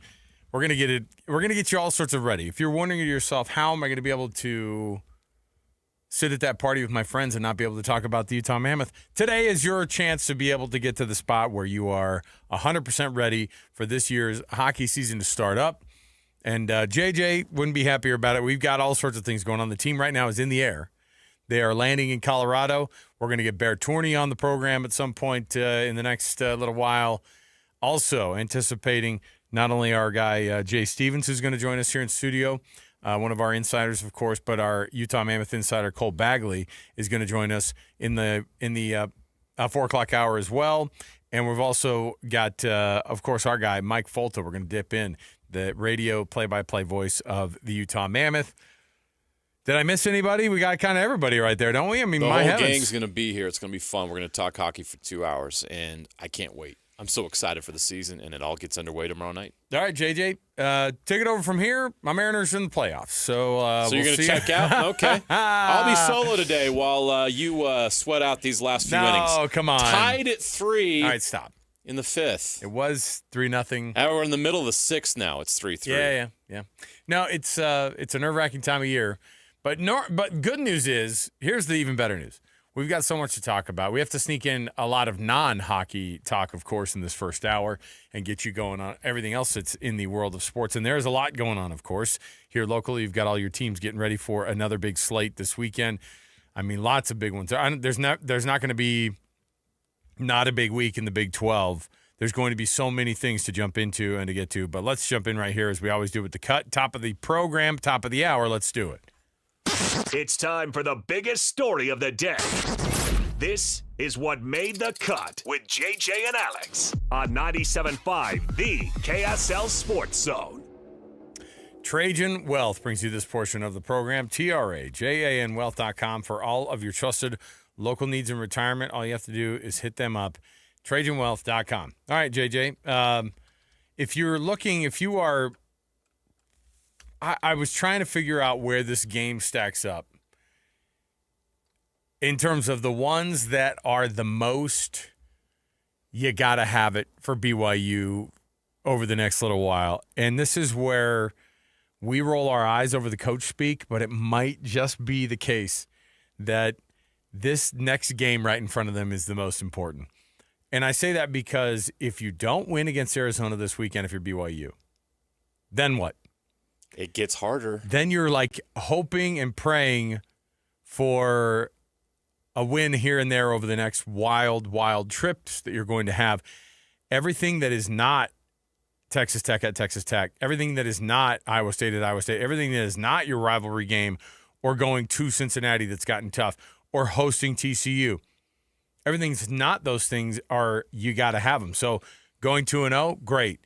It's imperative that BYU get to 3-0 this weekend, and so there's no version of overlooking Arizona for that rivalry game. I think JJ for BYU because they're like, no, they have to have this game so badly as part of the ability to be able to be in some kind of a conversation toward the end of the season and where they could be in that Big 12 championship race. Yeah, this next 6-game stretch will define their season, and we knew that. But I don't think we knew how hard it was going to be until we got into the thick of things. You mentioned Cincinnati at the tail end of it.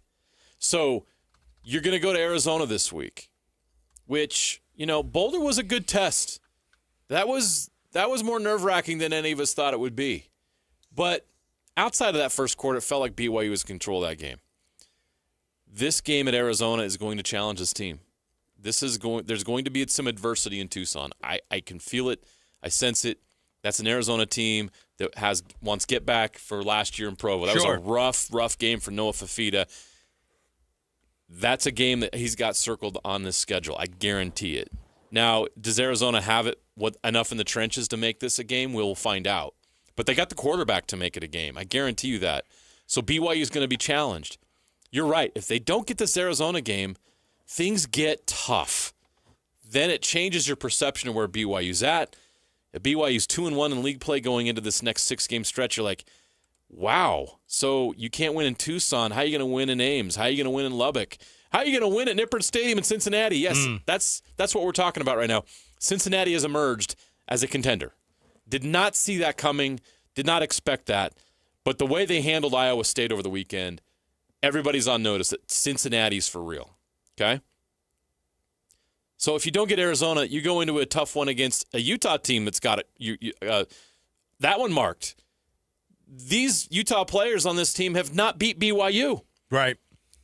Now, that doesn't guarantee you anything if you're Utah, because we saw that with BYU in the last decade. Sure. There were great players that BYU didn't win one of those Utah games. But BYU, over the next few weeks, is going to have a target on their back, and they got to be ready. It's just one after another.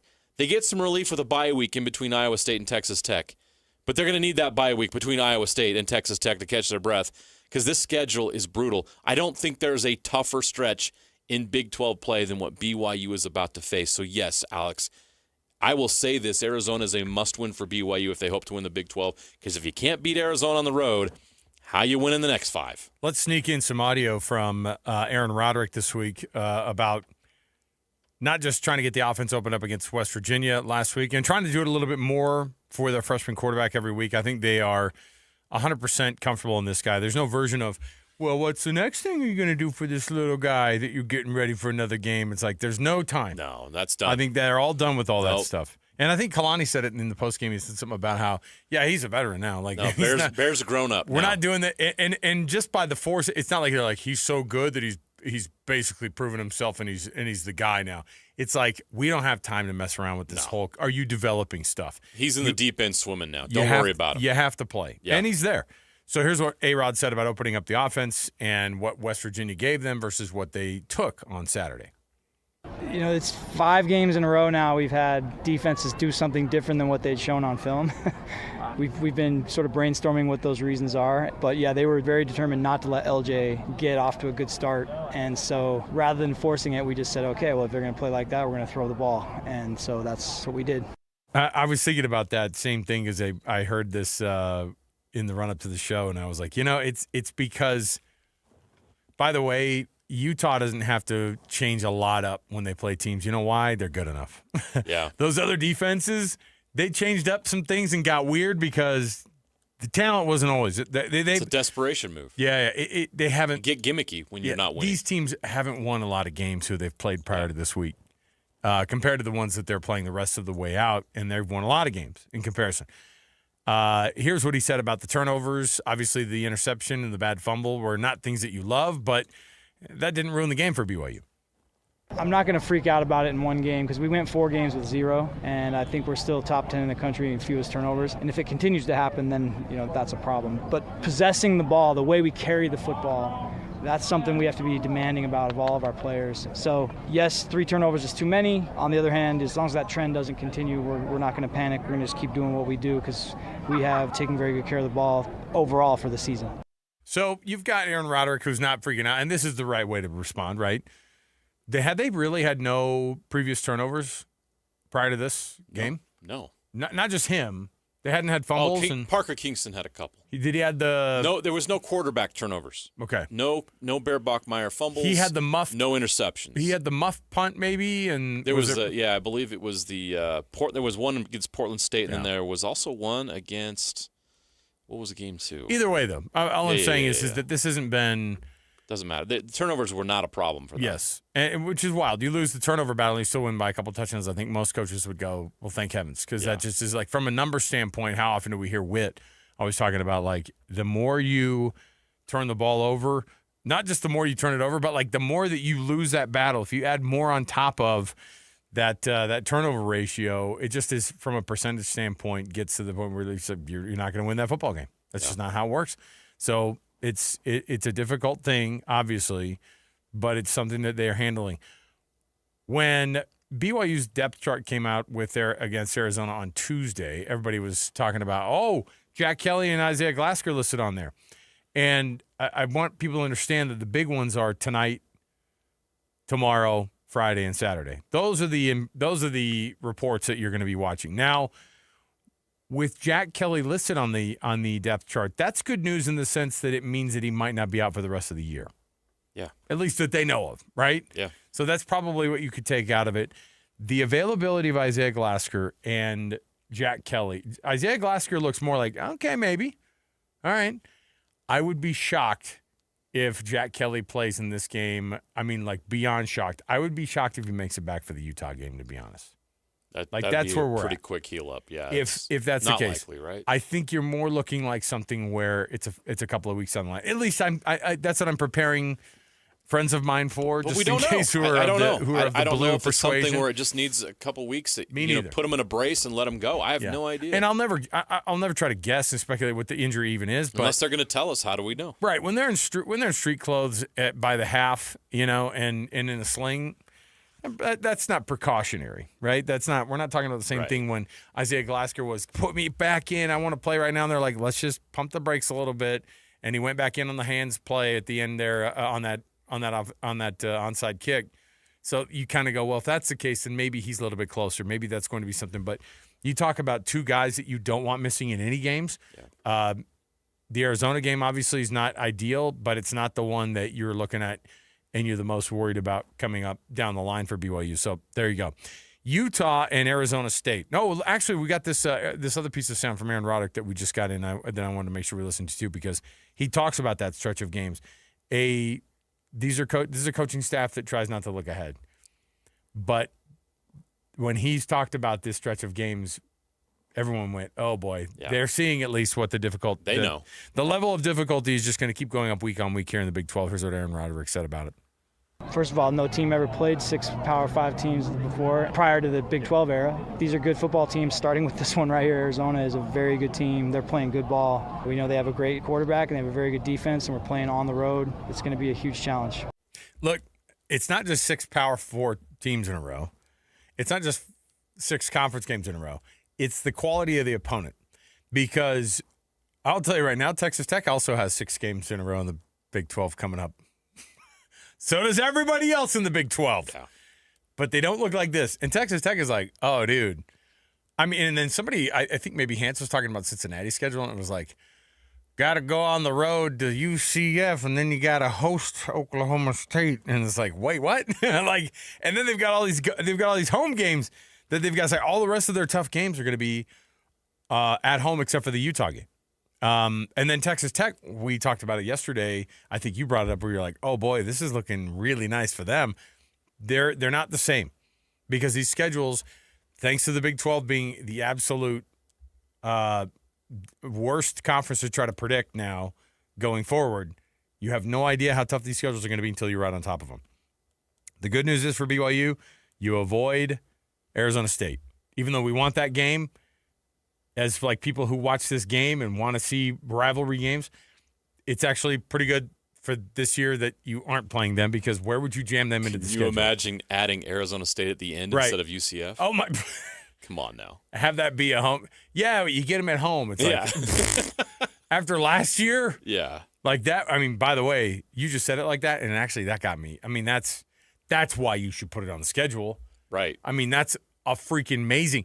The weekend of Thanksgiving, a game that means that much on a return trip to Arizona State in the way that game ended last year down in Tempe, that's why we play college football. And by the way, I'm not saying, but that's why you should also have that Utah game at the end of the season every year. Brett Yormark. Come on. It'll get fixed eventually. All Utah and Arizona State. Let's talk about those this matchup. Talk about two big games against the two Arizona teams. BYU going to Tucson, but Utah hosting Arizona State. All of the storylines around the losing at Rice-Eccles Stadium in conference play so far, that has to get to the coaching staff. It has to get to the players. It has to get to everybody at this point. And now it's trickled down the line, and they all know the thing that maybe they avoided knowing beforehand until they've been reminded now, that they haven't won a conference game at Rice-Eccles Stadium in the Big 12 yet. Yeah, you say it like that with this team who was trying to tell the world that last year's over. That's not us. That's not who we are. We're moving on from that. Well, here we are. We're into October, and the streak still is alive. And your performance against Texas Tech didn't make us forget. That sucks. It does suck. It does suck. So what are they going to do about it? And if you don't want people to talk about stuff like this and you don't want to have to deal with this, go win a football game. I'm telling you right now, the circumstances around this game, you have Devin Dampier, who is a Phoenix kid who was a state runner-up at Saguaro High School and had like 4,000 yards of total offense, and Arizona State ignored him and didn't offer him. Okay? You don't think he wants to show something against his hometown team on Saturday night? You don't think he has something to prove to those coaches? By the way, his former high school head coach, is now a tight ends coach at Arizona State. How does that work? He'll by be the there. way? How's that work? Like, Kenny Dillingham's like, I love Saguaro High School's head coach. Let's make him our tight end coach. That's pretty wild, You know right? how that works. Yeah, that's how it works. It's crazy. So you have that storyline. You have the 0-5 in Big 12 play storyline. You have the last time we played at Rice-Eccles Stadium, we embarrassed ourselves against Texas Tech. It wasn't good enough. Like, there should be so much motivation for the Utes to win this game. And Arizona State's coming to Utah. It's 8:15 kickoff, right? Yeah. You know what the temperature's going to be? It's going to be rainy. It's going to be gross. In the 40s. Whoa. Like, this is as uncomfortable as you can make an Arizona team feel in Rice-Eccles Stadium in the dark. By the way, everything we talk about with home field advantage for Utah is going to be there on a Saturday night. If you can't beat Arizona State under those conditions, under these circumstances, then you do have to own that 0-5, because it can become 0-6. And you're going to have two losses, and you're basically going to be out of the Big 12 race. So that team has a lot to prove on Saturday night, and we're going to learn a lot about Utah, the program, not the players, not the coaches, the program on Saturday night. You better show up and you better get that dub. It feels like in Annapolis, obviously we were doing the pregame stuff outside of Rice-Eccles Stadium on the day that game day or whatever it is, Big Noon Kickoff was out there. It feels like a million years ago at this point, right? That game feels like it was so freaking long ago. And I know the players want to get it back, but it's weird too because you haven't been back since then. So it feels like it's a game that, like, I don't know. It just feels like to me it has like been 3 weeks. They haven't played in forever. So it's crazy. We got some sound to play from the University of Utah. Lander Barton, that guy who it's interesting because people are like, I still want to see more out of Lander Barton. He's so good and he's very talented, but he's also the spokesperson for like anything that happens that's a failure on the defensive side of things, right? That happens when you're the captain of the defense, right? It happens. That's what you have to answer to, yeah. He's been the face of this program on the defensive side of the football for a few years now. Lander Barton talking about the level of competition going up now as they go into Big 12 play. Every week's a new challenge, and from here on out, it's tough opponents every single week. So we got to go in with the same mindset and just focus on ourselves and getting better in practice each week and just handling business on the field on Saturdays. Coach Kyle Whittingham talked about trying to make sure that the guys got some of a break, got to see family. You heard Devin Dampier talking a little bit about, hey, the bye week was about going and visiting our families and kind of getting right in the head and making sure we prioritize, like, hey, this is the important stuff and let's get back to it. Here's what Kyle Whittingham said about balancing that bye week and then trying to get back to practice and having a clean practice too. It's a balancing act. You want to give them a break and give them a chance to get healthy and get their legs back. But at the same time, you don't want to get rusty. And so I think we do a good job here traditionally of striking a balance between the work that needs to be done and the rest and recuperation. And the team appears really fresh right now. That's good. And, the thing that's been weird about some of these moments is when they're asked about, hey, how was practice this week? This is a phenomenal week of practice for us. We've heard that. We heard that during the Texas Tech week. I've never seen us flying around the ball like this. And then when you have the result you do, then you go, I'm not going to say we had an amazing practice this week. But what does Sly always say? You play like you practice. Yeah. And these coaches know, and frankly, you remember that feeling too. Remember when you'd have bad practices or you'd have a couple of days of bad practices stack up and there was nothing really to explain about it, right? It's like, gosh, what are we talking about here? Like, I've got to figure out, we've got to figure out what this looks like. You know, like, why is it that we're having the practices that we are? How is it that we try to get a group of 55 to 70 young men have a high energy that is across the board consistent from your first to second to your third to your scout teams? It's a tough balancing act. It's a tough thing to try to figure out. Lewis Powell, one of these guys also that talked this week to the media and then also chatted about what it looks like with trying to get the trenches won, because obviously that is the part that's important for Kyle Whittingham to have success. But also talk about the weather this week, and at some point you go, who cares? We just have to play. Always starts up front. We talk to the guys. We tell them that they bring the weather. It doesn't matter if it's going to rain or not. We're going to set the tone up front, and physicality is what's going to win this game. They all understand that, and hopefully it all unfolds the right way on Saturday. I love this coaching staff. You know, like these are guys who are not fazed by anything, and they prepare their dudes for stuff. And this is huge. This is as big for the coaching staff as it is for the team. For them to be able to go. They need this bad. Oh, we gotta freaking figure this thing out. They need this win so bad, and this would do wonders for them moving forward. And on the other spectrum, as I said, this could really hurt them. I mean, if you take this kind of a setback, you've already lost. We're barely into October, and you've already lost to Texas Tech and Arizona State. You're 0-2 this year at home. They want to avoid that. But I'm glad we brought up Lewis Powell, because I believe Utah's going to win this game in the trenches if they win it. That offensive line has to show so much better than Texas Tech. They have to be what they were against West Virginia, and I get that. West Virginia was not an elite opponent on the other side of things, but they looked different.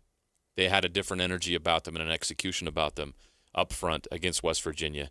That offensive line must dominate. That defensive line must hold their own if Utah's going to win this game, because I think the run game is going to matter the most.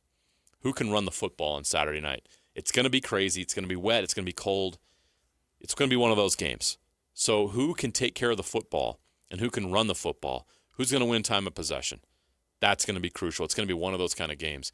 And that's what Utah is built for. That's why I stress how important it is that Utah wins this game, because this is the kind of game that points at Utah having a victory 99% of the time. And that's why Arizona State's talking about this week, going to Rice-Eccles Stadium. They have a win percentage of like 95%. They know the history. They know what they're up against. They're trying to talk themselves into saying, we're going to go shock the world. They're trying to get this energy going like nobody thinks we can go up there and win in the cold and rain. We're going to show them. Well, Utah better be ready for that. But Utah is built to win these kind of games. You don't lose these kind of games if you're Utah. Now they got to go out and show it they can win that game. If they don't, then you're questioning everything. And I'm sure the program will start questioning everything, because you're not as good as you thought you were for the third straight year. And then that can have an impact. They got to get this win. This is the kind of game that they should be winning. There's no excuse on Saturday night. Let's take a break. We'll come back. We've got our hot and cold segment coming up next. The biggest games across college football this weekend. Teams are going to hit the absolute boiling point. They will be hot if they're winning this weekend. If you're losing some of these big games, don't find yourself in the territory that Penn State has gotten into this week, which is what we call irrelevance, JJ. We've moved straight on to, some teams are on that point. You're teetering on that point. If you start losing games, you will be forgotten, and you don't want to be that team. So we'll come back. We'll talk about that in our hot and cold segment next, right here, 97.5, the KSL Sports Zone. And now, a look at traffic from the KSL Traffic Center. Big delays westbound on I-80 through Parley's Canyon with a crash in the Lambs Canyon area blocking a left lane, and delays back to the summit. Northbound US 89 heading from Davis into Weber County is also super slow. from just past Antelope Drive up to the I-84 interchange. Attention, Wasatch Front businesses and property managers. Don't wait for bad weather to schedule professional snow services with GoPave Utah. Your complete parking lot safety starts with GoPaveUtah.com. With your traffic update, I'm Alex Napolis here on 97.5, the KSL Sports Zone.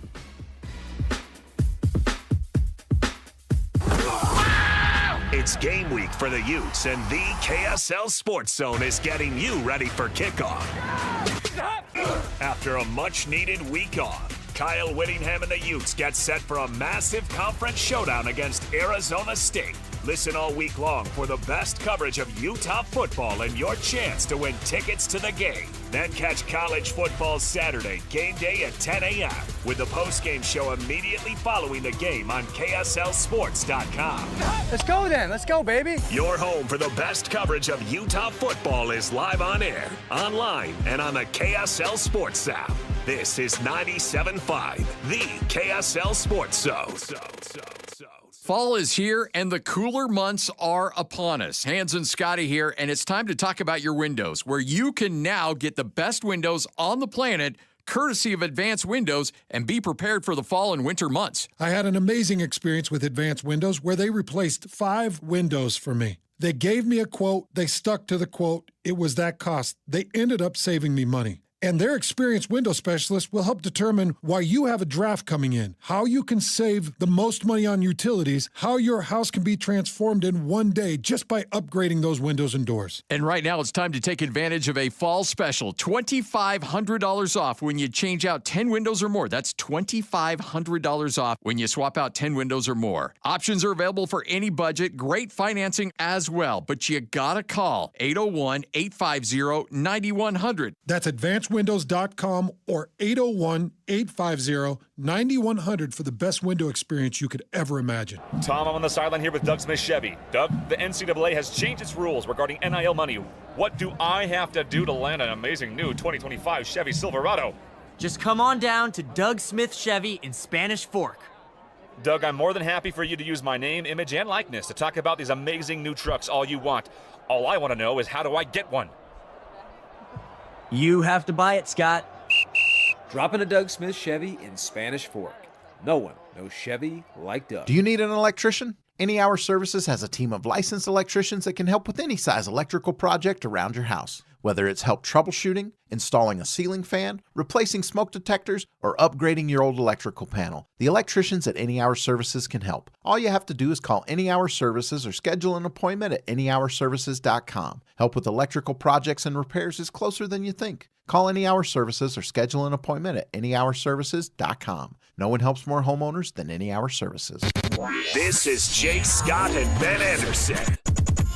You are correct. There is a difference between a bad team and a good team that makes mistakes. Right now, I think BYU is a good team that is making mistakes, I hope. Yeah, let me put it this way. I think it's better to make mistakes than have bad play. There are certain things like the Bears mistake. He threw it right to the linebacker. I mean, you got to pull the Bear aside and you go, hey, Bear, you don't throw that pass. Yeah. There's a guy there. Well, that's a lot easier to fix than accuracy problems, for example. There's or a difference. arm strength problems or things that aren't so easily fixable. You can fix that mistake. Not saying he's never going to make it again, but a read on a linebacker on a simple play, that's a freshman mistake. So you got to make that mistake and hope you don't make it again. Knowing that the next 6 games is a really, really tough stretch. That's brutal. That's got to be as difficult a stretch as there is in the Big 12. Catch Jake and Ben weekdays from 10 to noon on 97.5, the KSL Sports Zone. 5 guys walk into a JCW's and order burgers. A pastrami, a mushroom Swiss, guacamole bacon, a hickory barbecue, a ribeye steak, 2 onion rings, 3 french fries, a strawberry, mint, peanut butter, chocolate, and marshmallow shake, and not one left to tip. Because at JCW's, we don't ask for it. We think the price you see should be the price you pay. And all that, would you like to leave a tip stuff, is for the birds. JCW's. Quality and a lot of it. Open in American Fork, Lehigh, Provo, South Jordan, and Harriman. More fiber and laxatives, eh? Who are you? I'm future you. Future me? Constipation with belly pain still coming back? Our doctor figured it out. It's irritable bowel syndrome with constipation, or IBS-C, and Linzess could help you get ahead of it. Linzess linaclotide is a prescription medicine that treats IBS-C in adults. It's not a laxative. It's a once-daily pill that helps you get ahead of your symptoms. It's proven to help you have more frequent and complete bowel movements and helps relieve overall abdominal symptoms, belly pain, discomfort, and bloating. These symptoms were studied in combination, not individually. Do not give Linzess to children less than 2. It may harm them. Do not take Linzess if you have a bowel blockage. Get immediate help if you develop unusual or severe stomach pain, especially with bloody or black stools. The most common side effect is diarrhea, sometimes severe. If it's severe, stop taking Linzess and call your doctor right away. Other side effects include gas, stomach area pain, and swelling. Talk to your doctor and say yes to Linzess. Learn more at linzess.com or call 1-800-LINZESS. Show some love to youth sports volunteers with the Hercules Hero of the Week. Let's praise your favorite youth coach, ref, or maybe the parent that pulls the team together. Your nomination could score them a $100 Visa gift card from Hercules First Federal Credit Union and a $200 gift card from Beehive Meals. Listen to see if they win Thursday afternoons with JJ and Alex. The Hercules Hero of the Week with Hercules First Federal Credit Union and Beehive Meals, helping you take the busy work at a family dinner. Get rules, info, and nominate your hero at kslsports.com/contests. Cougar fans, game day isn't just for the players, it's for you. Power every tailgate, every high five, and every play with bucked up energy. Clean energy, bold flavors, zero crash. Whether you're charging the stadium steps or locking in for the post-game show, Bucked Up keeps you laser focused and ready to roar. Find it at 7-Eleven, Maverick, Harmon's, and Dick's Sporting Goods. Visit your local Bucked Up retail store today or go to buckedup.com and use code ZONE to claim 20%. Now go out and get bucked up. Listen every Monday morning to DJ and PK and Monday afternoon with JJ and Alex for your Chevy Strong Play of the Game. Win great prizes from Rocky Mountain Chevy. This is your Cougars at 30 update. Presented by Kenny J's Barbecue on 97.5, the KSL Sports Zone. Kalani Sitake talks about the penalties against West Virginia.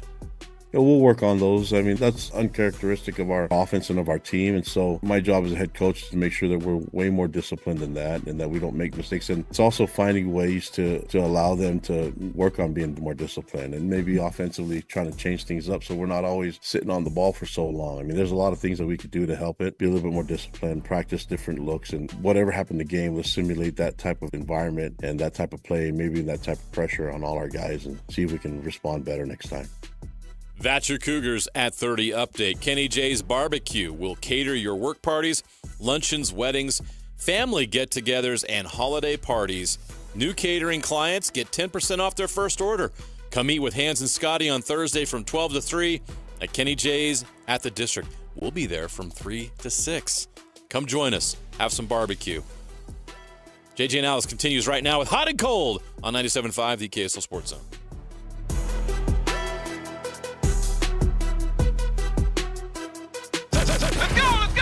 Complete game coverage of the Cougars is right here on the KSL Sports Zone.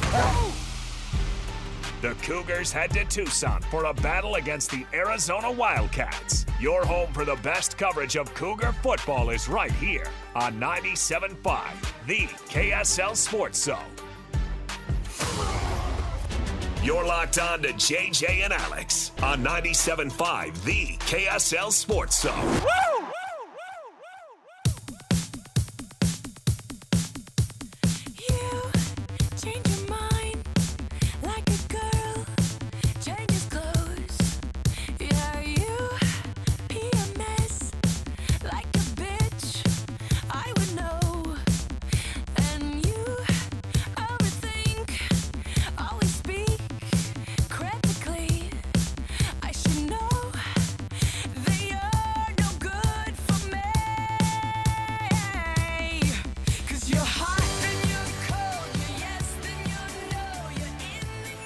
All right, everybody, welcome back. Hey, this song puts a smile on my face for many reasons, okay? One, I wasn't a huge Katy Perry fan until we started this this hot and cold segment when our producer Alex said, hey, look, we gotta get this song on. Have to. It just reminds me so much of great moments in my life, concerts that I've been to, multiple Katy Perry concerts that you've been to, right? Is that what you said? So we're just tickled. We're just thrilled. We can get our producer Alex Napolis on board with this song and with Katy Perry. Turns out that Napolis was Left Shark. Hey, we don't get Left Shark references in 2025 that often. I was there in person. Oh, that's right. I was at that Super Bowl. That was at SoFi, wasn't it? No, it was in Glendale, Arizona. Oh, that's right. SoFi was the empty Super Bowl, wasn't it? Yeah, that was. I couldn't even. Yeah, that was. They're all. I'm Jeremiah Jensen. It was the Jeremiah weirdest Super Jensen Bowl. reporting from LAX. Reporting from the parking lot. It's the only place they won't let go. me inside the building right Crazy. Yes, the hot and cold segment every day right here on the program, brought to you by the good folks at Enbridge Gas. Prep for winter. Get a furnace inspection from your certified contractor to check on safety and efficiency. A reminder from your friendly gas provider, Enbridge Gas. All right. First of all, I'm looking at some of these games across the board. The most important games in this weekend of college football. I think about some of the ones that make the biggest difference across the board. Sneaky game of two hot teams right now in the American. Never thought I'd be saying this, but your undefeated North Texas Mean Green facing off against the 24th ranked South Florida Bulls. That's a big game. I'll watch that game. I will watch that game. That's going to be good. And frankly, however that one shakes out, like honestly, it'll set a tone. It'll set a tone for where the rest of this of the G5 champions have to kind of go to get a spot in that college football playoff. And if you have enough really, really good teams, imagine having two undefeateds across the G5 somewhere. Be wild. It'd be really crazy. The big one, of course, this weekend, I think in the SEC, you have a Missouri team that I don't know if we believe that much in, because every year, JJ, that they're ranked into the top 15 or the top 25 at all, we look at the Tigers and go, yeah, but Mizzou's not real, right? Let me tell you, and I'm gonna say this right now. Hold the phone, he says. They're not. Oh, they're not real? Here's their schedule. Uh-oh. Central Arkansas. Kansas, who they had to rally and beat. Louisiana, not LSU. Louisiana, the raging Cajuns, who aren't so raging anymore. South Carolina they beat. South Carolina has turned out to be mid, and they had a tough one last week with UMass. How'd that go? They won 42-6. Yeah, well, you can't just walk in and beat up the checks notes. The Minutemen. Now, I get it. It's at Missouri. Missouri's hosting this game, a 10 a.m. kickoff. Mountain Time, 11 a.m. Central, which is the time zone where it's going to be played in. I just think Alabama's got another gear here that they've kicked into, beating Georgia, doing what they did to Vanderbilt last week. Vanderbilt's a good football team. I'm not saying Missouri isn't a good football team. They're not top 25 worthy. I just don't think they can beat Alabama. I don't think Missouri has been tested and proven enough to be ready for that game. Alabama, Missouri. Alabama could get back to another point where everybody goes, well, they're back. Uh-huh. Right? I mean. And everybody wants them to be, it seems. You talked about Ole Miss the rest of the way not having a super tough schedule. How about the number 4 Ole Miss running Rebs facing off and hosting the Washington State Cougars? Where'd that come from on the where'd that come from? Oh, is this their Mercer? Is Washington State their Mercer? Can someone help me understand how Ole Miss is playing Washington State in October? Come on. What the heck? All right. Now, a sneaky game that you could see Florida State hit a massive spiral. This is a Florida State team that beat Alabama, and then since then hasn't had many bright spots. They're in the top 25. But Mike Norvell knows that this team has underperformed massively. In fact, they got their butts absolutely handed to them by Miami this past weekend. I don't know what to think about this Florida State team. Pittsburgh isn't a great team in the ACC this year, but Pittsburgh smells blood in the water, right? Florida State's 0-2 in ACC play. That's what I'm saying. So if they were to get upset, they're basically out of the ACC race before mid-October. So you have to have after beating Alabama. Yeah, you have to have a really, really good season the rest of the way. Florida State, not even just to be in the conference. They're 0-2 in conference play, which means that they are likely not going to be in the conversation of a conference championship appearance, conference championship game appearance, okay? They have to win out to even have that conversation. Notre Dame has to win out, and every week is going to be a challenge. not because NC State, who they're hosting this weekend, is going to be such a difficult opponent, but the number 16 Fighting Irish are they can't lose the rest of the way, JJ. No. They can't lose the rest of the way. They have 2 losses already. The 3-2. Those 2 losses look good every week, I guess, but I'm telling you, this is a tough one. Georgia Tech hosts Virginia Tech. That Virginia Tech team is struggling. The biggest games across the board, though, the Red River between the Texas Longhorns, who are hosting Oklahoma. Oklahoma's number 6 in the country. Texas is unranked, and that is a 1.5-point favorite for Oklahoma. That's how tough and close this game is every year. Will Mateer be back? Don't know. Out of Indiana, going to Oregon. I mean, it's just weird to even say that. This conference matchup between the Indiana Hoosiers going to Autzen Stadium. I'm always like, if the year was 1985, you wouldn't have any interest in watching that. No, it just shows you how far those programs have come. I'm old enough to remember when Oregon sucked. Oregon, when I was growing up, it was like, oh, thank heavens, because Washington and Oregon were the big rivalry. Obviously, man, it was fun to watch those guys be terrible for years. Right. But Indiana and Oregon, and then also call 1985 you and tell you that it's a conference game in 2025 exactly. to add to the weirdness of it. What a weird world we live in. Indiana, are they real? I think they are. Indiana beat the absolute draws off of Illinois, and Indiana is number 7 in the country right now. They find themselves in the same spot last year as they did this year. They find themselves having to tell everybody, no, we are actually really good. Even after last year, they had the best year that they've had in their 126 years of football in Indiana. Oregon is one of those teams, Dan Lanning, even though they're number 3 in the country, feels like he's got a massive chip on his shoulder. Isn't it weird? He's able to pitch that every week they're the underdog. Yeah. And I believe it. Like, he just is a guy that goes, we were number 1 all year last year. We got to the college football playoff and laid a freaking egg after being Big Ten champions and winning the Big Ten championship game. And now you've got Indiana and Oregon facing off in a rematch from that game, or not in a rematch from that game, in a game that we thought was going to be the Big Ten championship at some point last year until Indiana was gifted not having to play in that game. And now Kurt Cignetti and his Indiana Hoosiers are going to face off here. Between those two teams, who's the most real? It's Oregon.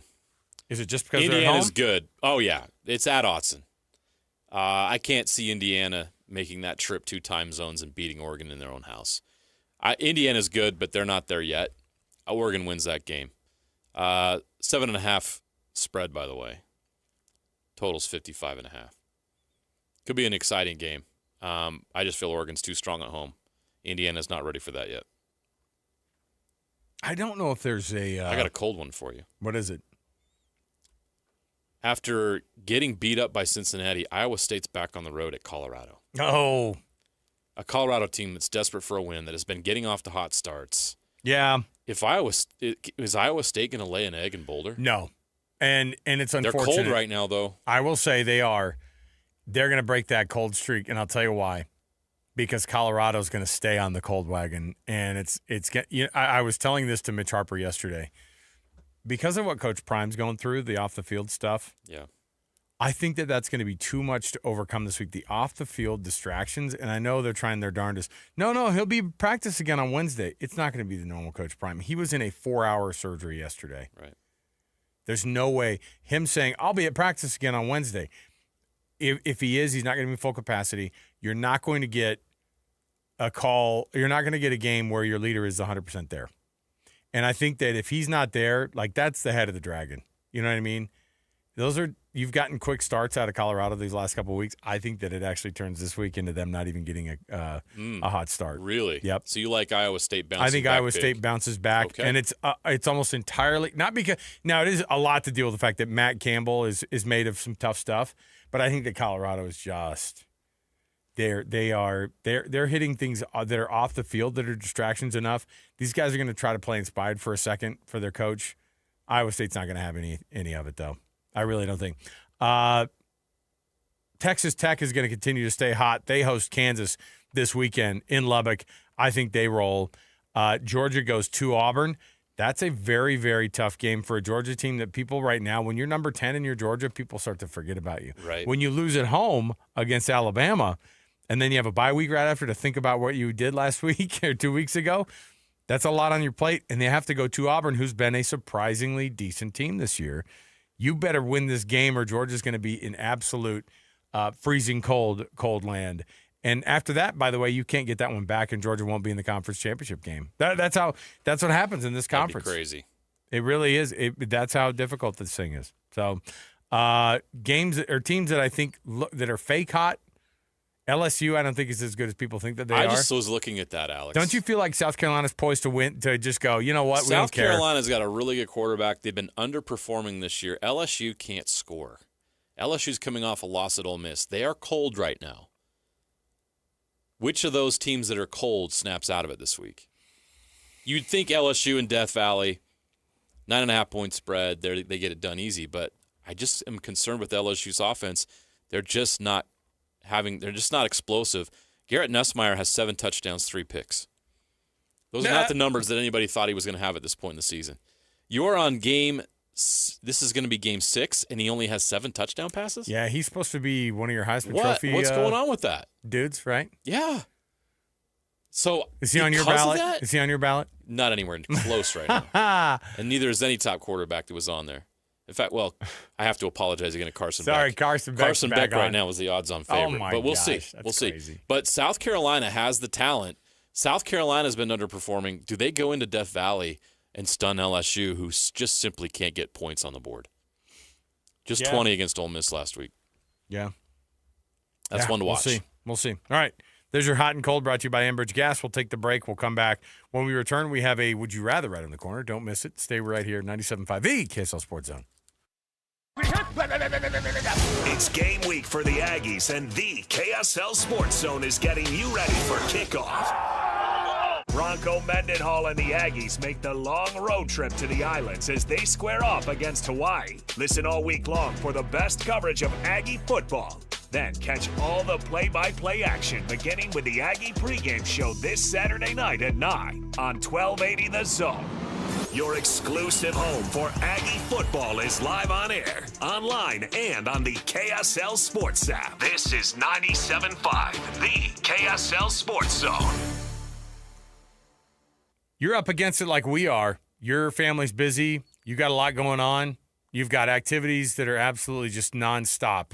If you've got kids like we do at our house, maybe you don't have the 7 that we do, but we've got activities every night. Something's going on. Getting together and eating as a family is almost impossible unless you've got the plan. And the plan is Beehive Meals. If we sit down and we put that Beehive Meals, you cut the top off of that thing and throw it in the slow cooker before I go out the door to work, and I come home at night and there's already a hot meal on the stove or on the countertop, there's no excuse. You got the rice on there and you go, boom, throw that apple cider pork on that rice, and we're going to have a hot meal together. We're going to sit down together. Tell me how your day went right now. I'm telling you. Your kids are going to hate it at first, but eventually they'll enjoy it. Beehive Meals is good. Is kids who don't want to talk to their parents' nightmares. And here we are. That's right. Look, save yourself some time. Save yourself some money. My wife just threw some cheeseburger mac in the crock pot this morning. So have that to look forward to tonight. And it makes it so easy because we have a lot going on. Kids are in football. Girls in dance. Stuff's going on. So Beehive Meals is going to help you get dinner on the table a lot easier and a lot faster than you could ever think. And you're going to save money as well. Don't go out getting fast food every night when you're under the gun and you're under pressure. Have Beehive Meals ready to go in that crock pot when you get home. Give this a try. Go to their website, beehivemeals.com. Make an order right now. Here's what you're going to get with the October lineup. Taco mac, French dip, brown sugar glazed pork roast, sausage and peppers, summer corn chowder, Tuscan chicken, salsa verde chicken, Hawaiian teriyaki chicken, chicken and stuffing. It's almost Thanksgiving. That sounds good. And apricot chicken. That's a great menu that you can have on your table with your family with Beehive Meals. You don't have to prepare it. You don't have to spend a ton of money on it. You're going to save a ton of money and time. BeehiveMeals.com. You can get $20 off your first order if you use the promo code THEZONE when you make your order. Give this a try. See if it saves time and money for you, just like it has for our families. BeehiveMeals.com. That's BeehiveMeals.com. Okay, I have to tell you, I was just looking on eBay where I go for all kinds of things I love, and there it was. That hologram trading card. One of the rarest, the last one I needed for my set. Shiny like the... Designer handbag of my dreams. One of a kind. eBay had it, and now everyone's asking, ooh, where'd you get your... Windshield wipers. eBay has all the parts that fit my car. No more annoying, just beautiful. Millions of finds, each with a story. eBay. Things people love. Confidence is knowing you're ready to handle whatever comes your way. That's what it feels like to take on your workday with Cintas. They make sure your AEDs are up to date, your fire extinguishers are tested and inspected, your floor mats are cleaned and delivered, and your workwear looks good, feels good, and is freshly laundered with the Cintas Apparel Plus program. So are you ready to take on today? Visit Cintas.com and get ready for the workday. You still got it, but your immune system weakens as you age, making it harder to fight flu, pneumococcal pneumonia, RSV, and COVID-19. Ask your doctor or pharmacist which vaccines you need. Sponsored by Pfizer. Go from daydreamer to industry leader with Amazon Business. From office supplies to IT essentials, Amazon Business provides tools that help you save costs and make insight-based decisions. Learn how to bring your visions to life at AmazonBusiness.com. Ryan Reynolds here from Mint Mobile with a message for everyone paying big wireless way too much. Please, for the love of everything good in this world, stop. With Mint, you can get premium wireless for just $15 a month. Of course, if you enjoy overpaying, no judgments, but that's weird. Okay, one judgment. Visit mintmobile.com/radio. Upfront payment of $45 for 3-month plan, equivalent to $15 per month required. Intro rate first 3 months only, then full price plan options available. Taxes and fees extra. See full terms at mintmobile.com. Hey, Benjamin, we've got a surprise for you. What? You've got brothers! Huh? $50 and $200 bills just like you. Hey, what's up? What? We just got them for joining America First Credit Union and opening a new checking account. And you're all gonna live together at America First. What? This is nice. For a limited time, new members get a $250 cash bonus when they open a checking account with direct deposit or $50 with a youth checking account. So head to americafirst.com and get your money working today. Membership eligibility, terms, and conditions apply. Federally insured by NCUA. You do countless things without a second thought to protect your family and home. Every time you're in the car, you buckle your seatbelt. Before the next load of laundry, you remove the dryer lint. When you head out, you always lock your doors. And one simple task, done far less often, can protect your family and home this winter. Schedule a furnace inspection by a certified heating contractor to check for safety and efficiency. A friendly reminder from Enbridge Gas. Any Hour Services can help with any size plumbing project around the house. All you have to do is call Any Hour Services or schedule an appointment at anyhourservices.com. Help with plumbing maintenance or plumbing repairs are closer than you think. Call Any Hour Services or visit anyhourservices.com. 3, 2, 1. This is your Utes at 50 update. 158! Presented by Kenny J's Barbecue on 97.5, the KSL Sports Zone. Utah freshman tight end J.J. Buchanan talks about who's helped him acclimate to Utah the most. The coaches have done a really good job of acclimating me. Devin's done a good job of helping me. I mean, all the older receivers, Tobias, RD, they've done a really good job of giving me little tips along the way. So I'd say just everyone as a group has helped me a lot to seamlessly fit into the offense. That's your Utes at 50 update. Kenny J's Barbecue will cater your work parties, luncheons, weddings, family get-togethers, and holiday parties. New catering clients get 10% off their first order. Come eat with Hans and Scotty on Thursday from 12 to 3 and eat with us from 3 to 6 at Kenny J's Barbecue at the District in South Jordan on Thursday. JJ and Alex rolls on next. 97.5, the KSL Sports Zone. Nobody gets you ready for Utah football more than the KSL Sports Zone. Ready? Kyle Whittingham and the Utes are back at home for a showdown against Arizona State. Your home for the best coverage of Utah football is right here on 97.5, the KSL Sports Zone. You're locked on to JJ and Alex on 97.5, the KSL Sports Zone.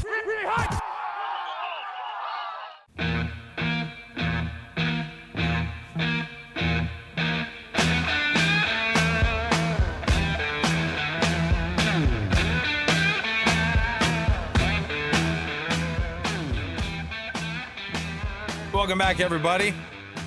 JJ and Alex, 97.5, the KSL Sports Zone. I've got in front of me a Would You Rather that you don't want to miss.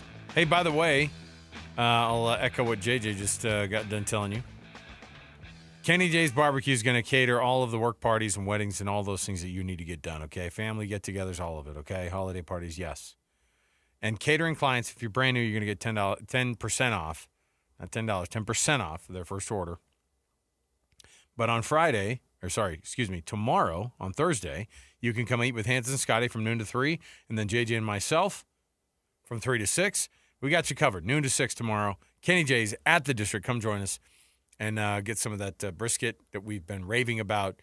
Check out some of those ribs that are phenomenal. If you haven't had any of this stuff, the sausage is out of this world, and then the sides are ridiculous. So come check them out. We'll be there all day tomorrow from noon to 6. All right, at Kenny J's Barbecue. In the meantime, we were looking at a couple things here. One thing I wanted to bring up was this. I was thinking about the worst quarterback rooms in the NFL right now. Who would you rather be? Who would you rather be right now? Would you rather be the Cincinnati Bengals? I mean, you just got life breathed into you by a dead person. The corpse of Joe Flacco? Have you seen The Mummy?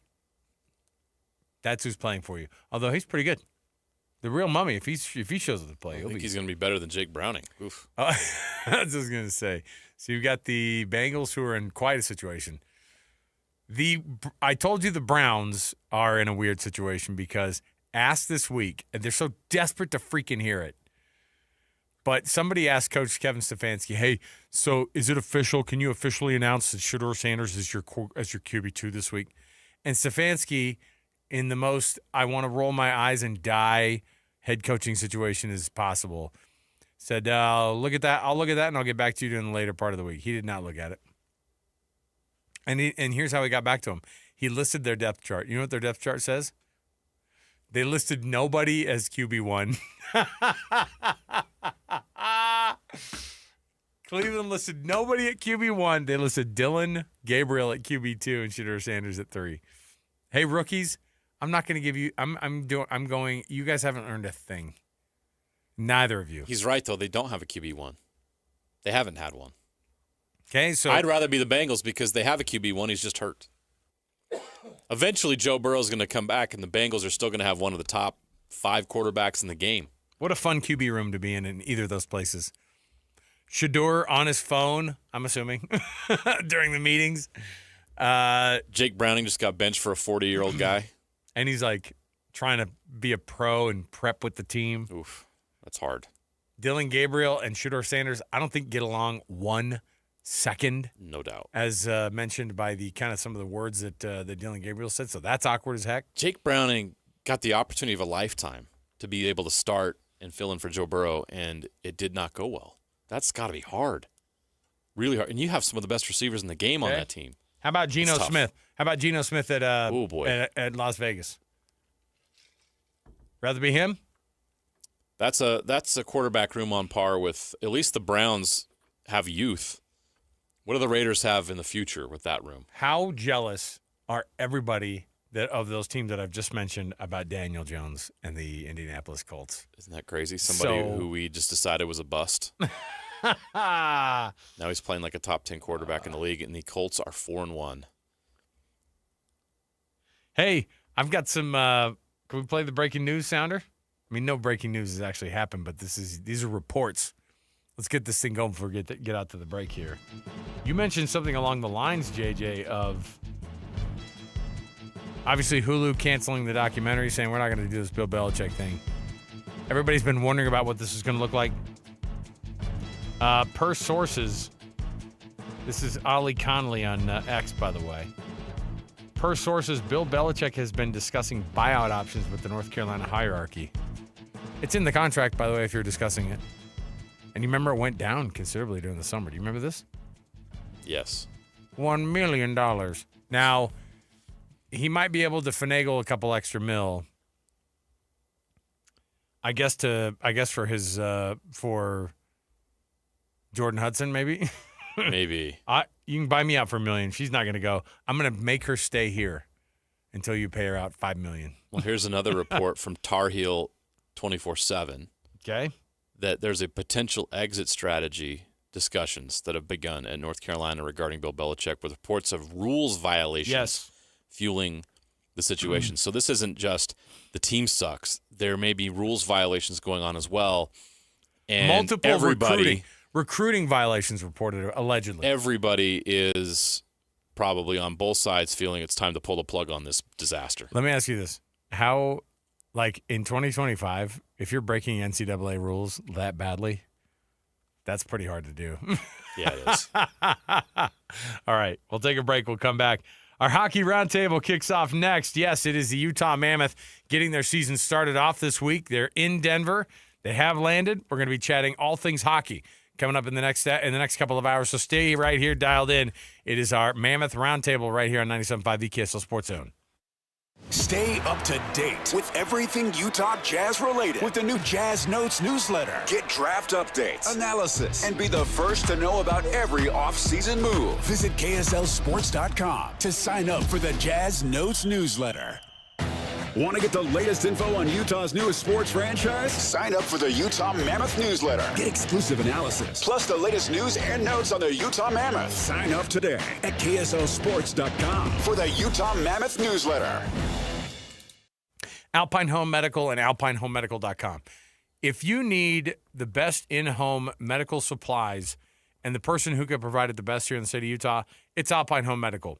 If it's your CPAP resupply program, if it is your in-home oxygen or a mobility option for somebody in your family, if it's a power lift chair or a scooter, if it's any of those things, have somebody from Alpine Home Medical talk to you. Go to their website. Go to alpinehomemedical.com. Find out more information, because there's a reason they've been in the business for 28 years. There's a reason that they're best in state for the last 17. Alpine Home Medical brings wellness home, and they're going to take care of you by doing all the insurance side of things, getting it delivered discreetly. Alpine Home Medical will take care of you. Yeah, Alpine Home Medical, their staff will always work hard for you and advocate with lawmakers to help their customers receive better Medicare reimbursement and giving you the very best access to medical supplies that you need, from Idaho Falls to St. George. They have 11 stores, and they're home for comfort. So when you hear Alpine Home Medical, think of that best of state experience every single time. That's why they say we bring wellness home. For stores, locations, and equipment, visit alpinehomemedical.com. That's alpinehomemedical.com.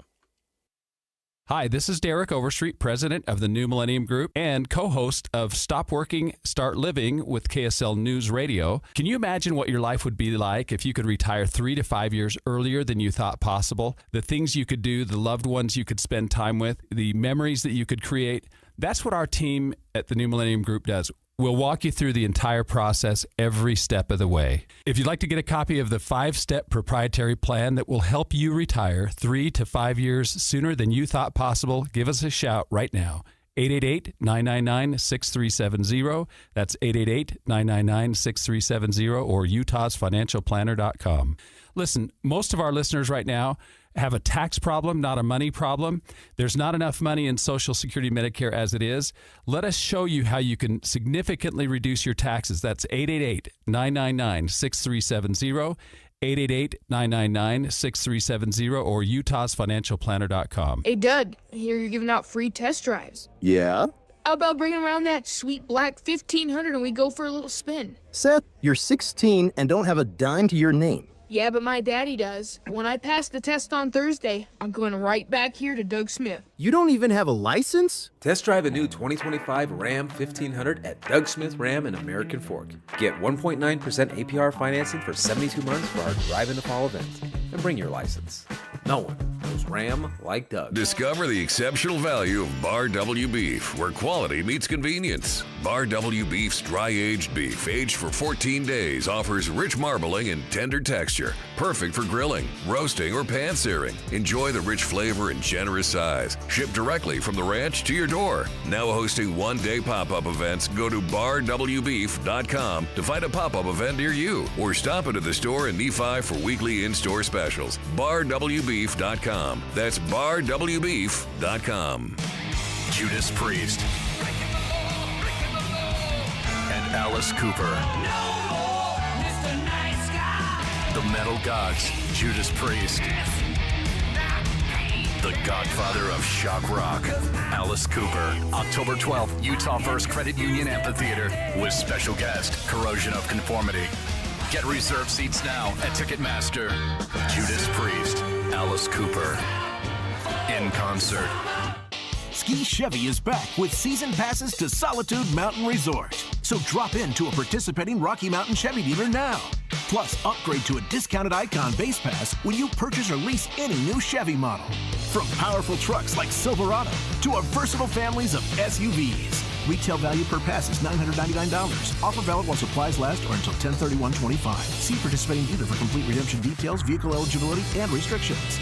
See your Rocky Mountain Chevy dealers today.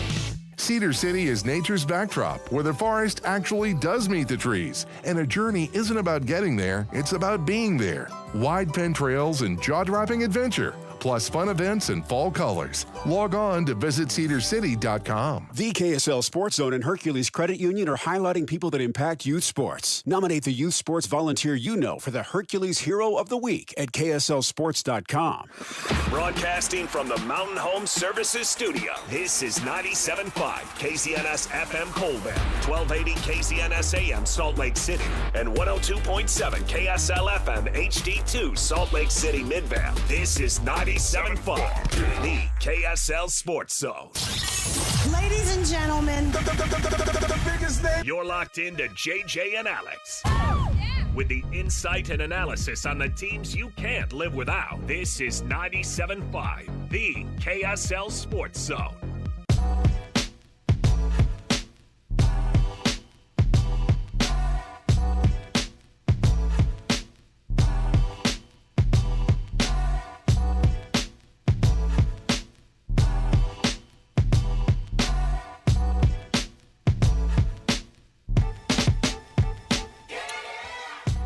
Welcome on in, everybody. It is your Utah Mammoth Roundtable getting you ready for the NHL Year 2 here in the state of Utah. Yes, your home of the Utah Mammoth is 97.5 the KSL Sports Zone, and we're getting you ready for this season. This is just as big of a roundtable for us as it is for everybody else listening out there.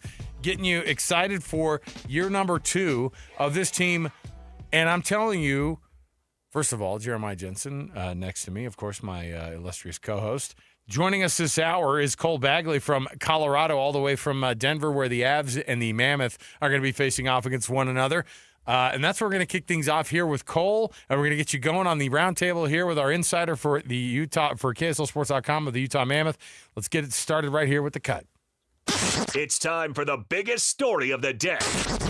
This is what made the cut with JJ and Alex on 97.5, the KSL Sports Zone. The cut this hour of our Utah Mammoth Roundtable brought to you by Doug Smith and your incredible selection of Kia, Subaru, Chevy, Jeep, Dodge, or Ram, and now Mitsubishi. The Doug Smith family of dealerships in American Fork, Spanish Fork, and in Linden. Nobody knows cars like Doug. Joining us from Denver, where the Utah Mammoth kick off their, I guess the puck drops for them on their season tomorrow.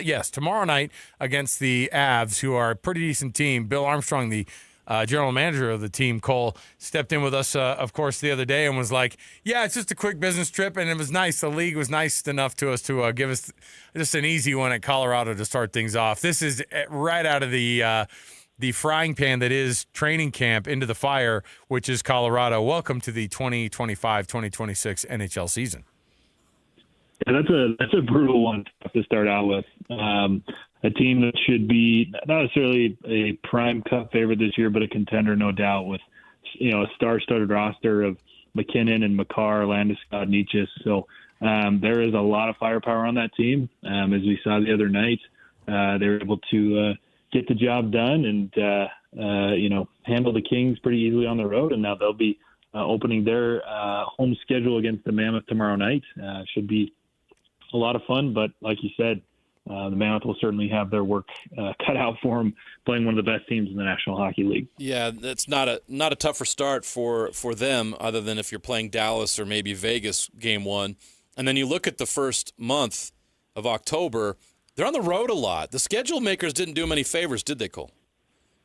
No, not at all. But it's good. I mean, the expectations for this team are rising, and what better way to figure out if you're cut out for it early than to kind of face this schedule to go on the road and face off against the division, and then to have some pretty talented teams coming into Salt Lake City. So it's not going to be an easy one, but like I said, it's a good opportunity to figure out who they are early on and if they're cut out to really make the postseason this year. Cole, what is the biggest challenge for this team this year? Like, right off the bat, you're trying to figure some things out, trying to get your lines perfected, and if you're Bear, it's right up against it where you're going, look, we got to start getting these guys gelling on the right lines at the right folks and the right personnel working with one another. Where is the team right now when it comes to that and finding that chemistry? And do you think they found enough of it during the preseason and during also the training camp time that they all had together?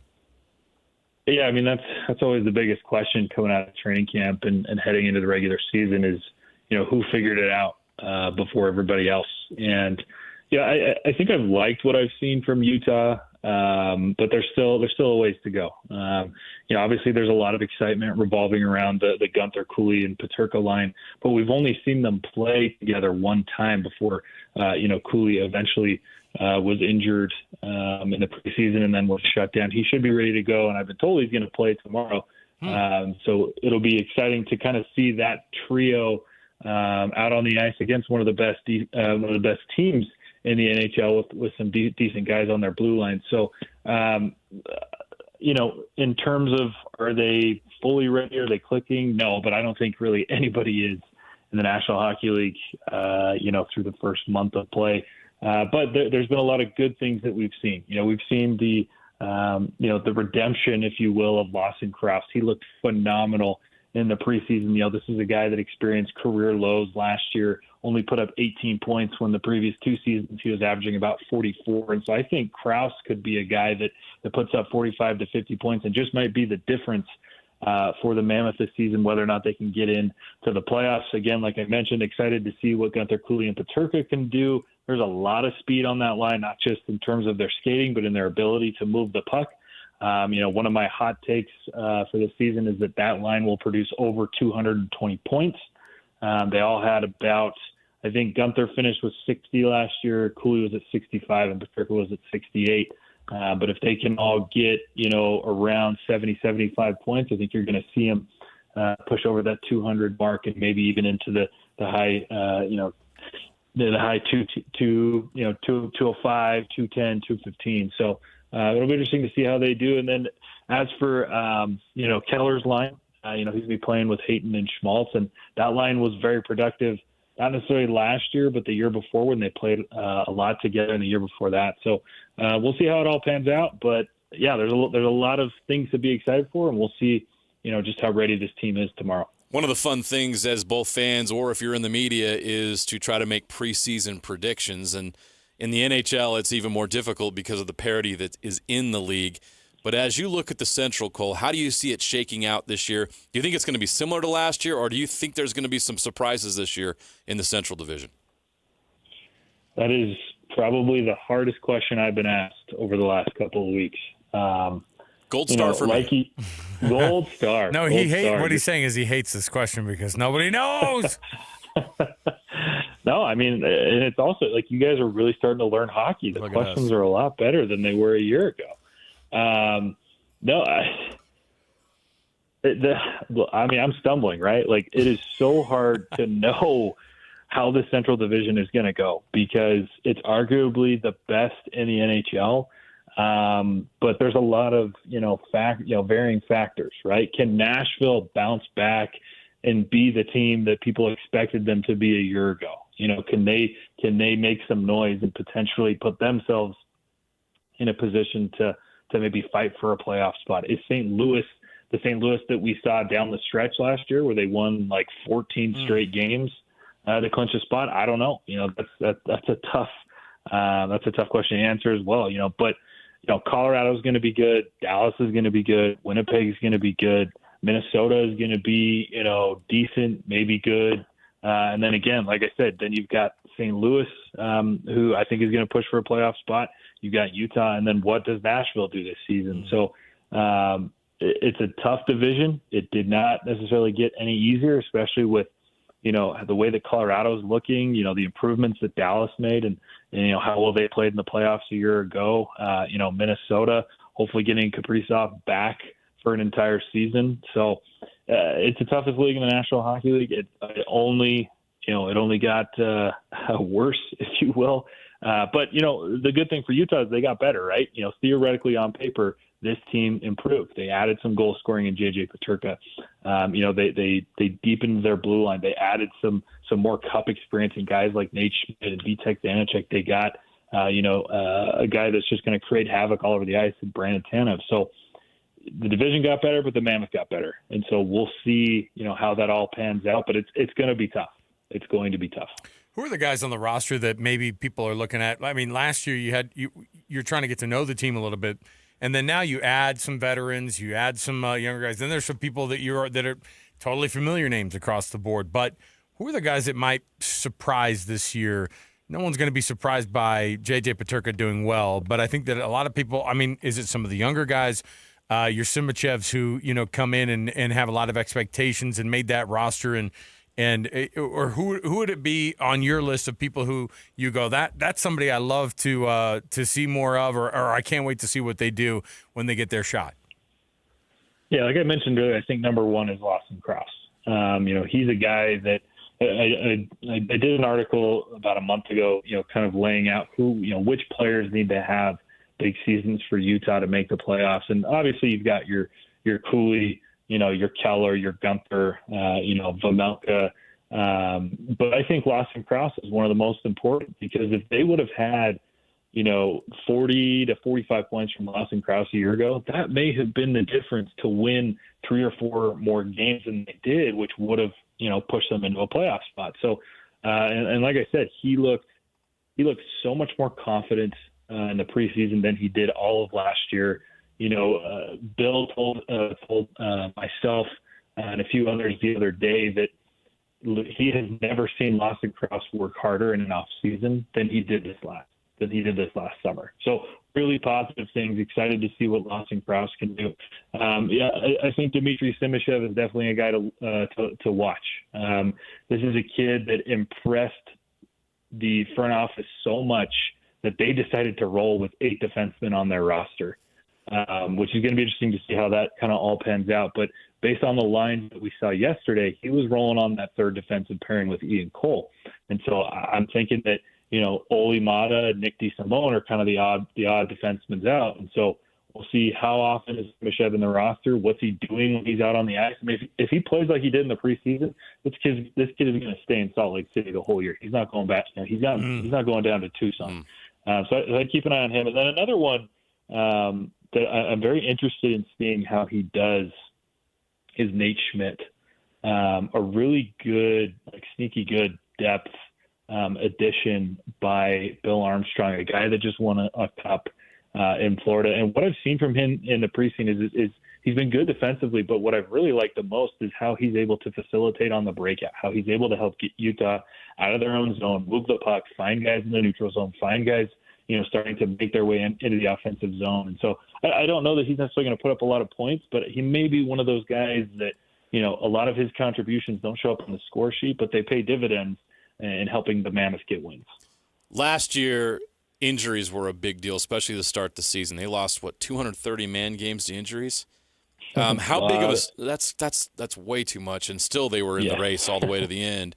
How much of a story was that, and how healthy is the team coming in here this year, and how much will that impact potentially a hot start this year, or the ability to get off to a better start this season than they did last year?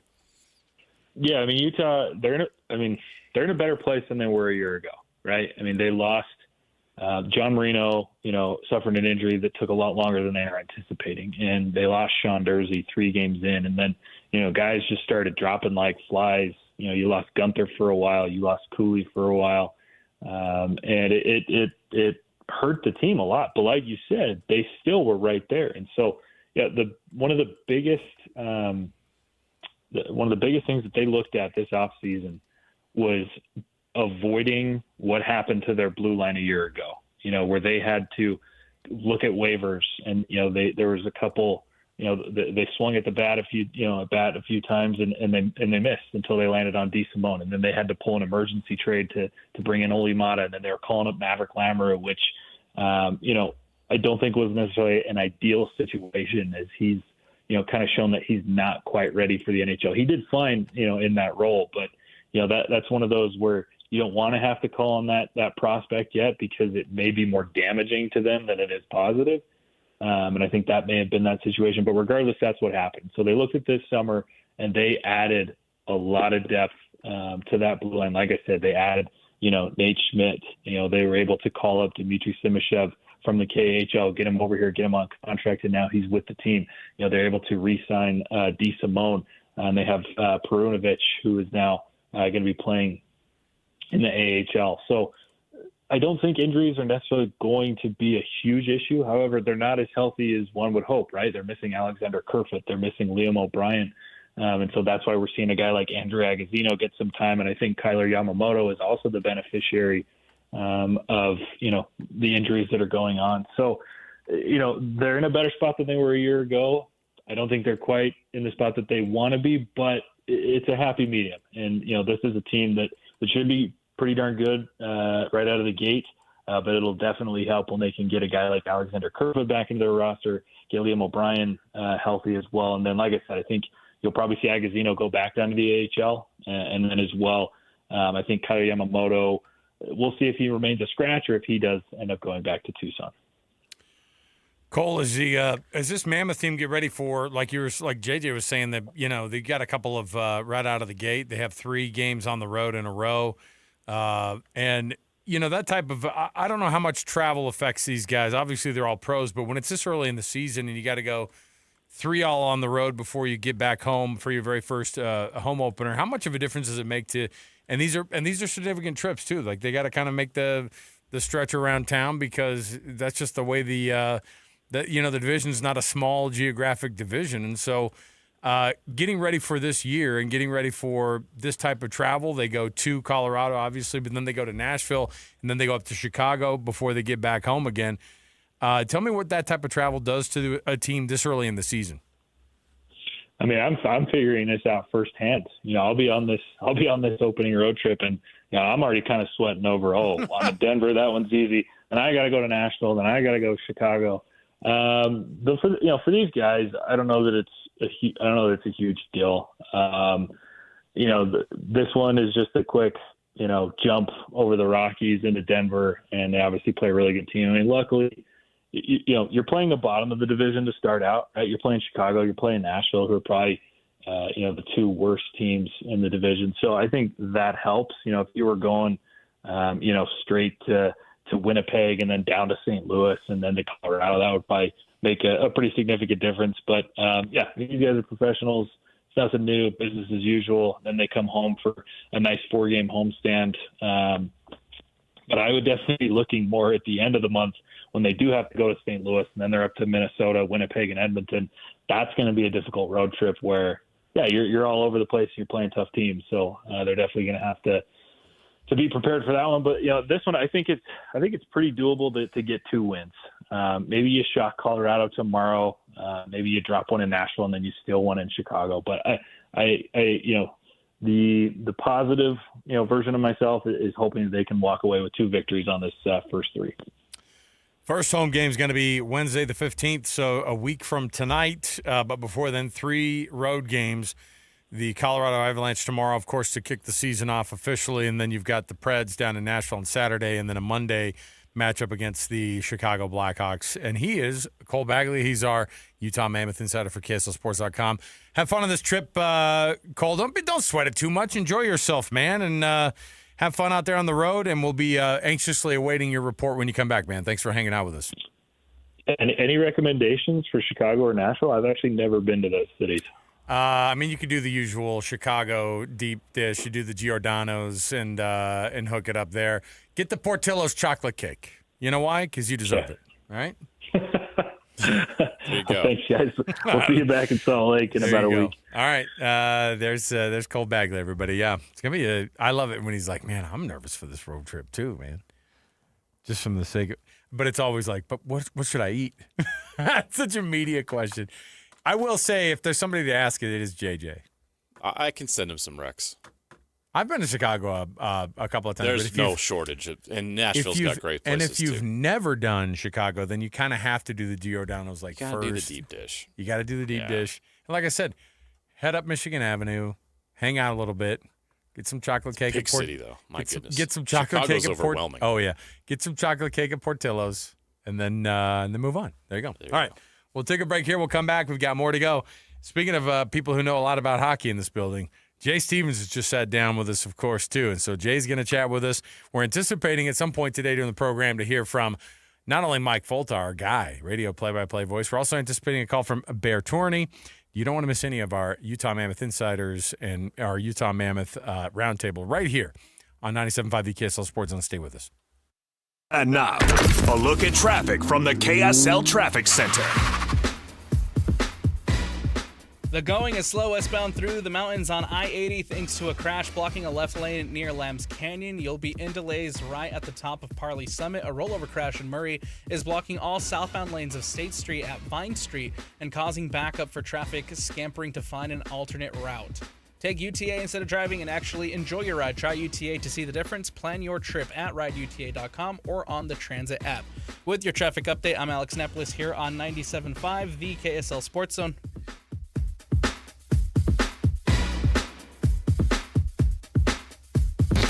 This is Jake Scott and Ben Anderson. I was listening to music with my kids. All right. I was playing for them Joseph and the Amazing Technicolor Dreamcoat. But in the middle, the narrator actually gets a song to herself. And it's singing about how there's an opportunity for Joseph to be a big deal. In the chorus, basically, you hear this.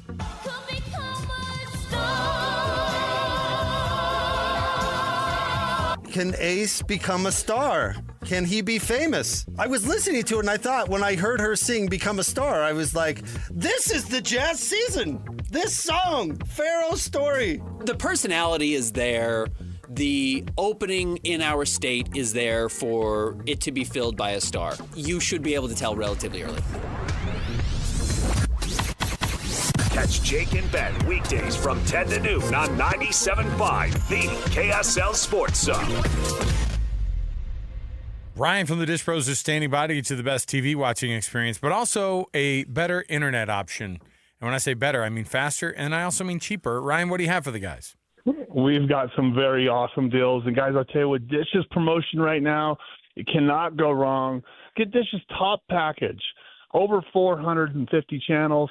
Free for 3 months. This is a automatic deposit in your bank account, right? You don't have to pay for service for 3 months. Plus, you get all the channels, and you get a 2-year promotional price after that.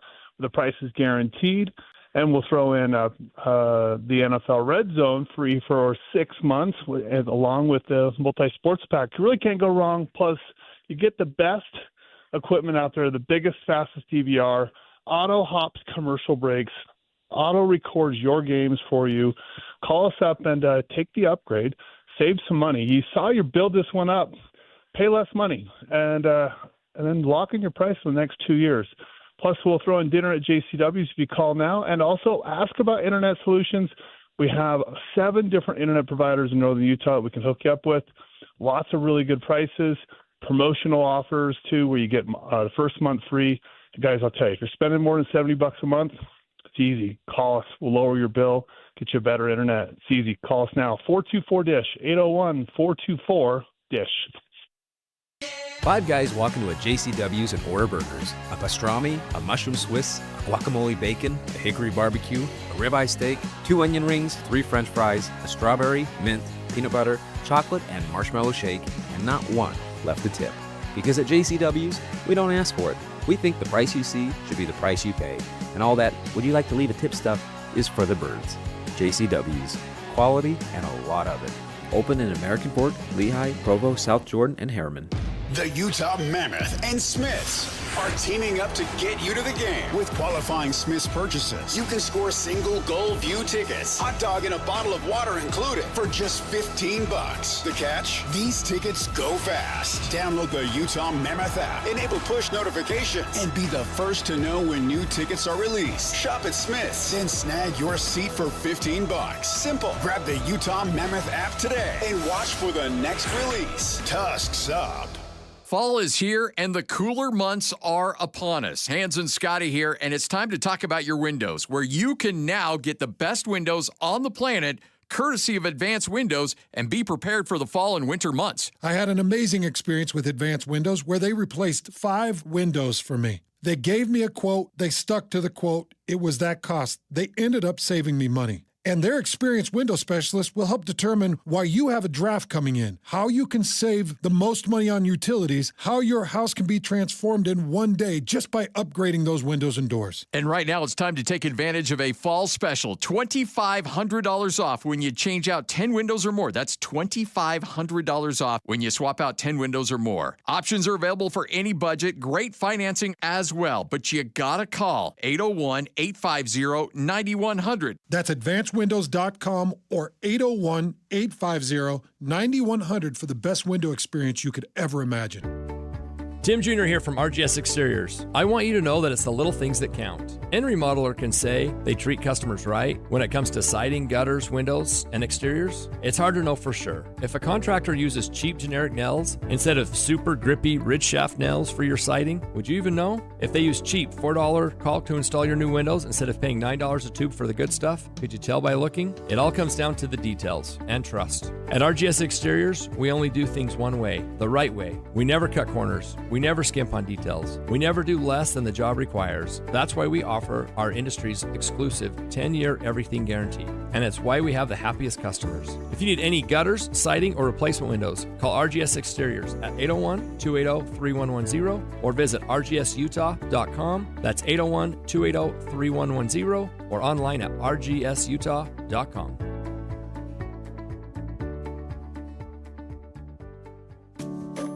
Adventuring in the Wasatch Back this fall?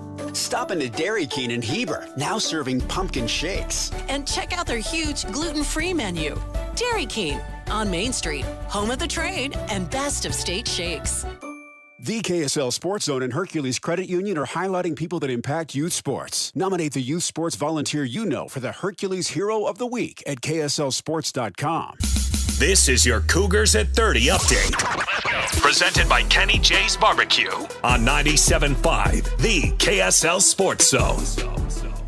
BYU defensive tackle John Tamoipeu talks about taking steps to becoming a leader for this BYU defense.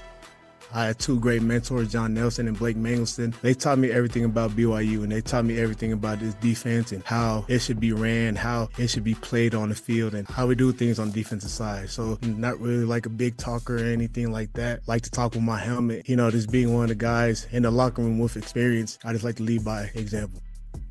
That is your Cougars at 30 update. Kenny J's Barbecue will cater your work parties, luncheons, weddings, family get-togethers, and holiday parties. New catering clients get 10% off their first order. Come eat with Hans and Scotty on Thursday from 12 to 3. Eat with me and Alex from 3 to 6 at Kenny J's at the District in South Jordan. Jay Stevens joins us next on the Mammoth Roundtable on 97.5, the KSL Sports Zone.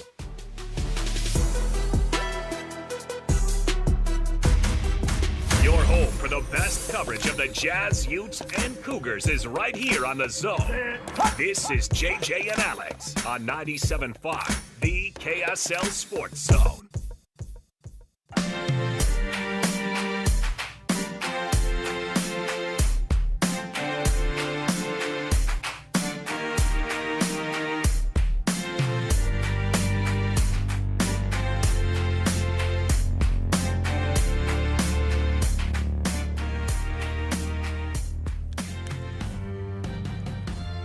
Welcome back, everybody. This is our Utah Mammoth Roundtable right here on the KSL Sports Zone. 97.5, the KSL Sports Zone. Your home of the Utah Mammoth throughout the season. By the way, from a programming announcement standpoint, you got a preseason game tonight with the Utah Jazz. Did you know that? Taking on Kevin Durant and the Houston Rockets. That's so weird. It's the facts. I know. We're showing them right now in the 2017 NBA Finals when they beat or when they were on the road to beating the Cavs. It was going to be an easy one, right? He should never have left. Man, how many teams have he played for since then? 3? Too many. That's a lot. I think he's got them all so far. Yes. Too many for an all-time great. Yeah, so we'll see. You've got basketball right on our heels as well. We're going to be having our Jazz roundtable in no time. But we'll get you ready, of course, for this season with the Utah Mammoth right now. I want to announce also, want to make sure you know that you can nominate the youth sports volunteer that you know for the Hercules Hero of the Week award. The way you do that is just go to kslsports.com/contests and then nominate the youth sports volunteer for that award, and they're going to get themselves a prize from Hercules First Federal Credit Union and Beehive Meals, 2 awesome sponsors of the program. Joining us right now in studio, he is Jay Stevens, host of the Utah Puck Report, and he, of course, is one that we dip in quite often with during the hockey season. I was just asking you during the break, Jay, like, hey, year 2, are you just as pumped? And you're like, I don't know if I can get as pumped as year 1, but at the same time, the team name is real. Everything feels more real now. The stadium has been revamped just for this crew, just for this team, and everything's kind of come together, and now it feels like an NHL town, even more so than it did last year, man. Welcome to the program. Thank you. And just walking into the Delta Center the other day, I guess I'm just supposed to call it Delta Center. Yeah, whatever. You can't say the. We're not supposed to say the anymore. Delta Center. So just walking into Delta Center the other day, and I get the chills again, and then you see how amazing it is, and I got to do the pre-walkthrough, but then just to see it, and it's just, you just get overcome. And even preseason has such an intensity to it. And I've been to a lot of NHL buildings. I've been to a lot of NHL games, and I've been to a lot of preseason games. And even at the Delta Center, just having the Mammoth here and having such a fevered crowd, it does amp you up quite a bit. And will it ever be the same as the first year? I don't know. Every year something else changes, though. Like We got new players, we got a new logo. Yeah. So I'm pretty excited about all of it. Well, the barn's going to be rocking this year. It's going to be one of the best in the league. But we're not going to get a chance to see this team in that barn until October 15th, and that's just for 4 games, and they're on the road again. This opening schedule, Jay, is, in my mind, brutal. What's your opinion on it? All right, so first off, we know why it's that way, right? That's the cushion in case Delta Center wasn't ready. Right. So they had to kind of give us a little bit of cushion. That's the whole reason that we're on the road so far. But as a player and as somebody that's been on a lot of teams at the beginning of the season, if you could say, hey, we're going to start you off with a 4-game road trip or send you to Europe like some of the teams did in the past, that's your best bonding opportunity. That's like when you're in training camp, you don't know who's going to be on the roster, and everybody's kind of on eggshells, and people are just sick of playing against each other. And now you get to go on the road, you're going to the same restaurants, you're not going home at night, you're going back to the hotel. And as you know, it was a surprise to a lot of basketball guys, and was a surprise to Ryan Smith, hockey guys do everything together. So that is such a great way to bond your team on the road for 4 games out of the gate and kind of put you above everybody else, in my opinion. And it's worked for me with teams I've been on, that when you start on the road, you get way tighter quicker, and you don't have, like, because if you start at home and you're 4 games at home, you kind of get those little clicks. Like, oh, we live in this area, so we're going to ride together or whatever. But this way, everybody is together the whole time, and I think it just gets you a stronger bond. We were looking at the schedule last year, and we were looking at kind of how the results had shaken out. And it's funny how, at this point last year, we were having that party outside of Delta Center, and they had the full, Shabuzi was in town. They did the full, send-up of everything. And they started the year out 3-0. 2 of those wins were in overtime on the road out east at the Islanders and then at the Rangers. And then they lose to the Devils, but then they ended up, I think being 4-2, and then they go on a nice little 4-game losing streak, and we just sort of forgot about that point. And we're like, oh yeah, wait, what? Huh? So, how important is it in the NHL to have like a fast start, or I guess how much does it matter to get going right out of the gate? Obviously, winning more games at the beginning is important, but this is a long season. It is a long season, and all these guys know that, but they also know every point matters, whatever that, if it's a cliche or not. So. It's important. Of course it's important, but it's not as important as fans think it is, because we've got new guys. And the thing I kept telling people before, and I got a lot of heat for it, and I said, hey, in preseason, if we win, then it matters because we did something right. But if we lose, it doesn't matter because it's preseason. And the truth of the matter is, and I've talked to a couple of their NHL coaches about this, they will just throw a game, not intentionally throw a game, but they'll say, I need to see these two players in these two situations, so I'm going to sit out my best two guys that would normally be in, and they'll drop those two games, right? Or, just to see how if these guys really belong on an NHL roster or not. And so as you go into the actual game 1, game 2, that's going to be the first time Gunther, Cooley, and Peterka are playing together in the NHL. So are they going to gel right away after scrimmaging and playing one game together or limited minutes? I kind of doubt it. There's a lot of talent there, and there's a lot of pro years there already. But I'm not as worried if they drop a couple games to begin. I think we have a really good team. I think we have a team that has a chance to go really deep. I think it's going to take a minute for them to figure everything out. And if you saw the Colorado game last night, you know that Colorado is ready. They took it to L.A., didn't they? Oh, man, they spanked L.A. And L.A. they were a playoff team last year. Right. And, and Chicago went stride for stride with Florida. We were watching that game here in studio, and we were like, aren't they supposed to walk through this one to hang the banner against an easy opponent all at the that beginning young of the year? talent, you figure Chicago's going to get good eventually. Yeah, at some point. Chicago is in that, second year of the 7-year process. Yeah. But the thing they have going for him is Spencer Knight. Right. And he looked phenomenal. And, the shots were double or whatever. But the fact that they were there, Chicago was in that game until the end of the game, and Florida isn't what they were at the end of last season. They've got some injuries. But that kind of surprised me. And this, like Cole was just saying, this division is tough. So whatever happens the first 5 games, don't panic. If we win all 5 of them, don't get too excited. Just, it's a marathon. If they win all 5 of them, Jay, I think we're going to be pretty dang excited. I'm going to be pretty excited. But, I mean, I'm just trying to prepare you. 10 points right out of the gate. You're like, oh, yeah. On the road to get to 98 points or 100 points, obviously, obviously 100 will put you there. But, I mean, you get 10 points right out of the gate, that'd be pretty darn awesome. But at the same time, you are playing teams.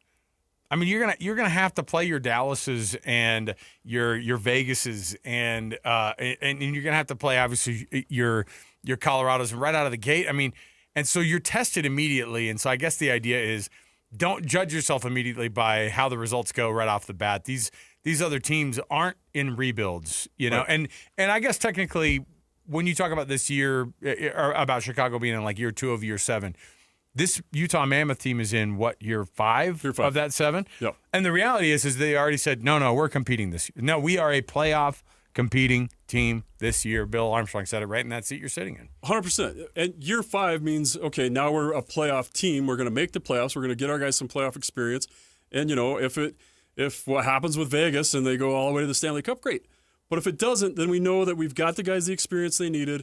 Our guys got a year older. We're going to bring in those other guys. I mean, you saw the talent we have that the Utah Mammoth have.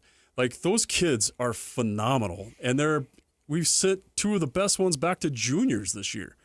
And, we've got 2 more like that. Boots, he's phenomenal. He's going to be good. And, one of the things that they didn't tell us enough about him, and this is the same with Peterka, they talked about their shots. But when you watch Peterka play, that kid has vision. And putting them all together, it's just like, man, we've got depth. The Utah Mammoth had depth. And I think they're going to go a long way. And I think it's just going to be, year 5, we make the playoffs. And I don't think we're a wild card this year. I don't think the Mammoth are a wild card this year. And push them even further? Wow. Yeah, I honestly don't think they are fighting for a wild card spot at the end of the year. And granted, Nashville has to do what Nashville's going to do. And everybody expected them to be – I mean, they did so much on the offseason last year, signed some of the best players around. And when they signed Marcia Show, everybody's like, they're going to the final. And the wheels fell right off. So if Utah makes that jump, who drops off? Well, that's the hard part. I see them taking a jump, but I'm looking at the standings. I'm going, what team here is going to fall back? Yeah, and it's got to be Nashville. It's got to be St. Louis. And then we're hoping Dallas. Because I just can't see it being Colorado. And I can't – and what's going to happen with Winnipeg?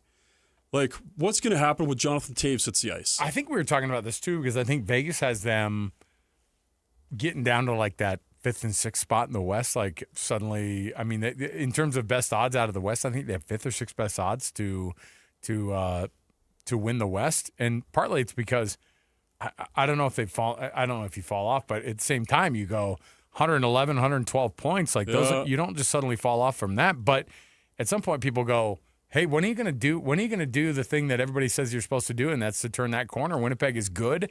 They just aren't playoff good. But they added Jonathan Taves. Yeah. And now, granted, he hasn't played in 2 years, but that's one of the best players that's ever played this game. And how much does he have left in the tank? Exactly. And how does he recover from that long COVID? I don't know. Hopefully not great, because I'm hoping that doesn't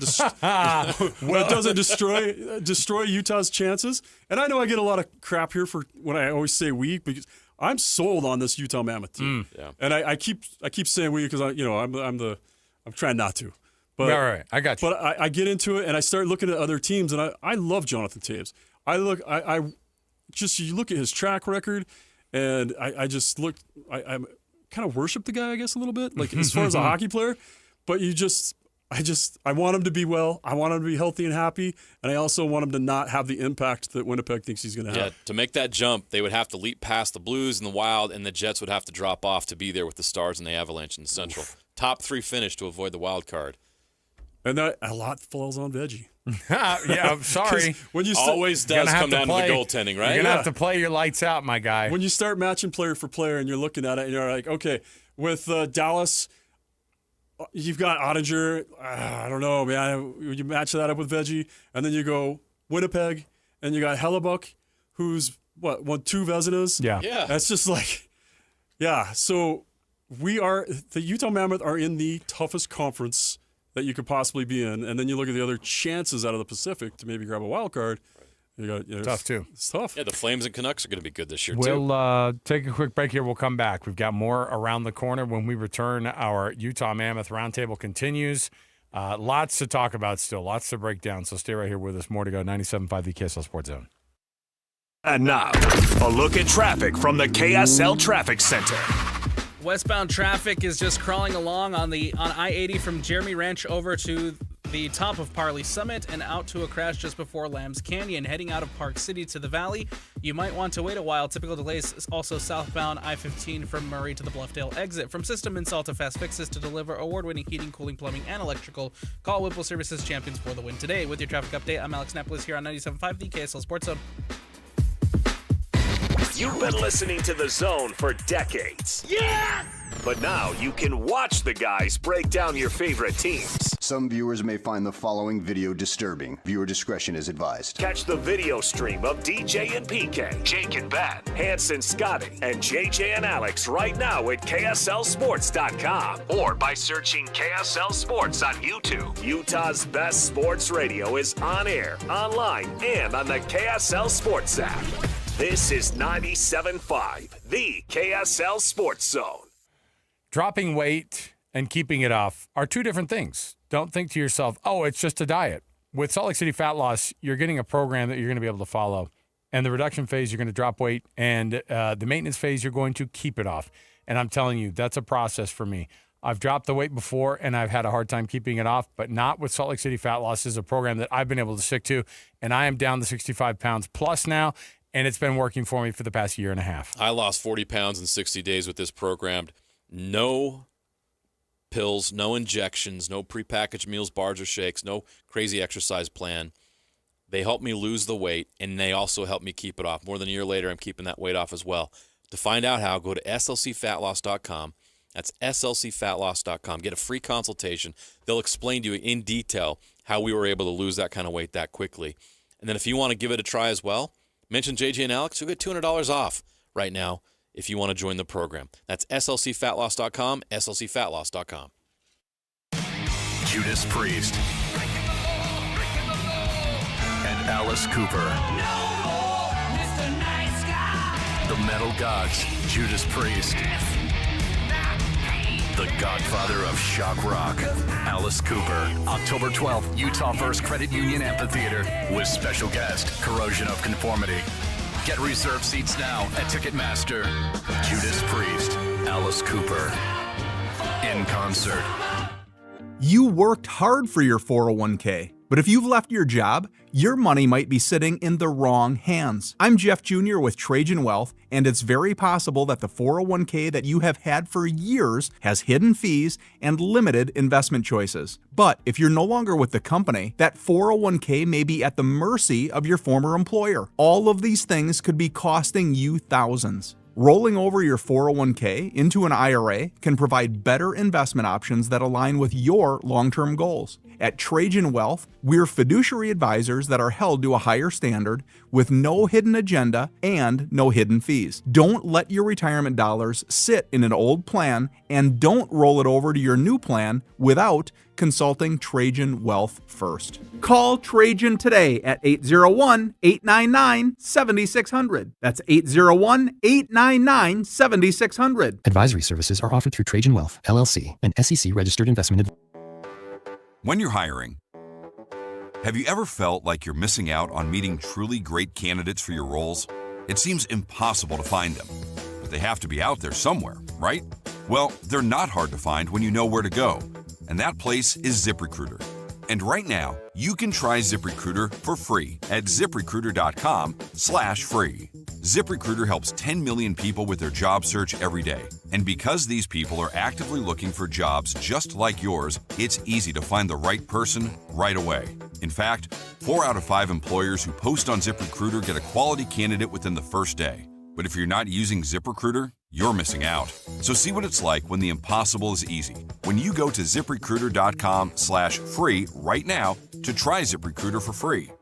Once again, that's ZipRecruiter.com/free. ZipRecruiter.com/free. Never miss out on great candidates with ZipRecruiter. If you want to avoid your furnace breaking down this winter, the best thing you can do is stay on top of your furnace's annual maintenance. If you do find yourself with a furnace blowing cold air, Any Hour Services technicians service all brands, and they can usually get to you pretty quick. Call Any Hour Services or schedule online at anyhourservices.com. Whether you need maintenance, repair, or a second opinion about replacing it, the technicians at Any Hour Services can help you keep your home comfortable all winter long. Call Any Hour Services or schedule online at anyhourservices.com. No one helps more homeowners than Any Hour Services. 3, 2, 1. This is your Utes at 50 update. 58! Presented by Kenny J's Barbecue on 97.5, the KSL Sports Zone. Devin Dampier gives his thoughts on how Bert Ficklin has looked so far for the Utes. Great to be a true freshman and get in there, and the way he's playing at a really high efficient level, making great reads, making great things with the ball. So yeah, again, he's one of those guys. Only elevate from here. That's your Utes of 50 update. Kenny J's Barbecue will cater your work parties, luncheons, weddings, family get-togethers, and holiday parties. New catering clients get 10% off their first order. Give them a try and come eat with Hans and Scotty on Thursday from 12 to 3, and eat with me and Alex from 3 to 6 at Kenny J's at the District in South Jordan on Thursday. The roundtable, the Mammoth roundtable, continues next on JJ and Alex 97.5, the KSL Sports Zone. Accessing. When TV and radio collide. Love it. Wow. This is what you get. You're listening to JJ and Alex. Don't touch that dial. On 97.5, the KSL Sports Zone.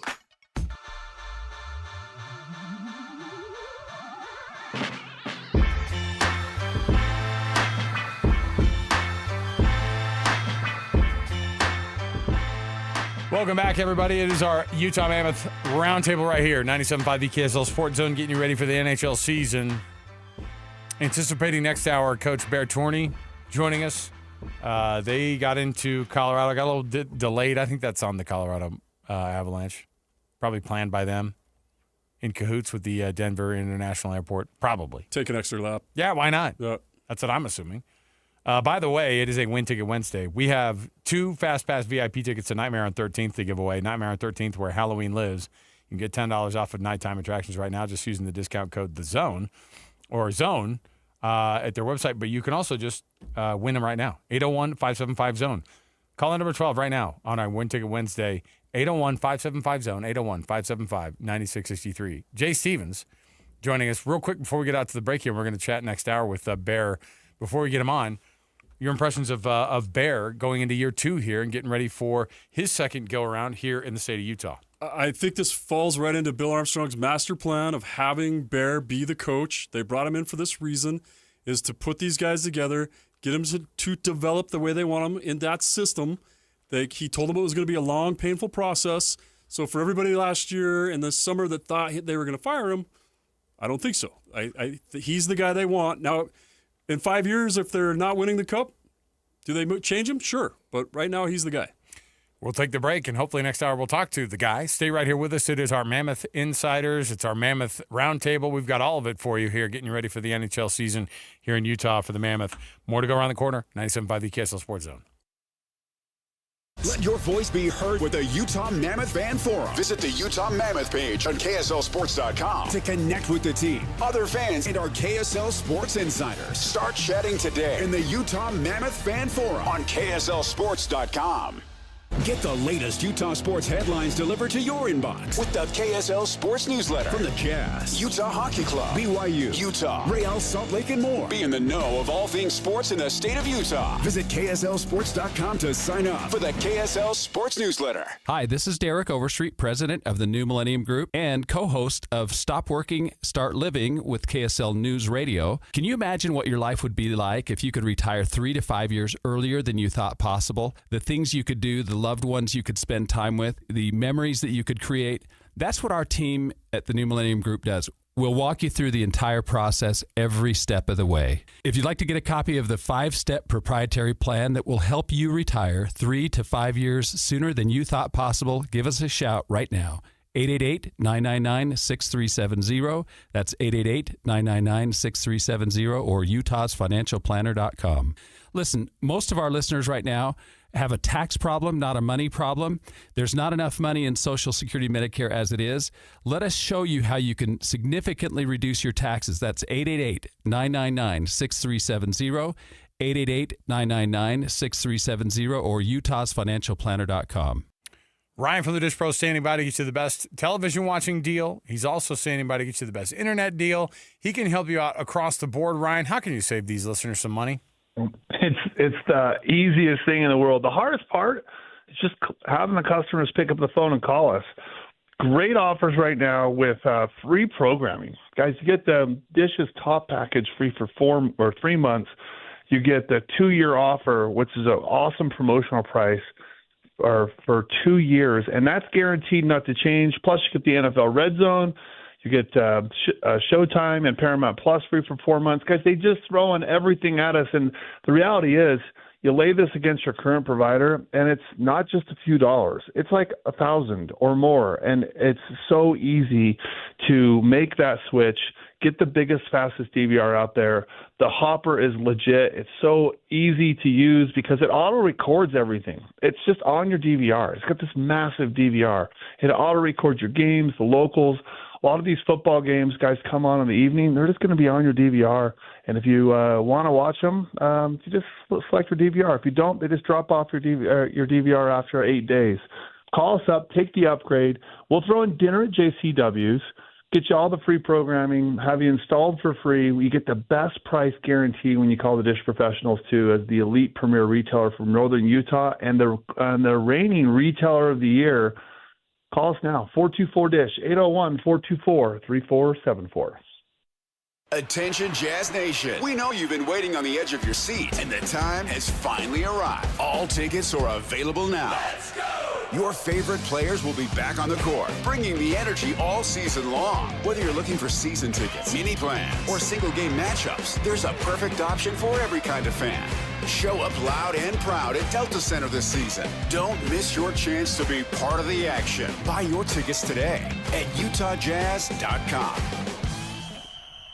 Hans and Scotty and Hans, it's hard to get the family together with a good home-cooked meal. Well, guess what? Beehive Mills is ready to step up and take care of it for you. They're so convenient. They're delicious. You cut the top off, they're frozen, you put it in a slow cooker, you walk away, and you're going to have that perfectly fresh delicious cooked meal that's wholesome and hearty for your entire family in just a matter of hours. This is a Utah-based meal prep service specializing in preparing convenient, slow cooker freezer meals designed to simplify dinner and bring the family together. Hands, these meals, by the way, are just incredible. Well, I got my box. I've got the chicken Alfredo, the chicken burrito bowls, the chicken noodle soup. I've got honey mustard chicken. I got the Hawaiian pork that I'm so excited about. Meatball marinara. The meals are great, and it goes on and on and on. These menus are constantly changing, so you always have an incredibly fresh and unique meal. So get to beehivemills.com and use the promo code THEZONE to get $20 off. That's THEZONE at beehivemills.com.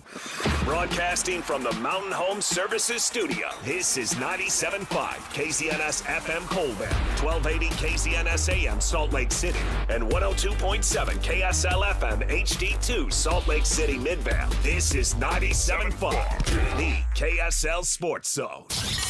Ladies and gentlemen, the biggest name. You're locked into JJ and Alex. With the insight and analysis on the teams you can't live without. This is 97.5, the KSL Sports Zone.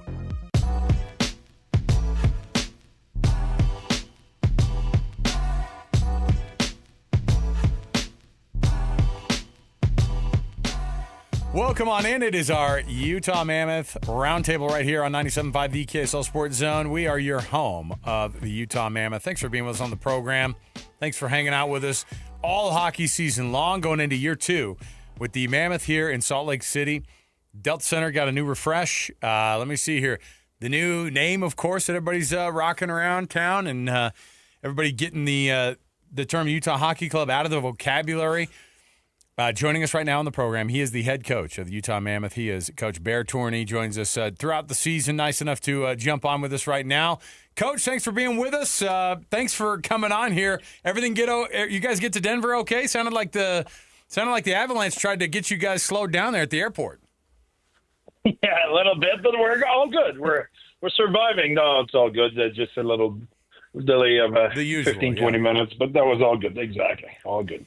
Coach, you're starting the season on the road, 3 games on the road. What's the value of that? How do you approach that as a head coach? Well, I think, it's the coach always the same. You start on the road, it's a good thing because that gives you an opportunity to be together and to create even tighter link between the boys and relationship and stuff like that. And if you start at home, you're happy as well because entirely what you want, you just want to get the point. You want to start. I'm excited for everybody to have just the opportunity to start tomorrow and to play here in Colorado, and we're a 3-game road trip. That will be fun to be with the guys on the road for that little stretch, and then we'll have the opportunity to have our in front of our fans, which will be really exciting. So we need to go one game at a time, one day at a time, and enjoying the moment. Hey, Coach, this is Jay here.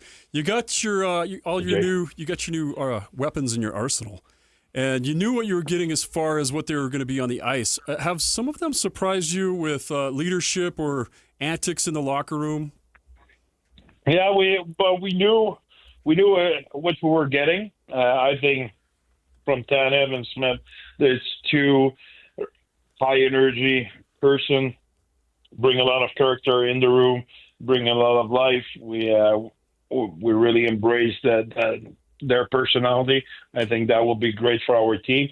I think Vitek is a little bit more quiet. He does his job as a goalie. He's not the most vocal guy, but he's really professional, really organized and professional. And JJ is still a young guy. He's not the most outspoken, but he's playing really good for us so far. So we like the personality. And Sima Shav is a young guy, really serious, really mature for his age.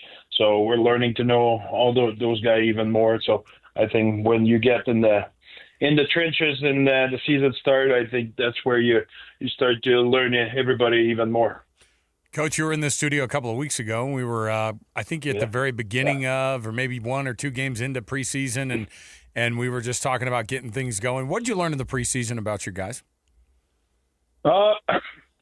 First, I think that it's good we've been together for a little while. There's a lot of guys who been with the team, so the chemistry is already in motion. I think we're not starting from scratch. So the camp went pretty smooth in terms of all the learning, the system, the teaching, the pace of the camp was really good. We're happy about the competitiveness. The boys were into it. They knew it would be a good camp. They knew they were a competition for a role and spot in the roster. So we had that. So we're exactly where we wanted to be at this point. Your top line is some of the best young players in this game with J.J. Peterka and Gunther and Cooley. What do you expect from that group? What should be the expectation of fans from that group this season? I think that, they have the opportunity to play in a team where we have Keller and Schmaltz and Yates. We'll see what's his status right now. It's McBain is there, so we have balance to on our top six, and we have as well depth. If you look at our depth, our bottom six, there's a lot of experience there, a guy who can play a really important role on the defensive side of the play, on the physicality of the game, and as well with the pace of the game. So I like the mix we have on our team. I think I like, Cal's had best season of his career last year with 90 points. Schmaltz has been with the team for 6 years. 4 of them has been the first or second scorer of the team. Last year he was third. So I think that's good balance throughout our lineup. And Cools, Gunner, been with us last year. JJ has experience in Buffalo. They're 3 young players, but they've been in the league for a few years. So they're ready to take another step and help us to get over the hump. Coach Bear Torney joining us here on our Mammoth Roundtable here on 97.5 the KSL Sports Zone. Coach, it's a long season, and trying to balance having that, hey, man, there's a lot of hockey to be played on top of the urgency of being a playoff team. Where do you strike that balance? Well, I think for us it's all about urgency. We don't want to – there's a lot of hockey played, but if you have a bad start – it doesn't matter. It's tough to recover from that. So for us, it's we know last year we were a few points out. So we know from right at the beginning, every points matter. We play one of the best team, if not the best team in our division to start the season, and that's the only thing that matter right now. I think it's when we talk with fans and you guys, the media. Okay, you're looking at the long term. We never talk about that. For us, it's Thursday. It's what will happen against Colorado. And how can we be better today? Today we had a great practice. The boys were tuned in, focused. We were on detail. That's what we had to do today. We had to win the day. We're very happy about our day. We won the day. It's a great day. Let's be ready for tomorrow. That's the way we have to do it. If you look too far ahead, we won't take care of the business in hand. You need to be where your feet are at. So that's what we need to do. Just stay in the present. With all of the new additions that you have on the team this year, and looking at how some players' roles have changed from last year, you saw more, fire from Lawson Krause this preseason. Is that something that you expect? Like, is he accepting a new role on the third line? Do you think that's where he fits better? In a career, you won't have only good season. Any player will have better season than others. That's just the way it is.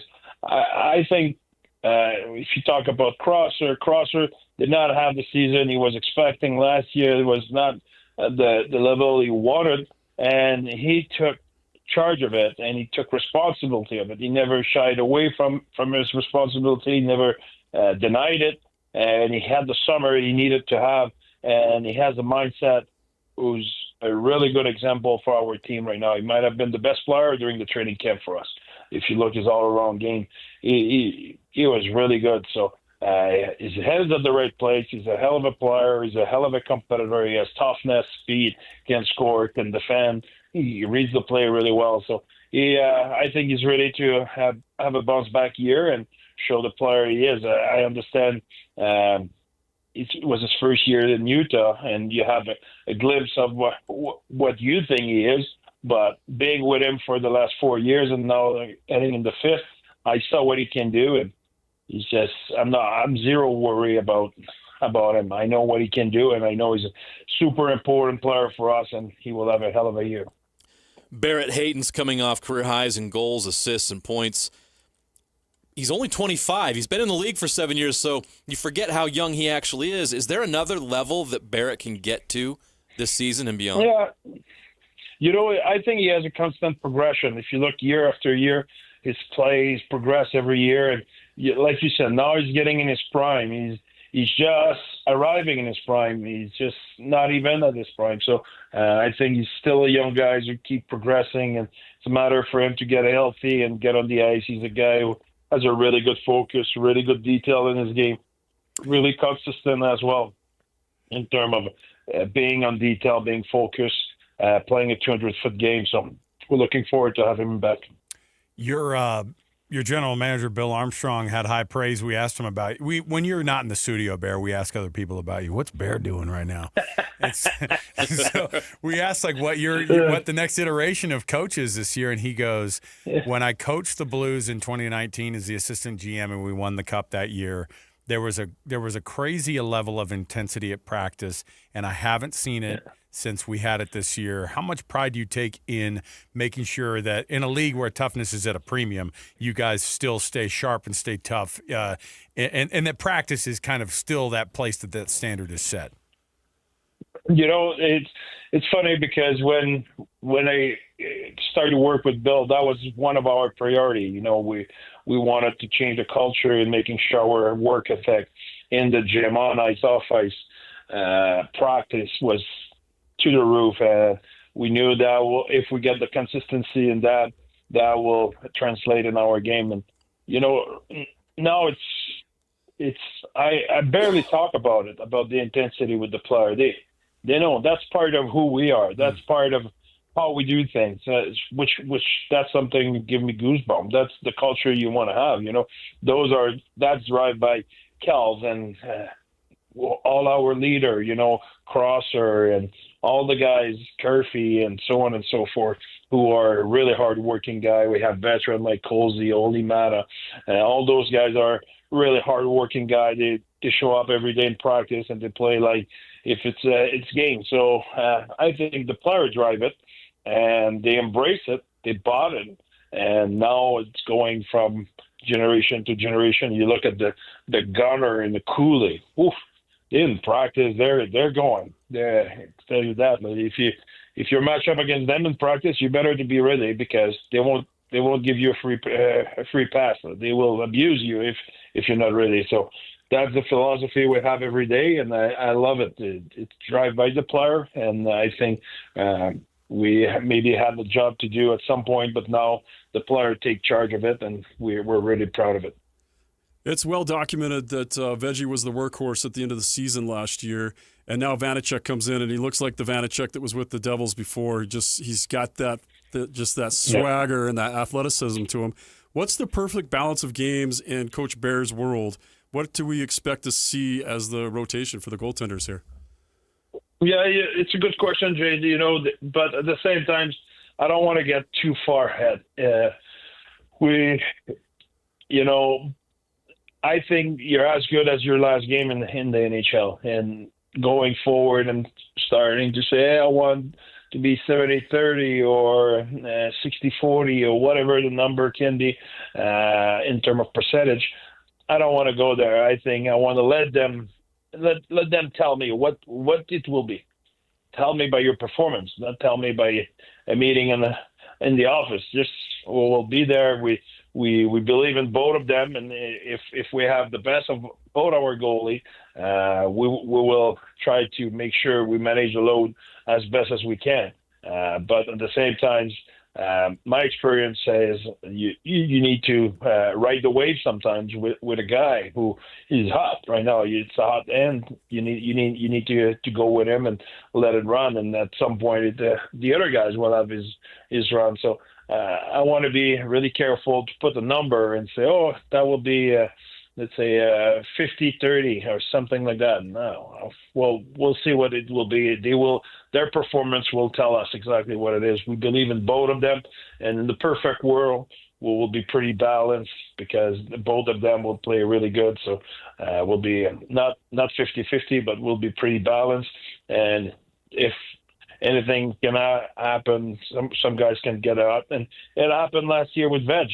We started the season, Higgy was playing more, Veg got hot, and suddenly Veg was playing more than Higgy, and now the circumstances changed stuff. But even before something happened to Higgy, Veggie was playing more game at this point. So I think we need to let it play out. He's Coach Bear Torney. Nice enough to carve out some time. Coach, we're looking forward to tomorrow night. Probably not as much as you, but we'll be looking for that signature scowl on the bench tomorrow night, and we're looking forward to game one as we are just all the games this year. So good luck tomorrow. Good luck to your guys, and thanks for being on the program here with us. Thank you, guys. Have a good one. There you go. Thanks, Coach. Bear Torney. He's pretty good. Love that guy. We do talk about him when he's not here. Is that bad of us? I think that's your job, right? Yeah. I think he expects it. Yeah, that's exactly what it is. But he's a good one to talk about. Like, there's not a lot of bad stuff you can say about him. And it's the reason that when we asked Bill about it last week, and it was like, what's Bear year 2 look like here in Utah? And he said, we have gotten to a different level. And to hear him kind of back it up and go, we have an expectation of ourselves. We have something that we're creating a standard. And, not to go too cliche, but the standard that they have is what the standard is, and they don't deviate from it. When you hire a coach that specializes in player development, right? Yeah. If you have a upward trajectory from year to year to year, he's doing his job. Exactly. And you see that progression. You're right. In the players and in the results. Yeah. The next thing for Bear is going to be, okay, once this group has progressed to the point where they're in their prime and they're ready to go try to win a cup, then that becomes the priority, and things change a little bit. But for now, he's done exactly what he's been asked to do, which is develop these prospects that they've drafted onto this team into great players, and you see it when you get to watch this team on the ice. He's doing his job. One of the best and worst things about the new practice facility is that they don't have seats for us yet for the media, so we just stand right up against the glass. And last year we were on the other, we had to be on the other side of the oval, right? Yeah. And now you're in there and you're hearing what Bear is saying and you're hearing the intensity coming from him. You didn't get that. You knew it was happening, but you didn't get it. And you see how he coaches. And, we famously published a couple videos from our phones of a couple, scruffles between players. I love that because stuff. they're fighting, man. It's intense. It's hockey. They're supposed to. And man, I can't believe that Gabe Smith didn't make the roster. Man, what a player! What just an absolute. He's the one. He brings that intensity too. That should excite fans because you've got those guys in the pipeline that you're like, why aren't they in the league yet? They're good. They're coming, and to know that they still have that much talent on top of the guys they've already got locked in here, especially if they get Logan Cooley locked up. Like, you got prospects for days with this organization. This is a long-term build. They're going to be good for a long, long time because of the amount of prospects and youth. And, of course, you can also turn that into a big trade down the road when you have those kind of players you're talking about to get better faster. There's so many options that Bill Armstrong has at his disposal because of that patience that they've put down here, and because Bear Turney's done such a great job developing this talent. And it was just years of them not looking like they knew what they were doing in Phoenix. Right. Because it just looked like they were just trying because their owner was a clown. Yeah, exactly. So but at the same time, that affects everything, right? Where you go, because it's not like Bear's talent as a coach was not there, but he develops too. Like these guys, they're all developing leadership, all those things. The coach is getting better as a coach too. He's not just arrived because he's an NHL coach. He's getting better as a coach. He's using the guys how he's like. What a difficult thing to have to try to find that gelling of the lines at the beginning of the season, right? And you started going, I don't know. I guess we got to mix up line 4 right now. Like, what a disaster in your head that as the head coach, like that's your job to go. You guys better figure it out. And if you don't immediately, like, we got to figure it out then. Then I'm taking you off here. Next shift. Let's figure it out. And you know what? If a name's not working on that one, if it's not working with that group, we got to mix it up a little bit and see. But these are it's interesting to see Bill Armstrong develop as a GM even better every year, get even better. Amazing. To see the head coach, Bear Turney, develop as a coach, looking at it from they're all trying to get to that next level as a franchise to get to the playoffs. Not just the players, everybody else that's in that organization too. That's a great point. A lot of people don't think about that. I can't imagine what it's like when you're professionals like this at the highest level and you're hamstrung because your ownership sucks. Yeah. Oh. And you have to do everything on the cheap. And once you accomplish something, as in Bear Turney developing young talent, you're like, okay, we can't pay him, so you got to ship him out. Right. So then Bill Armstrong's got to turn around and say, I nailed this draft pick. We had this young guy, and now you got to ship him out of town. They don't have to deal with that nonsense anymore. They can do their jobs and do it at the highest level because they've got the backing of an owner that cares and is willing to spend and do whatever it takes to put the best product on the ice. That's got to be such I can't imagine what that's like for them, their confidence and their desire to do the best job they can when they have the resources available to do their best job. And you're seeing them shine. We've been able to see it now in year 2, and we're getting to know them and getting to know the league, and you're seeing what goes on at other places. Yeah. Like in Buffalo. Or, Buffalo just doesn't make sense. Name your bottom-feeding NHL team right now. But even then, it's we're hard spoiled here because this is what we think it's like everywhere. Yeah. It actually is hard to name off teams that are super sucky in the NHL. Like, it's easy, actually, in the NFL. Like, San Jose?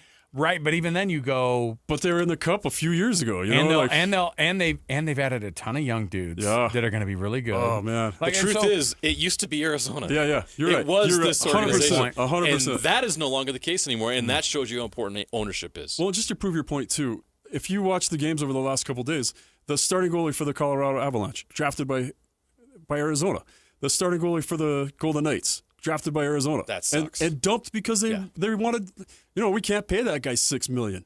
So we're going to dump him and bring somebody else in for their league minimum at $950. And it's like, if you're an Arizona fan, I just feel bad for you the whole time. Do we? I mean, it worked out for us. Really? It worked out for everybody in Utah. And sucks to be you, Arizona. Let me ask you, Jay, too, as you've watched everything in this offseason, you think about all the things they had to throw together. And that's really what it was last year. It was like, get them on the ice. Yeah. Get these guys in the barn, get them on the ice. It's not a perfect situation, inside that arena, fine.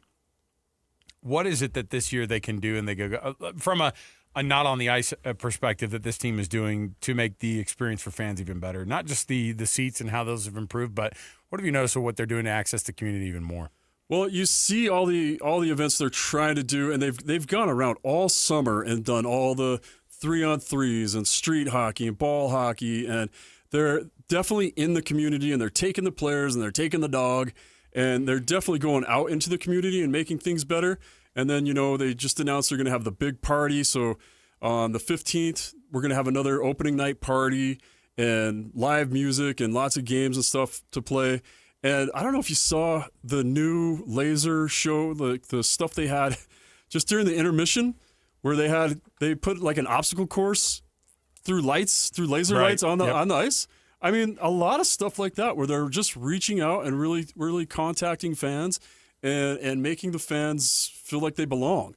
And the whole thing they've made that 3 or 4 of the fans from last year everybody knows who they are. Everybody knows who like Broccoli Brandon is, because the Mammoth just adapt it and run with it, and they put it in their social media. Their social media team's great, just out and doing just these crazy things. The other night, I mean, it was so dumb, but it was so funny. And one of the best posts I've seen is they scored a goal, and it was I think it was Paterka scored a goal, and they just did a drawing, like an elementary school drawing, and just published it right away. So maybe for our age and older, I don't know how old you guys are. I'm probably way older than you guys, but maybe some of that stuff doesn't reach us, but it definitely reaches that younger target audience that they're trying to grow. And so I think their social media team is on fire. They stole that Kayla from the Utah Grizzlies, who was she was killing it for the Utah Grizzlies and getting the Grizzlies, who have 4,000 fans a game. She was getting them 1 million views because all of her stuff was so creative. She's the one that started the little microphone thing with the Grizzlies. And now it's huge, and every team in the NHL does it now. So I think they see value in somebody, and they see value in something. They go out and get it and make sure that the community's involved in it. Pretty soon we'll have little microphones here, too. If we're lucky. Look, the smaller the better. The smaller the better. That way, make your hands look big? Yeah, listen, it's just like I want to look like as much of a clown as possible. I get a lot of help from the cameras by themselves. Give me the tiny microphones now. All right, let's take a break. We'll come back. We've got more to go. Mike Folta, radio play-by-play voice of Utah Mammoth. He's going to join us next. We haven't talked with old Mike during the offseason that often, just a couple of times. It's going to be fun to catch up with Mike and see what's going on with this team, see what his view is in the just to see what everybody's thoughts are after a preseason, after camp, after the roster's now been pared down. It's going to be fun to hear from Mike again. So stay right here with us. Mike Folta joins us next on our Utah Mammoth Roundtable right here on 97.5, the KSL Sports Zone. And now, a look at traffic from the KSL Traffic Center. Residual delays out in Parley's Canyon after an earlier crash on westbound I-80. Right now, the slow stretches are right over the top of Parley Summit. And from the East Canyon exit westbound to Foothill Drive in Utah County, northbound I-15 is really slow from Center Street in Orem up to 16 North and going into Linden. Advanced Window Products, get $2,500 off 10 windows or more at advancedwindows.com. Affordable windows guaranteed. With your traffic update, I'm Alex Napolis here on 97.5, the KSL Sports Zone. It's game week for the Cougars, and the KSL Sports Zone is getting you ready for kickoff. BYU is back on the road as they head south to Tucson for a key Big 12 battle against the Arizona Wildcats. Listen all week long for the best coverage of Cougar football. Then catch college football Saturday, game day at 10 a.m. with the postgame show immediately following the game on KSLSports.com. Your home for the best coverage of BYU football is live on air, online, and on the KSL Sports app. This is 97.5, the KSL Sports Zone. Isn't fall one of the best times of year? The weather's cooling down, leaves are changing, and so is our menu at the Garden Restaurant. Stop in and try some Garden favorites. The jalapeno pork sandwich perfectly balances sweet and spice. Plus, all things turkey, the Turkey Club and turkey cranberry sandwiches, or the delicious turkey pot pie that is made fresh daily. Warm up with our yummy soups like our tomato bisque, broccoli cheddar, or chicken noodle. Or pair a crisp salad with a savory sandwich for a delicious duo. What really makes the Garden special is the fresh ingredients and the handmade care that goes into each dish each time it is made. Like our massive cinnamon rolls, shareable between 4 people, our famous Lionhouse rolls, our gooey chocolate chip cookies, or our brand new caramel coconut cereal bar treat. Healthy, hearty, customizable, and very craveable. We're the Garden Restaurant. Convenient location with new street access on the ground floor of the Joseph Smith Memorial Building. Open weekdays 11 to 3, and soon, extended fall hours. Visit our menu at thegardenslc.com. Fresh flavors, iconic location.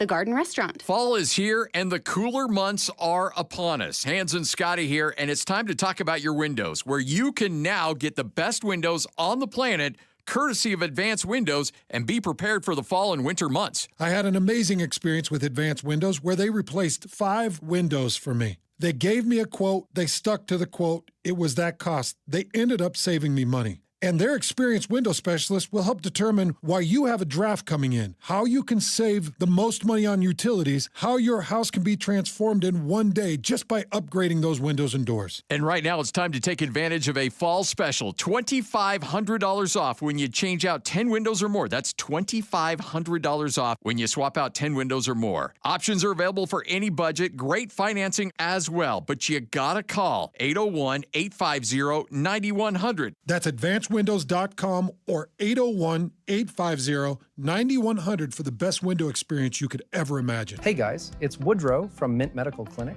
Are you struggling with ED? Well, you are not alone, and now there's a real solution that treats the root cause, not just the symptoms.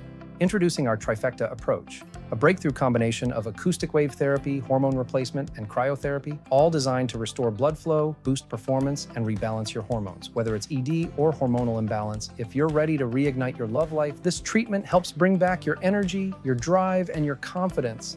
And right now, when you call, you'll receive a free consultation, a blood flow ultrasound, and an intimacy gift. That's a $650 value, absolutely free. And here's the bonus.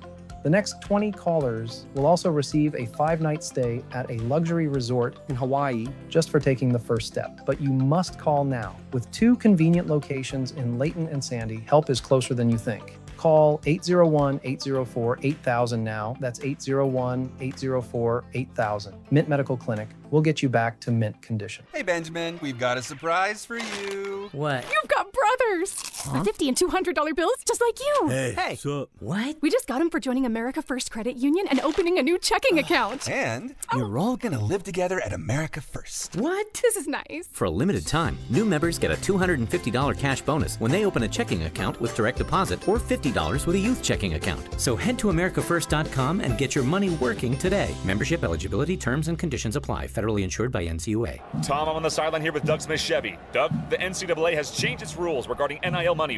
What do I have to do to land an amazing new 2025 Chevy Silverado? Just come on down to Doug Smith Chevy in Spanish Fork. Doug, I'm more than happy for you to use my name, image, and likeness to talk about these amazing new trucks all you want. All I want to know is how do I get one? You have to buy it, Scott. Drop in a Doug Smith Chevy in Spanish Fork. No one knows Chevy like Doug. Since 1954, Mountain Home Services has been Utah's trusted name in home comfort. Right now, get your AC and furnace tune-ups for just $49. A furnace tune-up helps prevent wear and tear, catches small issues early, improves efficiency, enhances safety, and keeps airflow balanced, adding years to your system's life. And Mountain Home Services is not just heating and cooling. They offer free second opinions on everything, including electrical, plumbing, and fireplaces. Plus, you're backed by Mountain Home Services' upfront pricing guarantee and 100% satisfaction guarantee. No surprises, just honest service. Call 801-543-2222 or visit mountainhomeservices.com to schedule your $49 tune-up today. Mountain Home Services. Comfort starts here. Again, that's 801-543-2222 or visit mountainhomeservices.com to schedule your $49 tune-up today. This is your Cougars at 30 update. Presented by Kenny J's Barbecue on 97.5, the KSL Sports Zone. Aaron Roderick talks about the challenge that Arizona will present on offense on Saturday. They have a unique scheme.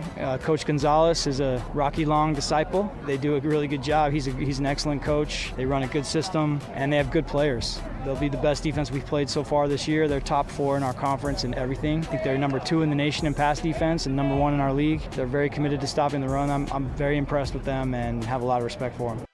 That is your Cougars at 30 update. Kenny J's Barbecue will cater your work parties, luncheons, weddings, family get-togethers, holiday parties, anything you have going on with a big group. New catering clients get 10% off their first order. Come eat with Hans and Scotty on Thursday from 12 to 3 and eat with me and Alex from 3 to 6 at Kenny J's at the District in South Jordan. Mike Folta, the voice of the Mammoth, joins us next on the Utah Mammoth Roundtable 97.5, the KSL Sports Zone. Your home for the best coverage of the Jazz, Utes, and Cougars is right here on the Zone. This is JJ and Alex on 97.5, the KSL Sports Zone.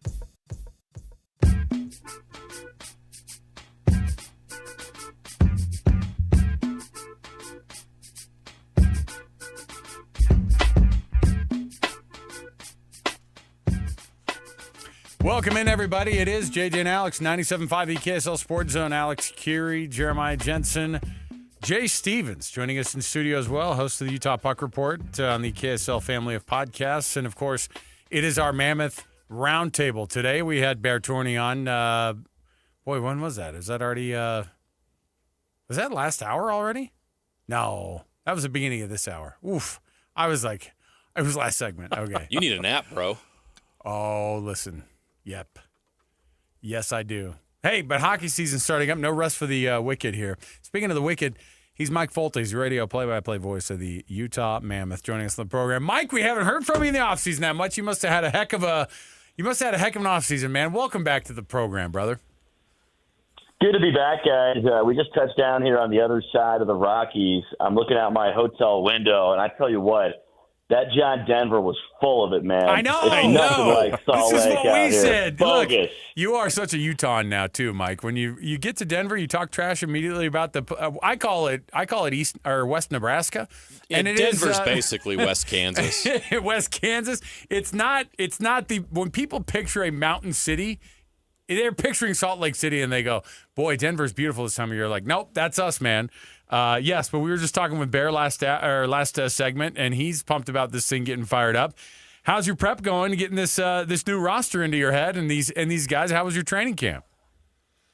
Well, the prep's locked and loaded. Camp was good. Camp was had some intrigue to it, where you have a new guy like JJ Peterka coming in, and he's expected to slot in with some of Utah's top guys, and so excited to see how he joins the mesh. And then you have a young up-and-comer, a guy who is kind of one of the fruits of the rebuild that Bill Armstrong has been preaching to us over the last few years. Dmitry Simashev, he comes out and makes the team as a 20-year-old defenseman coming out of Russia, former 6th overall. And hey, you get to match up against one of the odds-on favorites to win the Stanley Cup this year in the Colorado Avalanche, who absolutely bludgeoned the LA Kings down in LA just last night. And so it's a great test for Utah group with a lot of expectations. You mentioned some of the great storylines that we're going to be following with this team as they enter the season. Who's an X factor for you? We know that Peterka, Cooley, Gunther, those are stars. Clayton Keller's your captain. Who's the X factor for you on this roster? I think Lawson Krause is in there. In Bear's words, he said he had a hell of a training camp. That's how he described number 6'7". How about that? Wow. For the pop culture reference? Look at that. The kids will love that, Mike.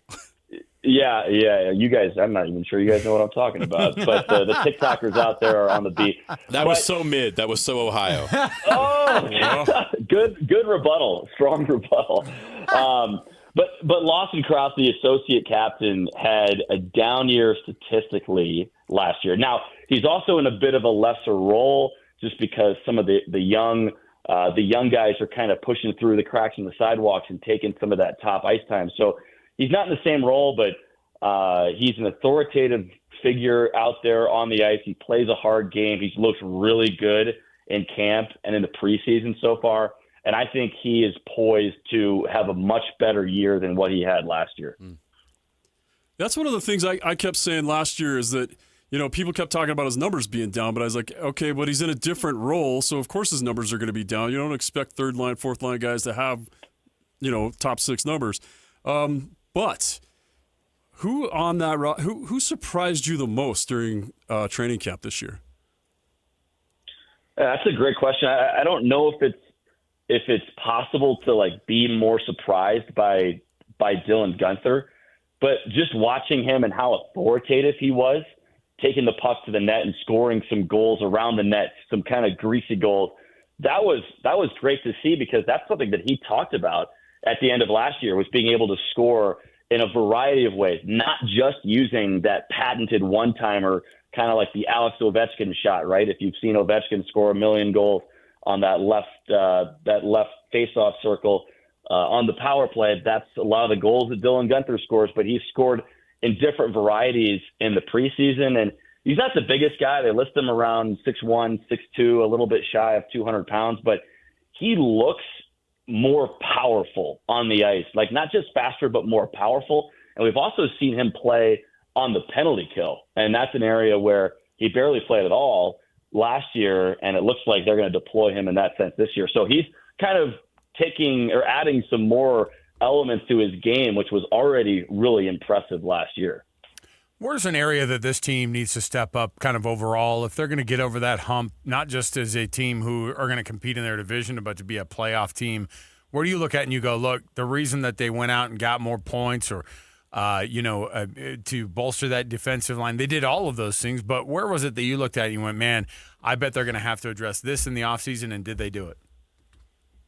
Yeah, I think they feel a lot better defensively, first of all, just personnel-wise. You look at who Utah started the year with on the back end, or at least started the first few months with, and they had guys that were later sent down to the minor leagues that year, or were traded away, and then they were sent down to the minor leagues. And so the personnel is just way different on the back end when you add a guy like Nate Schmidt, like Utah did, a Stanley Cup winner with Florida. And when you add a former 6th overall pick like Dmitry Simashev, who has shown a ton of promise in the preseason and in camp. And so now Utah is carrying 8 defensemen. Usually you'd only carry 7 on a 23-man roster, but they're carrying 8 because they're so deep on the back end, which you couldn't say last year with Utah missing John Marino, who was going to be on their top pair this year. Marino was missing the first half of the year.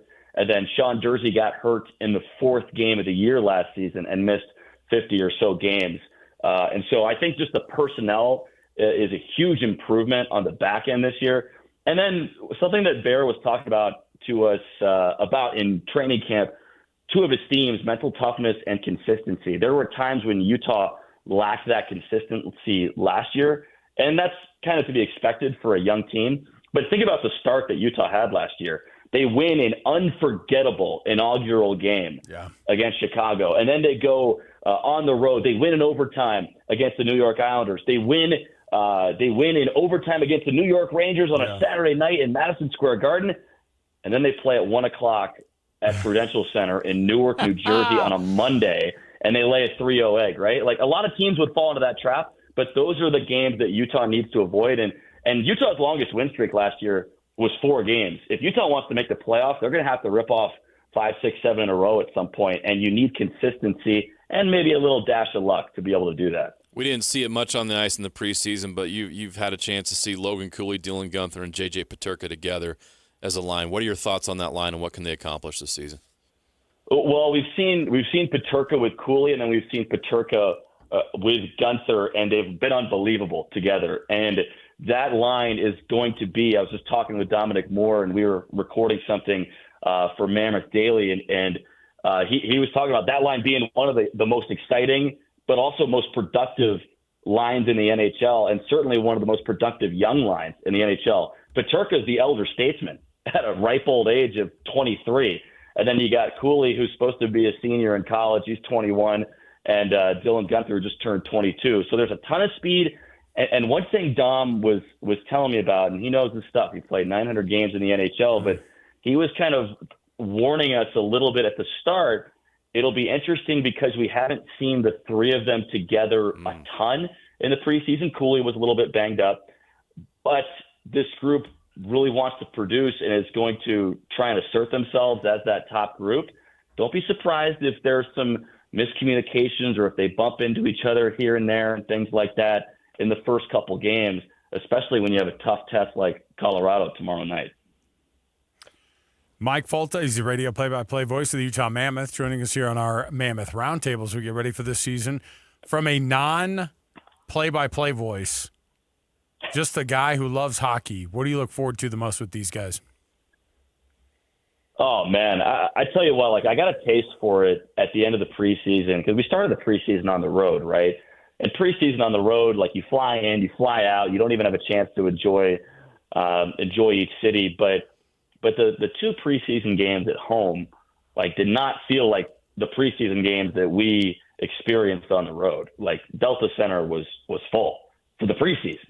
And so I think, and this sounds like a company guy answer right here, but just being back at home and watching this team at home, I'm really excited for because the atmosphere in the preseason was unbelievable. And Utah wasn't all that good to start the year at home.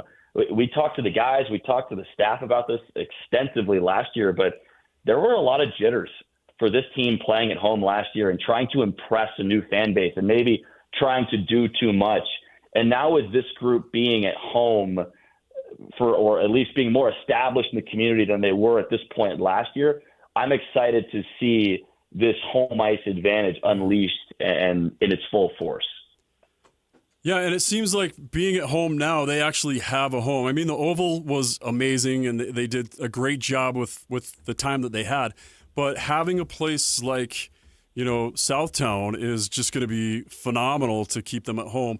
And we start looking at the roster now, and I'm looking at the stats last year. And if you take those 13 overtime losses, right, and that gets you into the playoffs, do you think that now this comfort of home and having all these kind of first things out of the way, that gets you over the hump?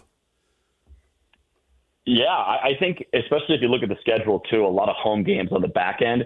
And so this team will have a great opportunity, kind of like what we have here the end of this week and this weekend. This team will have a great chance to bond on the road and then kind of get that home ice advantage in spurts in the first half of the year and then really lean on it in the second half of the year. If you remember back to last year, Utah came out of the gates like gangbusters. They scored 16 goals in the first 3 games of the year. And, we're starting to try and figure out the parade route. Like, is it going to go down state? Like, where are we going to circle it back to Delta? Like, do we have a float for JJ and Alex? I mean, is Jay, like, pounding beers out there in the crowd? Like, we were starting to look ahead. But that was kind of a lot all at once, it felt like. And after those first few games, and just to add to that point, Utah played in 4 home openers last year. So that's 4 games where the building is supercharged. You had one at home, your own home opener, and then you also had the Islanders, the Rangers, and Anaheim. That's just a lot of like energy, and then you get the letdown after that. And I think if Utah can avoid that letdown early in the year, that way they're not trying to chase the teams like Colorado, Winnipeg, and Dallas from behind at the very start, and they can kind of be in that mix instead of trying to fight their way back into the mix come the new year and come Christmas. I think it's going to be. I think the conversation is going to be different in terms of how close Utah is to making the playoffs, and there's just more talent on the roster as well. You have to factor that in.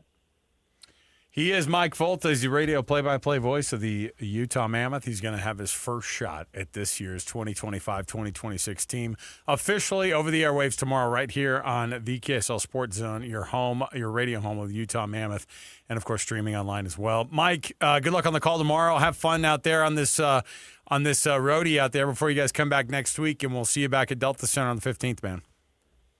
Denver, Nashville, Chicago. Not a bad way to start the year, boys. Love it. We're loving it. Thanks, guys. Have fun, Mike. Folta. It's a business trip. Not for Mike. He has way too much fun all the time. I wanted to say something to Cole about that. Like, just enjoy this on the KSL Speed Card. Just like, go have the time of your life. Yeah, listen. Nashville's great. How much Giordano's can you eat in one sitting? Well, and Folta gets to go on the team plane. I would assume that they would. I mean, maybe he's not the team meals, but he still gets to stay at that pretty nice hotels, right? Nice per diem. Oh, yeah. Big per diem. Come on, let's go.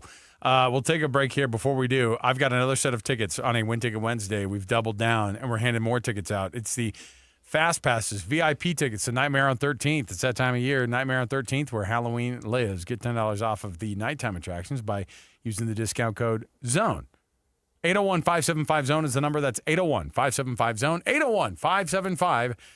801-575-9663. Get a pair of tickets to the Fast Pass VIP tickets to Nightmare on 13th. We'll take a break here. We'll come back. We have more. We're just going to wrap some things up, get you ready for some Jazz preseason next, right here, 97.5, the KSL Sports Zone. And now, a look at traffic from the KSL Traffic Center. The north part of Utah County is still seeing its fair share of traffic messes, like westbound slowing on Pioneer Crossing and 21 North, heading west to Redwood Road, plus I-15 northbound slow from Orem up to American Fork to go with southbound slowing from Lehigh's Main Street down to Pleasant Grove Boulevard. Try UTA and get more done while you ride. Games, work, books, shows. You'll be too busy to notice all the traffic that you're missing. Plan your trip at rideuta.com. With your traffic update, I'm Alex Nepolis here on 97.5, the KSL Sports Zone. It's game week for the Utes, and the KSL Sports Zone is getting you ready for kickoff. After a much-needed week off, Kyle Whittingham and the Utes get set for a massive conference showdown against Arizona State. Listen all week long for the best coverage of Utah football and your chance to win tickets to the game. Then catch college football Saturday, game day at 10 a.m. with the postgame show immediately following the game on KSLSports.com. Let's go then. Let's go, baby. Your home for the best coverage of Utah football is live on air, online, and on the KSL Sports app. This is 97.5, the KSL Sports Zone. Salt Lake City Fat Loss and SaltLakeCityFatLoss.com. Go check it out. On their website, you can see the actual program that they use. Ask the questions. See the frequently asked questions. Go see the before and after pictures of JJ and myself. We're fine to put ourselves out there. I was gross. No problem. Go to SLCFatLoss.com. Use the promo code, or don't even use the promo code. Just mention JJ and Alex, get $200 off the program. Boom, there you go. Get it going. Get that weight lost, and then keep it off. Yeah, if you're listening and you know you need to lose weight, this is a great option for you because the program's going to help you. And I found that out on my own. I lost 40 pounds in 60 days with this program. I never had results like that. And they're also helping me keep it off as well a year later. This program works. Go to their website, slcfatloss.com. Learn more about this program. They'll give you a free 15-minute phone consultation. They can answer any questions you have. They'll explain every detail on how it works and how much it's going to cost. And if you tell them JJ and Alex sent you and you want to do the program, they're going to give you $200 off right now. So go do it. Join us on this weight loss journey. Go reach your weight loss goals. This program will help you get there faster, safer, naturally, with no drugs or injections than you've ever been able to get there before. slcfatloss.com. That's slcfatloss.com. Temperatures might be cooling down, but fall camping's just warming up, and so is the country's largest used RV show. That's right, we're back in Utah just in time to outfit you for even more fall fun. October 9th through the 11th, we're packing the parking lot at the shops at Southtown with a huge selection of used RVs to fit any budget. Shop travel trailers, fifth wheels, toy haulers, motorhomes, and more, all in one lot. We're talking RVs starting as low as $7,995. No payments until 2026 on approved credit. You'll also find new RVs at the show at used pricing, like all remaining new 2024s, and select 2025s marked down for fall discounts. Plus, get hooked up with specially priced hunting trailers just in time for hunting season. Get more details and find the best deals early at UtahUsedRVShow.com. All this plus free admission to the country's largest used RV show. 3 days only, October 9th through the 11th at the shops at Southtown. Open daily at 11 a.m. Sponsored by Bish's RV. See you there. Stock number 759418. Subject to prior sale. See dealer for details. At Peach Windows and Doors, they help homeowners stay in the homes they love while upgrading to the elegance, efficiency, and natural light of today. With hundreds of 5-star Google reviews, their clients know Peach Windows and Doors deliver what they promise. I wanted to replace standard-size French doors with a large custom sliding door. The update required checking a weight-bearing wall. Plus, I wanted a couple of different styles of windows. The new sliding door created a much brighter and open look. Peach was so helpful along the way with recommendations and ideas, and the installers were efficient and respectful of my space. I was thrilled with Peach Windows and Doors. Give your $1 million home the $1 million feel it deserves. Don't wait on that someday project. Visit Peach Windows and Doors Salt Lake Showroom. Schedule a free in-home visit. You can also explore at peachwindowsanddoors.com or just call them at 801-566-1255. Peach Windows and Doors, where amazing home transformations begin. Calling all Jazz fans. If you can't wait another second to see stars like Ace Bailey, Lowry Markkanen, and Walker Kessler tear up the court, you're in luck. Tickets are on sale now. Let's go! No matter what you're looking for, the Utah Jazz has your back. With season tickets, mini plans, and single game options available, there's something for everyone. Whatever your schedule or budget, there's a plan for every fan. Don't miss a moment of the action this season. Secure your tickets today at UtahJazz.com. Get ready, Utah. Mountainland Supply is bringing Milwaukee Counter Days to a branch near you. Join us for a one-day-only savings. 10% off all Milwaukee power tools, hand tools, and accessories. Plus, free sale day-only items. Start your morning with a light breakfast, stick around for a delicious barbecue lunch, and connect with the Milwaukee team. We'll be in West Jordan on October 2nd, Heber on October 7th, Salt Lake HVAC on October 9th, and Monticello October 14th. Don't miss it. Mountainland Milwaukee Counter Days. Food, freebies, and fantastic savings. Water runs Utah, but water can run out. And with cooler fall temps, your yard just doesn't need as much. Learn more at slowtheflow.org. Accessing. When TV and radio collide. Love it. Wow. This is what you get. You're listening to JJ and Alex. Don't touch that dial. On 97.5, the KSL Sports Zone.